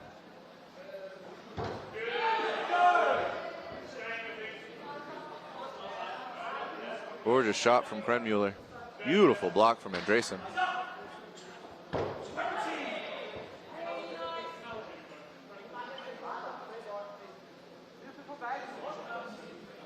Storm right now playing a very defensive game, and now they hop off the back line. Here's the rush down, and there's the double. Fowler and Andresen setting a tempo of patience and defense on the back line to lure in Krenmuller. And then after 3 successful blocks by Andresen, knocking the ball back to Krenmuller's side, they fully do a rush down into the neutral zone to get the double and get the win. Look at the reaction of Anderson. There's that trade Rokos for Britnell Craven.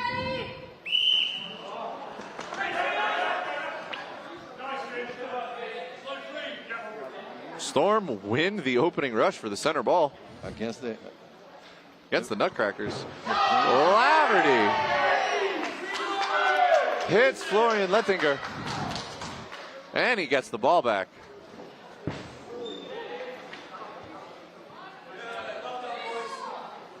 Mitterauer from the right wing presses, doesn't see anything he likes. Babatola getting low. Laverty tucking in next to him.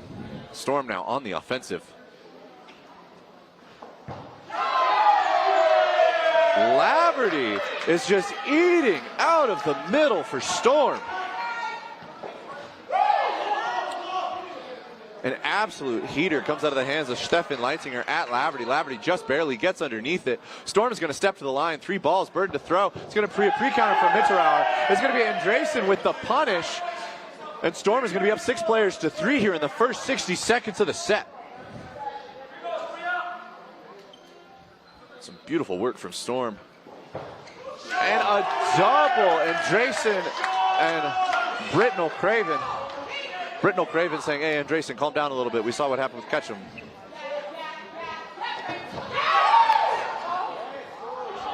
Princewell with some absolutely acrobatic moves. Hovered in the air for a second. Didn't get hit, but unfortunately couldn't hold his balance and fell out of bounds.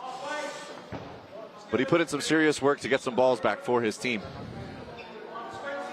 Nutcrackers, it's going to be Schmid and Lettinger. Lettinger rips it into the center of Storm. Doesn't find a body, though.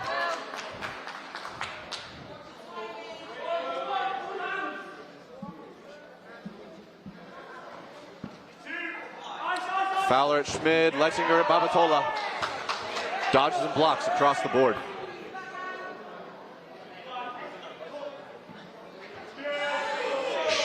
Andresen looking for another catch. Schmidt wants it. Britnell Craven puts it into the knees of Schmidt, doesn't let him pull it in. 40 seconds left on the clock. It is a 5v1 for Stefan Leitzinger. He's working. He does find Andresen. Grinding down the mountain bit by bit. Leitzinger puts it close to Britnell Craven's laces, backs up into a defensive position. Pre-counter at Laverty. Britnell Craven follows it up with a direct counter.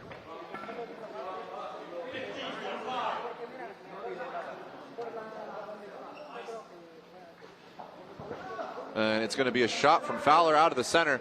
6 seconds left on the clock.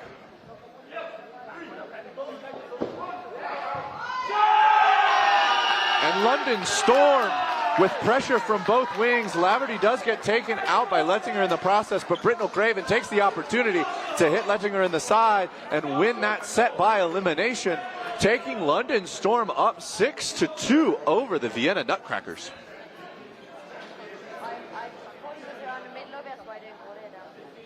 I'm happy as long as they get out.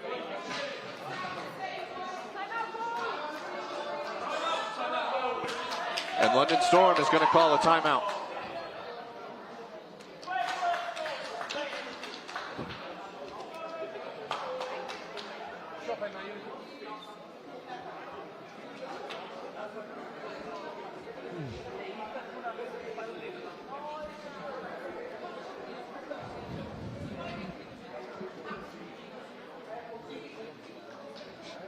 Jorge, this has been an explosive start to this game. Amazing start, yeah. The most valid players here. Amazing players, both sides. London Storm with 6 points. The Vienna Nutcrackers, 2 points. The athleticism.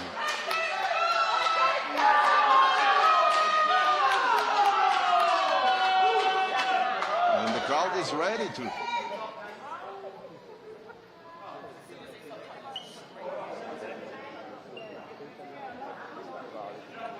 The coach of the London Storm.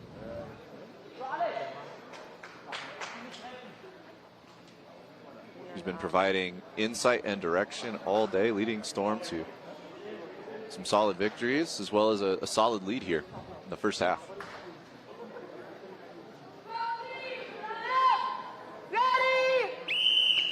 All right, and Prince will win once again. London Storm taking the offensive here at the start of set number 5. Britton O'Craven finds a hit. Mitterauer responds by taking out Laverty.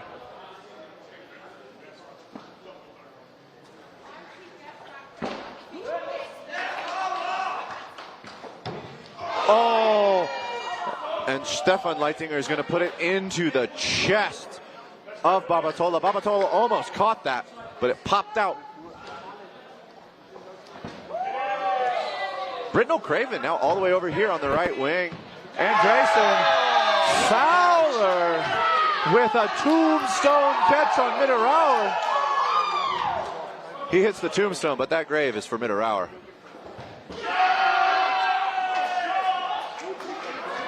Andresen finds a hit onto Lukas. Lukas saying, I got him as well in the response. Refs calling Andresen safe. And Schmidt is safe on the double from Laverty and Andresen. Britton O'Craven draws the attention of Stefan Leitinger, gets a ball thrown at them, getting a 2-ball defense for Storm. It is going to be a cross court for Britton O'Craven, who does find Schmidt. Stefan Leitinger is going to fire not 1 but 2 shots at Britton O'Craven in order to remove him from the court, but it is 4 players to 1 in favor of Storm right now. 3 balls coming to the offensive line.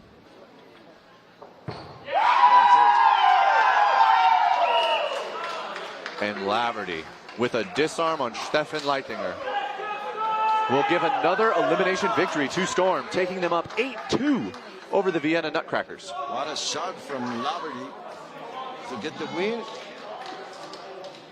8 points for the London Storm. The Vienna Nutcrackers with 2.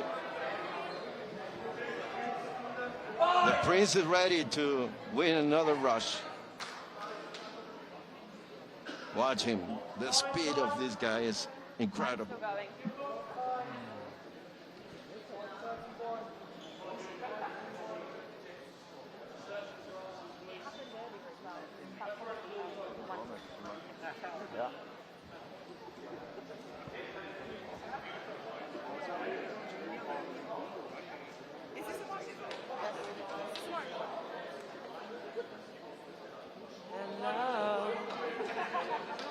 Hello.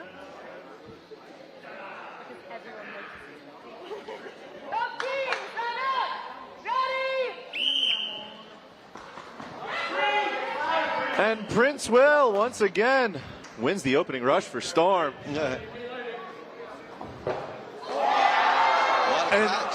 absolutely wild catch by Rokas for the Nutcrackers on Laverty. And the response then, Babatola! Oh my God! The catches are going back and forth. Babatola, whoa! And Fowler now with a catch of his own. And it is going to be 6-4 in favor of Storm. My God! Kren Mueller out of the right wing wanted something, but there was no pressure from his left side there for Nutcrackers. He was frustrated. Felt like he could have had something in the center there on Storm.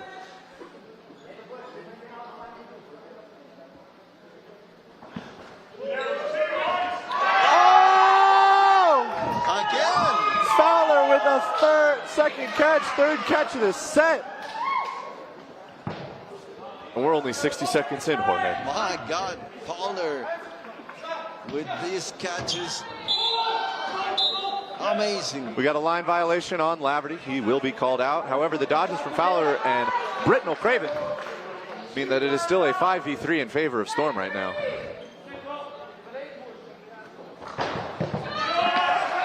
Schmid. Absolutely merciless.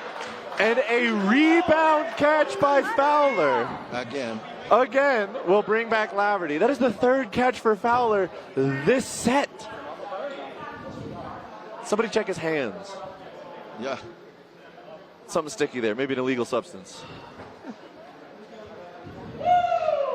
The move here now for Fowler is close this game out with a catch. Storm, though, playing patient. Laverty with a little pressure from the right wing, but it looks like they want to do a set play here against Lucas. Laverty closes it out. But 4 catches alone in that set for London Storm is absolutely crazy, Jorge. Fowler with a nice game, doing amazing catches. This one, Babatola, was great. Look at this. Fully airborne, puts it in the pocket, grabs it with the hand, pulls it out, passes to teammate. And so casual about it, too. Babatola, insane catch. And he's just like, pass to my teammate. I've got more work to do. And here comes the Prince again. Both teams, stand up! Ready! Whoop. And Prince Will wins once again. Pressure on that side. Britnell Craven fires at Mitterauer. The block goes into the shoelaces of Kren Mueller. Oh, London Storm bringing attention to the clock not being correct.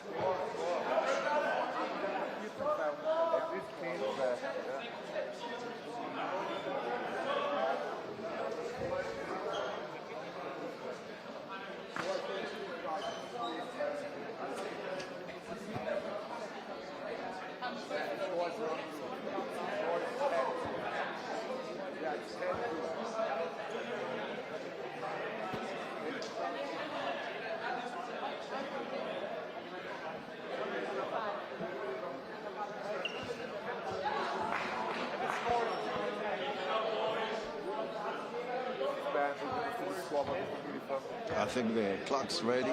There we go. 2 minutes and 10 seconds left in the half. London Storm up a dominant 14-2 over the Vienna Nutcrackers.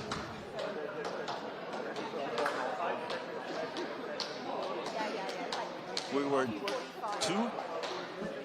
tied in 2, right? We at the start of this half, we were tied 2-2, Jorge. Yeah.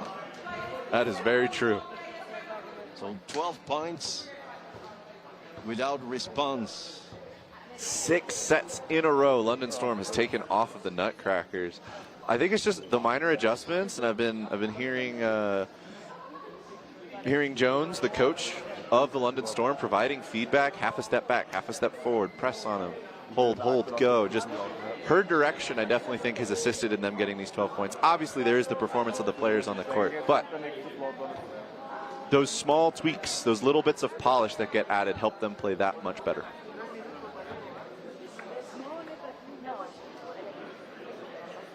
Jorge, I thought we were getting back underway, but it seems we're still fixing the clock. What's happening there?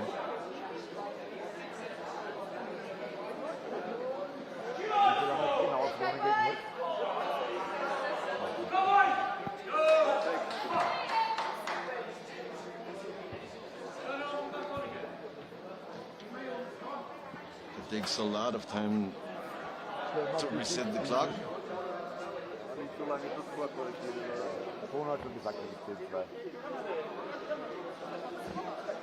Not good for the London Storm. You have the pace, the momentum.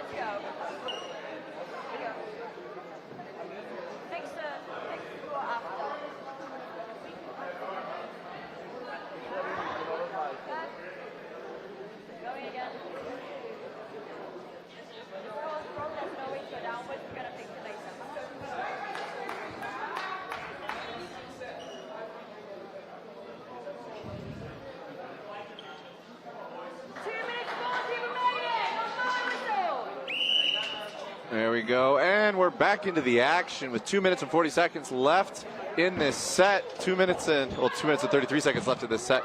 Babatola with an absolute launch of a throw, almost throws himself over the neutral zone line. Britnell Craven taken out. There was a flurry of shots from the side of Nutcrackers. And in the flurry and confusion, they've given up all 5 balls to London Storm. Nutcrackers looking for catches, looking for movement. Rokas with a catch and out. Stefan Leitzinger also getting hit in the fray.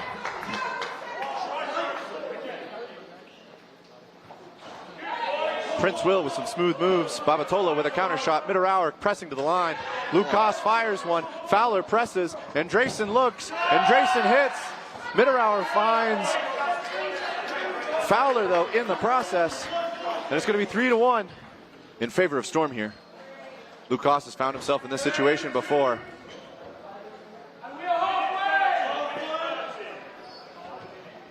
Fires one at Babatola.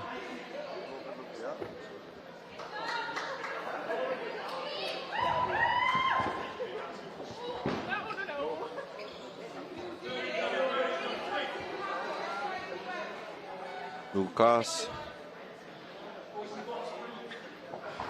putting in work here, pre-counters to try and keep the offensive line of Storm out of sync. Storm continuing to retaliate with just a single counter. Prince Will with a quick shot looking for the toes. Prince Will hops over the shot from Lukas. 48 seconds left in the set, 55 seconds left in the half.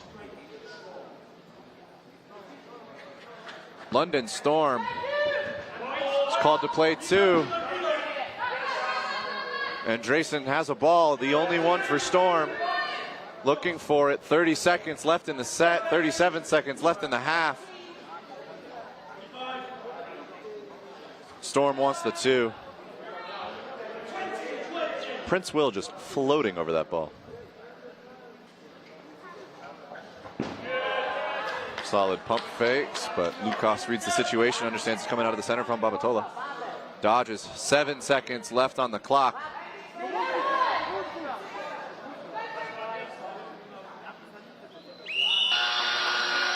And Lukas will not throw. He will give Storm the win, but he will not give it to them by elimination.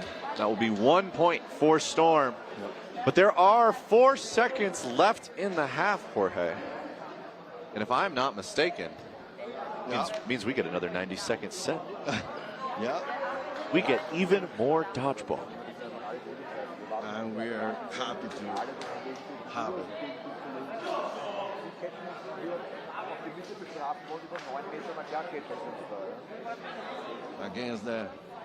Again the speed of the Prince will ready for the rush.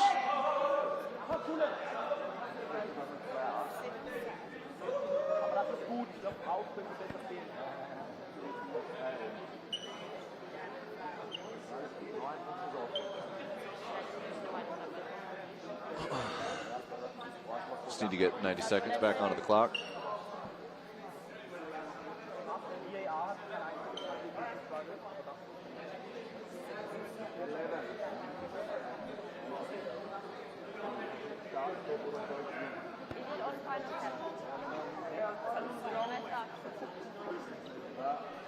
This will be a final 90-second set. That's not what it was. There was 4 seconds left. No, it was 4 seconds left at the end of our set. So why did you say 1:34? It's a 90-second set. Both teams line up. Ready?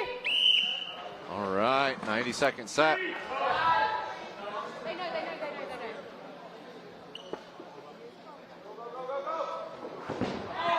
And Laverty out of the center is going to find a Rocas's shoulder. Britnell Craven finds Mitterauer.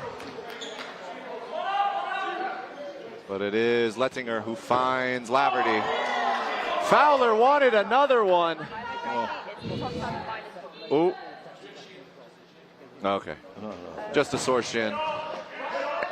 And Drayson is going to find Lettinger on the right wing. But Lettinger on the left wing is going to find Babatola. Krenmuller removes Andresen from the court, and it's going to be Britnell Craven and Princewell in a 2v3.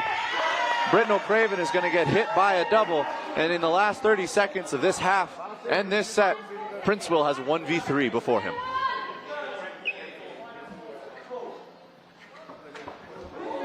First throw is close to the laces of Stefan Lettinger. He gets over it though, and Burden is still on Storm. Princewell has to throw one more.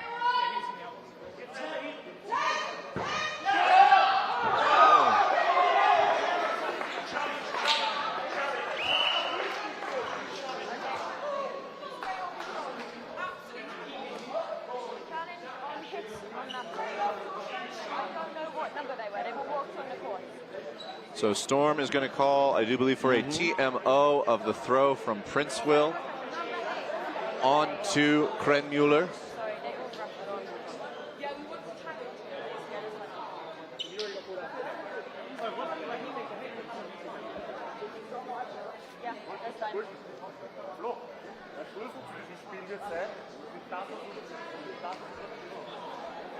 Seven seconds behind. I do believe 7 seconds left in the half. Yep.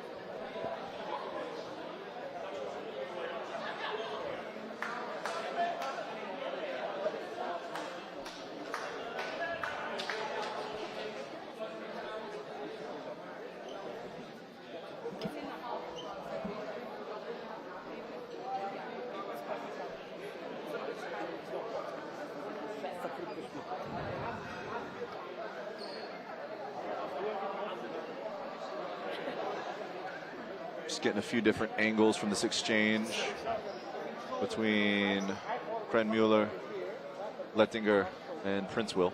I didn't have an angle on it, so I have no idea. Over here.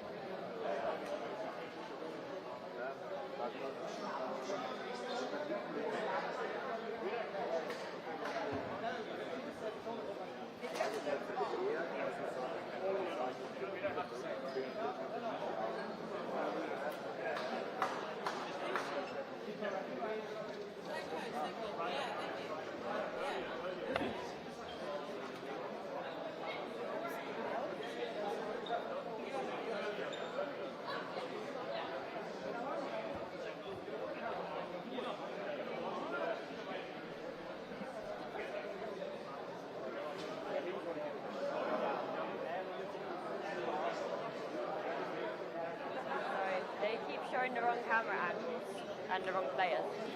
So it's taking a second. Not useful.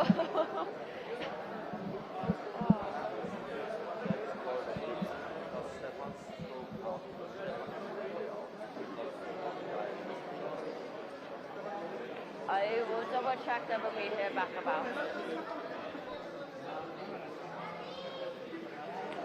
Let me go see if they got anything.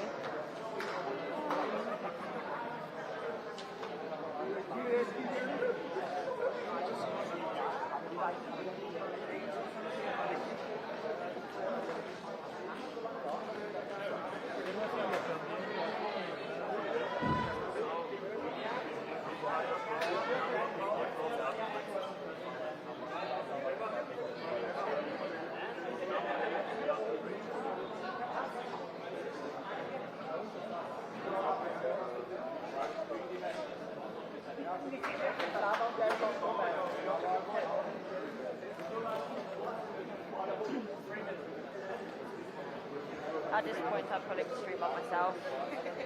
Honestly. It's cool though. It is cool. It takes a long time, but it's cool. I think it's good. Sometimes it's really quick, that's the thing. Yeah, like sometimes you can literally like whiz through, yeah. It's great, I love it. And like they slow-mo it when you look through it. It is so nice. cool. It is really It is usually, there's somewhere we all called hit, and actually it was hit the hand on the way past. Right, fine. Those are nice ones.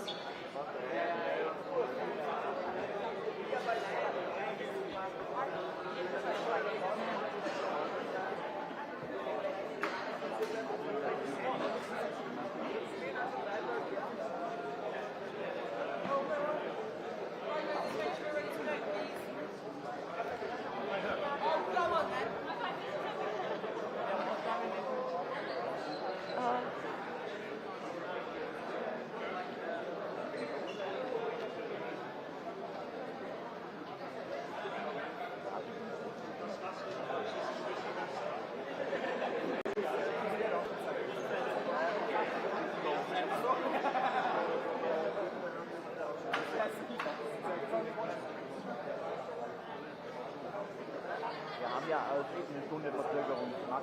Ich probiere es noch ein bisschen.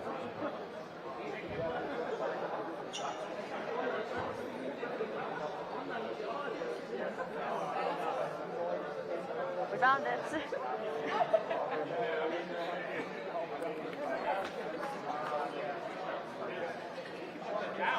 Right. I borrow you? So it was a hit to the shoulder, but then the query is 2 balls were thrown at the storm player.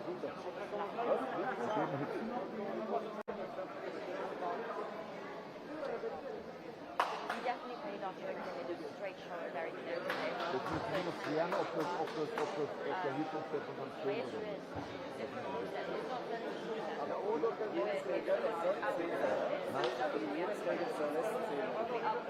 und im EDF und WDF ist so zählen. Ja, das weiß ich nicht 100%. Das kenne ich die Regeln. Der Spieler muss auch auf dem Monitor noch treffen. Ich verstehe das. Aber sogar in den Regeln, es gibt nichts dagegen. One more time, ladies and gentlemen. What do you think? It's hard to call. Camera angles are not the best. The slow-mo is useful, though. I do think it is Kredmuller's ball from the right wing is the one that hit Prince, that Prince Will is calling himself out on. So they checked the footage. Player was hit clear in shoulder. So they also checked, so Storm player, no hits. Your player was hit, so needs to go out. It's also, was it, did we sign the card? Player was hit clear in shoulder, it's cheating. So it's a card.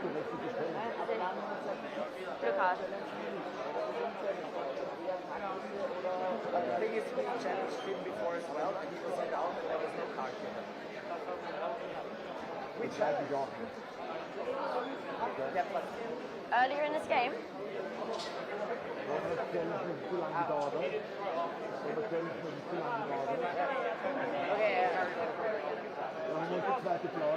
in the rule book, I don't know. I don't remember. There's too many things in the new rule book.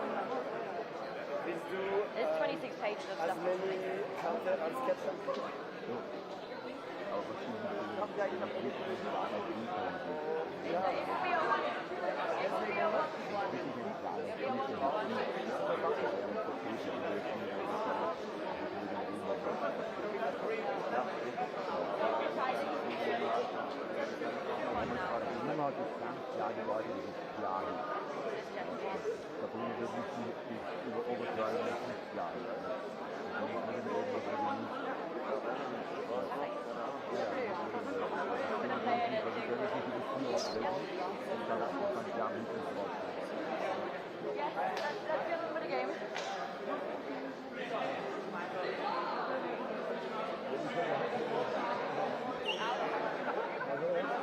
I can time myself.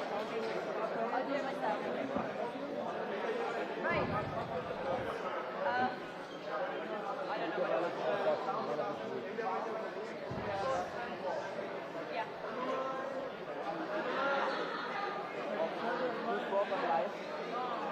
Also, the internet is down to manually timing now. Right.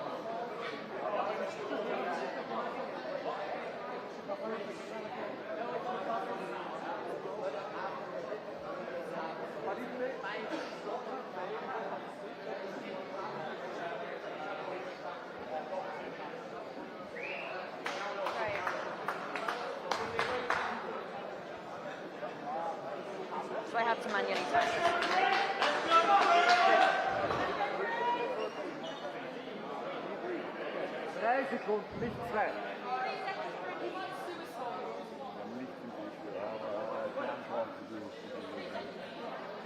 Team set up!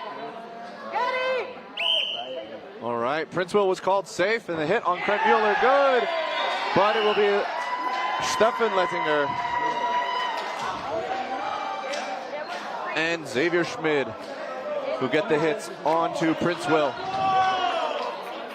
giving the Vienna Nutcrackers another 2 points, as I know we just had a really long break, but we're going to be going into halftime.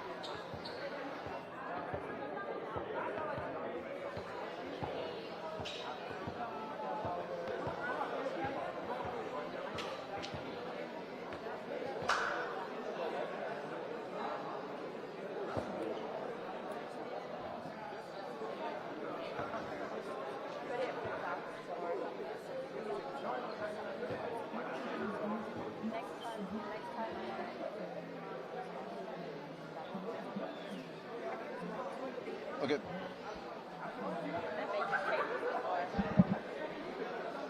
Well, we're back here in Mexico City. Thank you for having us. The London Storm, 11 points. The Vienna Nutcrackers, 4 points. It's a halftime. Nice game for London. Pavatola, Prince Will, doing great game. Also Fowler with those catches. 2 sets ago, it was amazing. He just delivered in the game. My name is Jorge Mille. Thank you for being with us here in the Dodgeball Champions Tour here in PX Sports. Those are my friends in Spanish, Sabrina, Alex Centeno, and Ricardo Bravo, calling the game in Spanish.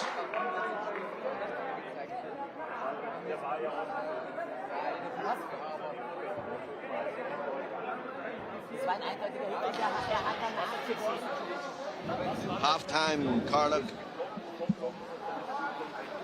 with an amazing performance of Fowler, Babatola, and Prince Will doing great, amazing plays.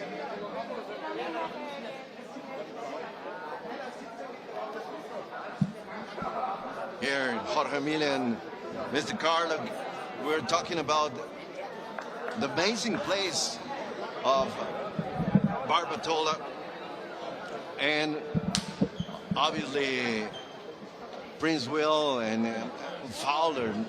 Amazing, right? Oh no, they've been putting on a show for us today, for sure. Fowler with some tombstone catches as well as just pulling it into the pocket. Prince Will's been winning up at just about every single one of the opening rushes, as well as a fantastic performance in that 1v3. No, it's been a fantastic first half between the Nutcrackers and the Storm, and I'm just excited to see what these two teams do in the second half now that they've had 5 minutes to kind of reset, recalculate, and address whether, some of the issues they've been having and some of the advantages they've had in the previous half. So I'm interested to see what they bring into this one. It's going to be interesting to watch the adjustments of the Vienna Nutcrackers, right? What they can bring to the table. Absolutely. Unfortunately for them, though, Kren Mueller has found himself in the sin bin. I do not know if it is a blue or a yellow card, but what I do know is that the Nutcrackers are going to have to start down a player for this set.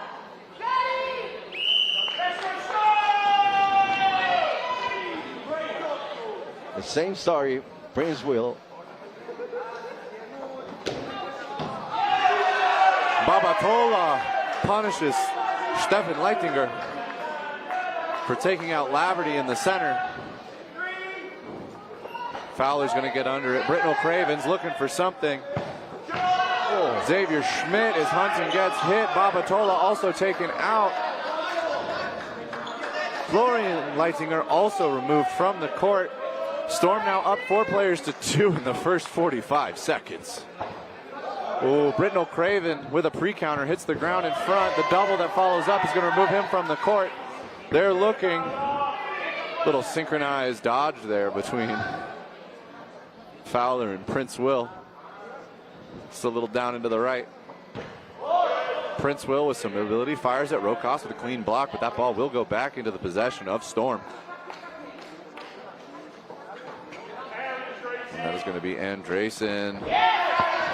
Andresen hit by Rokos. Fowler not able to punish on the counter. And Nutcrackers have brought this back to a 2v2.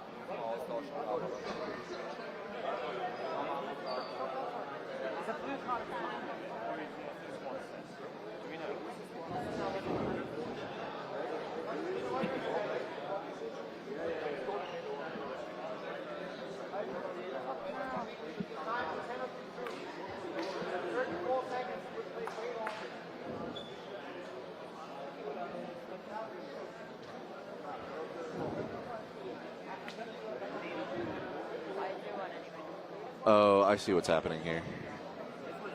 The streamed match clock and set clock is not currently aligned with the on-site in-stadium game clock and set clock. Again. The clock, once again, taking the win. Yeah.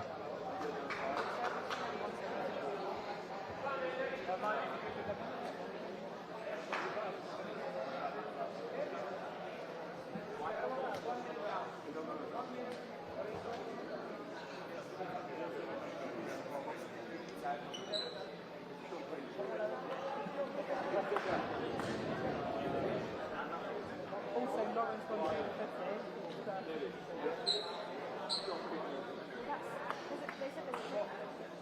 Have you definitely gone through the first half? I've got Lauren Gallagher literally 100% 13-4. That's fine. Yeah, that's fine.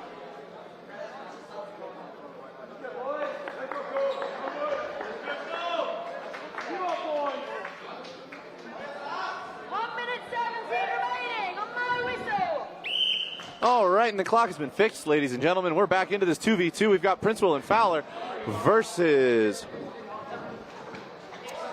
Mitterauer and Rokas. Mitterauer is going to find Fowler. Princewell is looking for something on Rokas.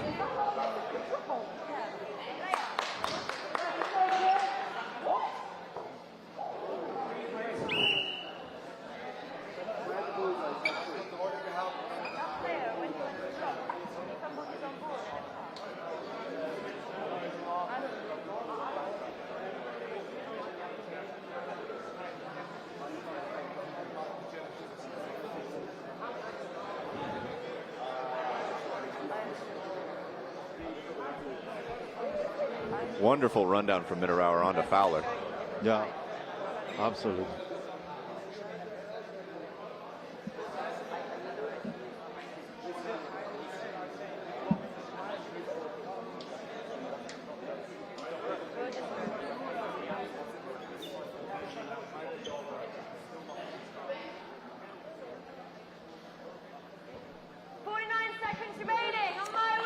Refs are calling Rokas safe. Clean block. Princewell once again back in the 1v2. 40 seconds left in the set. Mitterauer telling Rokas, no. Patience. Pre-counter from Princewell. There's the double. Princewell with patience. Fires. And Rokas and Mitterauer will find the hit onto Princewell, and that will be 2 points to the Nutcrackers. 11 points for the England Storm. The Vienna Nutcrackers now 6 points. In this second half, the adjustments seems to start doing pretty well with the Nutcrackers.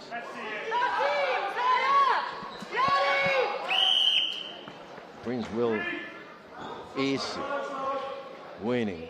Give that man a crown. He's the king of the opening rush. Yeah. All right, we've got some pressure from Schmidt and from Lettinger on the wings of Nutcrackers. They're going to press up. Britnell Craven. Babatola looking for something. Laverty takes it off the shoulder and sends it into the rafters. I think that one's stuck in the lights. Going to get a fresh ball tossed onto the court right away. It's going to be Fowler, Bablatola, and Britnell Craven. Fowler rockets one into center. Lettinger finds just the fingertips of Fowler. And I do think you're right, Jorge. I think the adjustments that Nutcrackers have made at the half are starting to put in work. They're bringing back this score.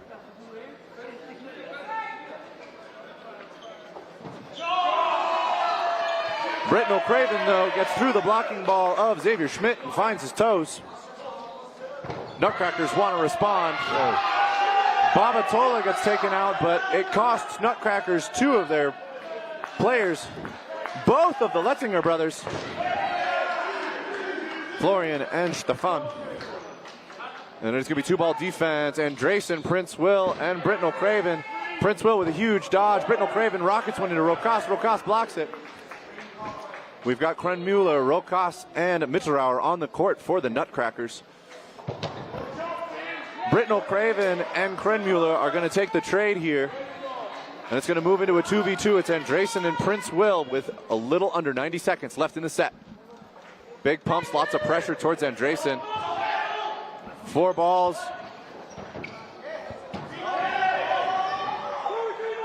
Prince Will and Andresen with a coordinated attack take out Mitterauer. And it's going to be Rokas in a 1v2 now with 60 seconds left in the set. Andresen puts one a little bit off body. It is now play 2 on the side of Storm. They had 4 balls. That's it.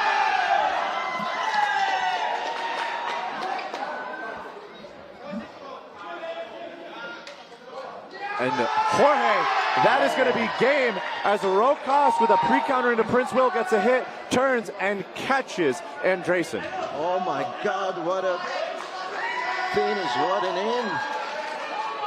To get the points. Just 3 points behind. The Nutcrackers are starting to close this gap. Yep.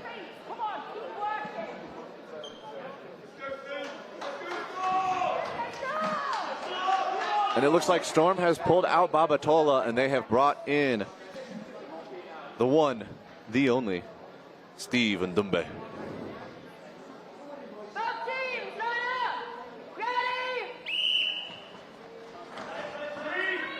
Prince Will with the victory in the opening rush. It's Laverty. There is no catch. That was not 2 points of con. Oh, they're calling it a catch. All right, playing some WDBF rules.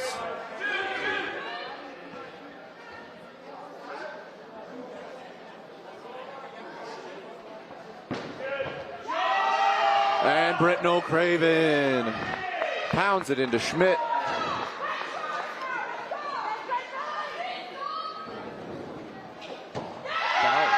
Oh, and Fowler is going to find Kren Mueller. Nutcrackers now looking to make something happen. Lettinger finds Steve. Britnell Craven with the only ball left in hand, and it's going to be a double into Fowler. Was that a triple? It might have been a triple into Fowler. And Nutcrackers have even this up, 3v3. Prince Will out of the center for Storm.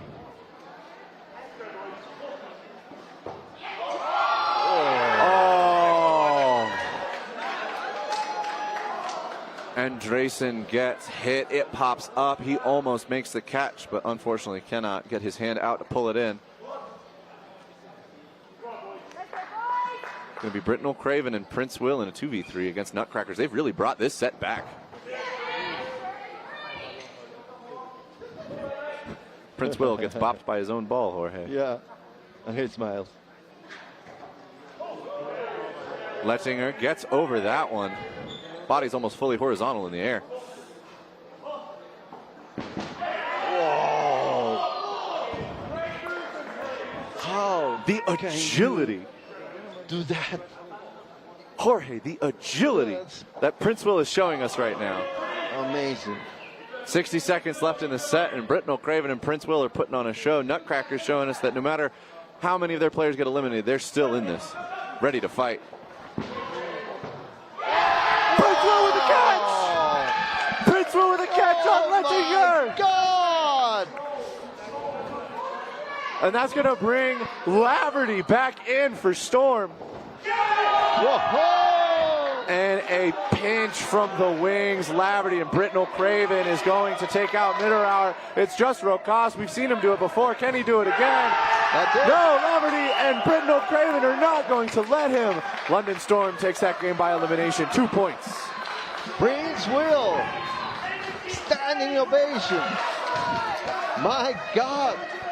He can dodge, he can catch, he can throw. He wins the opening rush. What can't the man do? Amazing. And he's ready to go for another win in the rush. Amazing performance.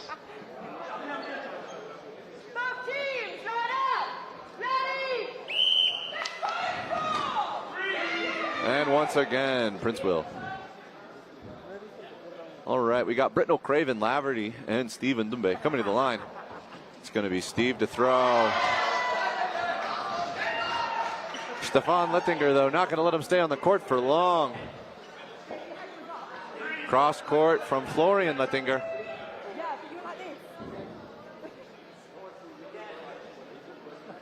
Storm.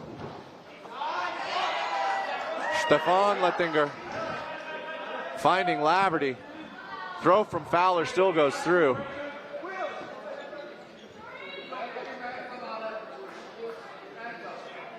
Nutcrackers with a strong start to this set, up 6 players.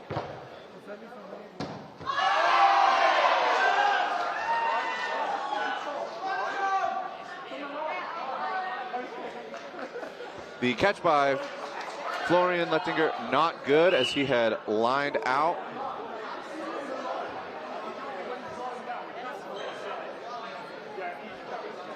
Oh.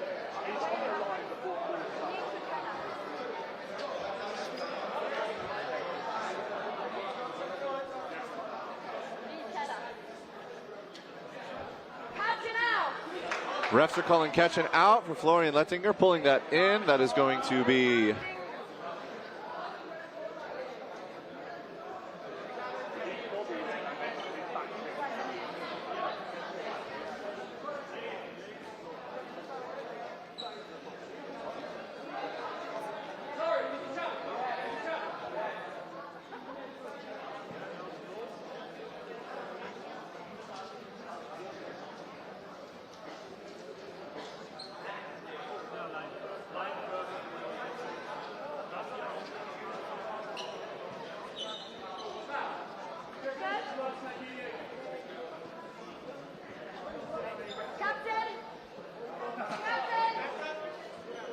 refs calling the captains. Right. Push back the footage from it. Line before catch. Line before catch. And the refs have now overturned the call. Florian Lettinger's catch is not good. It was a line out before the catch was secured. Britnell Craven will stay in. It is going to be a 4v5. Burden on Storm as we get into the next 2 minutes of this set. And Drayson finds Lucas. Oh. Fowler gets hit, goes to try and catch it, but he gets paid an extra ball. Nutcrackers surrendering an extra ball in order to ensure that that hit is good.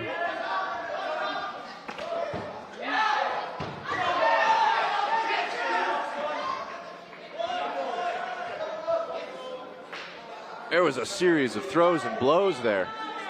And it's going to result in London Storm only having one. It's Britnell Craven up against 4 players of the Nutcrackers. Kredmuller, Lettinger, Mitterreier, and Rokas. Pre-counter from Britnell Craven. He's got 60 seconds to make something happen.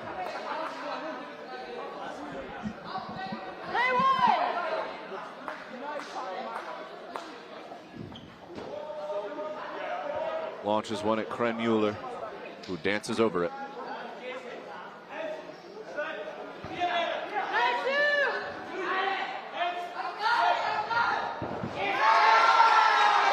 And with a triple, the Nutcrackers will take another 2 points.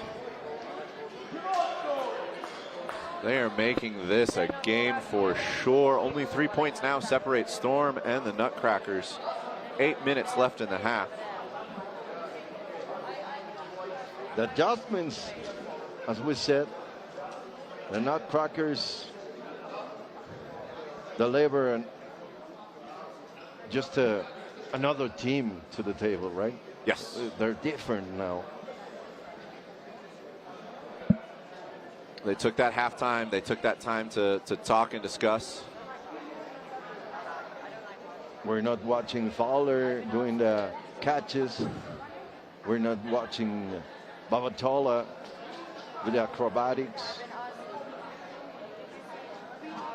And we do have a timeout by Storm. Let's see. what the Storm can do.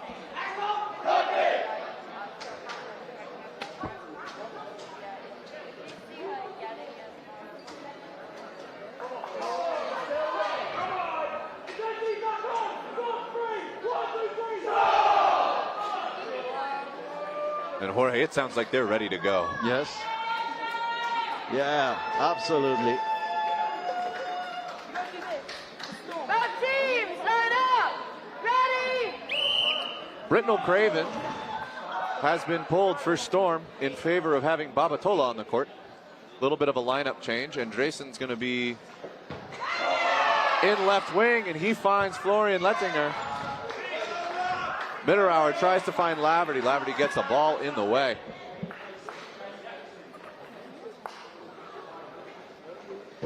Storm giving the Nutcrackers a different look, and that's going to be Kren Mueller who pays the price as Laverty finds a hit.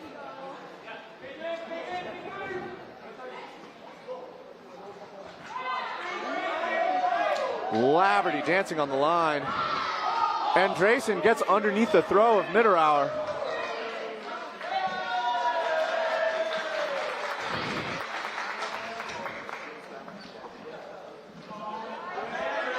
Fowler once again fires out of the middle.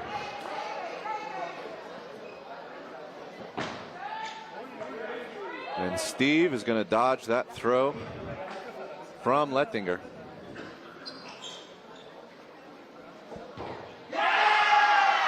Babatola out of the center with a disarm on Mitterauer. Steve Ndombe find the shins of Lettinger. And Rokas is going to call himself out on a graze from Andresen and Babatola. Jorge, do you think that timeout was helpful for Storm? Yeah. Look.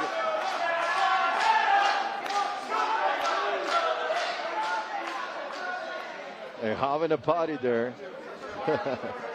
Just trying to get the vibes up, right? Get the momentum back onto their side. And it looks like the immediate response from Nutcrackers is to call a timeout of their own. Yeah, sure.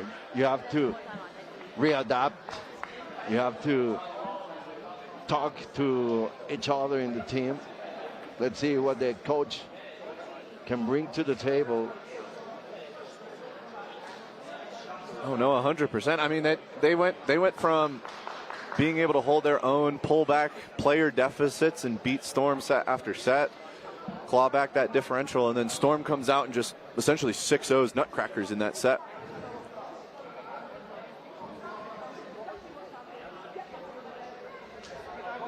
And the other side, coach of the Storm talking with the guys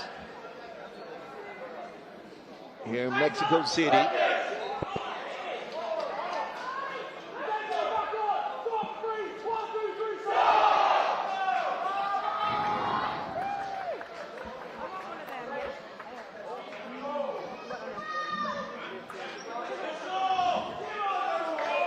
And Storm holding their previous lineup.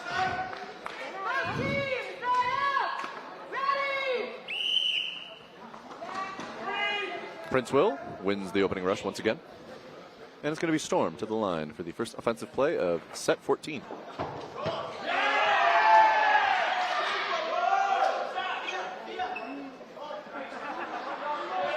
And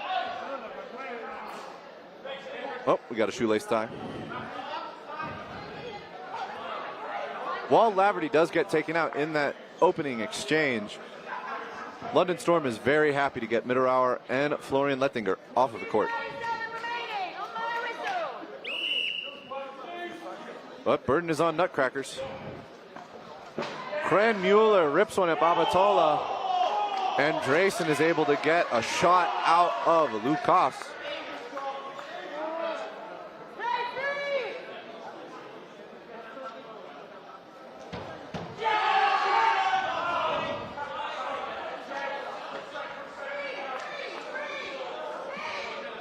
Triple out of Storm will get out Steven Lettinger. Or Stefan Lettinger. My apologies. And Babatola is going to find Lucas Decker Nugbauer.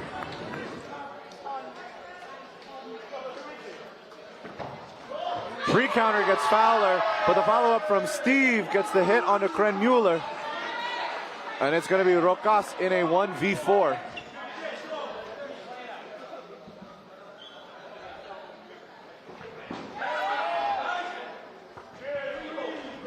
Steve and Dumbe with a big dodge. Seems like Andresen saying we need to play this out. I think at this point Storm is starting to think about the clock and how they can use it. Pre-counter from Rocas on a Prince Will. He blocks it. Another throw at what appears to be Steven Dumbe. Gets over it. Storm is now once again going to have 3 balls on the offense. Will Rocas pre-counter? He will get closer. Shots from Andresen and Steve will not find connections. A couple of dicey exchanges up here near in the neutral zone. Rocas in front of the activation line, looking for something, and he will take the trade with Babatola. And that's it. Another 2 points for the London Storm. Yes, sir.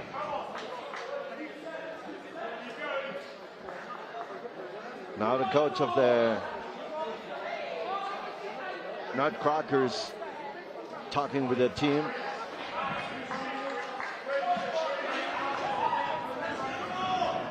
Here comes the rush. Hey. Yeah, but Prince Will has been pulled. Yeah. So Prince Will getting a little breather. He's been running a lot for the last 40 minutes. And it looks like it'll be Fowler who's going for the opening rush. Subbing in is going to be Rob Clark. Welcome to the court, Rob Clark. I think it was a little bit.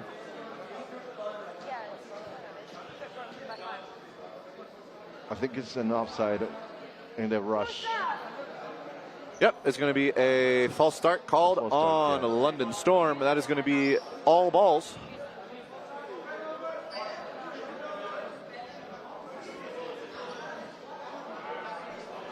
Nutcrackers here with a huge ball advantage at the start of the game.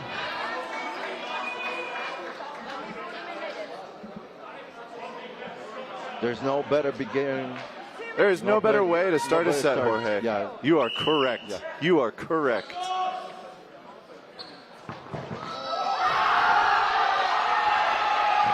Oh.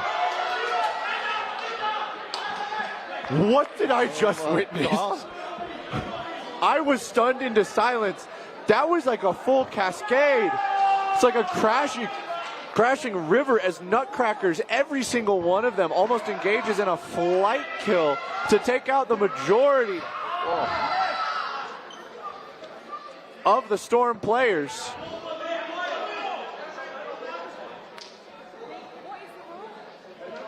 What? And in under 60 seconds, Storm finds himself with only one. Babatola takes one, dodges the shot from Florian Lettinger.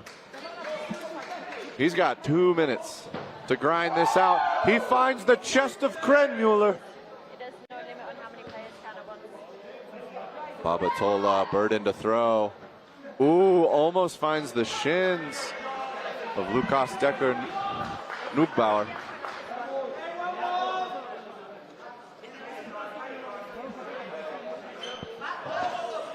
Nice shot. Nutcrackers playing it slow. Whoa! And Babatola dodges the triple. Rocas goes for the flight kill and ends up just eliminating himself. Babatola has 90 seconds.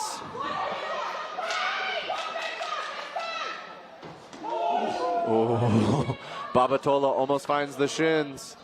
Still has 4 balls, still needs to throw.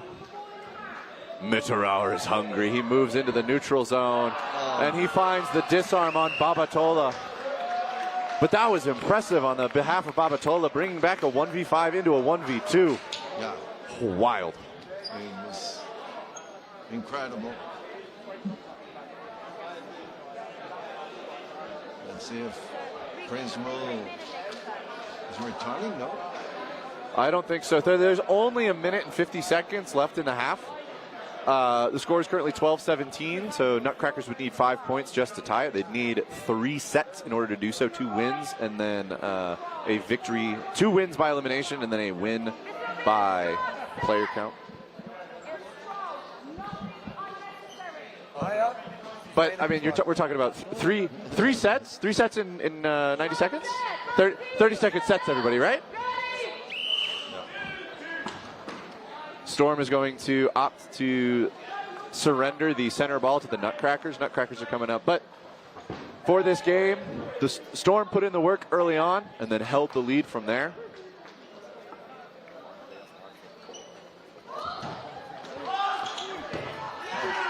Laverty, Britnell Craven, and Stephen Dumbe find hits on counters during that opening exchange. Balls on body sounds like rolling thunder. Stephen Dumbe finds Rokos.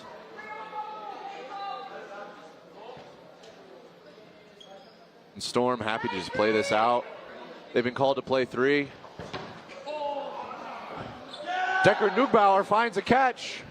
There's a dance in the middle of the neutral zone between him and Laverty.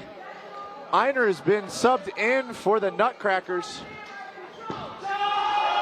Stephen Dumbe finds a hit onto Decker Nugbauer, and it'll be Britnell Craven. Finishes out on Einer.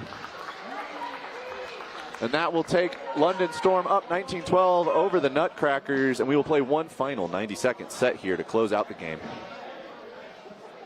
We're ready. We're pumped. Yeah. The rhythm of the London Storm, these last 2 sets it's amazing.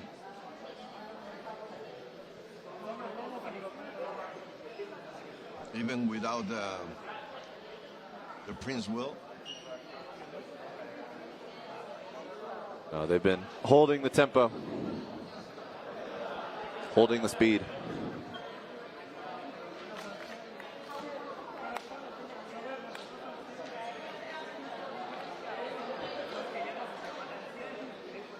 This will be a final 90-second set. Both teams, line up. Ready? And Storm once again willing to surrender the center ball on the opening rush. It is going to be Nutcracker's burden to throw. Ooh, Einer finds the knees of Andresen.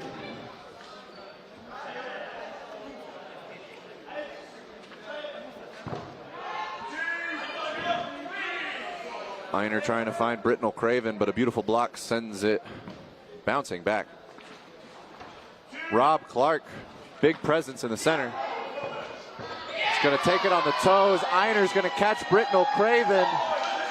Quick swing of plays here, and the Nutcrackers are going to find themselves up 6-3 with 50 seconds left in the set.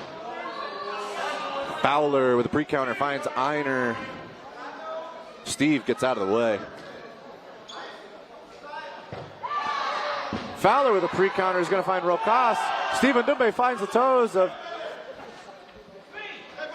Urti Valant.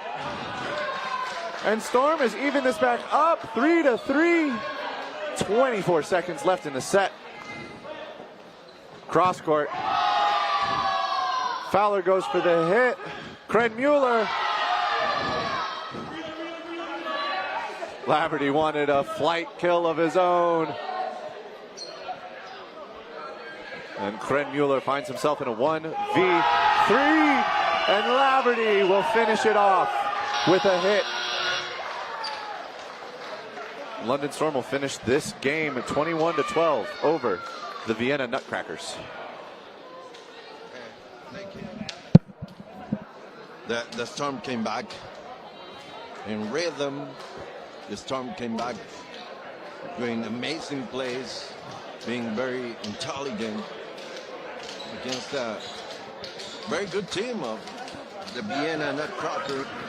Vienna Nutcrackers, I think some people thought would be the favorite, but Storm has been having a strong showing today. They're happy. Beautiful plays with Babatola, Fowler, the catches. Prince Will, my God. The speed, it's amazing. Grab all your various bits. We've got so many bottles of water keeping them. All right. Coming up next, we got Phoenix Hex versus the Mexico Lobos.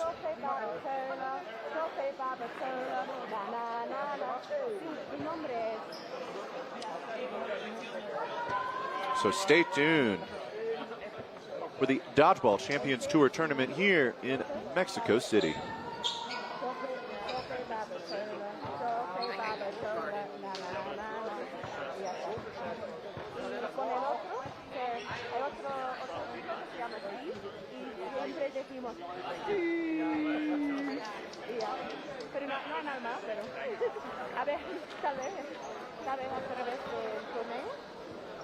London, 9 puntos de diferencia, pero han estado los dos equipos fabulosos, para mi gusto.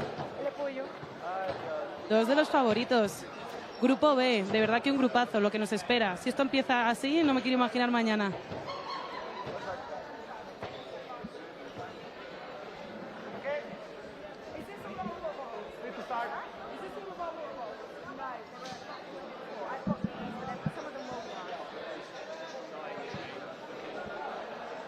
Sí, pero ten cuidado con eso porque muchas veces los que menos peligro parece que dan, luego son los que luego le dan más fuerte.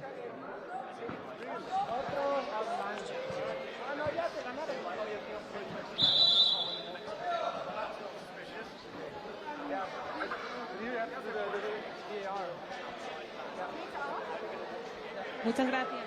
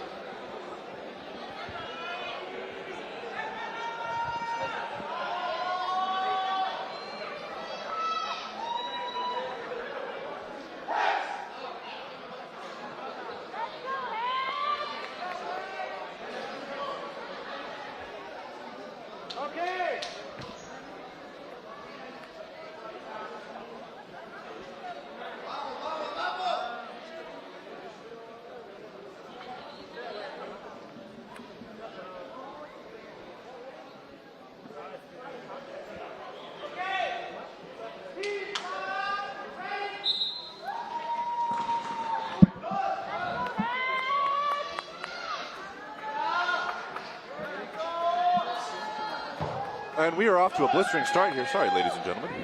Got to get some water. But we are off to a blistering start here in Hex versus Lobos. Shota Barbeau winning the opening rush. And then immediately afterwards, Fernandez getting eliminated. That's going to be a catch by Shota Barbeau. He's then going to get a hit on Cruz.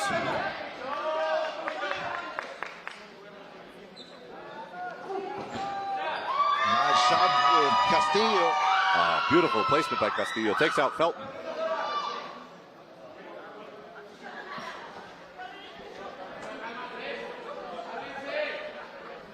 And Hex is up 5 players to 3 in the first 60 seconds of the set.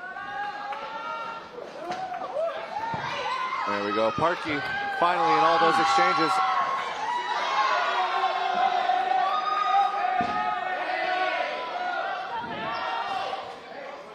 And there's going to be 4 balls on the side of Hex as they come to the line. Dorantes looking for something. Nelson throws a solo to Isidro. That's going to bring back Fernandez. Oh, God. 4 balls on the side of Lobos. They're going to throw 1 at Barbeau. It's going to strike Nelson, who's currently walking to the outbox and bounce back. Lobos now with the opportunity for a 2-ball play. They're going to throw 1 at Billick, 1 at Barbeau. Billick with a block, Barbeau with a dodge. Jensen Fernandez and Isidro are looking for some options here, trying to make something happen. Isidro with a power shot is going to take out Payan. Barbeau will find Isidro, and then Billick will finish it off with a shot into Jensen Fernandez. Nice start for the Mexican team against the Phoenix Hex. I was talking with some of the Mexican players. They told me they were a little bit nervous in the first match. Let's see what they can bring now.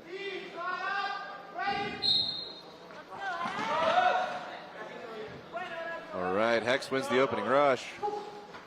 Payan launches one. Dorantes gets behind a blocking ball, and Fernandez gets up and over it. Castillo out of the center for the Lobos. The Lobos are young. They've got a lot of energy. They've got a lot of strength and power. They could just get some communication. I think they'd be a real threat here in this tournament. Hopefully they'll get more comfortable as they get to play more games against these teams. Yeah. Auto. The experience they're going to have in this tournament, it pays off. Absolutely. Bilic is going to find Cruz and then dodge over the responding shot from Dorantes. Oh, that was cheeky. It was a number 21.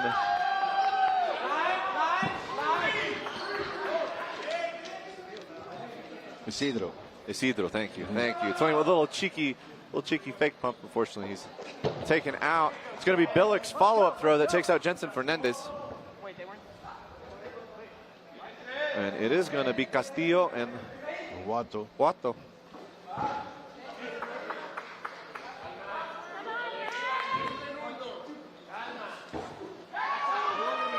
Dodging a block from Guato.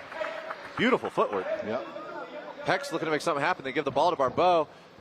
Barbeau is disarmed by Castillo. Guato fires a single at Parkey. Parkey with big pump fakes. Bilic lurking in the left wing. Fires one at Castillo. Castillo with a fantastic block.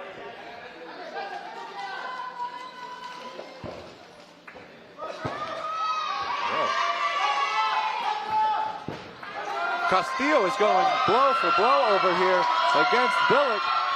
Guato is going to get Cam Parkey out. Lobos are putting up a beautiful fight, but Payan is going to find the shins. Payan takes a hit on the finger from Guato. It's going to be 3v1. See if Hex can close this out. And they will. A double from Felton and Bilic will close out that set, taking up Hex 4-0 over Los Lobos.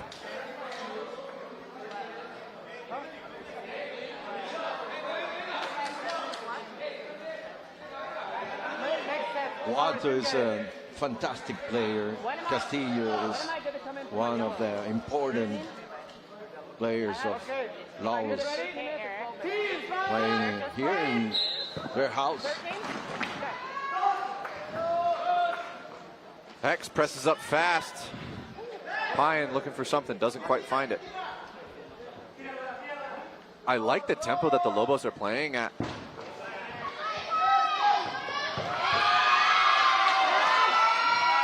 Lobos are going to find some hits, but Bilic is going to find a catch. That's going to keep, that's going to set it to 3v4. Lobos are up a player. Cruz is going to take that one off the shin. Payan is going to take that one from Dorantes. Jensen Fernandez is going to push up into the neutral zone to claim that ball. It is going to be 3 balls on the side of Lobos.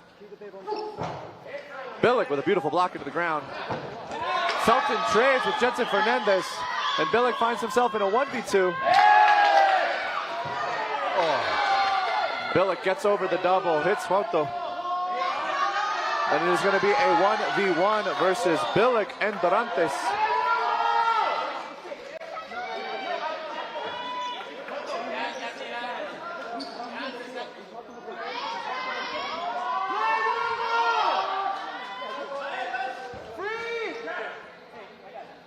Bilic plays the one required by the refs.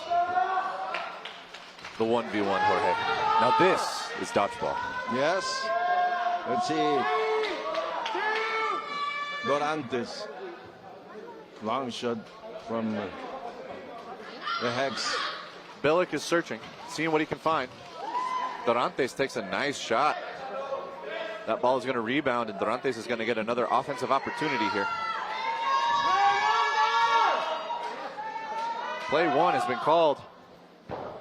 Bilic blocks down into the side.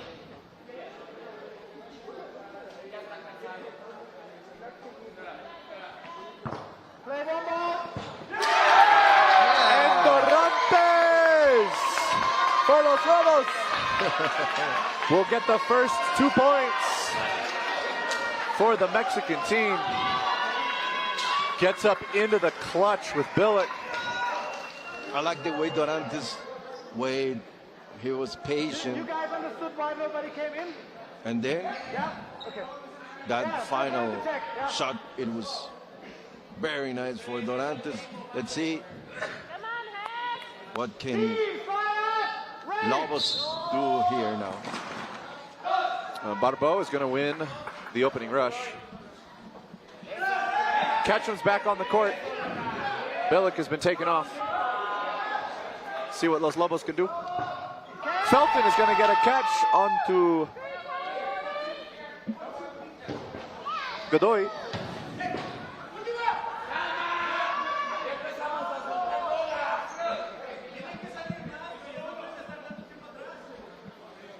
Four balls. Pre-counter finds Ketchum. All of the shots that follow find Dorantes and Joto.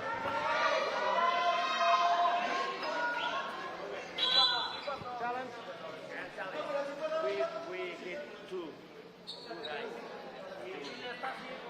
Two is Well, the ball hit, I hit. You say there was a hit on number 17?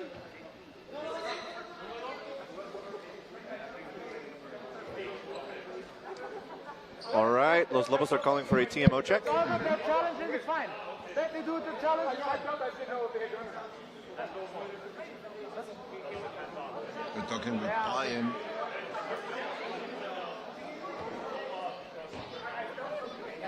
Yeah, then you simply go out. It's all good. Yeah, no, it's all good, all good. Yeah. Pine's going to be taken out. There's going to be a 3v2. Hex with player advantage, but burden to throw is on Los Lobos. Cruz lets one rip. Nelson blocks it. Nelson finds the toes of Cruz. And it will be up to Isidro. Fires at Barbeau.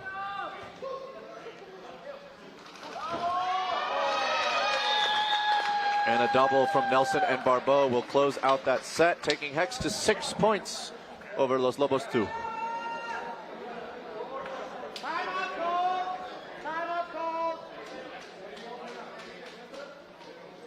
Mexico's coach called a timeout. He wants to talk with his team.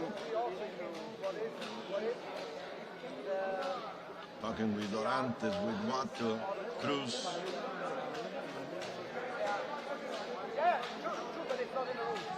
I would say the Mexican team is very young. They're going to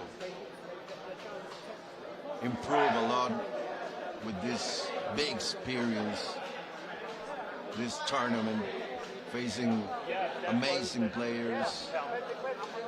And that will be a win for the Lobos, for sure. The rush is coming. Phoenix Hex, 6 points. Mexico Lobos, 2 points.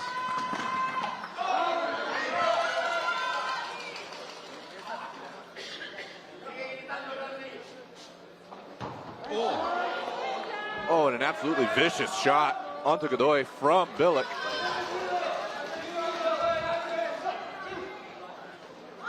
Ketchum fires out of the center. Cruz with some absolutely acrobatic movement gets over it. It's going to be Dorantes at Billick. Billick back at Dorantes. Neither one of them finding a connection.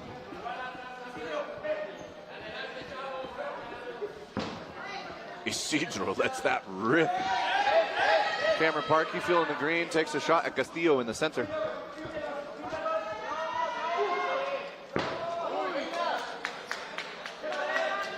Castillo fires at Barbeau and Nelson, doesn't find anything.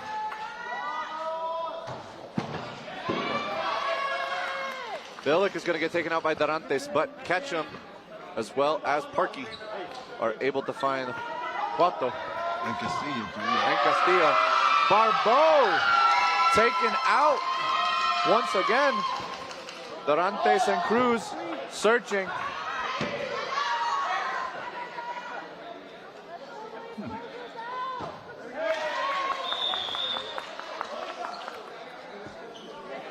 And Hex will take that with a decisive finish.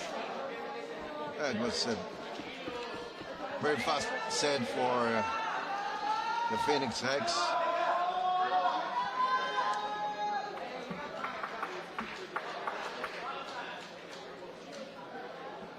Those are ready for the rush. They haven't won one of them. And once again, Barbeau winning the opening rush for Hex. Castillo with a good effort.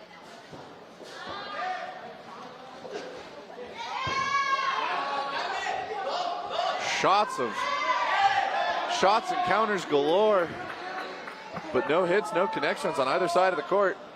Billick with some fancy feet up here near the neutral zone line. Parkey's going to take it off the shins from Castillo.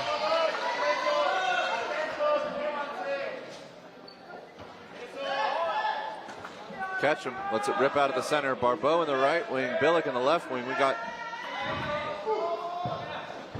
Cruz gets pinched from the wings. Catch him, takes out Dorantes. And then it's going to be a double on the right side into Isidro from Barbeau and Nelson.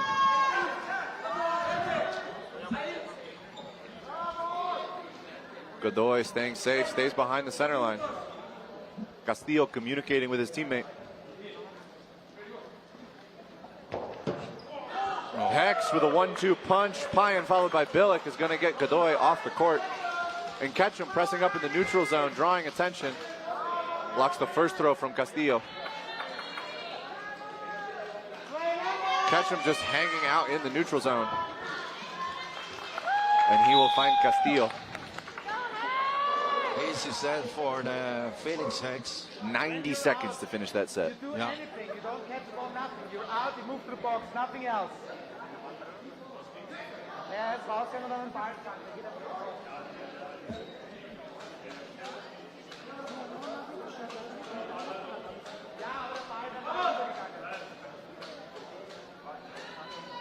Hex has really picked up the pace and the tempo of their gameplay. Yeah.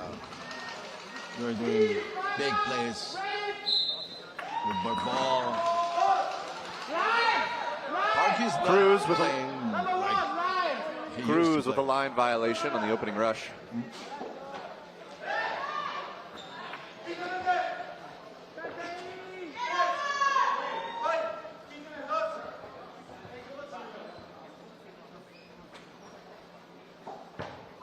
Oh, Castillo finds the chest of Barbeau.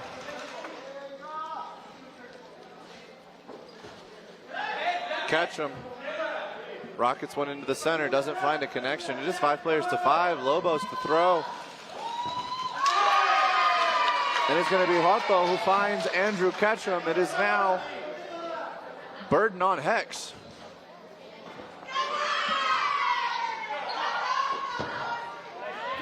Payan putting the pressure, is able to take out Galicia. Parkey is going to find. Going to find the feet of Castillo.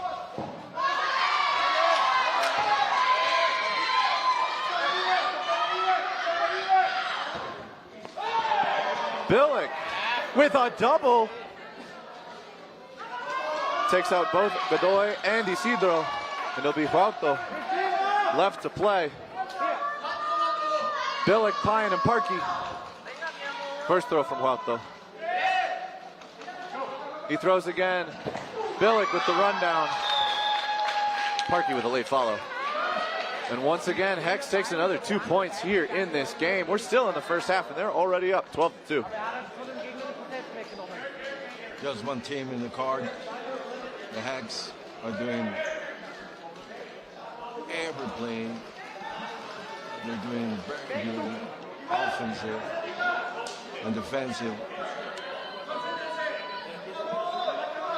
I think a big thing is when the Lobos are able to settle, when they're able to get comfortable on the back line together, they communicate really well, and they're able to execute plays really well.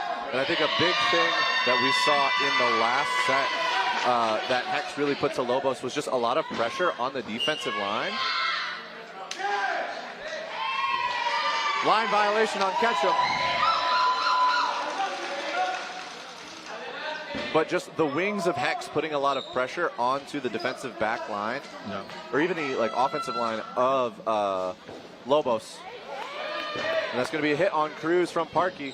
Barbeau is going to find Godoy.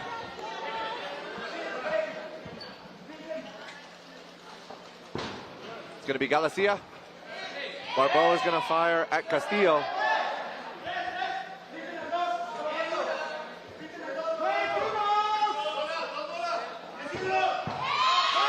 Cuauhto fires and finds Jones, but the throw that comes from Galicia is caught by Payan, bringing back Andrew Ketchum. Cuauhto is going to find Barbeau. Parkey is going to find Isidro, and it is going to be a 4v2 now. Hex versus Lobos. Nelson gets a catch on Castillo. Cuauhto hits him, and it's going to be a double from Payan and Ketchum to finish out this set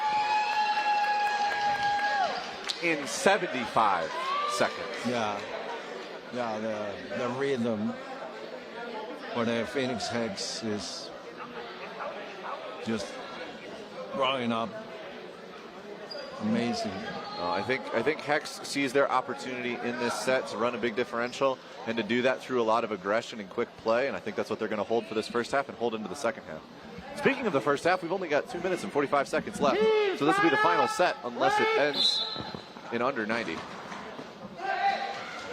That's going to be Leon winning the opening rush for the Lobos.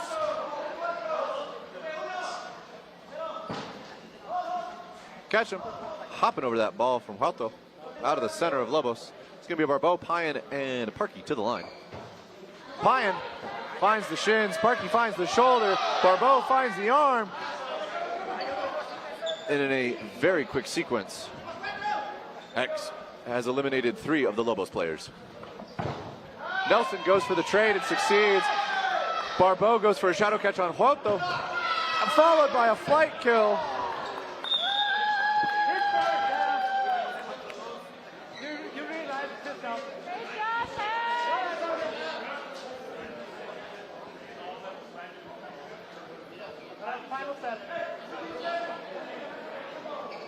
Once again, Hex ending that set quickly, driving us into a 90-second set to finish out this half. Hex up 16-2 over Lobos.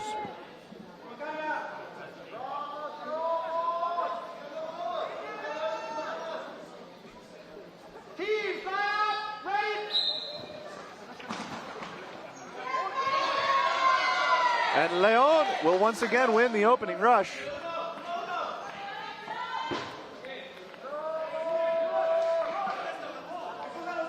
Castillo out of the middle. Hex coming to the line. Ketchum. And the first ricochet catch off a block for the day. There have been some ricochet catches off of hits on bodies, but a ricochet catch from a block, I think that's the first one, and so Parkey will be out. Beautiful hands by Cuauhto and good heads up. Hex comes to the line. Nelson Payan is going to be the one that finds Leon.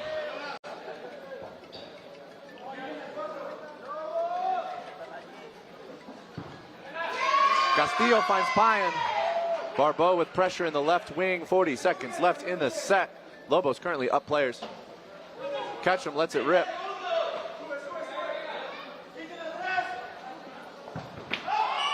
Isidro gets Ketchum. Barbeau gets Isidro. Barbeau cannot catch the response though from Cruz. There's going to be Eric Jones and Eric Nelson on the side of Hex versus 4 players for Lobos.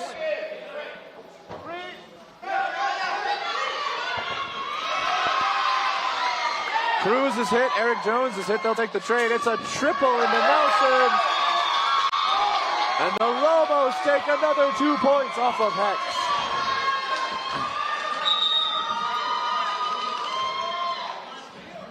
Very good comeback for Lobos after the halftime. No, it's a good momentum break for the Lobos. They get 2 points going into the half. We'll see if they can carry it into the second half. Hex here has been running a pretty quick tempo. It looks like Lobos is adapting to it.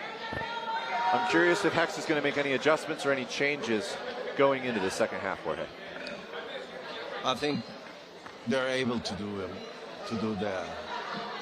some adjustments, give some plays for people that is in the bench or have few minutes in their card.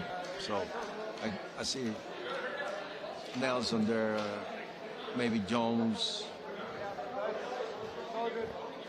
all the players that have just few minutes in the court. I think we're gonna watch them for sure. One exiting player catching a ball, yeah, and when you're out, you don't do anything. Yeah. That's true. That's true. But if the ball hits him, then he doesn't do any action. He just walks out. Yeah, but as he caught it, he went into action and he influenced it. Yeah, but he influenced the game. Of course, it's a reflex. Of course, it's a reflex, but still, he interacts in the game. If he just walks out and he gets hit by a ball, that's the same with me. I try to move out of the way of the ball, but if a ball hits me, yeah, No. I can't do anything. Yeah, that's my opinion. Sí, impulsan el partido y al jugador, literalmente. O sea que tendrán que haberlo hecho desde el minuto número 1. Gracias.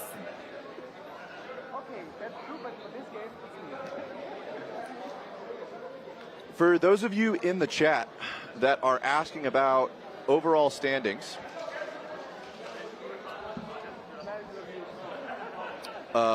for this tournament, there is a dedicated website that you can go to, dodgeballchampions.com, or if you just want to Google search Dodgeball Champions Tour, should be the first result on your Google search. But yeah, all of the standings are there on dodgeballchampions.com or Dodgeball Champions Tour if you do the Google search. For dodgeball was like, no.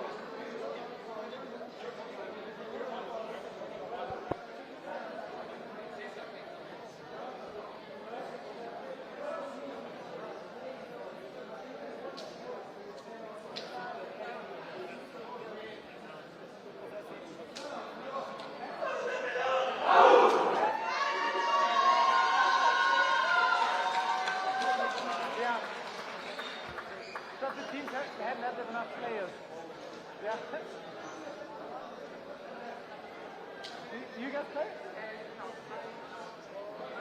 Yeah. Oh, really?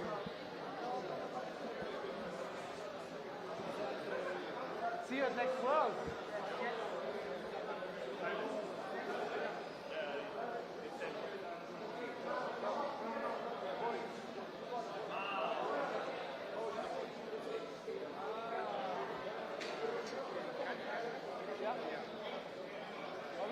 I was too in Canada. I was also there too. Yeah. Okay. So starting a halftime early works. Starting the new halftime early works.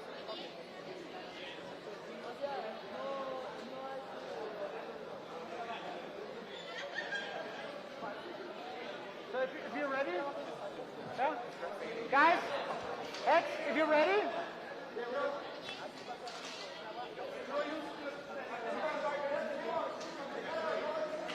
Next time.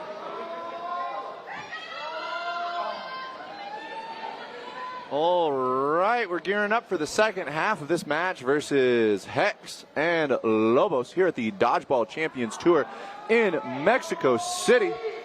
It's a beautiful day for dodgeball, ladies and gentlemen. My name is David Carlock. I am joined by Jorge Mie. Thank you. We're back. We have Phoenix Hex. And there appears to be a line violation against Cruz on the side of Lobos. One foot on the back For those of you asking in the chat, asking about standings, asking about game results, you can find all of those on dodgeballchampions.com, or if you Google search Dodgeball Champions Tour on Google, it'll be the first result. I've also posted a link into the chat stream for all of you who are curious how all the teams are doing thus far today throughout pool play between Pool A and Pool B. Oh no, it is not a line out on Cruz. They are calling a false start. Second one of the day. It's getting late. Teams are getting tired. It's been a long day here in Mexico City. First day of action in this Dodgeball Champions Tour.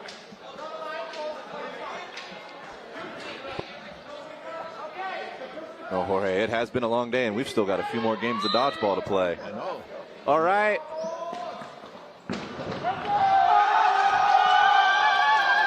Shota Barbeau with a between-the-legs flight kill against Lobos.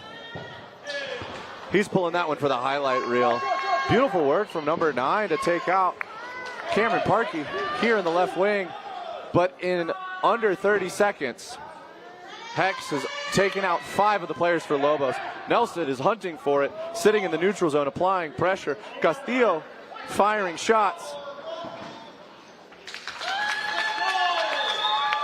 And Jorge, there it is. I was saying I wanted to see a set in under 60 seconds, and Hex provides 45 seconds to close out that set against Lobos. It was just one side in this set. That's really the power. I mean, with the contested ball in the center, the punishment for a false start is pretty extreme. You lose all balls. But you can see what happens when a team like Hex, we also saw it earlier in the match against Storm and Nutcrackers, when Nutcrackers got all of the balls at the opening start of the game. Having that 5 balls with 6 players, you can do a lot of work very fast. Sure. The worst beginning, the worst start for the Mexican Lobos. All right, Leon is going to beat Barbeau for the center ball.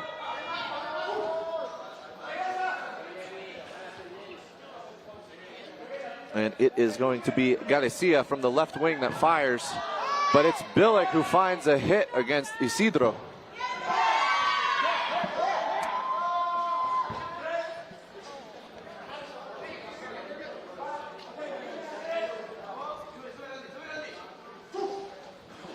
Whoa. What a shot from Wato. Ketchum called out again. I want somebody to go back. How many times Ketchum line out today? It's going to be ground. Parkey dances over Huato's throw, but finds Huato. It is going to be 4 balls on the side of Hex, coming up to take some shots at Lobos. Castillo hits Billick, but is taken out in the process. 3 balls on the side of Hex.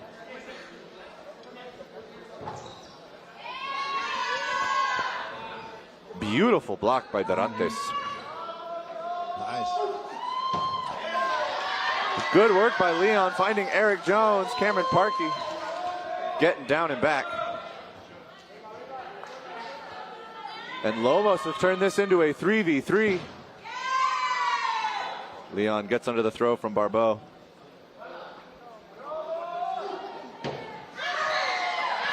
And it's going to be Galicia who finds Shota Barbeau. Oh, Nelson off the toes of Leon.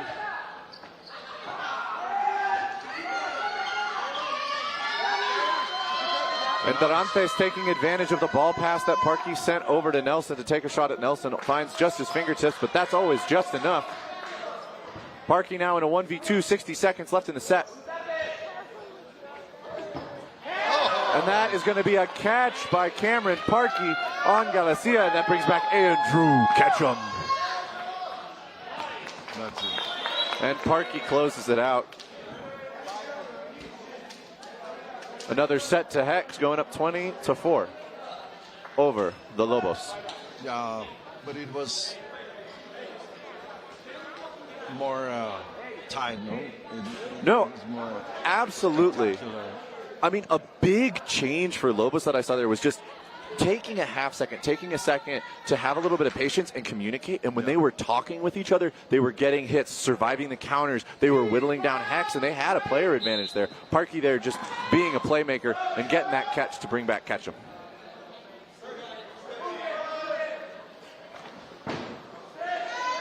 Ketchum lets one rip at Isidro. He gets underneath it.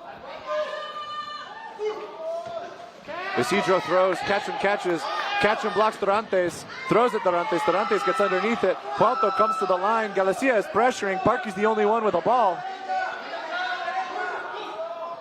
And it's going to be a double into Bilic from Los Lobos. This is what I'm talking about. They had 4 balls, and instead of throwing 2 solos, they throw a double, and they get Bilic off of it. Beautiful work from the Mexican team.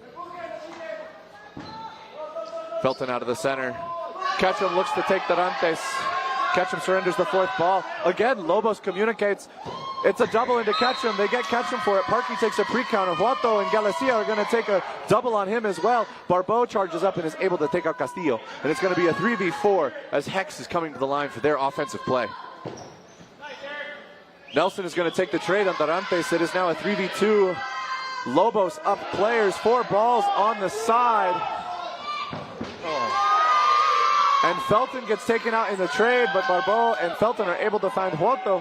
It is now going to be Galicia and Godoy versus Barbeau. Nice. 90 seconds left in the set. This has been non-stop action, both sides charging the line. Barbeau has all 5 balls. Godoy gets under the first throw.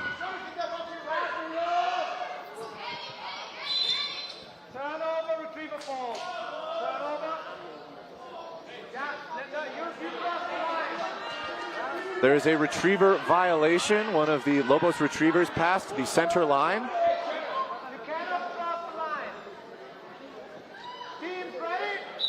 And so Barbeau, instead of having a 4-ball play, where one of the Lobos players could have had 1 ball, will have a 5-ball play.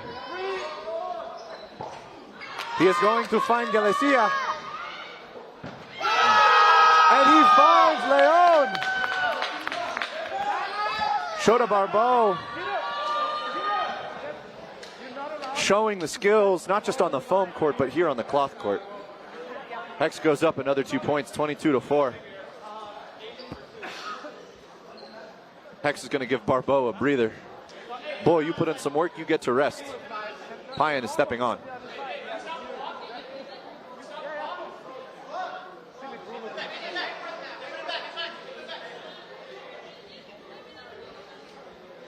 I think Hex in this moment, Jorge, is realizing in this timeout, right? They want all the time they can get. They want all the time, all the tempo they can get. Barbeau brings over the chair. Yeah. Nice. He put in a lot of work in that last 1v2. These boys are leaving everything on the line. I think Hex right now, what they realize is that in the pool that they're in, with the Leamington Spartans, with Lobos, and with the Ninjas, the way that everything's breaking down right now as far as point scores between themselves, Ninjas, and Spartans, they're all going to have 2 wins, 1 loss, and it's going to come down to that point differential on who the top 2 teams are that get to go on to tomorrow's bracket games. Yeah. I think Hex. And Hex is hungry. Yeah, they know that this is a win for them. They're bringing some guys in the card, giving the best players some rest. Absolutely. Bilic is going to find Dorantes. Ketchum was taken out. Ooh, Felton showing a little bit of his flexibility. We've been talking about that all across the day from other teams, but gets down low, dodges out of the way.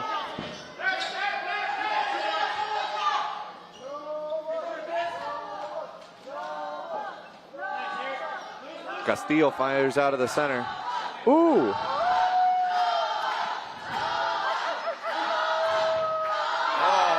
And it was going to be number 19, Francisco Alzon Segura, who was going to make a catch on Bilic. Was going to bring back Dorantes. Big catch from Alarcon. Doing a great job Number 19 of Mexican team.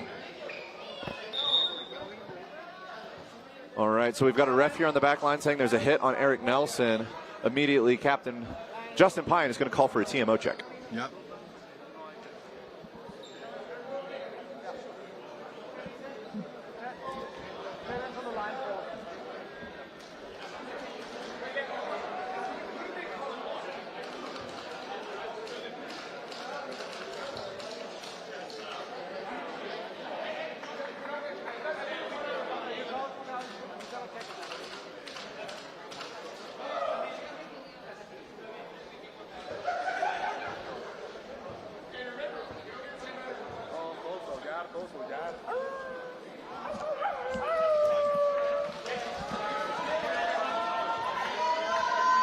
Oh, I think they are calling a line violation on Eric Nelson.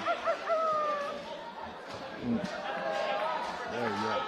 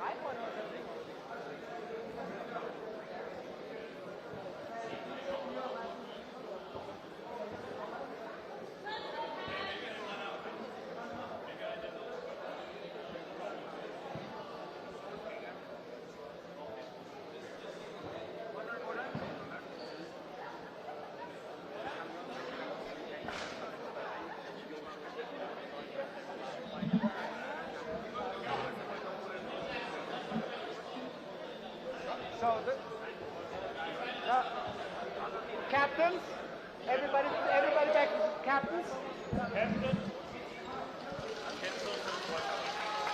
So, we cannot precisely tell on the footage, so I call it not a line fault. Everybody stays in place, and you keep your timeout, and it's all good. Okay. Thank you. Yeah. Okay.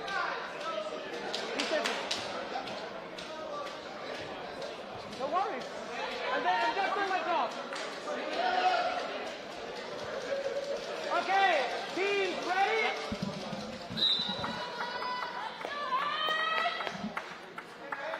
Wow. We're back here in Mexico City. Just had a little refs discussion there.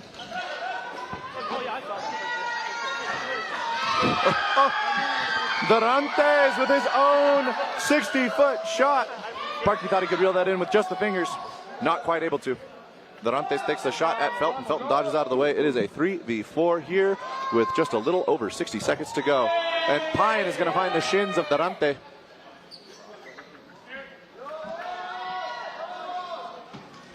Felton with a catch on Galicia.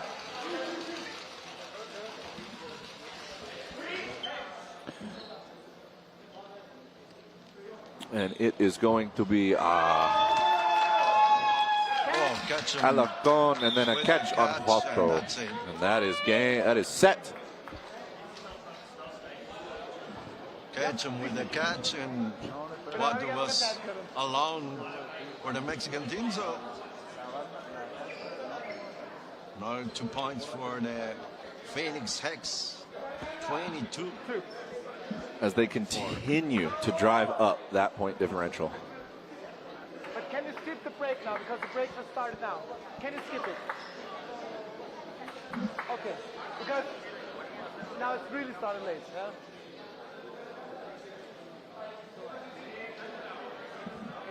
Okay. Teams, line up! Ready? And Leon is once again going to win the opening rush for Lobos.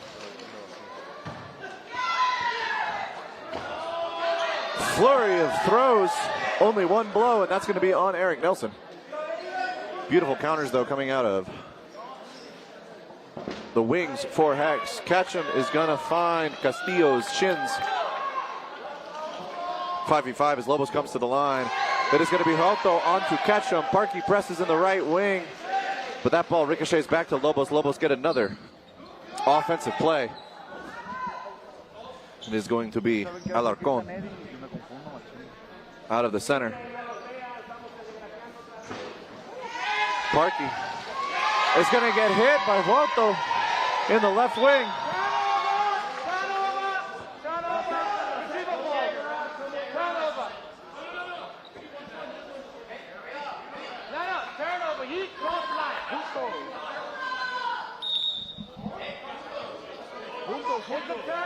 They have to have all the balls anyway. Yeah, all the balls. Yeah. Okay. And now Hex is going to be on the receiving side of a ball turnover. 5 balls and 5 players on the side of Lobos. Let's see what they can do with it. Double at Payan will find a hit. That's going to be Alarcon finding a hit on Felton. And Billick.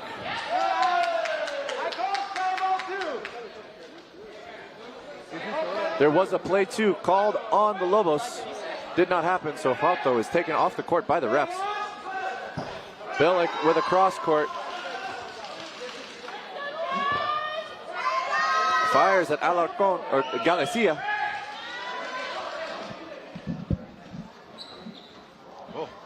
Billick putting in work right now, but it will be Alarcon with the final hit onto Billick. Nice. Alarcon with a shot. Taking point for Mexican team, Lobos. Hey, a la próxima que traigan una bataca y yo me aviento la ta ta ta ta ta. And we're back on the back lines, ready for another opening rush.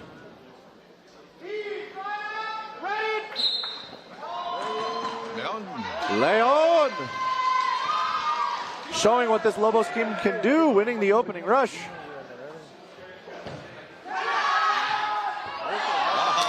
Well, Parky will get caught. There'll be a hit in return. There's a whole lot of action. Barbeau floats, flutters, and flies.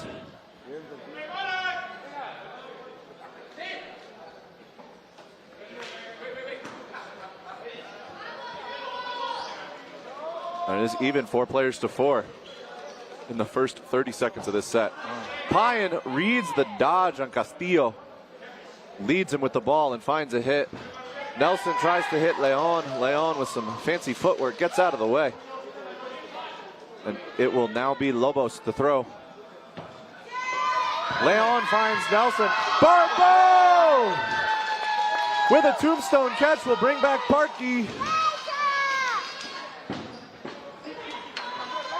There's a 1-2 from Payan and Barbeau trying to hit Leon, not finding any connections, but now it'll be 3 balls on the side of Hex.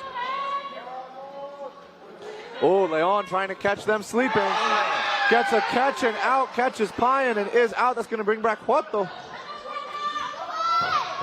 And Barbeau finishes it out with a shot to the knees. Hex goes up 26-6 over Lobos. Nice effort for the Lobos. The Lobos are, like I said, individually, the Lobos are amazingly talented and have been putting in a ton of work during these games today. It's those few moments where the communication breaks down, where somebody ends up in the neutral zone a little bit isolated, where Hex is really being able to capitalize. But, Jorge, like you've talked about, this kind of experience is going to be a huge boon to the Lobos team. Facing this kind of teams, the best in the world, so you have to learn, and that's it. And Barbeau is going to beat Castillo for the opening rush on the center ball. Ketchum launches one at Alarcon in the right wing. There's going to be Huerto who fires back. Parky who fires one into the middle at Castillo. That is going to be Shota Barbeau taken out by Dorantes. Bilic responds though by taking him out. 5 players to 5 as Lobos comes to the line. Oh! Alarcon with an absolute rocket into Payan, frustrated with himself that he dropped that. It's like, I should have had that. And it is going to be Huerto who finds a hit onto Andrew Ketchum.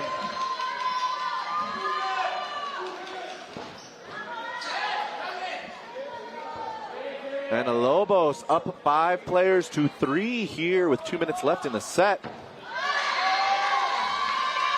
And that is going to be number 9, Galicia, who puts it into the chest of Eric Nelson, who tried to catch it, couldn't pull it in.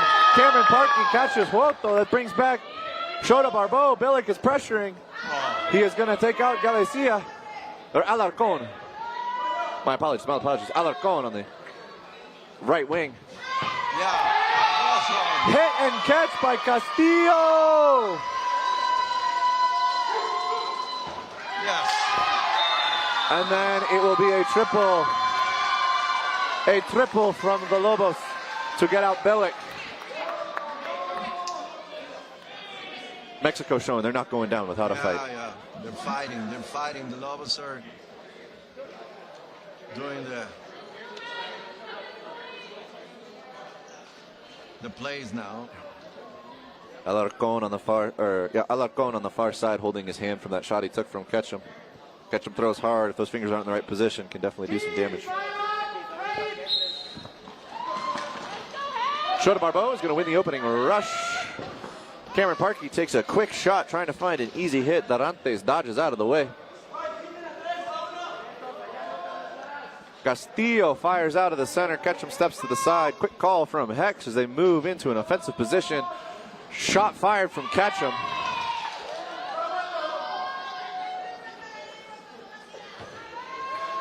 And Huerto is going to fire at Parkey. Parkey, though, is able to block. Huerto on the left wing presses hard for the Lobos. They're going blow for blow right now with Hex.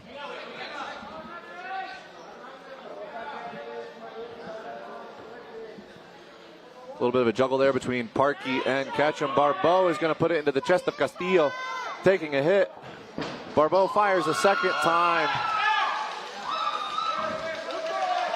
as Garcia gets over it. Barbeau with a catch. 4 balls on the side of Hex as Ketchum is taken out in that exchange. Huerto with the pre-counter onto Barbeau. Barbeau gets the hit on Huerto. There's going to be 5 players on Hex to the 2 players of Lobos. 2 balls on defense. Nelson up in the clutch is going to take a trade against Garcia.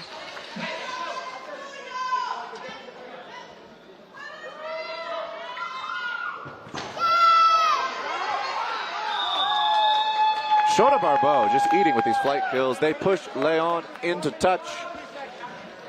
Be a line violation for the final out on the side of Lobos, giving Hex another 2 points with 1 minute and 50 seconds left in the game.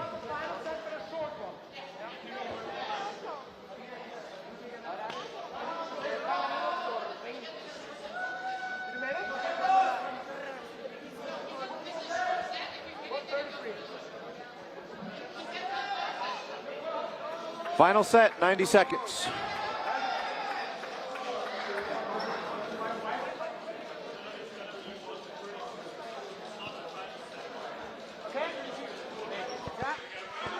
Refs are clarifying on the court, not the final set. There will be about 1 minute, 35 seconds on the clock. This is not the final set. Barbeau will win the opening rush against Leon. Huerto is going to take the opportunity to hit Shota Barbeau in the back. Getting an early hit, an early elimination for the Lobos. Bilic is going to punish. And it's 1, 2, 3 from Hex. They want to end this in under 90 seconds. They want another 90-second game after this. They'd tell you it's for points. I'm going to tell you it's because they want to give you more fantastic dodgeball.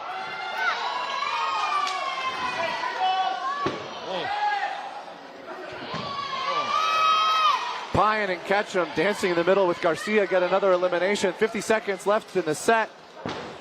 Payan fires one at Hoto. He gets over it. Bilic throws a catch to Hoto.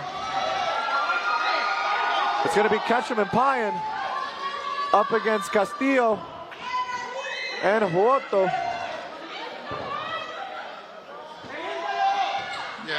Castillo's going to get the hit on Ketchum. It's going to be Payan all by himself to make something happen in this 1v2.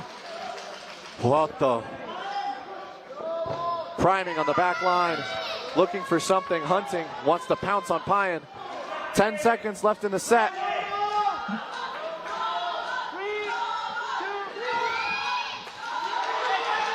Payan gets the hit on Castillo.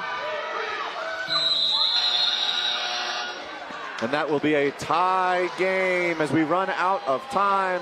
It will be Payan and Hoto, the two left on the court at the end of that set and the end of that game. Final score will be Hex 29, Lobos 9. But final score here in Mexico City. Lobos with a good effort, but the Phoenix Hex showing they have a good team. As we said, for the Mexican team, the experience is the name of the game here in Mexico. For this tournament, facing these amazing athletes, it's great for the dodgeball here in Mexico. So we're gonna take a moment and then we're coming back. Thank you.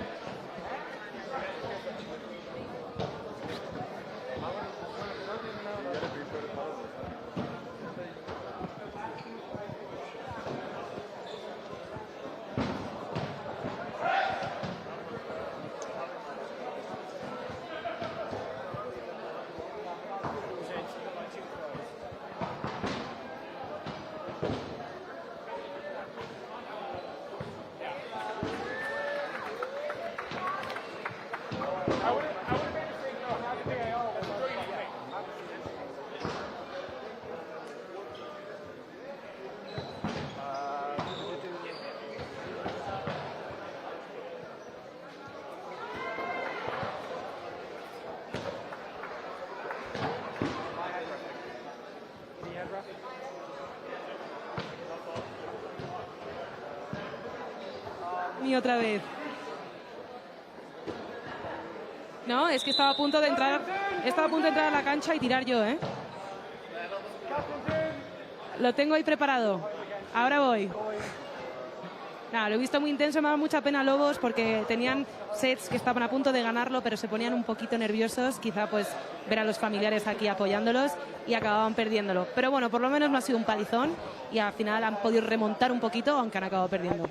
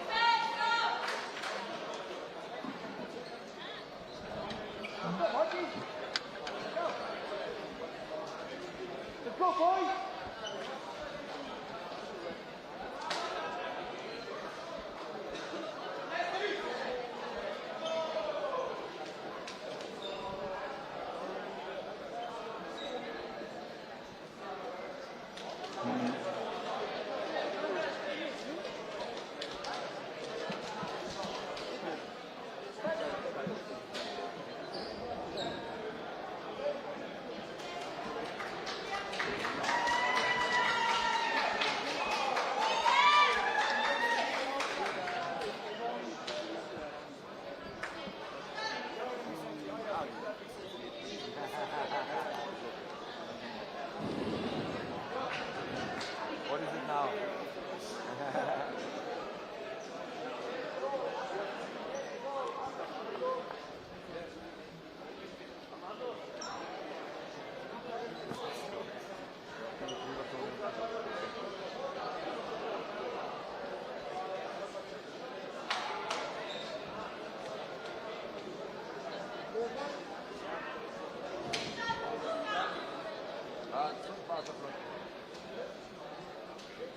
Go!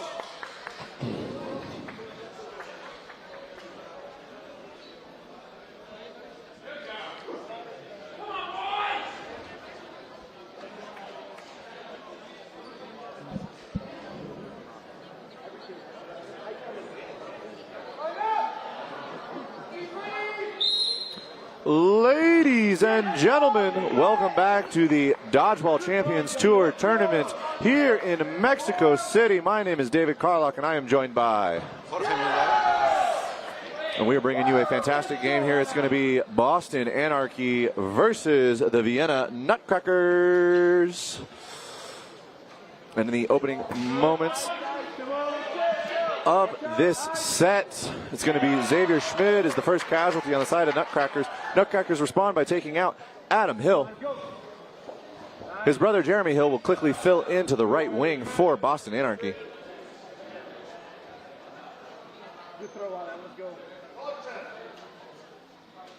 Anarchy comes to the line. It's going to be McGee, who finds Florian Leitinger. McGee dodges under the responding shot from the Nutcrackers. That is going to be Decker Nugbauer out on a hit. However, that catch is going to bring Xavier Schmid back onto the court. They'll take out Johnny Hill with that.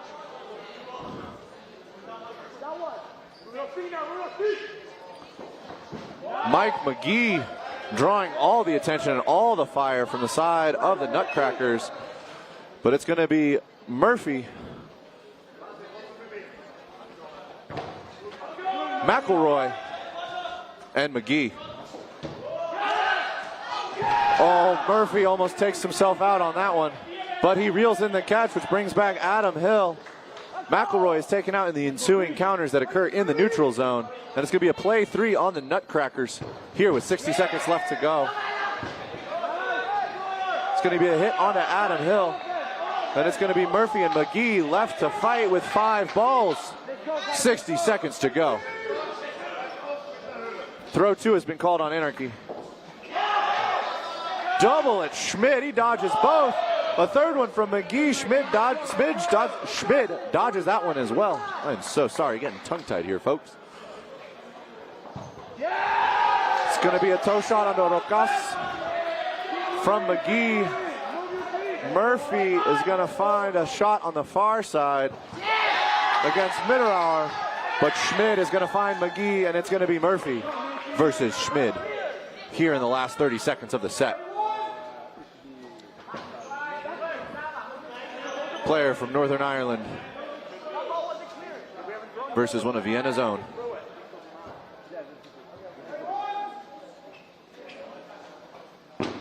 Schmid here.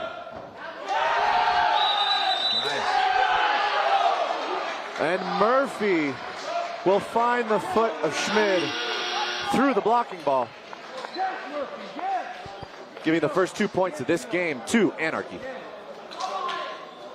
What a nice end here. The Nutcrackers and Anarchy Boston having a very nice first set. 2 points for the Anarchy Bostons. We are ready for the second set. Couldn't agree more, Jorge. I'm ready for some more dodgeball. Yes, sir. And it will be Johnny Hill who wins the opening rush for Anarchy. And it will be McElroy who fires out of the center. Let's see what Nutcrackers can do here. Oh, it is going to be Rocas out of the center. They're going to find the knees of Johnny Hill.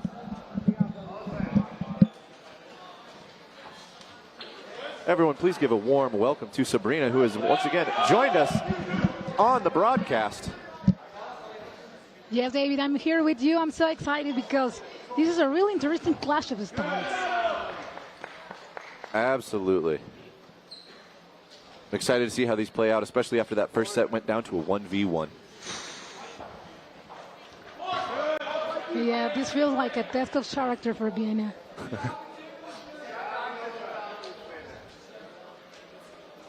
What kind of response do you expect from them after that loss, David? From the Nutcrackers? Yes. There's going to be a hit on a McElroy from the Nutcrackers. I think the Nutcrackers are going to come out. They're going to play a fast game. They're going to play a hard game. They're going to play a clean game. That's what I think they're going to do. It's a double at McGee. It's a little Michael Jackson up on the toes. Hee on the back line. Nutcrackers full force of 6 and 3 balls to throw. They take a shot at Adam Hill in the right wing. Decker Nugbauer not being able to find a connection though. Murphy with an absolute rocket into Rocas, and it rebounds back for a catch, bringing back Johnny Hill. Brandon Kelly blocks a throw off the other side. Adam Hill is going to hit Stefan Lettinger.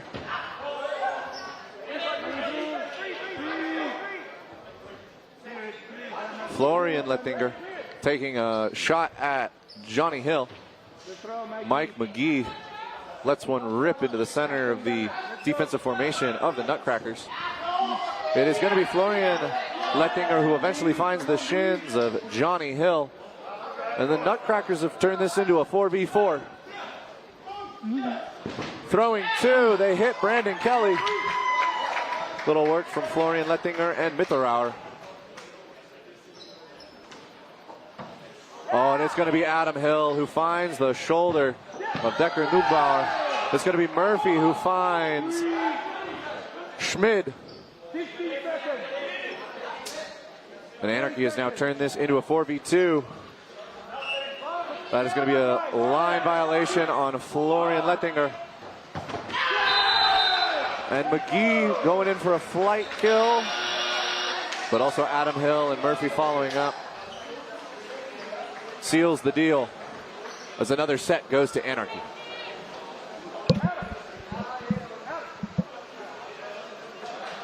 We have the rep here, David, and we hope that this game will be more with less cards, with less yellow cards than the games that we see. There have definitely, Sabrina, been some contentious games today.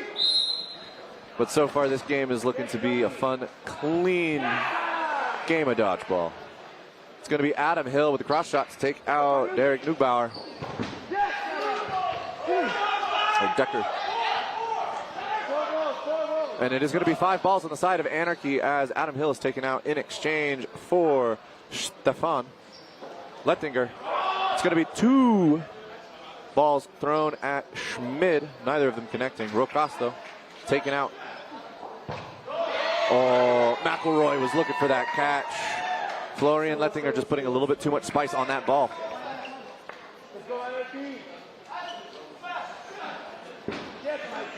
And it is going to be Florian Lettinger firing towards Mike McGee. It is going to be Hill, McGee, and Kelly coming to the line. What? Florian Lettinger with an all-hands catch on McGee. That was beautiful. Somebody clip that. All right, well, Nutcrackers with that catch have turned it around. It's a 4v3 now in their favor, players-wise. 3 balls in hand means they're on the offense, and there's about 90 seconds left in the set. It's going to be Johnny Hill with a pre-counter on it. Mitterauer is going to find a hit. Kelly's going to have 2 thrown at him, but he blocks both. It's a 3v3 now with Anarchy on the offensive. In the last game against London Storm, Smith was very well contained. They did a great job shutting him down. Now the question is whether he can find more freedom in this match. That was a very good statement, Sabrina.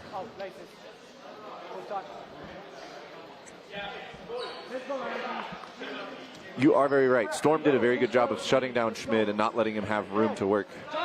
And I am curious, just like you are, if Nutcrackers are going to give him room to breathe and room to operate.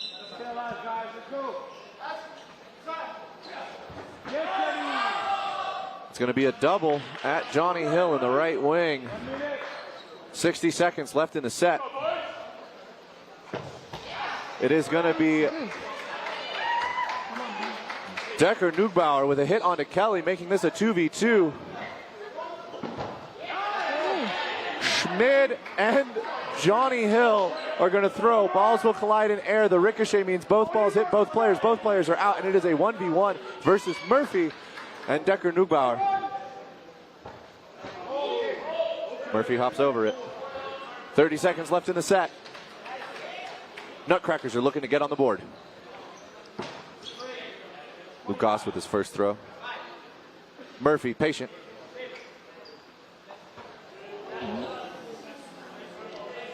Close.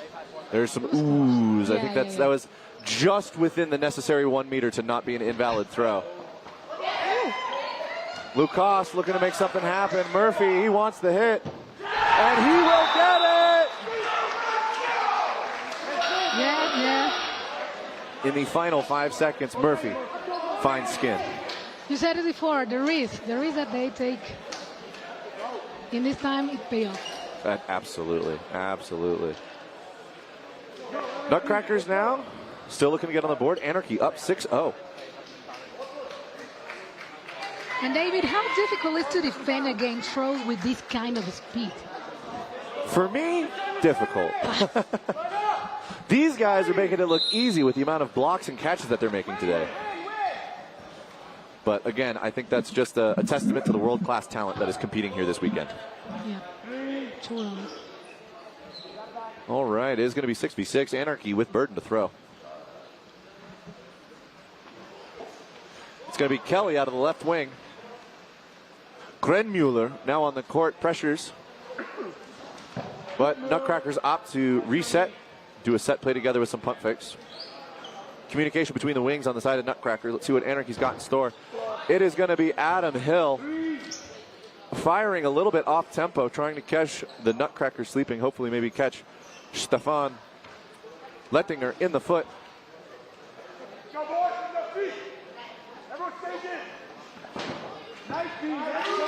It is going to be Kelly who finds Grenmuller.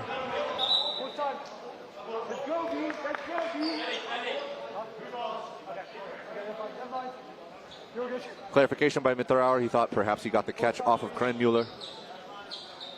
However, it did hit Grenmuller, then the ground, and then went into Mitterauer's hands.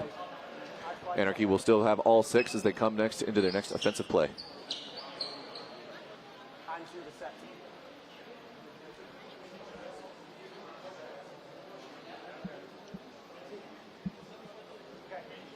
Ready? And refs have restarted the set. Anarchy to the line. And Johnny Hill takes a shot at Rocas. Lettinger is going to respond in kind, removing Hill from the court. Schmid fires out of the center. McGee dancing to the side. It is going to be Kelly, Murphy, Hill. And it is Murphy who finds a hit onto number 10, Lettinger in the left wing. Once again, it's going to be Hill, Murphy, and Kelly. Hill fires early. Schmid takes that opportunity to press on the left wing, seeing if he can catch Murphy or Kelly out.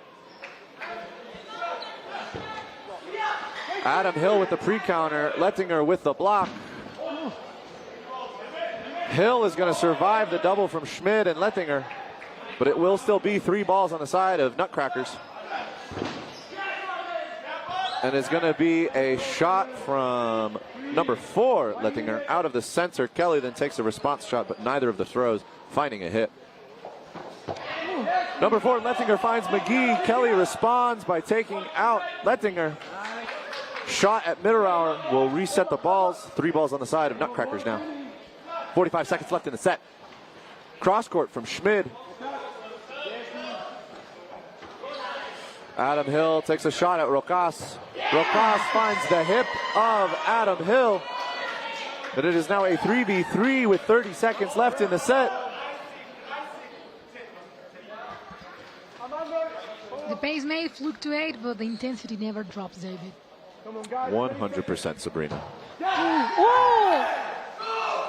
And that is again Murphy with a ricochet catch. Just great court awareness to reel that ball in, not only getting a player out, but bringing a player back. It is going to be a double out of the side of Anarchy with Kelly's shot finding the shins of Mitterauer. And it is going to be Rocas by himself. And it's going to be a shot over the ball from McElroy, who finishes out that set. Taking Anarchy up 8-0 over the Nutcrackers. Yeah, another set goes to Boston Anarchy. You have to wonder what's happening with Vienna Nutcrackers right now. Their communication seems good. Pressure from the wings seems appropriate. I think they're just getting into these sort of trade situations that Nutcrackers are now calling a timeout to reassess the situation. I think they're just kind of putting themselves into these trade situations, and with the mobility that McGee has and the evasiveness that Murphy has shown, they're able to survive the shots on them. And then you've got people on the back line like Adam Hill, like Johnny Hill, who are firing in and being able to find hits off of those counters on those evasive centers that Anarchy has. Yes, you're right. But we'll see what adjustments the Nutcrackers make. They've done a very good job today of engaging with the team, adapting, engaging, adapting, and bringing games back. So we'll see what this timeout does for them, Sabrina. Yes. Yeah, let's see, because 6 minutes left in this first half here in Dodgeball Champions Tour in Mexico City. And we're very excited to be here with you, David. I'm excited to be here with all of you. Score is 8-0. There's 6 minutes 22 left. Line up. Ready? That referee looks so happy. They're all serious. They're all locked in. Rocas is calling himself out on a center line violation. McElroy with a shot into the center finds Florian Lettinger. Johnny Hill is going to take it out as Schmid finds a hit.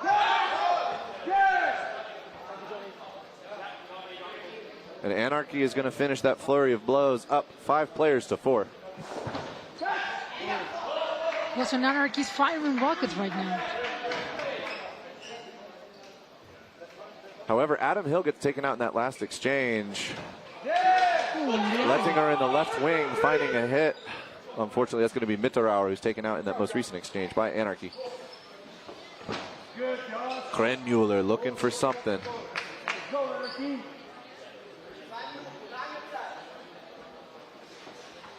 Kelly tries to find the toes of Schmid. The pump fake from Krenmuller freezes up the left wing of Anarchy, but nobody's there to capitalize. Schmid puts one in the chest of McElroy, but he reels it in before stepping out. It's going to be a catch and out. Johnny Hill's back on the court. Kelly is going to find Krenmuller. And it is going to be number 10, Lettinger, in a 1v4 with a little over 90 seconds left in this set.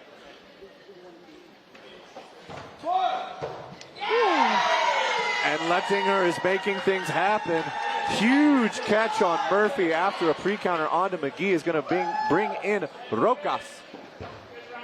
Lettinger fires one straight ahead at Kelly. There's a little under 90 seconds left in the set. It's a 3v2. Anarchy with player advantage and with burden to throw. It's going to be McGee who lets it rip. Johnny Hill and Kelly applying pressure. Oh. Lettinger with beautiful placement onto the toes of Kelly is going to turn this into a 2v2. McGee keeps it a 1v1 after Hill is eliminated by Lettinger. And there's going to be a 1v1. 45 seconds in the set. Throw one called on number 10, Lettinger. And it's going to be number 35, Mike McGee.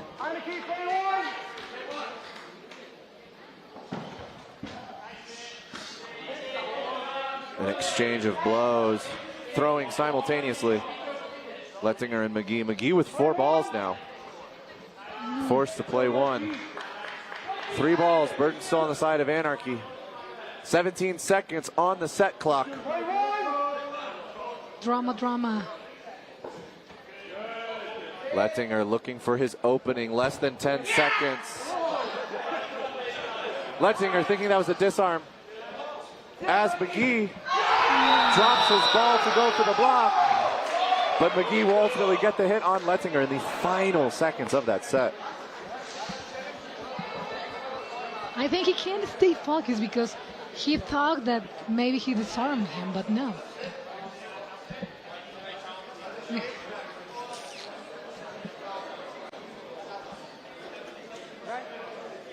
That will take us into the final 3 minutes of the half. Anarchy up 10-0 over the Nutcrackers.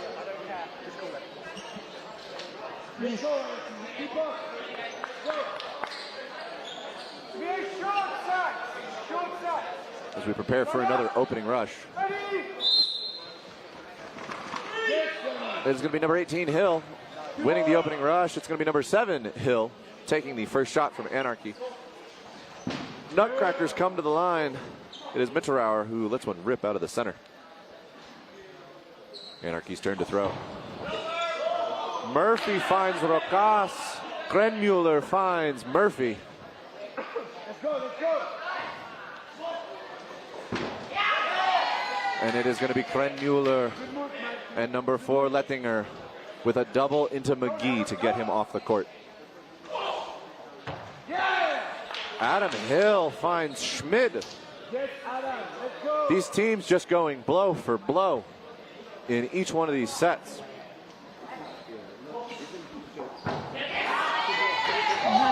Number 10, Lettinger, letting out a little celebration as he gets over the blocking ball of Adam Hill.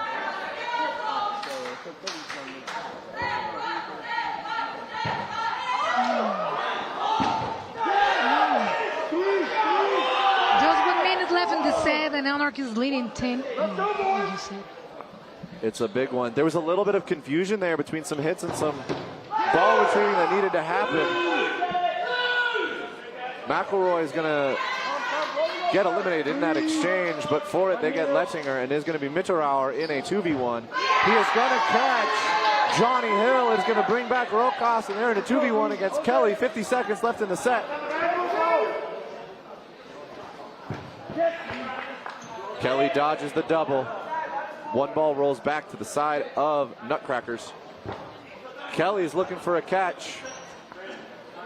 Presses up and collects balls. Burton is on number 70, Brandon Kelly, to throw. Rocas with a good block. 20 seconds left in this half.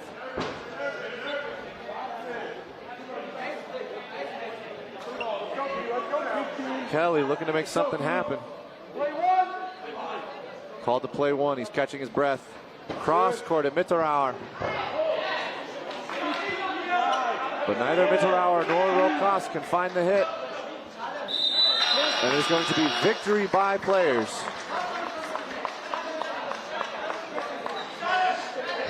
Vienna finishes with a positive note, David, and that could be important mentally going into the second half. Absolutely. Finally getting some points on the board can absolutely shift the momentum and shift the mentality of players. Very cool challenge. Challenge. At the end of the set, number 17.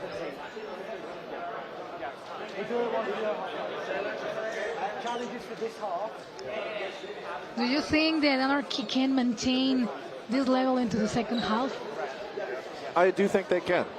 I think they're professional athletes. This is what they train for. This is what they practice for. This is, you know, they live, breathe, and eat for. So I think they can definitely keep up the intensity and keep up the power. This is, I do believe, their last game of the day. So they are more than welcome to empty the tanks and leave it all out on the line ahead of the bracket stages tomorrow. Yeah, this is their last game. So there's no reason not to go full throttle and keep pushing. It does look like there is going to be a TM. I think there may be a TMO that is being taken. Los dos. De hecho, estaba deseando que el Viena se llevara un puntito porque también se lo merecen. Y creo que también estaban jugando con muchas ansias de conseguir ese punto. Y a veces esa ansia hace que el resultado no se refleje y acabe perjudicando. Pero bueno, Saúl y yo hablábamos de que había algún balonazo que llevaba rabia entre ellos, ¿eh? Llevaba un poco de fuego. Se veía en la cara y en la fuerza que le metían, estar un poco, yo creo que ansiosos. Pero unos bloqueos increíbles. De hecho, me estoy situando justo en la cancha de Boston, porque como están bloqueando también, creo que no me va a llegar ningún balón así. And we held the rip.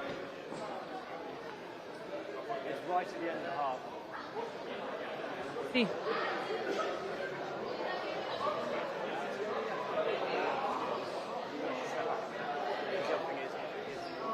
The first hit is what they are protesting, Yep, that they are protesting. The block by Kelly on Rocas was, I think, clean. I think it's this first throw.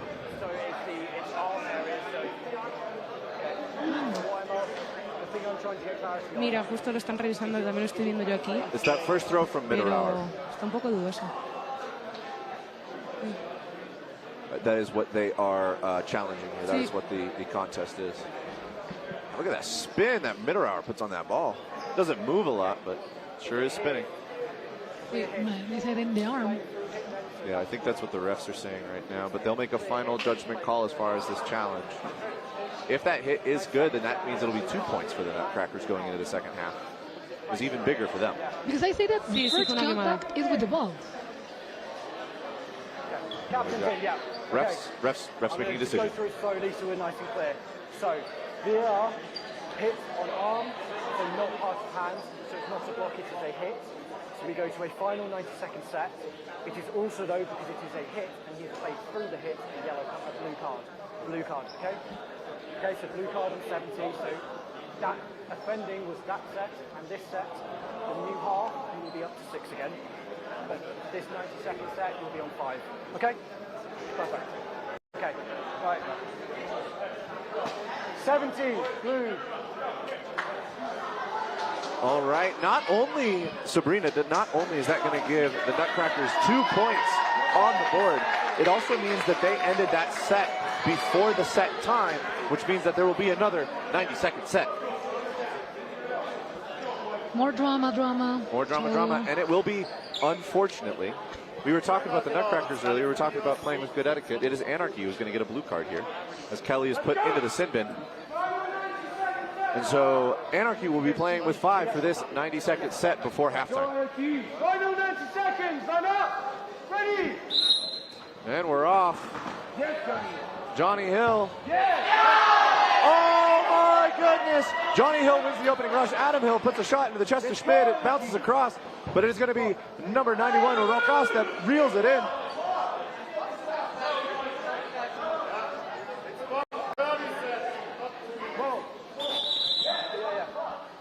We're in the first half. Oh no, the clock is mixed up. Was that Rocas?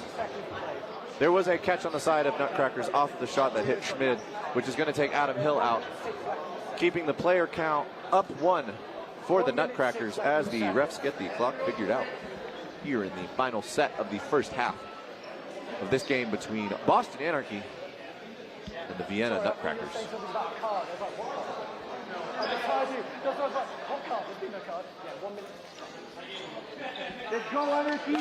1 minute, and after that controversial decision, all eyes now on this final set on the hand.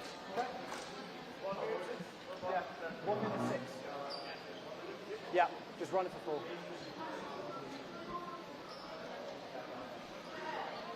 4. Okay. 1 minute, 6 seconds left. Ready? Go. Anarchy. Let's go.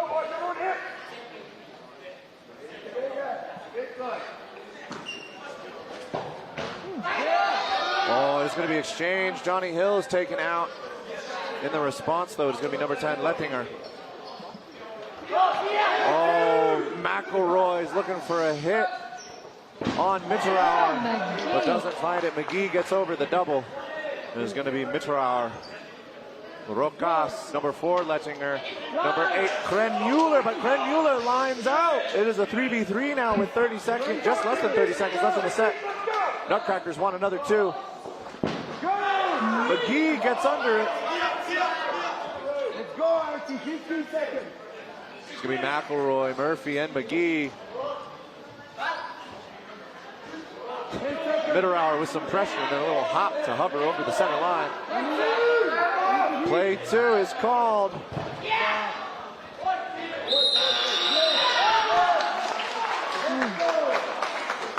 And that is going to be a tie set. 2 players to 2 players left on the court. It's going to be 1 point for either team. 10 points is the difference. Unless did McGee? McGee with the dodge. I'm so sorry for my vantage point. Could not see the dodge that McGee accomplished. It's actually going to be 2 points for Anarchy as we go into the second half. But it was Rocas with the catch. Beautiful work.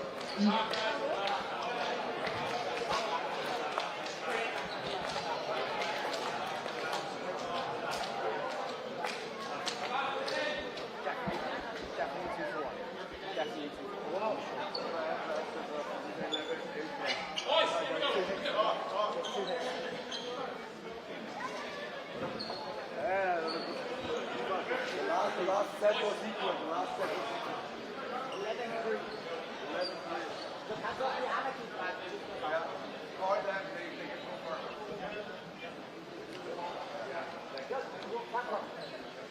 The key so far, David, has been execution under pressure.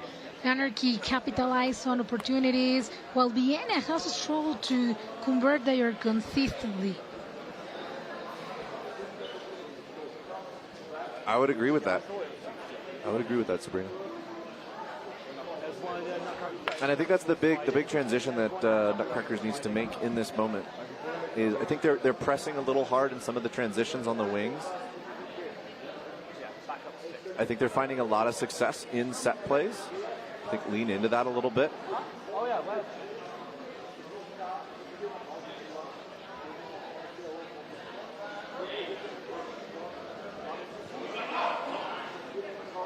Don't think Anarchy will be making any adjustments. I think they're happy with their roster and their lineup so far. Oh, no, it was, yeah.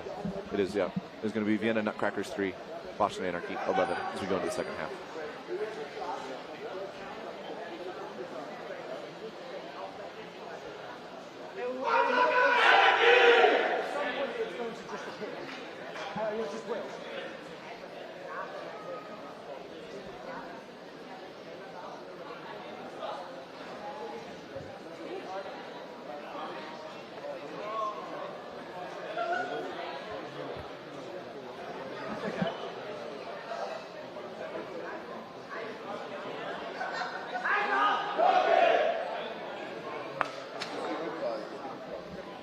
You already said it, David, but where can Vienna realistically find an advantage?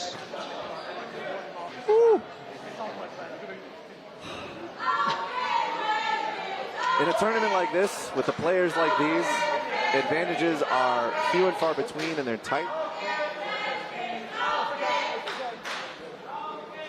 I think the wing matchups right now are pretty solid for Nutcrackers. I think maybe a little bit of a lineup mix-up, but I think they're doing that.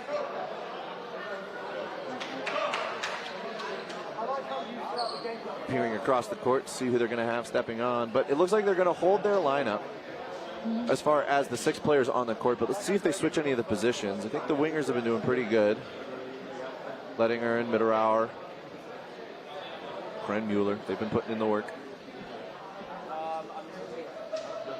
I think one of the big situations, it still just comes down to I think they're tunnel visioning a little bit on McGee. And so a lot of times when they get up into the clutch, or they get up into the neutral zone and they get into that trade fight that can happen where it's like shot, shot, shot, shot, shot, and you're countering the counter to counter to counter.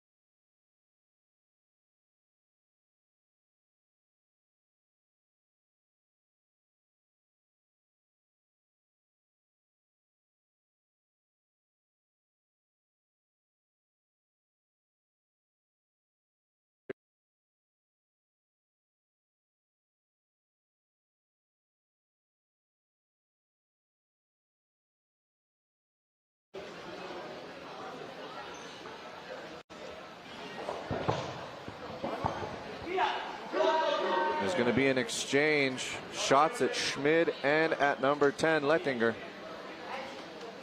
Nothing finds a connection. It is going to be Schmid firing into the middle at McGee. But once again, McGee acrobatically getting over it. And Murphy is going to find the feet of Krenmuller.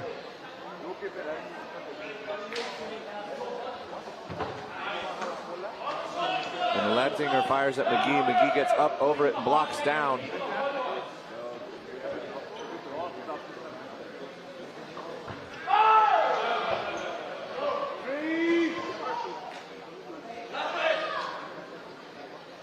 Murphy at Lettinger. Lettinger at McGee. Kelly fires at Schmid. No connections found. Minute and 15 left in the set.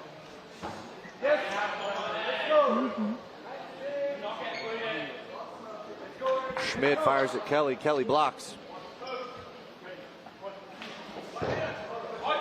Kelly responds fire, but does not remove or eliminate Schmid from the court. It is going to be Rocas at McElroy.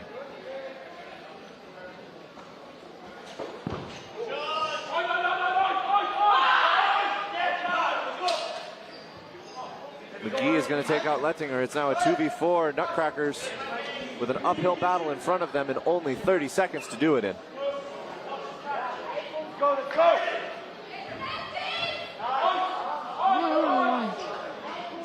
Schmid with a pre-counter and a dodge. Ball hits the ground just in front of his feet. McGee fires at Rocas. That is going to be an invalid throw on McGee. 2v3 now for Nutcrackers. What a throw. 8 seconds left on the set clock.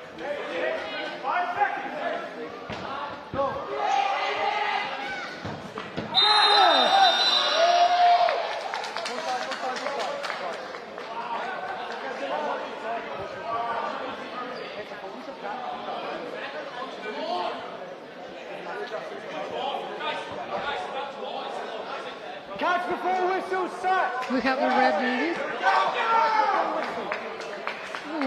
Catch is good by Kelly. Yeah. That is going to be 1 point to Anarchy for win by player count. Going up 12-3 over the Vienna Nutcrackers. David, how do you see the court so far? It looked like the surfy choice has really benefited the game.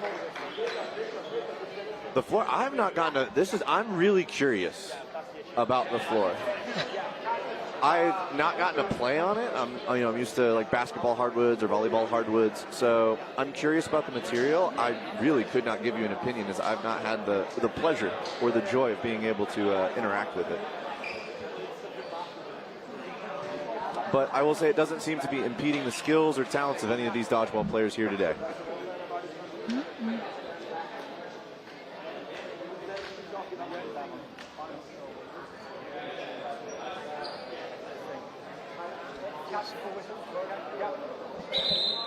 Catch with the full whistle and secure.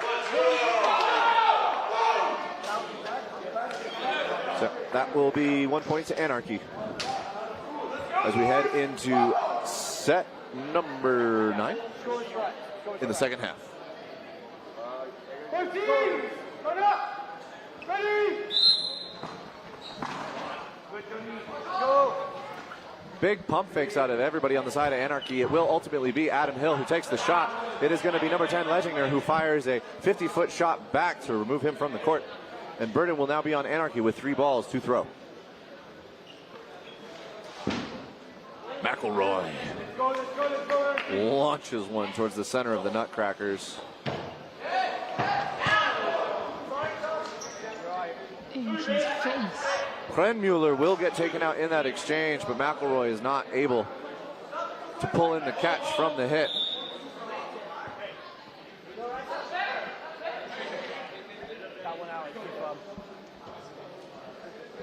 Players once again commenting on the hardness or softness of the dodgeballs. There is a regulation pressure that they should be inflated to.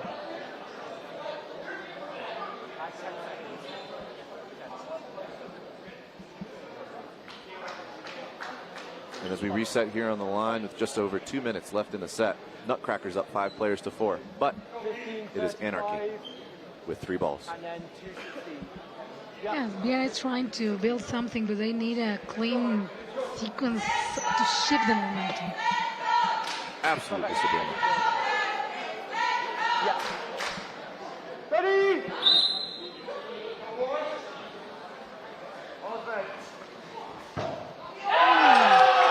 That is going to be a double for Johnny Hill.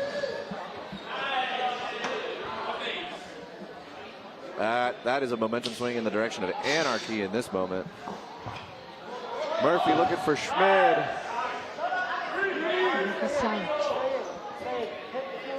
Rocas is called safe because his hit on... Oh.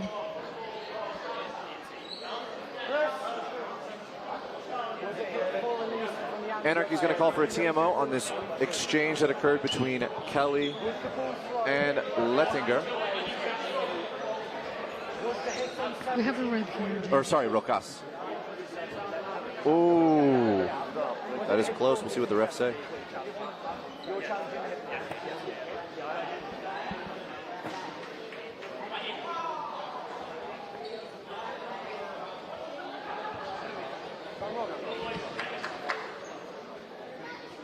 If he threw the ball before he That is the question.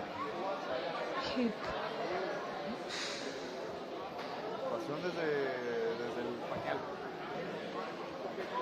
Yeah.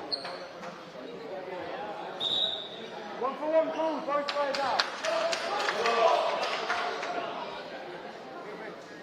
All right, so after TMO review, it is revealed that Kelly got that ball off before Rocas's ball made contact with Kelly, which means that that is a trade 1 for 1, which is going to take Anarchy into a 3v2. It's Murphy at Schmid. That is not a good face. No. But it was before. Maybe he's back?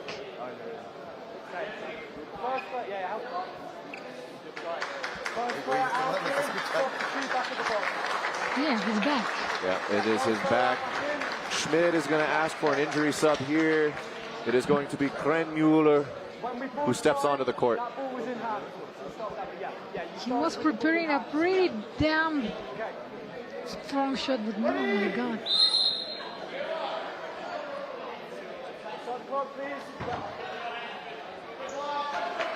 And we are back into this set. It is Krenmuller and number 10, Lettinger, against Hill, Murphy, and McGee.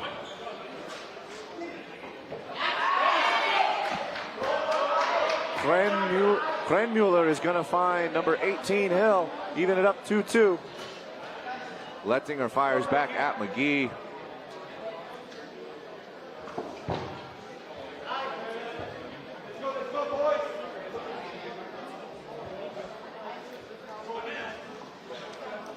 Lettinger at Murphy, Murphy at Krenmuller. 60 seconds in the set.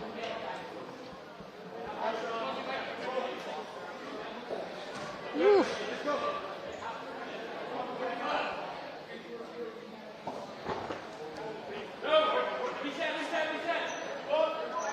Lettinger and McGee throw at each other. Going to be a dodge and a block. There's going to be a trade between Lettinger and McGee. It's going to be Murphy versus Krenmuller.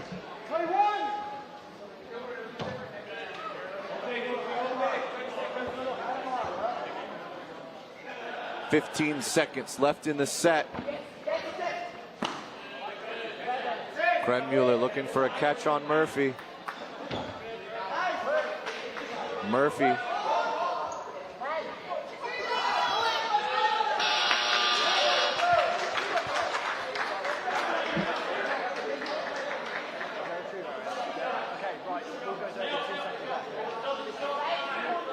Yeah, but it wasn't solid, so it's 2 seconds left, 5 balls. The retrieve error was called with 2 seconds left in the clock. 2 seconds. Yes, but it hasn't also been served, so you have to serve the penalty. Yeah. It's a turnover. Yeah. 2 seconds. 2 seconds. All right. 2 seconds on the set clock. Kremmuller with 5 balls after a retriever error caused a ball surrender. Kaylin, the match clock is also wrong though. Kremuller's going to have 1 shot to get Murphy. Whistle stops time, okay? Murphy just survives, and it'll be a tie. Ready? 2, 1, 0. And Murphy puts in the work for the 1 dodge he needed to do, and it will be a tie at the end of this set, taking us to Nutcrackers 4, Anarchy 13.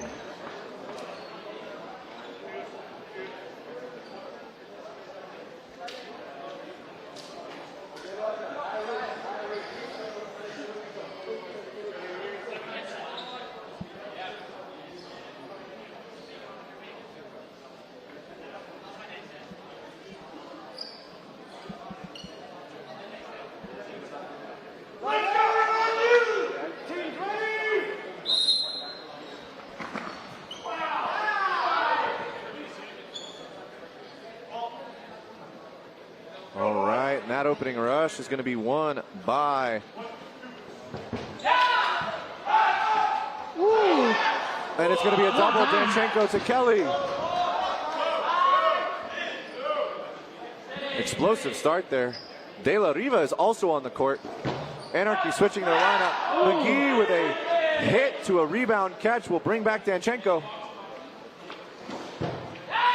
McGee with another hit will take out Kremmuller. Like, get some fire right now. Oh no, McGee is heating up. Adam Hill. Rocas gets a hit on McGee. There's an exchange of throws. Adam Hill included in that. Adam Hill getting under the throw from number 30, Mitterauer. It'll be Rocas, Mitterauer, and Lettinger. 2 throw. Danchenko presses. Rocas will get hit in the exchange. Danchenko is also out. It is a 3v2 in favor of Anarchy right now. The pre-counter that comes out of Mitterauer will find De La Riva. Murphy tries to counter and punish Mitterauer for that behavior, but does not find a connection. Adam Hill fires a 40-footer into Lettinger, who successfully blocks it.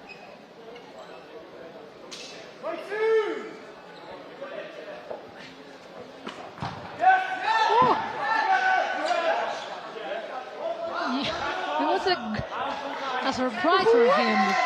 Mitterauer just sat down cross-legged and came up with a ball. Fantastic.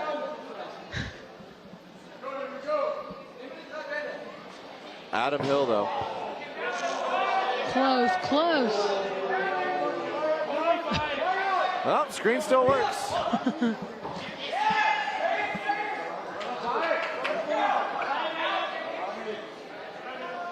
Adam Hill successfully dodging that triple from the Nutcrackers. And it'll be a double from Mitterauer and Decker Nugbauer. Adam Hill, 30 seconds on the clock to try and bring this back.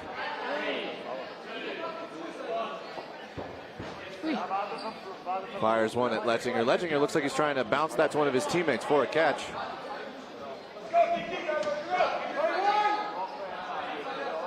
Burden on Adam Hill. 10 seconds on the set clock. Nutcrackers want to make something happen. They want 2 more points, not just 1 more. And with a flight attempt by Mitterauer and a double from Decker Nugbauer as well as Lettinger, they will find the hit on Adam Hill, taking another 2 points. It is now 4-13. Anarchy in the lead. Time is running out, David, and while every point matters, it's become very difficult for Vienna to come back. 8 minutes 45. Average sets 3 minutes. Down by 4 games. If Nutcrackers can ride the momentum of the last win on that last set through the next 4 games, or next 4 sets, yep, then they can make it happen. Onus is on Anarchy to just put the brakes on that. Murphy will win the opening rush. We'll see if they can make it happen.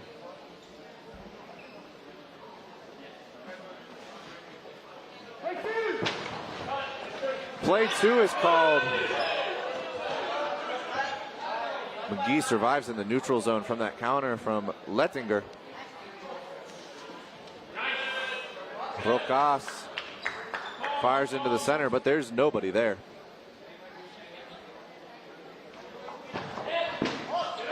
Adam Hill is taken out by number 10 of the Nutcrackers.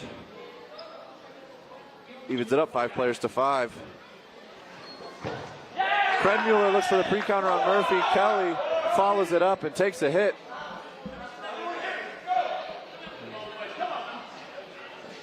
It's going to be Lukas, Declan Mukbauer surviving a double.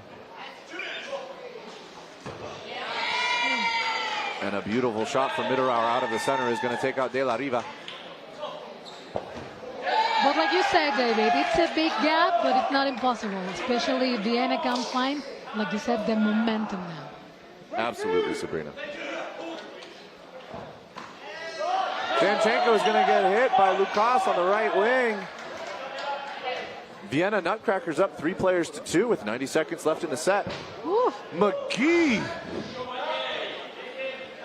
wasn't even at the neutral zone line, and that came out screaming. There's going to be 4 balls on the side of Anarchy.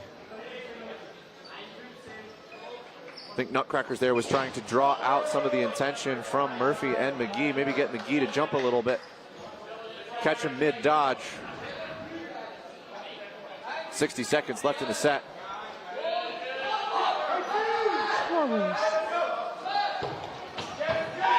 McGee dodges 2, catches 1, gets a hit on Rocas, and will get the flight kill on the Mitterauer. It was a disaster, the end of that set for Vienna. I mean, for the Nutcrackers, but on the side of Anarchy, that was an absolutely world-class performance by Mike McGee, number 35. Yeah, totally. Pre-counter to get the hit onto Rocas, turns and catches Lukas, and then charges with the ball that he caught to take out Mitterauer. And nearly clearing all 25 feet from the neutral zone to the back line. He almost jumped out of the back side of the court of the other team. Oh my gosh. That was pretty awesome.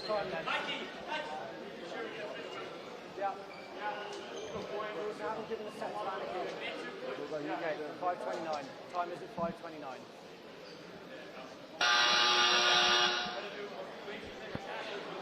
I know time is running. Yeah.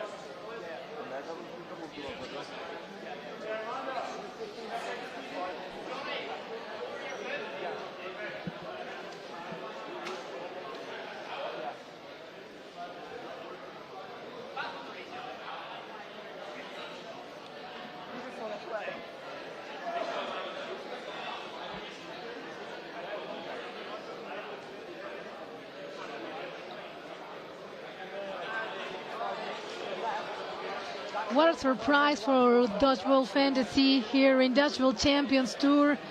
I hope that we have more surprises because we have 2 more matches, right, or 3?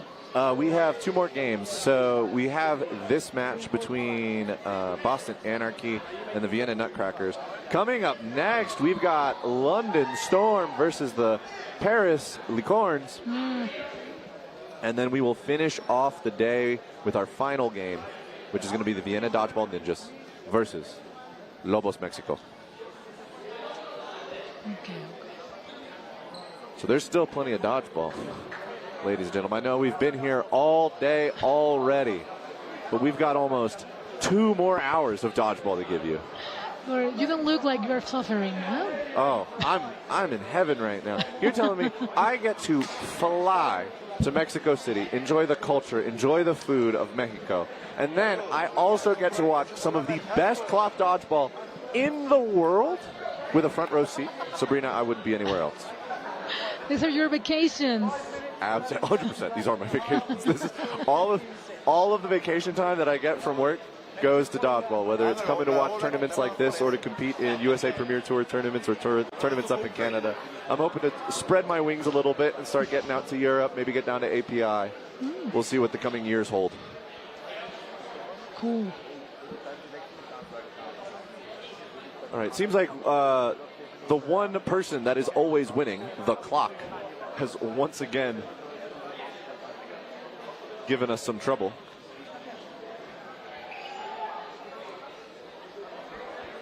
Oh, looks like we got score updated properly, and time is now being corrected. We'll get back into the action.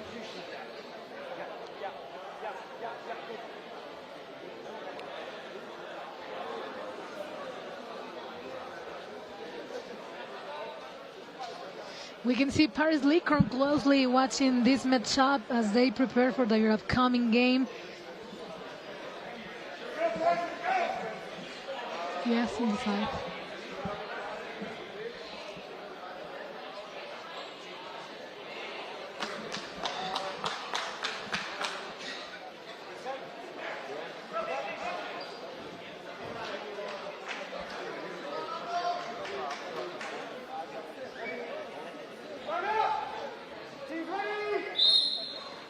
All right. And it is going to be Lucas, number 71, for the Nutcrackers, who wins the opening rush. Adam Hill with an absolutely gross catch on Rocas.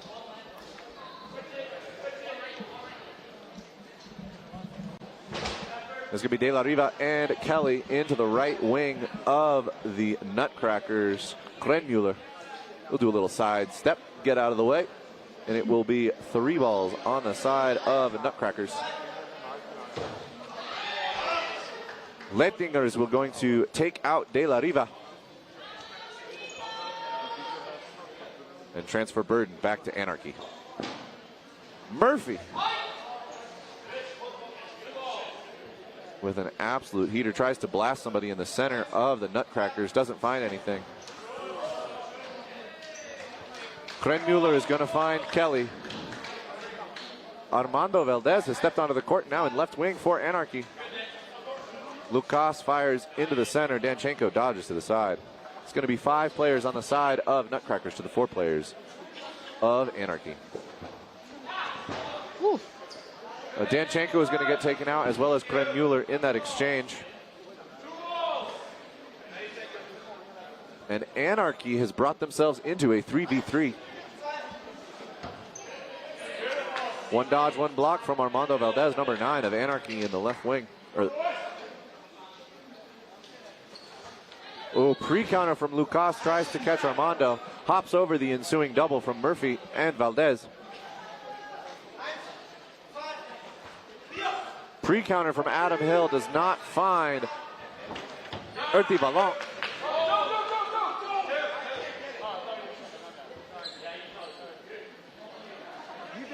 And with 60 seconds left in the set, this 3v3 is still where it was about a minute ago.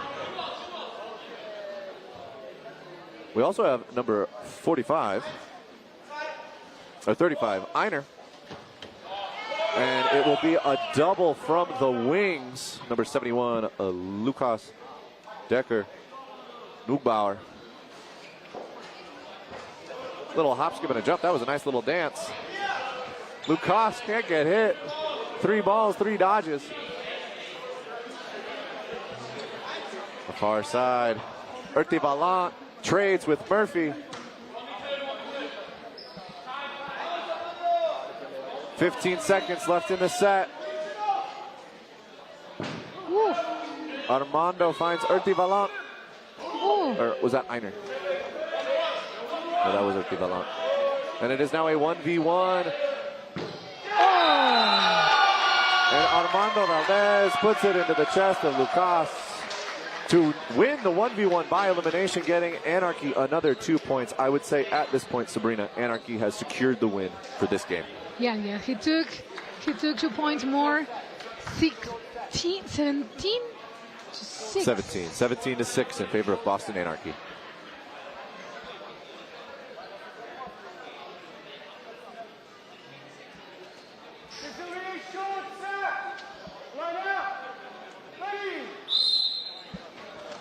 Adam Hill still on the court. De La Riva with a center line violation as he rushes for the center ball. It's going to be the first elimination on the side of Anarchy. Nutcrackers winning the rush for the center ball. It's going to be number 4, Florian Lettinger, firing one at number 56, Colella. And a pre-counter onto Armando Valdez. We'll see him eliminated from the court.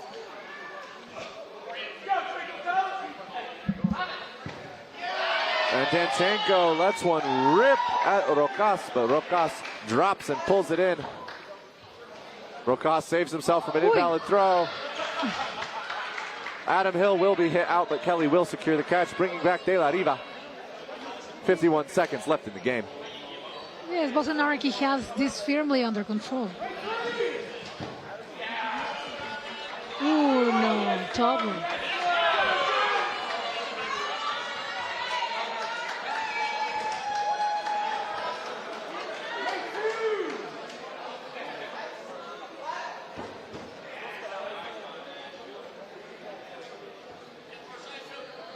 And burden will be on Anarchy. It's going to be Kelly, De La Riva, and Colella.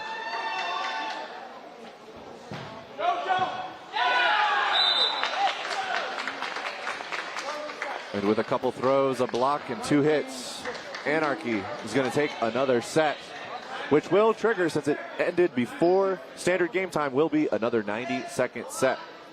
As we've been seeing this weekend, a lot of these other games that have taken place between like Anarchy and London Storm and some of these other games we've watched, they've been close. And so getting these point differentials when you can is really important, especially when you're considering bracket placement tomorrow. Yes. Tomorrow we start at 9 again? I think tomorrow morning we start at 8 a.m. 8 a.m. Okay. 8 a.m. Central Time for all of you looking to tune in for bracket action here at the Dodgeball Champions Tour in Mexico City. Final set, here we go. Florian Lettinger looking for a little cheeky hit off the opening rush. De La Riva out of the center. Rocas with pressure onto Danchenko. Danchenko gets disarmed. Kelly retrieving the ball from a little bit of no man's land. Heavy pressure onto the left wing, trying to check Florian Lettinger. Anarchy now has acquired 4 balls for their next offensive play. 50 seconds left on the set clock. And it will be a catch by Rocas on De La Riva. Another catch by Rocas onto Adam Hill before he's eliminated by Kelly. However, the ricochet off of Rocas is caught by another member of Nutcracker, so Kelly is also eliminated. It's going to pre-counter from Valdez. Urti Valant is going to self-eliminate in an attempted flight kill. Valdez dodges a triple on his side of the court, and the Nutcrackers now with 4 players to 2 with only 1 ball in hand. Colella has to let one rip, shuffling back. Einer gets the flight kill. And it will be Valdez with 10 seconds left. Oh, and it will be Krenmuller who pulls in the catch on Valdez. Bringing our final score, Sabrina, to Nutcrackers 8, Anarchy 19. It was a huge difference. It was a great game. I can't believe that Nutcrackers can't find the moment to change the strategy. I don't know, DB. I see another team here. No, I think Nutcrackers had a strong plan. I just think some of the trades that they opted for, some of the shots that they took, they just weren't hitting shots that they were hoping to make. I think McGee with a lot of evasiveness, as well as Murphy out of the center of that defensive line, really absorbed a lot of balls and a lot of attention from the side of the Nutcrackers. And I think that then just, is building up and giving ammunition to your wings and to your big arms, which also happened to be McGee and Murphy. But what impressed you the most about Anarchy today?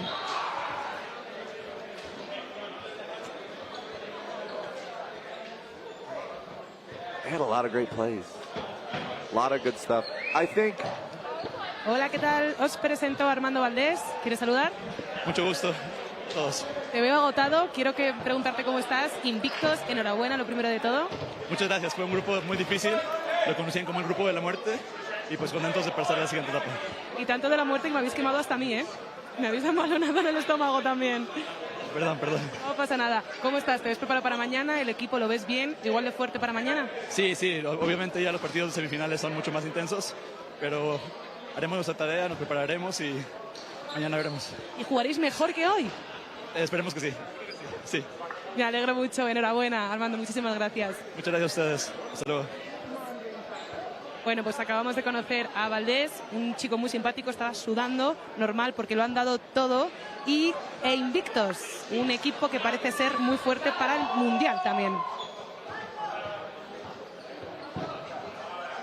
Lo agarré. Me faltó preguntar volar así, o sea, no entiendo qué se toma este chico. Por favor, podría ser hasta bailarín. Yo le veía y digo, pero si parece Raúl Alejandro a veces.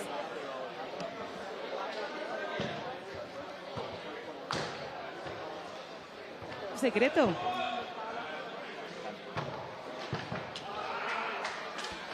Y de reacción, en un microsegundo ya estaba saltando por el aire. No lo entiendo cómo lo hace este chico.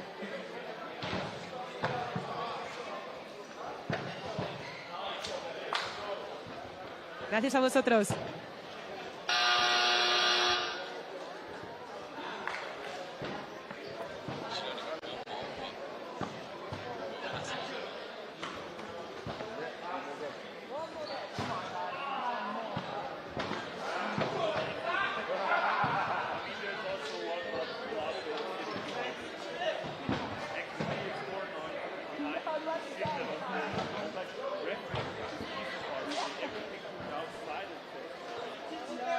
All right, we got some stats here. 192 throws by the Vienna Nutcrackers, 191 throws by Boston Anarchy, 70 eliminations from those throws on the side of Nutcrackers, 92 for Anarchy.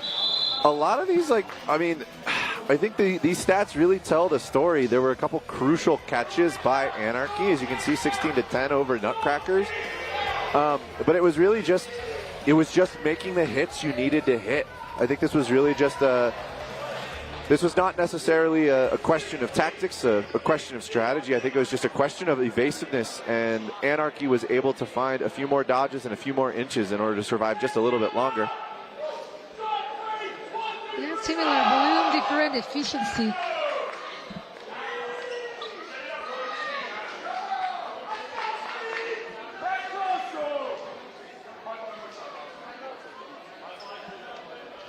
And now getting into our next game, we are going to have London Storm versus the Paris Lyorns.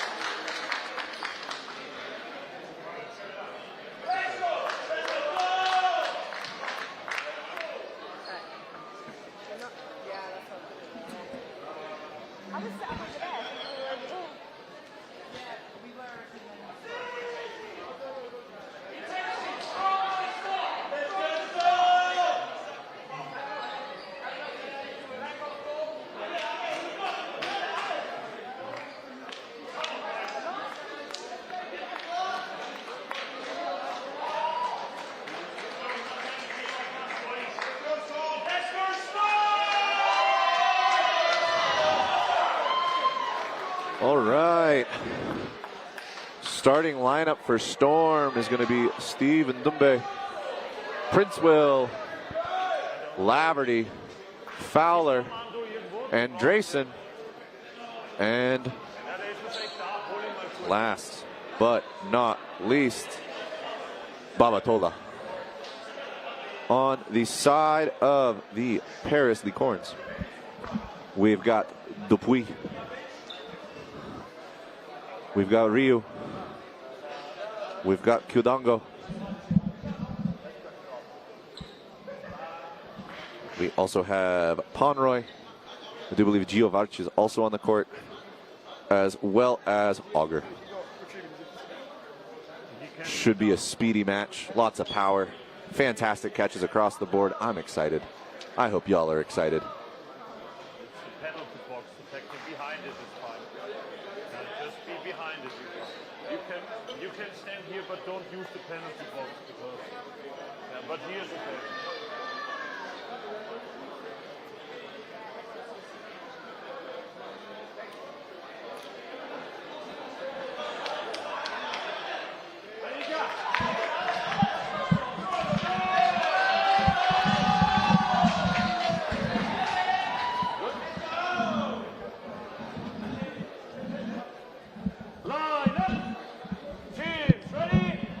And we are off to the races. Princeville not able to beat Giovarch to the center ball, and is going to be Lyorns with the first offensive play. And it's going to be Dupuy who takes that first shot. Storm now looking to make something happen. It's Laverty out of the center. Kudongo, and there's a response from Andresen.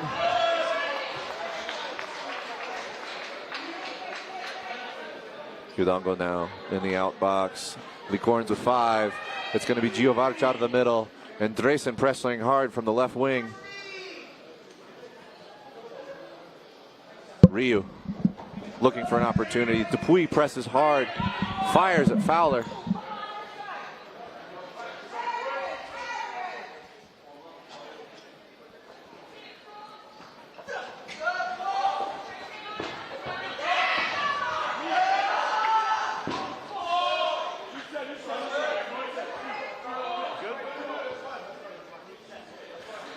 Fowler following over Babatola there. Dupuy, though, was able to find Laverty on the far side during that exchange, in which Ryu was also taken out.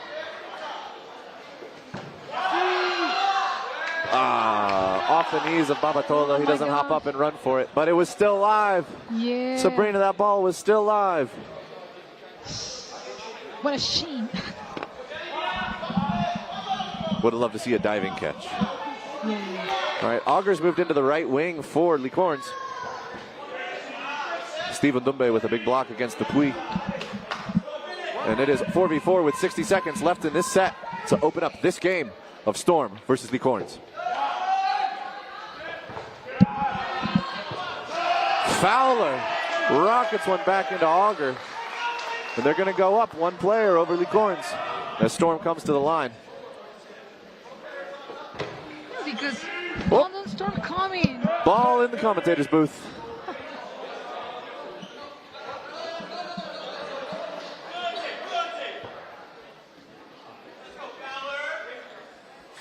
Exchanges and blocks. And it is going to be a double from Steve and Princeville to take out Dupuy. It's going to be a double at Andresen. He dodges out of the way, blocks the other one. There's only 8 seconds left in the set. Storm is up by 2 players.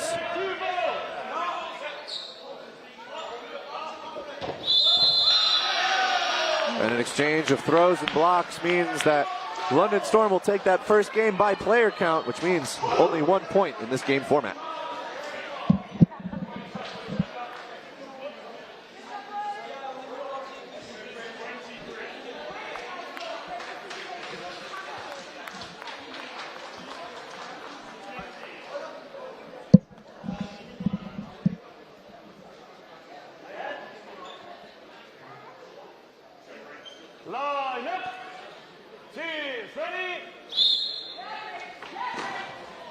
Oh, and Princeville will win the rush for the center ball. First offensive play to Storm in the second set. It's going to be Steve. Catch by Fowler on Dupuy.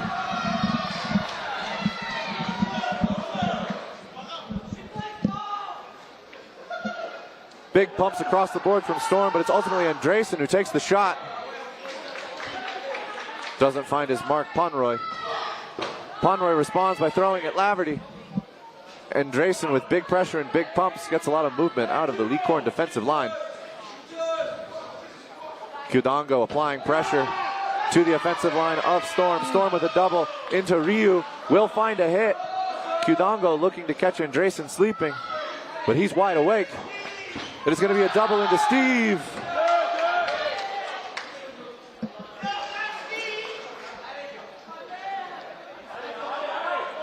And 5 players still on the court for Storm. They come to the line. Babatola throws one at Qdongo. And now it is 3 balls on the side of Lyorns. Qdongo lets one rip. Beautiful jumping catch by Qdongo. That is going to be Andresen taken out, and it's going to be Dupuis back on the court. Fowler looking for something, pressuring from the left wing. Princeville will take out Qdongo, but Dupuis will respond by taking out... No, that was not Dupuis. Yeah, Paris Lyorns coming in aggressive, strong start. No, very much so. No, but that was number 14. That was Pomeroy that had the punish onto Princeville. Well done, number 14. And that's going to be a double from Auger and Dupuis. That will take out Laverty. This young French squad showing us what they can do. Babatola, though, says I can do it too. Takes out Pomeroy.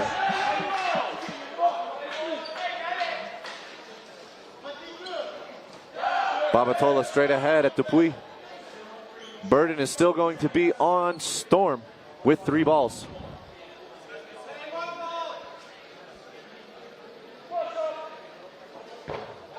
Giovarch applying pressure. Oh. Dupuis with the power. Giovarch with the follow. And Babatolo has been eliminated, ending that set. Lyorns go up 2-1 over Storm.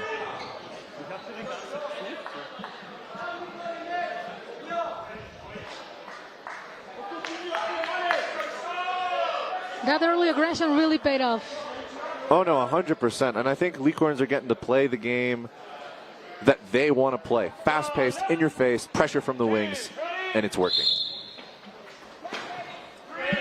Princeville wins the opening rush once again.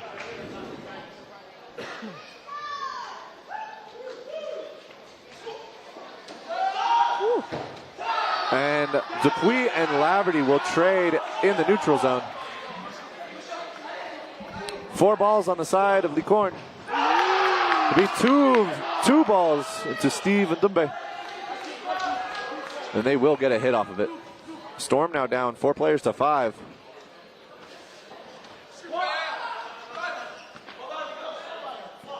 Giovarch with some serious air there, gets up and over it. Ryu fires one at Fowler.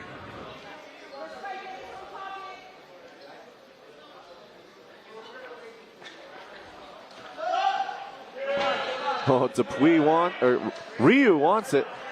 Fowler's looking for another tombstone catch.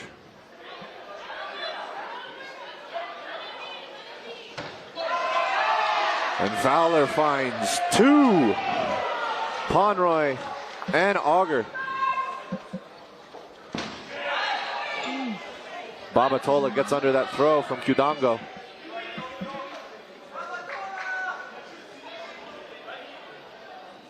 Storm to the line. It is going to be Andresen. Qdongo is going to fire at Princeville. Princeville with a beautiful block. But now it's Babatola, Andresen, and Fowler coming to the line against Qdongo, Giovarch, and Ryu. The shot's going to come out of the center of the Storm offensive line. And now it is time for the Lyorns to show us what they can do. Shot from Ryu. Comes in fast, but does not find a connection. Oh, beautiful dodge from Qdongo is going to not only secure them 4 balls on the side of the Lyorns, but it is also going to take out Fowler. Andresen with an absolutely insane catch. He understands he did not deserve that, and to put a hand over his own mouth with his own surprise. But that will be Qdongo removed from the court on that catch. A double from Princeville, and Laverty will take out Ryu, and then pressure from Andresen. Oh no. Giovarch is given time to get back to the back line and form a defensive option, but there's only 20 seconds left in this set. A win by players will put this a tie game for Storm, but I think they want the elimination win.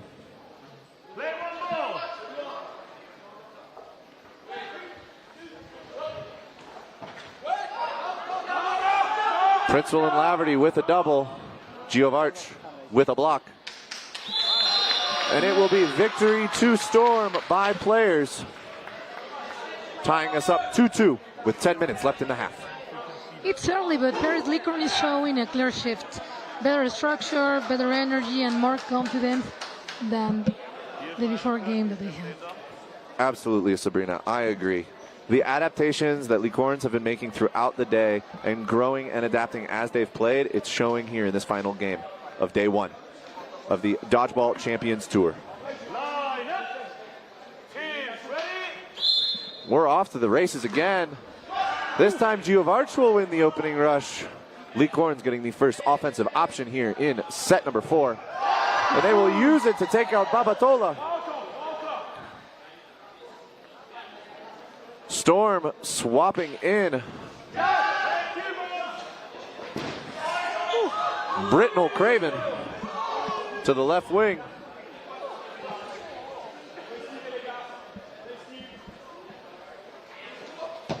It is a double from Andresen and Britnell Craven. They do not want Kudongo, the right wing, for this French offense on the court. But Ryu will happily fill in. Steve Ndumbe takes a trade with Dupuis. Oh, his finger. Storm is going to come out with 3 balls and 4 players. 2 balls and 4 players on the side of the Lyorns. It's going to be Britnell Craven that finds a hit onto Auger. Storm making a small adjustment, lineup change. See if it works for him.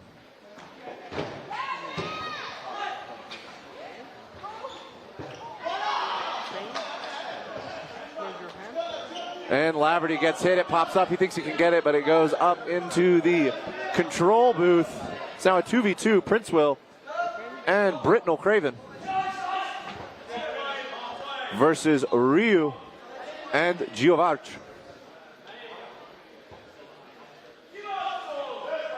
.90 seconds, little under 90 seconds left in the set clock.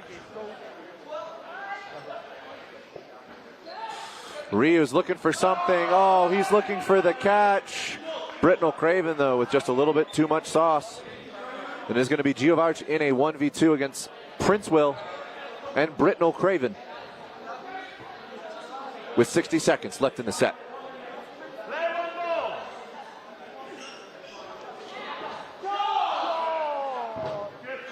Princeville dodges the first throw, blocks the second.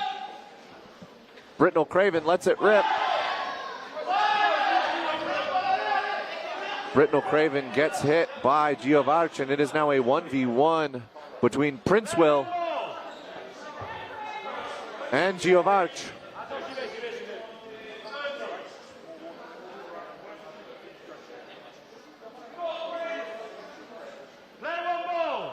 .20 seconds on the clock.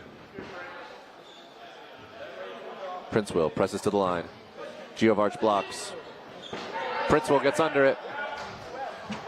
And Princeville will get the hit on Giovarch, winning set 4 by elimination for the London Storm.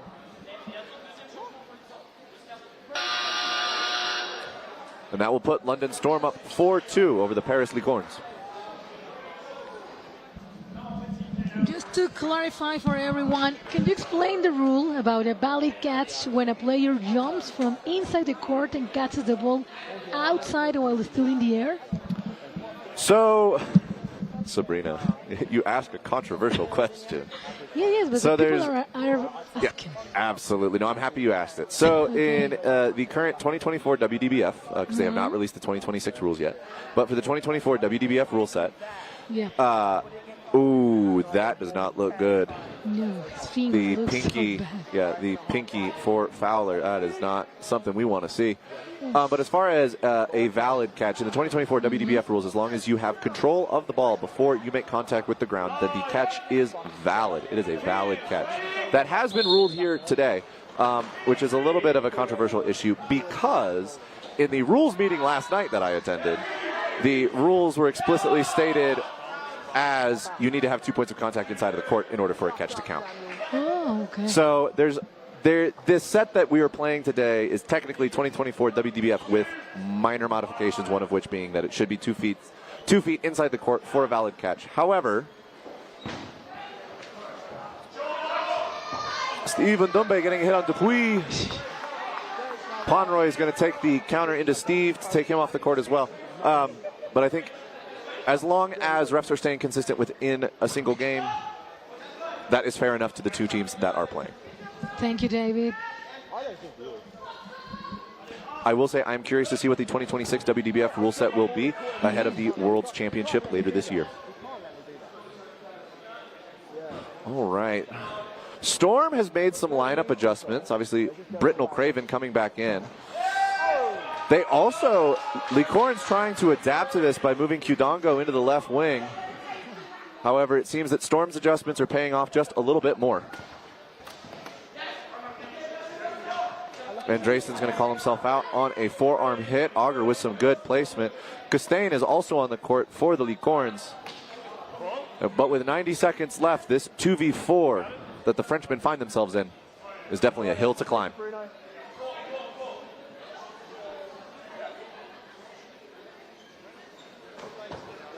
And it will be Britnell Craven finding the toes of Costain.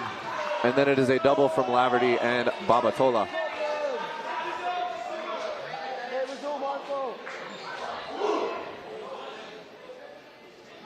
That will take out Tamborello. And that is going to take up the London Storm to 6-2. Here with 4 minutes left in the first half of this game. Line up. Teams ready. And the opening rush will go to Ponroy, but he pays with it with his life, with a centerline violation. Dupuis with some good patience is able to find the feet of Britnell Craven. Dupuis in the right wing now. Qdongo in the left wing. However, Laverty and Steve Ndumbe very happy with their double to get Qdongo out.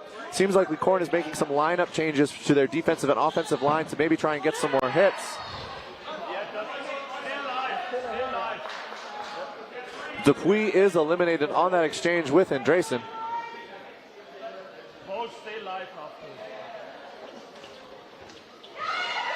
Babatola with a successful catch onto Tamborello. And it is going to be Costain and Auger left in for the Lyorns.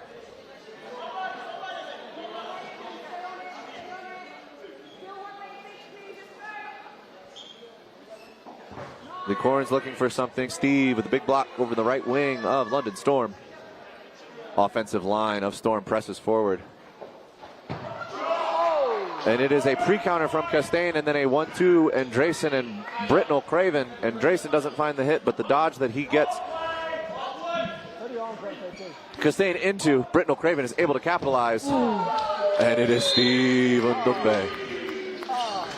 At 8-2, the difference is still manageable, but London keeps building the comeback. No, I think the big thing right now is I think Storm has figured out what they need to do on the offensive and defensive side in order to take care of this Lyorns lineup. I think is now the onus is on the Frenchmen to make an adjustment here and adapt to the changes that have occurred on the side of the Englishmen. Well, yeah. 2 minutes left in the first half. Lyorns call a timeout.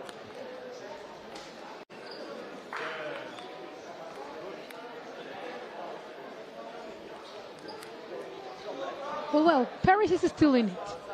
Oh, absolutely.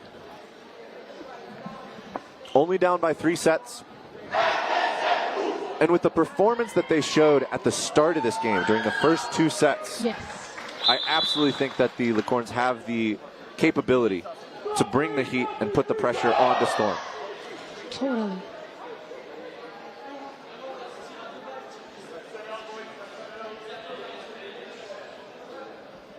And I think they're going back to their previous lineup. They're putting Qdongo back in the right wing. They're putting Dupuy back in the left wing. Ryu is going to be playing out of center. Costain is on the court. Teams, ready? And Prince will win that opening rush.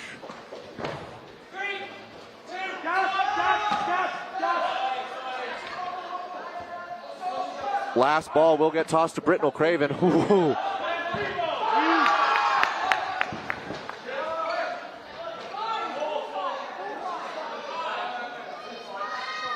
An exchange of blows, and the Lyorns have given up all 5 balls to Storm. It'll be Qdongo as the first casualty. Still 3 balls on the side of Storm.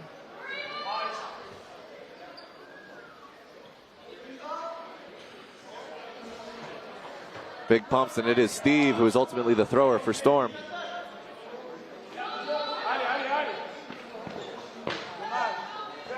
Ryu firing one across the bow. Laverty sticks his hand out, thinks maybe I'll catch it, but pulls it back in at the last second. Laverty. And a double from Lyorns will take out Babatola. But Laverty, I think he almost hit the back wall through his chest with how hard you threw that. My goodness. And there's going to be 40 seconds left in the half and 40 seconds left in this set. So we find ourselves in a 4v4. Storm versus Lyorn here at the Dodgeball Champions Tour in Mexico City. Like you said, David, Paris looks solid with this starting lineup.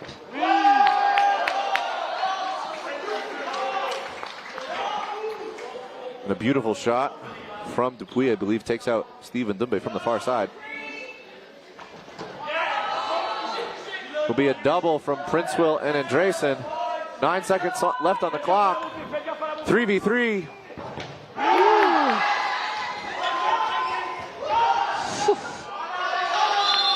And it will be victory by players.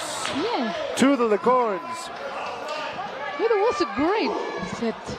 Oh no, the back and forth of that set was fabulous.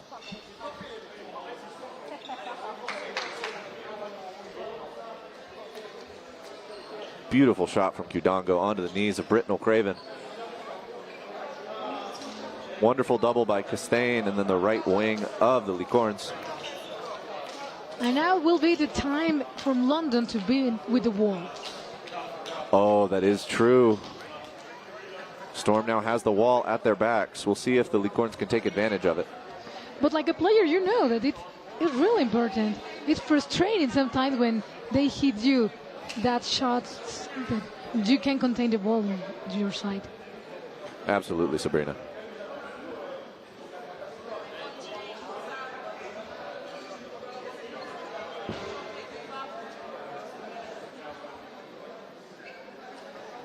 I think Trojans are doing a great job in this tournament.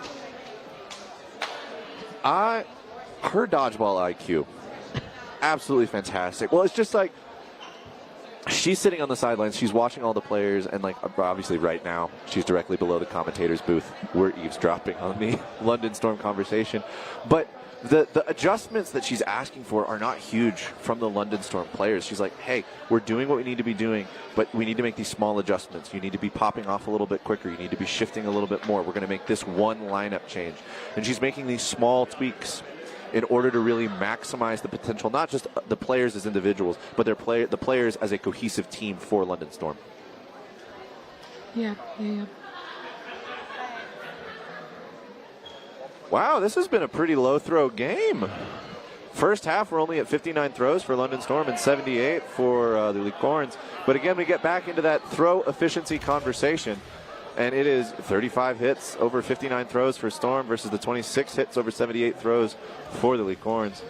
Catches are particularly low this game, Sabrina. I can believe it. I invented in my mind a lot of more catches. But I think that's just a testament to the placement of both of these teams. When they're throwing balls, they're not putting them in the pocket. They're not putting them really in body. They're aiming for knees, toes. They're trying to take high percentage shots from angles where they're not going to get caught. Yeah, totally.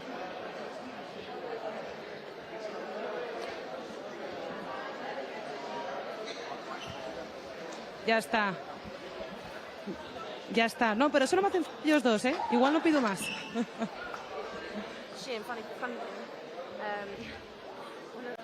Sí, sin duda.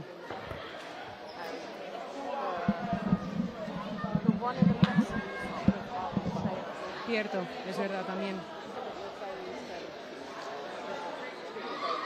Jivaj. Thank you, chat. Sí. Quizá estaba intentando cuidarse un poquito para no estropearse del todo y por eso bajó un poquito el rendimiento. What's up, Bo? No, I will say that Dodgeball Champions Tour is doing a good job taking care of me, keeping me hydrated, keeping me fed. Doing a good job of taking care of the media staff as well as the athletes here this weekend.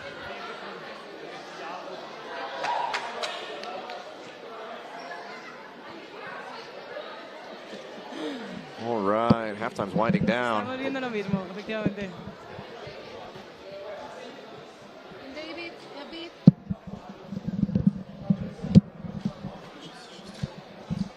Pero Valdés juega en el Boston. Claro, no vale.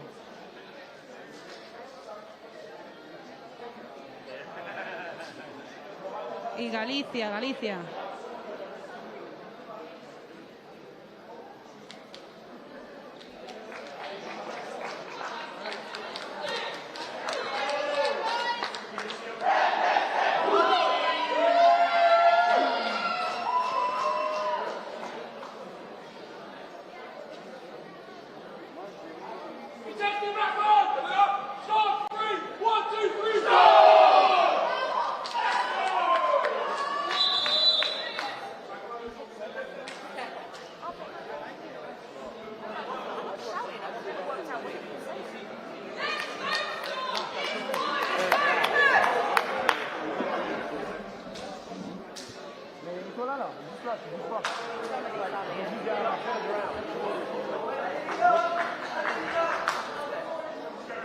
Line up! Teams ready? And we are off once more. Prince Will winning the opening rush.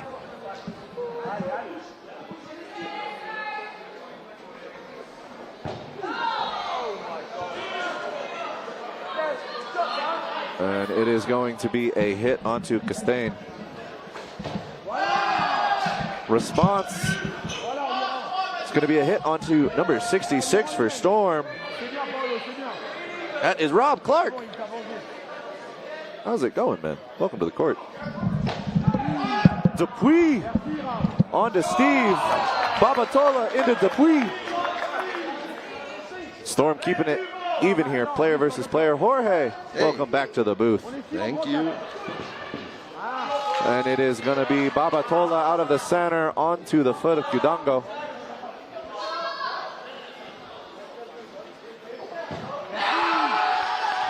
Double into Laverty.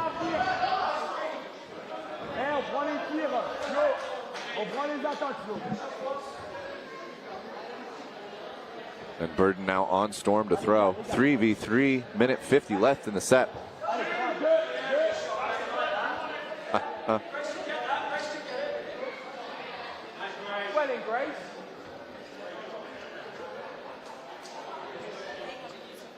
Babatola out of the center. See if it's him again. Nope, it's going to be Britnell Craven. Ryu takes a cross-court shot at Babatola.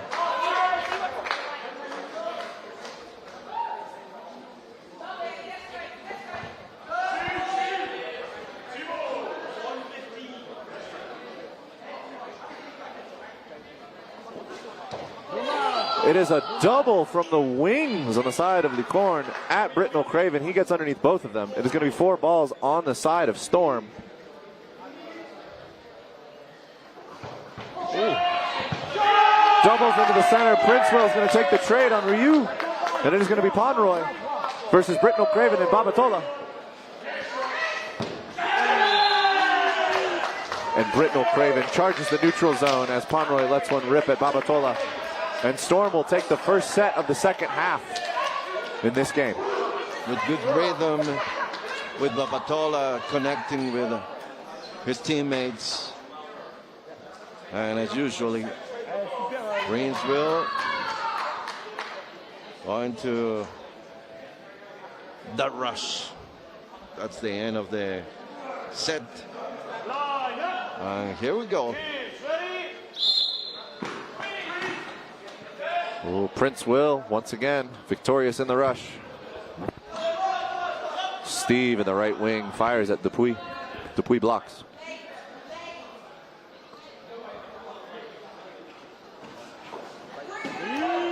Dupuy finds the fingers of Laverty.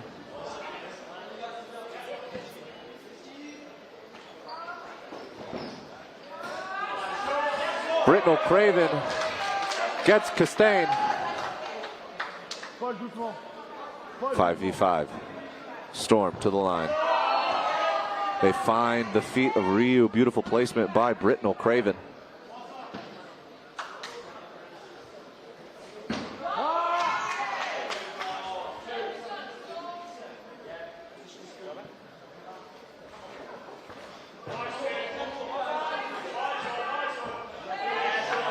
Babatola just getting under that.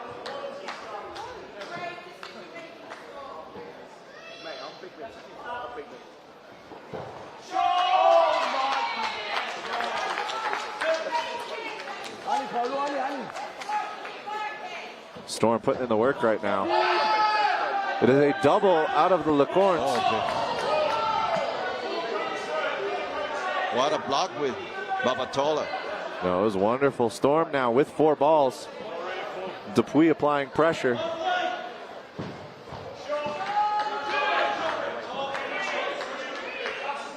And that will be Ponroy.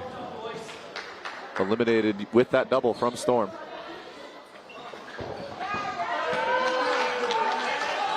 Auger and Dupuy left on the court. Rob Clark with a beautiful block there from center. With a double, the Lyorns are going to find Babatola.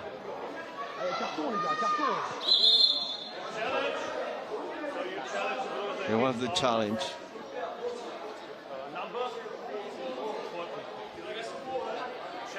And Jones is going to call for the challenge here. We're going to go to TMO review.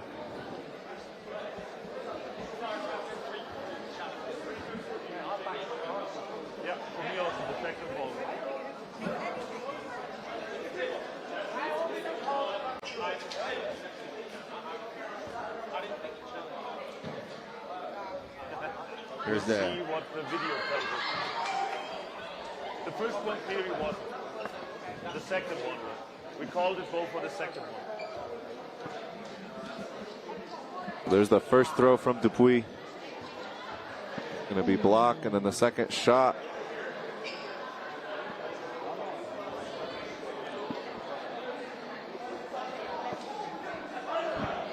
From Auger.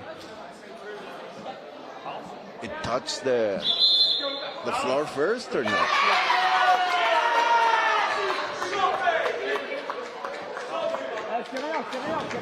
London Storm very excited about that. Smiles on this side of the court.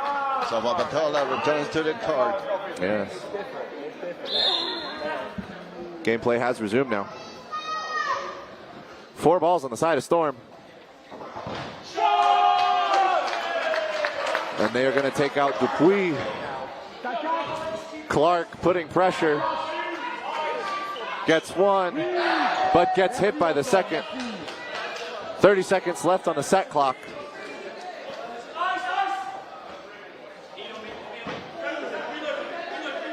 Babatola feeling a little trigger happy there.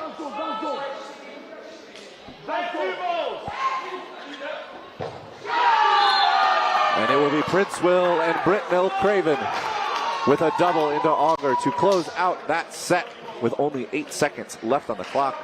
That'll be another elimination win for London Storm, taking them up, I do believe, to 12-3 over the Paris Lyorns.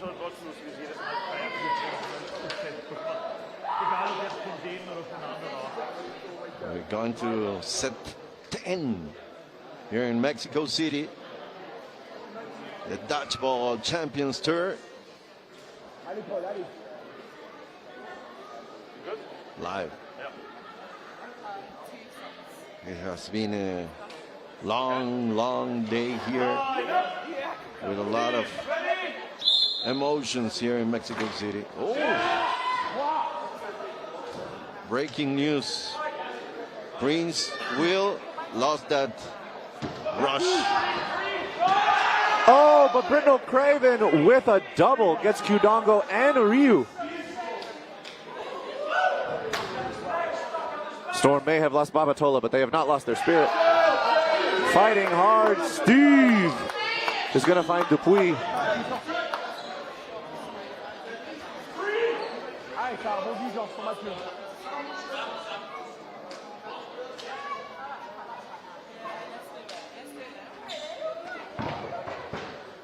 It's going to be a double from Laverty and Steve at Auger in the left wing.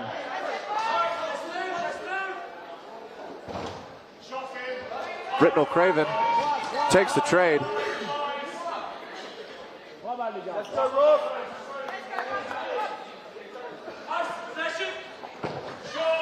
Steve with another hit, and Laverty.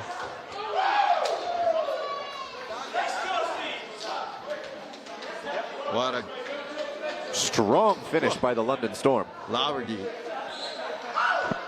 Amazing play with Laverty. He pulled that up from his feet. Yeah. Team warning. All right, refs have given London Storm a team warning for Laverty's celebration. Tossing a ball up is not sportsmanlike conduct in dodgeball. So it is a team-wide warning. Anything else will result in a card. Princeville, once again, does not win the opening rush. Britnell Craven with the pre-counter on Ryu. Takes a shot on Kyudongo. Britnell Craven survives. However, Princeville is going to pay the price for surrendering ball control to the Lyorns. 5 balls on the side of Storm. Rob Clark is going to get caught by Ryu. Bring back in Kyudongo. But Dupuy was taken out in that exchange. Oh, we got a ball in the commentator's booth. Where'd he go? I don't know. Over there? I don't see it. Nope. Oh, they got a fresh ball on the court. Here. Laverty cross from the right wing. Babatola taken out in the neutral zone.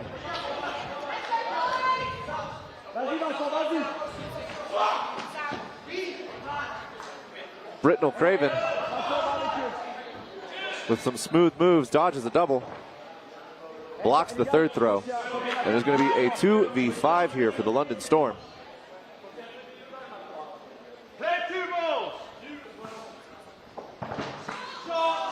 Laverty finds Kyudongo. Ryu with the crosscourt on Laverty, but Laverty pulls it in. That's going to bring Princeville back. It's now 3v3. Little under 90 seconds left in the set. Laverty is going to get taken out by that double. It is going to be Britnell Craven and Princeville. The Lyorns in a nice spot, up 3-2 over the London Storm. 60 seconds left on the play clock. Beautiful blocks out of the right wing. Double block. Awesome.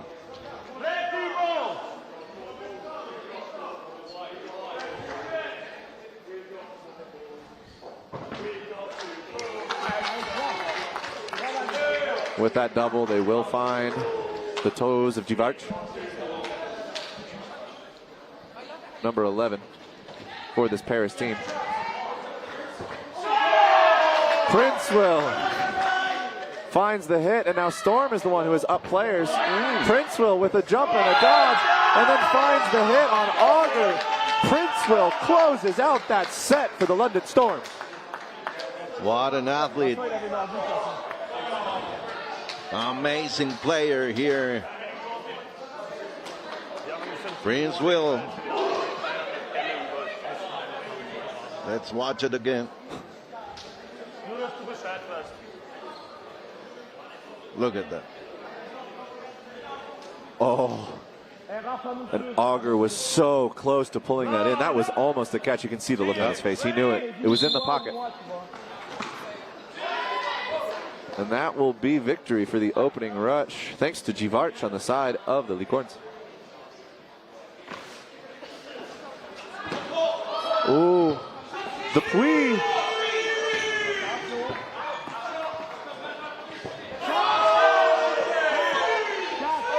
Steve fires at Ryu in the neutral zone, but finds one of his teammates far in the back. Oh, Steve, line violation. He goes into touch, and he is going to be out into the outbox. Rob Clark.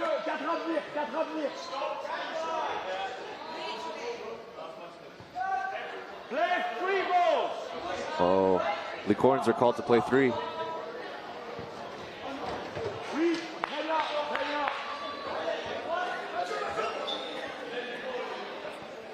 And Britnell Craven will be out on a line violation. Prince will out on that double from the French offense.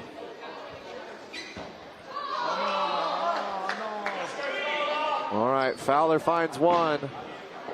Oh. Ryu with a little bit of a stare down there as the team from Paris takes another 2 points. Yeah, good game for the Lyorns. They start with another pace, with another rhythm. They took out some of key players of the Storm out very early in the set to get those points.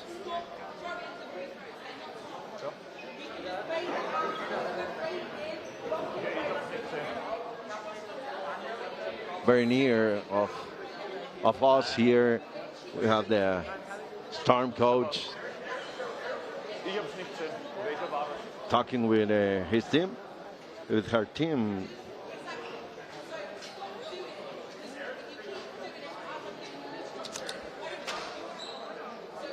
Clear instructions. You have to be intelligent. You have to be connected. No, absolutely.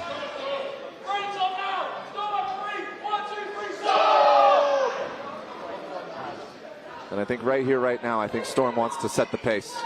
They want to set the tempo and they want to press it hard. Yep.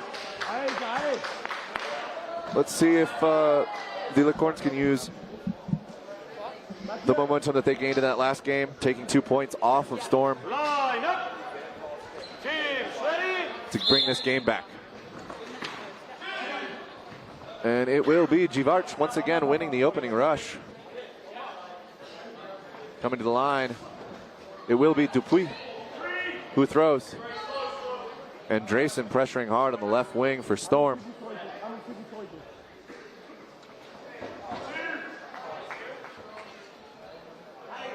Fowler fires out of the center. It's Kudongo onto the feet of Steve. As the Lyorns take first blood here in set 13. Kudongo finds another one, taking out Laverty.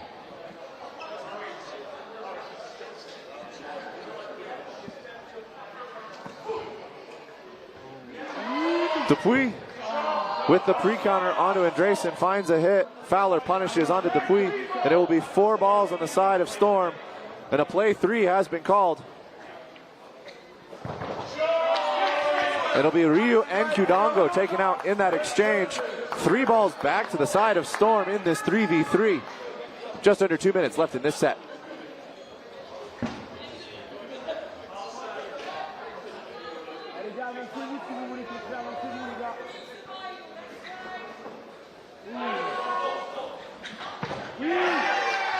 It will be a trade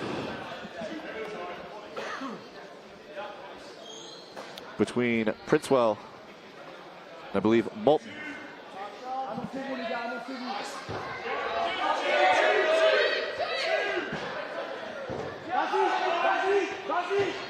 Oh, that's it. And this is what I'm talking about, Jorge. The Lyorns taking the momentum from the previous set, carrying it into this one, and continuing to press the tempo. Nice job for the French team. Absolutely. Beautiful work as they get another 2 points onto the board. 5 minutes left in the half.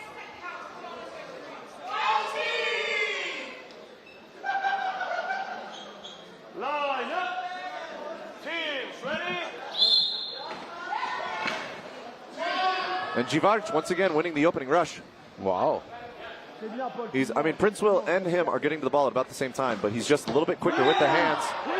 Ryu finds Laverty, Dupuis, and Fowler will trade on the far side. Oh, and it looks like Rob Clark was also part of that hit. It's a double. Steve straight ahead at Qdongo. And it will be Moulton who gets the hit onto Steve. Storm find themselves in a 2v5. Lyorns in a dominant position, really pressing the tempo.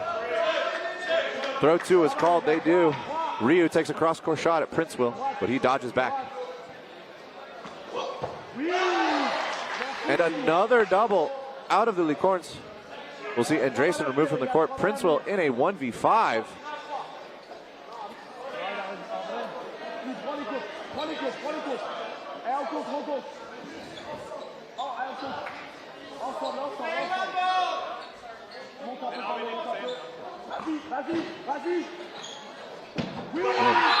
And Qdongo with Ryu find another hit onto Prince Will, and that'll close out the set. The French team has really found their speed, they found their communication and coordination, and they are running this game back quickly. Gap is still there. I think if the London Storm controls the tempo on this one, puts the brakes on a little bit with only 3 minutes left in the half, they should be good for the game. But I do not think that Tara Jones, the coach for London Storm, is going to be happy about how these past few sets have gone. There we go. Prince Will once again winning the opening rush. It's been a nice little challenge between him and Givart.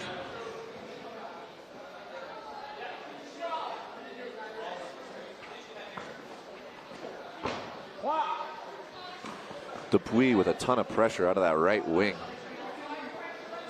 French offensive line comes forward. Steve and Qdongo take a trade. Andresen gets taken out in the crossfire.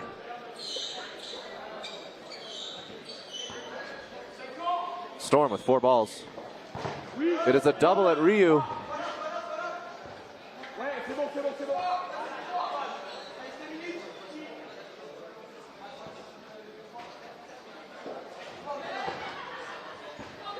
And Fowler finds Dupuis, evening it up, 4 players to 4.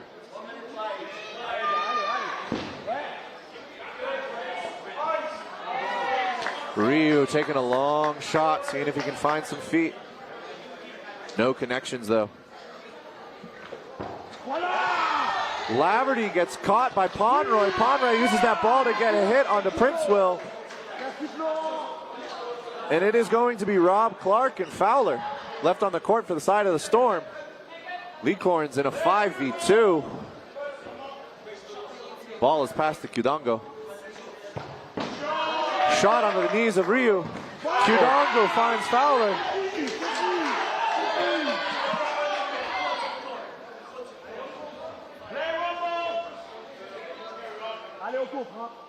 Rob Clark.